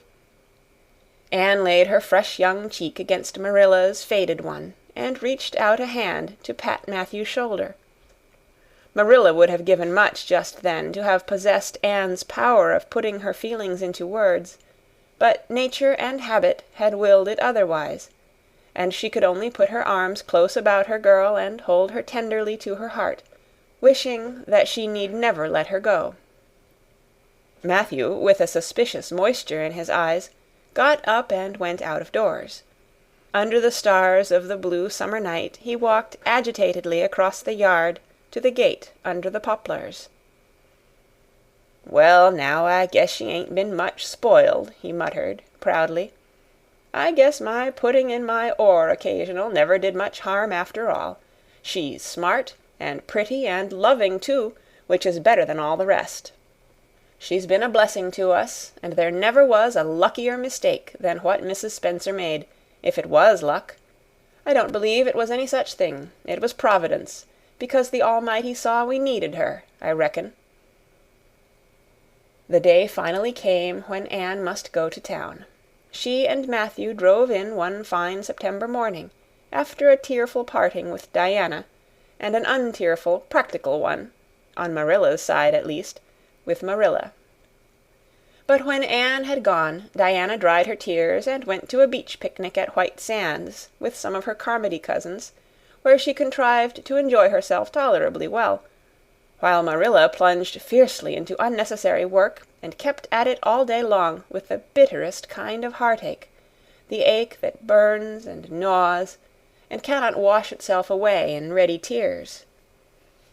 But that night, when Marilla went to bed, acutely and miserably conscious that the little gable room at the end of the hall was untenanted by any vivid young life, and unstirred by any soft breathing, she buried her face in her pillow and wept for her girl in a passion of sobs that appalled her, when she grew calm enough to reflect how very wicked it must be to take on so about a sinful fellow creature. Anne and the rest of the Avonlea scholars reached town just in time to hurry off to the academy. That first day passed pleasantly enough in a whirl of excitement, meeting all the new students, learning to know the professors by sight, and being assorted and organized into classes. Anne intended taking up the second-year work, being advised to do so by Miss Stacy. Gilbert Blythe elected to do the same. This meant getting a first-class teacher's license in 1 year instead of 2, if they were successful, but it also meant much more and harder work. Jane, Ruby, Josie, Charlie, and Moody Spurgeon, not being troubled with the stirrings of ambition, were content to take up the second-class work. Anne was conscious of a pang of loneliness when she found herself in a room with 50 other students, not one of whom she knew, except the tall brown-haired boy across the room, and knowing him in the fashion she did not help her much, as she reflected pessimistically. Yet she was undeniably glad that they were in the same class. The old rivalry could still be carried on, and Anne would hardly have known what to do if it had been lacking. "I wouldn't feel comfortable without it," she thought. "Gilbert looks awfully determined. I suppose he's making up his mind, here and now, to win the medal. What a splendid chin he has! I never noticed it before. I do wish Jane and Ruby had gone in for first class, too. I suppose I won't feel so much like a cat in a strange garret when I get acquainted, though. I wonder which of the girls here are going to be my friends. It's really an interesting speculation. Of course, I promised Diana that no Queen's girl, no matter how much I liked her, should ever be as dear to me as she is, but I've lots of second-best affections to bestow. I like the look of that girl with the brown eyes and the crimson waist. She looks vivid and red-rosy. There's that pale, fair one gazing out of the window. She has lovely hair, and looks as if she knew a thing or two about dreams. I'd like to know them both, know them well, well enough to walk with my arm about their waists and call them nicknames. But just now I don't know them, and they don't know me, and probably don't want to know me particularly. Oh, it's lonesome." It was lonesomer still when Anne found herself alone in her hall bedroom that night at twilight. She was not to board with the other girls, who all had relatives in town to take pity on them. Miss Josephine Barry would have liked to board her, but Beechwood was so far from the academy that it was out of the question. So Miss Barry hunted up a boarding-house, assuring Matthew and Marilla that it was the very place for Anne. "The lady who keeps it is a reduced gentlewoman," explained Miss Barry. "Her husband was a British officer, and she is very careful what sort of boarders she takes. Anne will not meet with any objectionable persons under her roof. The table is good, and the house is near the academy, in a quiet neighborhood." All this might be quite true, and indeed proved to be so, but it did not materially help Anne in the first agony of homesickness that seized upon her. She looked dismally about her narrow little room, with its dull-papered, pictureless walls, its small iron bedstead and empty bookcase, and a horrible choke came into her throat as she thought of her own white room at Green Gables, where she would have the pleasant consciousness of a great green still outdoors, of sweet peas growing in the garden, and moonlight falling on the orchard, of the brook below the slope, and the spruce boughs tossing in the night wind beyond it, of a vast starry sky, and the light from Diana's window shining out through the gap in the trees. Here there was nothing of this. Anne knew that outside of her window was a hard street, with a network of telephone wires shutting out the sky, the tramp of alien feet, and 1,000 lights gleaming on stranger faces. She knew that she was going to cry, and fought against it. "I won't cry. It's silly and weak. There's the third tear splashing down by my nose. There are more coming. I must think of something funny to stop them. But there's nothing funny except what is connected with Avonlea, and that only makes things worse. 4, 5. I'm going home next Friday, but that seems 100 years away. Oh, Matthew is nearly home by now, and Marilla is at the gate, looking down the lane for him. 6, 7, 8. Oh, there's no use in counting them. They're coming in a flood presently. I can't cheer up. I don't want to cheer up. It's nicer to be miserable." The flood of tears would have come, no doubt, had not Josie Pye appeared at that moment. In the joy of seeing a familiar face, Anne forgot that there had never been much love lost between her and Josie. As a part of Avonlea life, even a Pye was welcome. "I'm so glad you came up," Anne said sincerely. "You've been crying," remarked Josie, with aggravating pity. "I suppose you're homesick. Some people have so little self-control in that respect. I've no intention of being homesick, I can tell you. Town's too jolly after that poky old Avonlea. I wonder how I ever existed there so long. You shouldn't cry, Anne. It isn't becoming, for your nose and eyes get red, and then you seem all red. I'd a perfectly scrumptious time in the academy today. Our French professor is simply a duck. His mustache would give you kerwallops of the heart. Have you anything eatable around, Anne? I'm literally starving. Ah, I guessed likely Marilla'd load you up with cake. That's why I called round. Otherwise I'd have gone to the park to hear the band play with Frank Stockley. He boards same place as I do, and he's a sport. He noticed you in class today and asked me who the red-headed girl was. I told him you were an orphan that the Cuthberts had adopted, and nobody knew very much about what you'd been before that." Anne was wondering if, after all, solitude and tears were not more satisfactory than Josie Pye's companionship, when Jane and Ruby appeared, each with an inch of Queen's color ribbon, purple and scarlet, pinned proudly to her coat. As Josie was not speaking to Jane just then, she had to subside into comparative harmlessness. "Well," said Jane with a sigh, "I feel as if I'd lived many moons since the morning. I ought to be home studying my Virgil. That horrid old professor gave us 20 lines to start in on tomorrow. But I simply couldn't settle down to study tonight. Anne, methinks I see the traces of tears. If you've been crying, do own up. It will restore my self-respect, for I was shedding tears freely before Ruby came along. I don't mind being a goose so much if somebody else is goosey too. Cake? You'll give me a teeny piece, won't you? Thank you. It has the real Avonlea flavor." Ruby, perceiving the Queen's calendar lying on the table, wanted to know if Anne meant to try for the gold medal.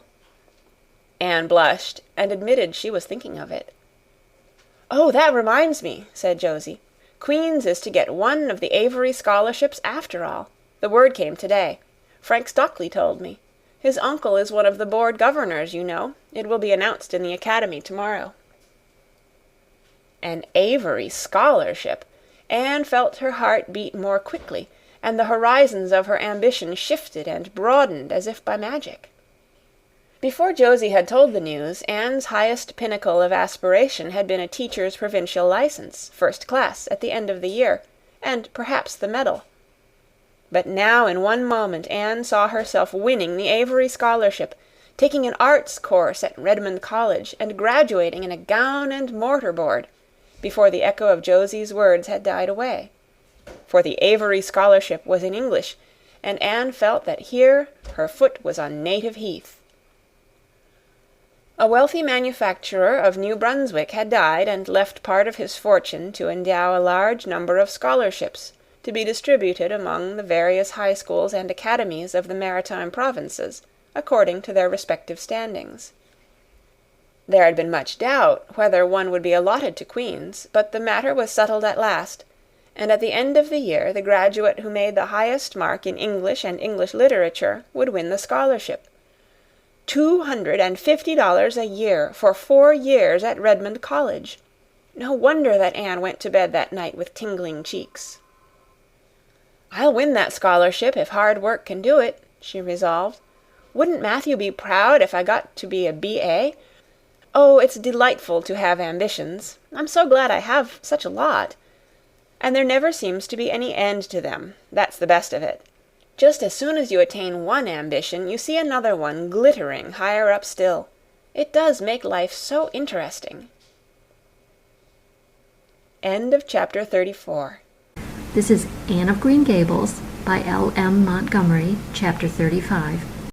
Anne's homesickness wore off, greatly helped in the wearing by her weekend visits home. As long as the open weather lasted, the Avonlea students went out to Carmody on the New Branch Railway every Friday night. Diana and several other Avonlea young folks were generally on hand to meet them, and they all walked over to Avonlea in a merry party.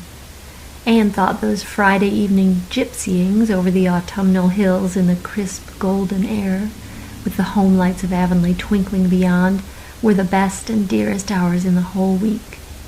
Gilbert Blythe nearly always walked with Ruby Gillis, and carried her satchel for her. Ruby was a very handsome young lady, now thinking herself quite as grown-up as she really was. She wore her skirts as long as her mother would let her, and did her hair up in town, though she had to take it down when she went home. She had large, bright blue eyes, a brilliant complexion, and a plump, showy figure. She laughed a great deal, was cheerful and good-tempered, and enjoyed the pleasant things of life frankly. "But I shouldn't think she was the sort of girl Gilbert would like," whispered Jane to Anne. Anne did not think so either, but she would not have said so for the Avery scholarship. She could not help thinking, too, that it would be very pleasant to have such a friend as Gilbert, to jest and chatter with, and exchange ideas about books and studies and ambitions. Gilbert had ambitions, she knew, and Ruby Gillis did not seem the sort of person with whom such could be profitably discussed. There was no silly sentiment in Anne's ideas concerning Gilbert. Boys were, to her, when she thought about them at all, merely possible good comrades. If she and Gilbert had been friends, she would not have cared how many other friends he had, nor with whom he walked. She had a genius for friendship, Girl friends she had in plenty, but she had a vague consciousness that masculine friendship might also be a good thing, to round out one's conceptions of companionship and furnish broader standpoints of judgment and comparison. Not that Anne could have put her feelings on the matter into just such clear definition, but she thought that if Gilbert had ever walked home with her from the train, over the crisp fields and along the ferny byways, they might have had many and merry and interesting conversations about the new world that was opening around them, and their hopes and ambitions therein. Gilbert was a clever young fellow, with his own thoughts about things, and a determination to get the best out of life and put the best into it. Ruby Gillis told Jane Andrews that she didn't understand half the things Gilbert Blythe said. He talked just like Anne Shirley did when she had a thoughtful fit on, and for her part she didn't think it any fun to be bothering about books and that sort of thing when you didn't have to. Frank Stockley had lots more dash and go, but then he wasn't half as good looking as Gilbert, and she really couldn't decide which she liked best. In the academy, Anne gradually drew a little circle of friends about her, thoughtful, imaginative, ambitious students like herself. With the rose-red girl, Stella Maynard, and the dream girl, Priscilla Grant, she soon became intimate, finding the latter pale, spiritual-looking maiden to be full to the brim of mischief and pranks and fun, while the vivid black-eyed Stella had a heart full of wistful dreams and fancies, as aerial and rainbow-like as Anne's own. After the Christmas holidays, the Avonlea students gave up going home on Fridays and settled down to hard work. By this time, all the Queen's scholars had gravitated into their own places in the ranks, and the various classes had assumed distinct and settled shadings of individuality. Certain facts had become generally accepted. It was admitted that the medal contestants had practically narrowed down to 3, Gilbert Blythe, Anne Shirley, and Lewis Wilson. The Avery Scholarship was more doubtful, any one of a certain 6 being a possible winner. The bronze medal for mathematics was considered as good as won by a fat, funny little up-country boy with a bumpy forehead and a patched coat. Ruby Gillis was the handsomest girl of the year at the academy. In the second-year classes, Stella Maynard carried off the palm for beauty, with small but critical minority in favor of Anne Shirley. Ethel Marr was admitted by all competent judges to have the most stylish modes of hairdressing, and Jane Andrews, plain, plodding, conscientious Jane, carried off the honors in the domestic science course. Even Josie Pye attained a certain preeminence as the sharpest-tongued young lady in attendance at Queen's, so it may be fairly stated that Miss Stacy's old pupils held their own in the wider arena of the academical course. Anne worked hard and steadily. Her rivalry with Gilbert was as intense as it had ever been in Avonlea School, although it was not known in the class at large, but somehow the bitterness had gone out of it. Anne no longer wished to win for the sake of defeating Gilbert, rather for the proud consciousness of a well-won victory over a worthy foeman. It would be worthwhile to win, but she no longer thought life would be insupportable if she did not. In spite of lessons, the students found opportunities for pleasant times. Anne spent many of her spare hours at Beechwood, and generally ate her Sunday dinners there and went to church with Miss Barry. The latter was, as she admitted, growing old, but her black eyes were not dim, nor the vigor of her tongue in the least abated.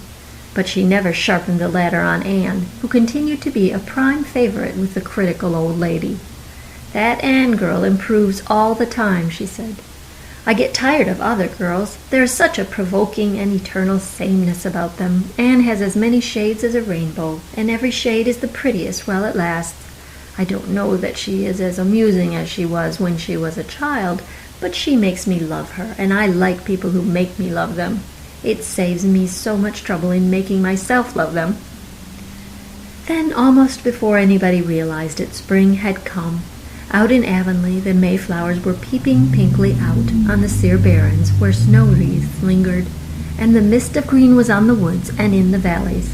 But in Charlottetown, harassed Queen's students thought and talked only of examinations. "It doesn't seem possible that the term is nearly over," said Anne. "Why, last fall it seemed so long to look forward to, a whole winter of studies and classes. And here we are with the exams looming up next week. Girls, sometimes I feel as if those exams meant everything. But when I look at the big buds Swelling on those chestnut trees and the misty blue air at the end of the streets, they don't seem half so important. Jane and Ruby and Josie, who had dropped in, did not take this view of it. To them, the coming examinations were constantly very important indeed, far more important than chestnut buds or Maytime hazes. It was all very well for Anne, who was sure of passing at least, to have her moments of belittling them, but when your whole future depended on them, as the girls truly thought theirs did, you could not regard them philosophically. "I've lost 7 pounds in the last 2 weeks," sighed Jane. "It's no use to say don't worry. Worrying helps you some. It seems as if you were doing something when you're worrying. It would be dreadful if I failed to get my license after going to Queen's all winter and spending so much money." "I don't care," said Josie Pye. "If I don't pass this year, I'm coming back next. My father can afford to send me, and Frank Stockley says that Professor Tremaine said Gilbert Blythe was sure to get the medal, and that Emily Clay would likely win the Avery Scholarship." "That may make me feel badly tomorrow, Josie," laughed Anne, "but just now I honestly feel that as long as I know the violets are coming out all purple down in the hollow below Green Gables, and that little ferns are poking their heads up in Lover's Lane, it's not a great deal of difference whether I win the Avery or not. I've done my best, and I begin to understand what is meant by the joy of the strife. Next to trying and winning, the best thing is trying and failing. Girls, don't talk about exams. Look at that arch of pale green sky over those houses, and picture to yourself what it must look like over the purply dark beech woods back of Avonlea." "What are you going to wear for commencement, Jane?" asked Ruby practically.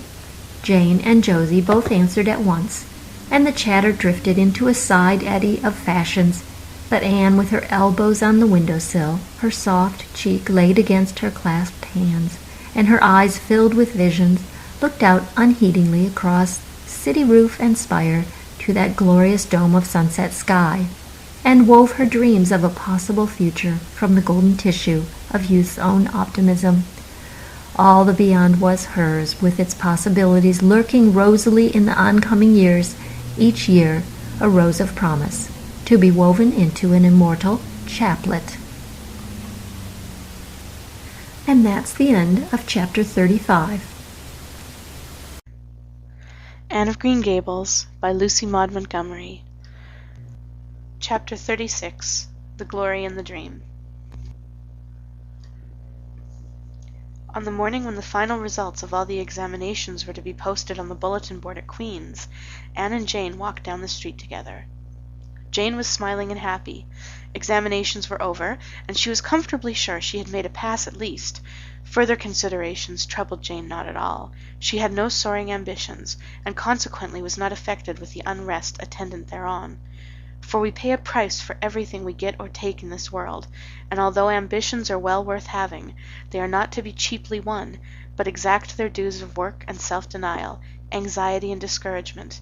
Anne was pale and quiet. In 10 more minutes she would know who had won the medal and who the Avery. Beyond those 10 minutes there did not seem, just then, to be anything worth being called time. "Of course you'll win one of them anyhow," said Jane, who couldn't understand how the faculty could be so unfair as to order it otherwise. "I have not hope of the Avery," said Anne. "Everybody says Emily Clay will win it, and I'm not going to march up to that bulletin board and look at it before everybody. I haven't the moral courage. I'm going straight to the girls' dressing room. You must read the announcements and then come and tell me, Jane, and I implore you in the name of our old friendship to do it as quickly as possible. If I have failed, just say so, without trying to break it gently, and whatever you do, don't sympathize with me. Promise me this, Jane." Jane promised solemnly, but, as it happened, there was no necessity for such a promise. When they went up to the entrance steps of Queen's, they found the hall full of boys who were carrying Gilbert Blythe around on their shoulders, and yelling at the tops of their voices, "Hurrah for Blythe, medalist!" For a moment, Anne felt one sickening pang of defeat and disappointment. So she had failed, and Gilbert had won. Well, Matthew would be sorry. He had been so sure she would win. And then somebody called out, "3 cheers for Miss Shirley, winner of the Avery!" "Oh, Anne!" gasped Jane, as they fled to the girls' dressing room amid hearty cheers. "Oh, Anne, I'm so proud. Isn't it splendid?" And then the girls were around them, and Anne was the center of a laughing, congratulating group. Her shoulders were thumped, and her hands were shaken vigorously. She was pushed and pulled and hugged, and among it all she managed to whisper to Jane, "Oh, won't Matthew and Marilla be pleased? I must write the news home right away." Commencement was the next important happening. The exercises were held in the big assembly hall of the academy. Addresses were given, essays read, songs sung, the public award of diplomas, prizes, and medals made. Matthew and Marilla were there, with eyes and ears for only one student on the platform, a tall girl in pale green, with faintly flushed cheeks and starry eyes, who read the best essay and was pointed out and whispered about as the Avery winner. "Reckon you're glad we kept her, Marilla?" whispered Matthew, speaking for the first time since he had entered the hall, when Anne had finished her essay. "It's not the first time I've been glad," retorted Marilla. "You do like to rub things in, Matthew Cuthbert." Miss Barry, who was sitting behind them, leaned forward and poked Marilla in the back with her parasol. "Aren't you proud of that Anne girl? I am," she said. Anne went home to Avonlea with Matthew and Marilla that evening. She had not been home since April, and she felt that she could not wait another day. The apple blossoms were out, and the world was fresh and young. Diana was at Green Gables to meet her. In her own white room, where Marilla had set a flowering house rose on the window-sill, Anne looked about her and drew a long breath of happiness. "Oh, Diana, it's so good to be back again. It's so good to see those pointed firs coming out against the pink sky, and that white orchard and the old Snow Queen. Isn't the breath of the mint delicious? And that tea rose, why, it's a song and a hope and a prayer all in one. And it's good to see you again, Diana." "I thought you liked that Stella Maynard better than me," said Diana reproachfully. "Josie Pye told me you did. Josie Pye said you were infatuated with her." Anne laughed and pelted Diana with the faded June lilies of her bouquet. "Stella Maynard is the dearest girl in the world except one, and you are that one, Diana," she said. "I love you more than ever, and I've so many things to tell you, but just now I feel as if it were joy enough to sit here and look at you. I'm tired, I think, tired of being studious and ambitious. I mean to spend at least 2 hours tomorrow lying out in the orchard grass, thinking of absolutely nothing." "You've done splendidly, Anne. I suppose you won't be teaching now that you've won the Avery?" "No, I'm going to Redmond in September. Doesn't it seem wonderful? I'll have a brand new stock of ambition laid in by that time after 3 glorious golden months of vacation. Jane and Ruby are going to teach. Isn't it splendid to think we all got through even to Moody Spurgeon and Josie Pye?" "The Newbridge trustees have offered Jane their school already," said Diana. "Gilbert Blythe is going to teach, too. He has to. His father can't afford to send him to college next year, after all, so he means to earn his own way through. I expect he'll get the school here if Miss Ames decides to leave." Anne felt a queer little sensation of dismayed surprise. She had not known this. She had expected that Gilbert would be going to Redmond also. What would she do without their inspiring rivalry? Would not work, even at a coeducational college with a real degree in prospect, be rather flat without her friend the enemy? The next morning at breakfast it suddenly struck Anne that Matthew was not looking well. Surely he was much grayer than he had been a year before. "Marilla," she said hesitatingly when he had gone out, "is Matthew quite well?" "No, he isn't," said Marilla in a troubled tone. "He's had some real bad spells with his heart this spring, and he won't spare himself a mite. I've been real worried about him, but he's some better this while back, and we've got a good hired man, so I'm hoping he'll kind of rest and pick up. Maybe he will now you're home. You always cheer him up." Anne leaned across the table and took Marilla's face in her hands. "You are not looking as well yourself as I'd like to see you, Marilla. You look tired. I'm afraid you've been working too hard. You must take a rest now that I'm home. I'm just going to take this one day off to visit all the dear old spots and hunt up my old dreams, and then it will be your turn to be lazy while I do the work." Marilla smiled affectionately at her girl. "It's not the work. It's my head. I've got a pain so often now, behind my eyes. Dr. Spencer's been fussing with glasses, but they don't do me any good. There is a distinguished oculist coming to the island the last of June, and the doctor says I must see him. I guess I'll have to. I can't read or sew with any comfort now. Well, Anne, you've done real well at Queen's, I must say. To take first-class license in 1 year and win the Avery scholarship. Well, Mrs. Lynde says pride goes before a fall, and she doesn't believe in the higher education of women at all. She says it unfits them for woman's true sphere. I don't believe a word of it. Speaking of Rachel reminds me, did you hear anything about the Abbey Bank lately, Anne?" "I heard it was shaky," answered Anne. "Why?" That is what Rachel said. She was up here one day last week and said there was some talk about it. Matthew felt real worried. All we have saved is in that bank, every penny. I wanted Matthew to put it in the savings bank in the first place, but old Mr. Abbey was a great friend of Father's, and he'd always banked with him. Matthew said any bank with him at the head of it was good enough for anybody. I think he has only been its nominal head for many years, said Anne. He is a very old man. His nephews are really at the head of the institution. Well, when Rachel told us that, I wanted Matthew to draw our money right out, and he said he'd think of it. But Mr. Russell told him yesterday that the bank was all right. Anne had her good day in the companionship of the outdoor world. She never forgot that day. It was so bright and golden and fair, so free from shadow, and so lavish of blossom. Anne spent some of its rich hours in the orchard. She went to the Dryad's Bubble in Willowmere and Violet Vale. She called at the manse and had a satisfying talk with Mrs. Allan.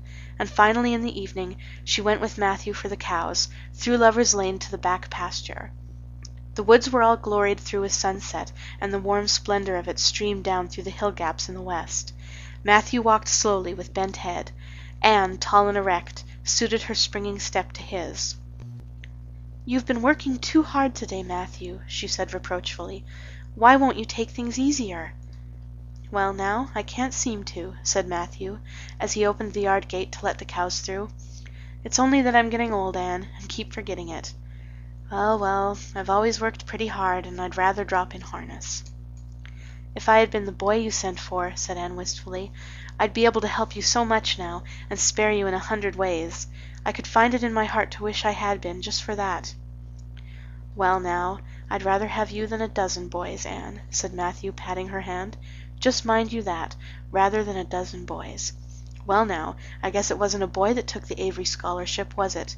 It was a girl, my girl that I'm proud of." He smiled his shy smile at her as he went into the yard. Anne took the memory of it with her when she went to her room that night, and sat for a long while at her open window, thinking of the past and dreaming of the future. Outside, the Snow Queen was mistily white in the moonshine. The frogs were singing in the marsh beyond Orchard Slope. Anne always remembered the silvery, peaceful beauty and fragrant calm of that night. It was the last night before sorrow touched her life, and no life is ever quite the same again when once that cold, sanctifying touch has been laid upon it. End of Chapter 36. The Glory and the Dream. Recorded by Randy Warwick. Anne of Green Gables by Lucy Maud Montgomery. Chapter 37. The Reaper Whose Name is Death. Matthew, what is the matter? Matthew, are you sick? It was Marilla who spoke, alarm in every jerky word. Anne came through the hall, her hands full of white narcissus. It was long before Anne could love the sight or odor of white narcissus again. In time to hear her and to see Matthew standing in the porch doorway, a folded paper in his hand, and his face strangely drawn and grey. Anne dropped her flowers and sprang across the kitchen to him at the same moment as Marilla.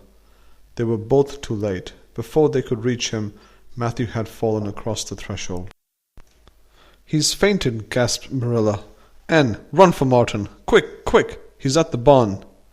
Martin, the hired hand, who had just driven home from the post office, started at once for the doctor, calling at Orchard Slope on his way to send Mr. and Mrs. Barry over.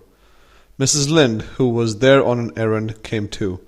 They found Anne and Marilla distractedly trying to restore Matthew to consciousness. Mrs. Lynde pushed them gently aside, tried his pulse, and then laid her ear over his heart. She looked at their anxious faces sorrowfully, and the tears came into her eyes. "Oh, Marilla," she said gravely, "I don't think we can do anything for him." "Mrs. Lynde, you can't think Matthew is... Anne could not say the dreadful word. She turned sick and pallid. "Child, yes, I'm afraid of it. Look at his face. When you've seen that look as often as I have, you'll know what it means."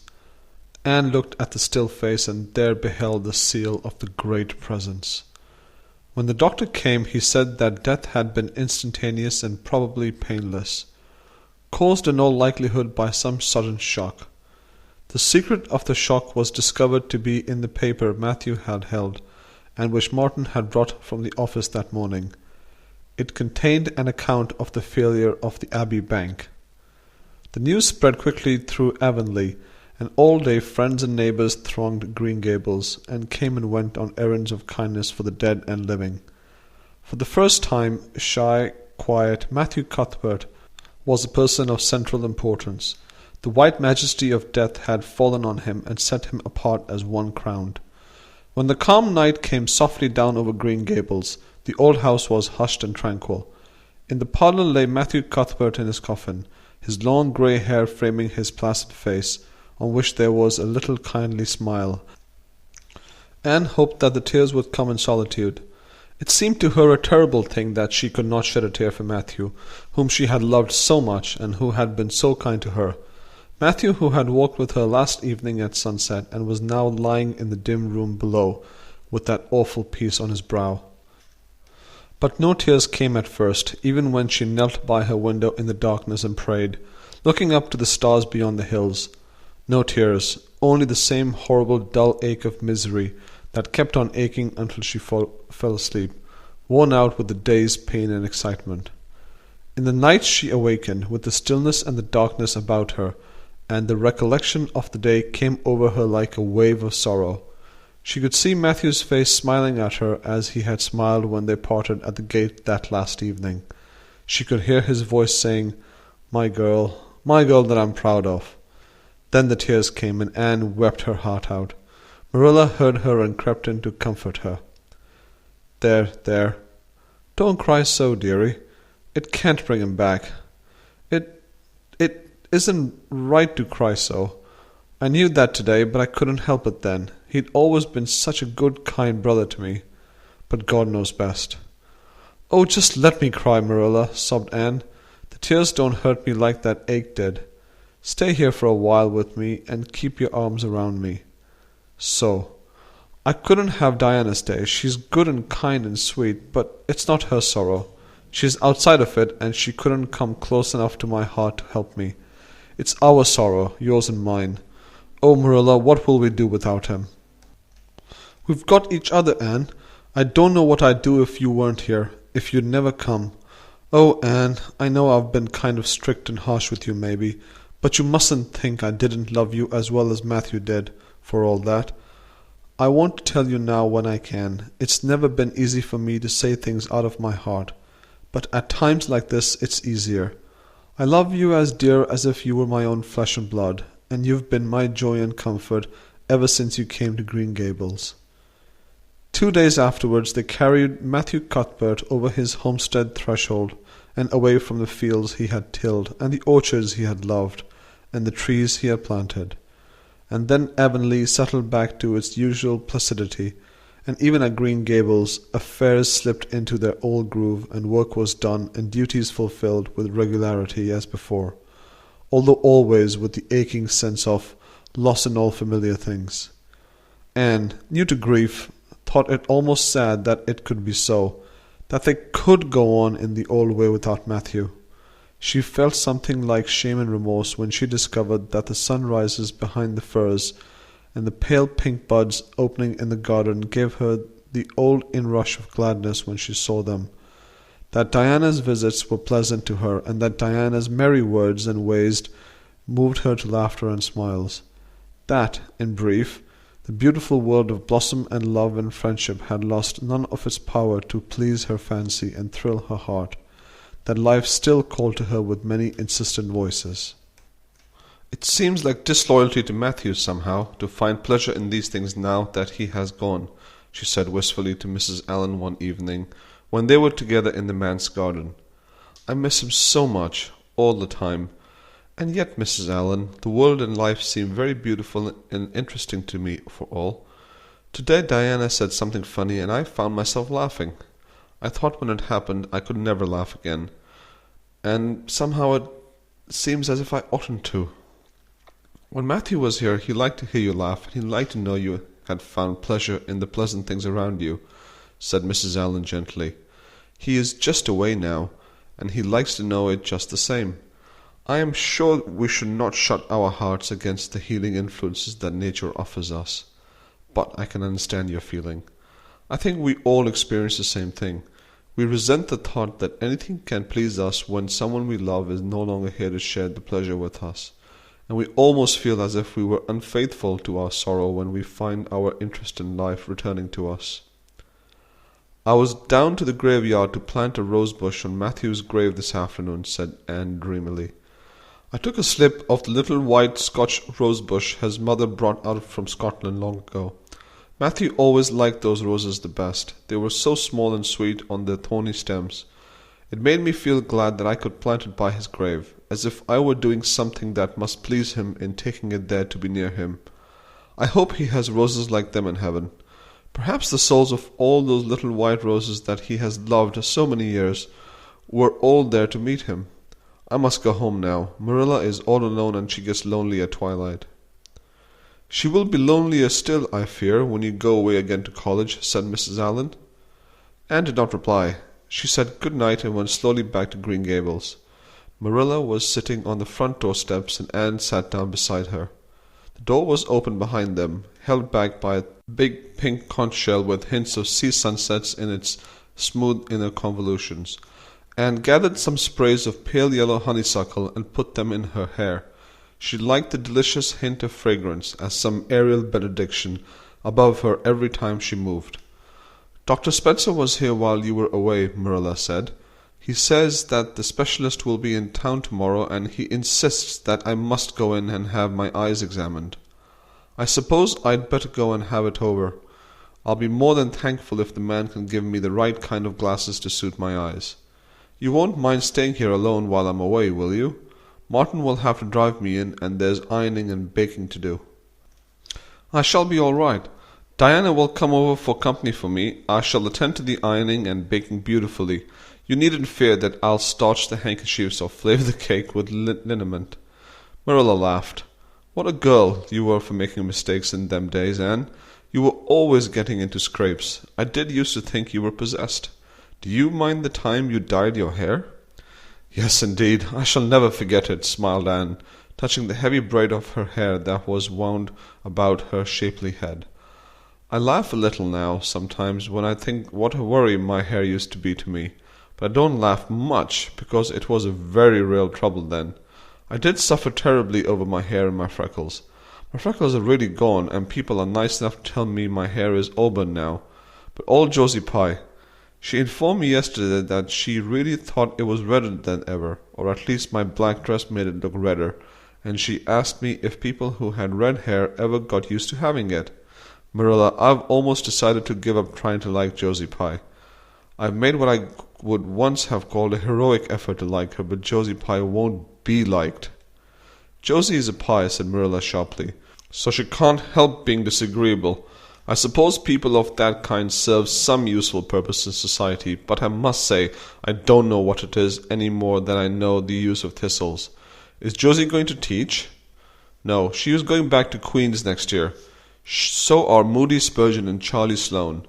Jane and Ruby are going to teach, and they have both got schools. Jane at Newbridge and Ruby at some place up west." "Gilbert Blythe is going to teach too, isn't he?" "Yes," briefly. "What a nice-looking fellow he is," said Marilla absently. "I saw him in church last Sunday, and he seemed so tall and manly. He looks a lot like his father did at the same age. John Blythe was a nice boy. We used to be real good friends, he and I. People called him my beau." Anne looked up with swift interest. "Oh, Marilla! And what happened? Why didn't you?" "We had a quarrel. I wouldn't forgive him when he asked me to. I meant to, but after a while... But I was sulky and angry, and I wanted to punish him first. He never came back. The Blythes were all mighty independent. But I always felt rather sorry. I've always kind of wished I'd forgiven him when I had the chance." "So you've had a bit of romance in your life, too," said Anne softly. "Yes, I suppose you might call it that. You wouldn't think so to look at me, would you? But you can never tell about people from their outsides. Everybody has forgot about me and John. I'd forgotten myself, but it all came back to me when I saw Gilbert last Sunday." End of chapter 37. Anne of Green Gables by Lucy Maud Montgomery. Chapter 38. The Bend in the Road. Marilla went to town the next day and returned in the evening. Anne had gone over to Orchard Slope with Diana and came back to find Marilla in the kitchen, sitting by the table with her head leaning on her hand. Something in her dejected attitude struck a chill to Anne's heart. She had never seen Marilla sit limply inert like that. "Are you very tired, Marilla?" "Yes, no, oh, I don't know," said Marilla wearily, looking up. "I suppose I am tired, but I haven't thought about it. It's not that." "Did you see the oculist? What did he say?" asked Anne anxiously. "Yes, I saw him. He examined my eyes. He says that if I give up all reading and sewing entirely, and any kind of work that strains the eyes, and if I'm careful not to cry, and if I wear the glasses he's given me, he thinks my eyes may not get any worse, and my headaches will be cured. But if I don't, he says I'll certainly be stone blind in 6 months. Blind! Anne, just think of it!" For a minute Anne, after her first quick exclamation of dismay, was silent. It seemed to her that she could not speak. Then she said bravely, but with a catch in her voice, "Marilla, don't think of it. You know he has given you hope. If you are careful, you won't lose your sight altogether. And if his glasses cure your headaches, it will be a great thing." "I don't call it much hope," said Marilla bitterly. "What am I to live for if I can't read or sew or do anything like that? I might as well be blind, or dead. And as for crying, I can't help that when I get lonesome. But there, it's no good talking about it. If you'll get me a cup of tea, I'll be thankful. I'm about done out. Don't say anything about this to anyone for a spell yet, anyway. I can't bear that folks should come here to question and sympathize and talk about it." When Marilla had eaten her lunch, Anne persuaded her to go to bed. Then Anne went herself to the east gable and sat down by her window in the darkness, alone with her tears and her heaviness of heart. How sadly things had changed since she had sat there the night after coming home. Then she had been full of hope and joy, and the future had looked rosy with promise. Anne felt as if she had lived years since then, but before she went to bed there was a smile on her lips and peace in her heart.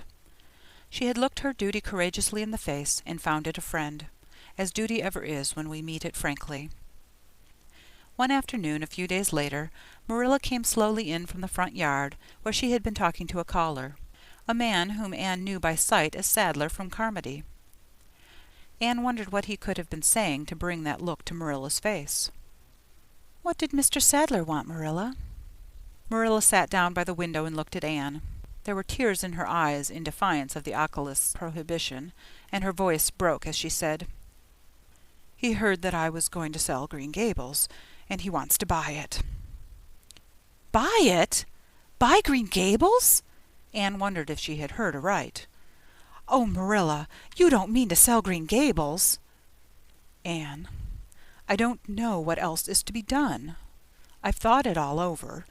If my eyes were strong, I could stay here and make out to look after things and manage with a good hired man. But as it is, I can't. I may lose my sight altogether, and anyway, I'll not be fit to run things. Oh, I never thought I'd live to see the day when I'd have to sell my home. But things would only go behind worse and worse all the time, till nobody would want to buy it. Every cent of our money went in that bank, and there's some notes Matthew gave last fall to pay. Mrs. Lynde advises me to sell the farm and board somewhere. With her, I suppose. It won't bring much. It's small and the buildings are old. But it'll be enough for me to live on, I reckon. I'm thankful you're provided for with that scholarship, Anne. I'm sorry you won't have a home to come to in your vacations, that's all. But I suppose you'll manage somehow." Marilla broke down and wept bitterly. "You mustn't sell Green Gables," said Anne resolutely. "Oh, Anne, I wish I didn't have to. But you can see for yourself. I can't stay here alone. I'd go crazy with trouble and loneliness, and my sight would go. I know it would." "You won't have to stay here alone, Marilla. I'll be with you. I'm not going to Redmond." "Not going to Redmond?" Marilla lifted her worn face from her hands and looked at Anne. "Why, what do you mean?" "Just what I say. I'm not going to take the scholarship. I decided so the night after you came home from town. You surely don't think I could leave you alone in your trouble, Marilla, after all you've done for me? I've been thinking and planning. Let me tell you my plans. Mr. Barry wants to rent the farm for next year, so you won't have any bother over that. And I'm going to teach. I've applied for the school here, but I don't expect to get it, for I understand the trustees have promised it to Gilbert Blythe. But I can have the Carmody school. Mr. Blair told me so last night at the store. Of course that won't be quite as nice or convenient as if I had the Avonlea school. But I can board home and drive myself over to Carmody and back, in the warm weather at least. And even in winter I can come home Fridays. We'll keep a horse for that. Oh, I have it all planned out, Marilla, and I'll read to you and keep you cheered up. You shan't be dull or lonesome, and we'll be real cozy and happy here together, you and I. Marilla had listened like a woman in a dream. Oh, Anne, I could get on real well if you were here, I know. But I can't let you sacrifice yourself so for me. It would be terrible. Nonsense, Anne laughed merrily. There is no sacrifice. Nothing would be worse than giving up Green Gables. Nothing could hurt me more. We must keep the dear old place. My mind is quite made up, Marilla. I'm not going to Redmond, and I am going to stay here and teach.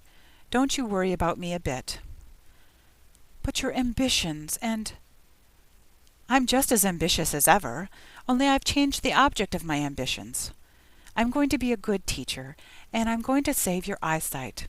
Besides, I mean to study at home here and take a little college course all by myself. Oh, I've dozens of plans, Marilla, and I've been thinking them over for a week. I shall give life here my best, and I believe it will give its best to me in return. When I left Queen's, my future seemed to stretch out before me like a straight road. I thought I could see along it for many a milestone. Now there's a bend in it. I don't know what lies around the bend, but I'm going to believe that the best does. It has a fascination of its own, that bend, Marilla.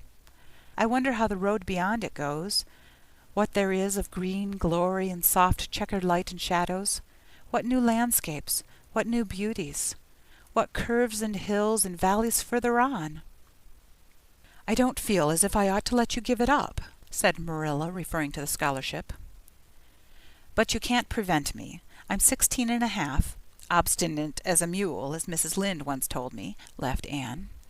Oh, Marilla, don't you go pitying me. I don't like to be pitied, and there's no need for it. I'm heart glad over the very thought of staying at dear Green Gables. Nobody could love it as you and I do, so we must keep it. You blessed girl, said Marilla, yielding. I feel as if you'd given me new life. I guess I ought to stick out and make you go to college, but I know I can't, so I ain't going to try. I'll make it up to you, though, Anne. When it became noised abroad in Avonlea that Anne Shirley had given up the idea of going to college and intended to stay home and teach, there was a good deal of discussion over it. Most of the good folks, not knowing about Marilla's eyes, thought she was foolish. Mrs. Allan did not. She told Anne so in approving words that brought tears of pleasure to the girl's eyes. Neither did good Mrs. Lynde. She came up one evening and found Anne and Marilla sitting at the front door in the warm, scented summer dusk. They liked to sit there when the twilight came down and the white moths flew about in the garden and the odor of mint filled the dewy air. Mrs. Rachel deposited her substantial person upon the stone bench by the door, behind which grew a row of tall pink and yellow hollyhocks, with a long breath of mingled weariness and relief. I declare, I'm getting glad to sit down. I've been on my feet all day, and 200 pounds is a good bit for 2 feet to carry around. It's a good blessing not to be fat, Marilla. I hope you appreciate it. Well, Anne, I hear you've given up your notion of going to college. I was real glad to hear it. You've got as much education now as a woman can be comfortable with. I don't believe in girls going to college with the men and cramming their heads full of Latin and Greek and all that nonsense. But I'm going to study Latin and Greek just the same, Mrs. Lynde, said Anne, laughing. I'm going to take my arts courses right here at Green Gables and study everything that I would at college. Mrs. Lynde lifted her hands in holy horror. Anne Shirley, you'll kill yourself. Not a bit of it. I shall thrive on it. Oh, I'm not going to overdo things. As Josiah Allen's wife says, I shall be medium. But I'll have lots of spare time in the long winter evenings, and I've no vocation for fancy work. I'm going to teach over at Carmody, you know. I don't know it. I guess you're going to teach right here in Avonlea. The trustees have decided to give you the school. Mrs. Lynde! Cried Anne, springing to her feet in her surprise. Why, I thought they had promised it to Gilbert Blythe. So they did, but as soon as Gilbert heard that you had applied for it, he went to them. They had a business meeting at the school last night, you know, and told them that he withdrew his application, and suggested that they accept yours. He said he was going to teach at White Sands. Of course, he knew how much you wanted to stay with Marilla, and I must say I think it was real kind and thoughtful in him, that's what. Real self-sacrificing, too, for he'll have his board to pay at White Sands, and everybody knows he's got to earn his own way through college. So the trustees decided to take you. I was tickled to death when Thomas came home and told me. I don't feel like I ought to take it, murmured Anne. I mean, I don't think I ought to let Gilbert make such a sacrifice for me. I guess you can't prevent him now. He signed papers with the White Sands trustees, so it wouldn't do him any good now if you were to refuse. Of course you'll take the school. You'll get along all right now that there are no Pyes going. Josie was the last of them, and a good thing she was, that's what. There's been some Pye or other going to Avonlea school for the last 20 years, and I guess their mission in life was to keep school teachers reminded that Earth isn't their home. Bless my heart!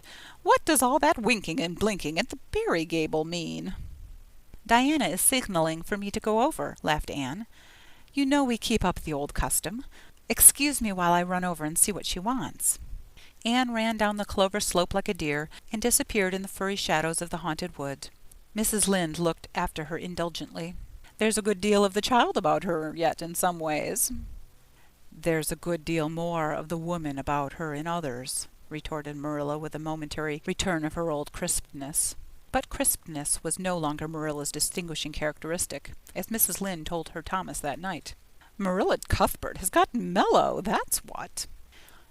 Anne went to the little Avonlea graveyard the next evening to put fresh flowers on Matthew's grave and water the Scotch rose bush. She lingered there until dusk, liking the peace and calm of the little place, with its poplars whose rustle was like low, friendly speech, and its whispering grasses growing at will among the graves. When she finally left it, and walked down the long hill that sloped to the Lake of Shining Waters, it was past sunset, and all Avonlea lay before her in a dreamlike afterlight, a haunt of ancient peace. There was a freshness in the air, as of a wind that had blown over honey-sweet fields of clover. Homelights twinkled here and there among the homestead trees. Beyond lay the sea, misty and purple, with its haunting, unceasing murmur. The west was a glowing of soft mingled hues, and the pond reflected them all in still softer shadings. The beauty of it all thrilled Anne's heart, and she gratefully opened the gates of her soul to it.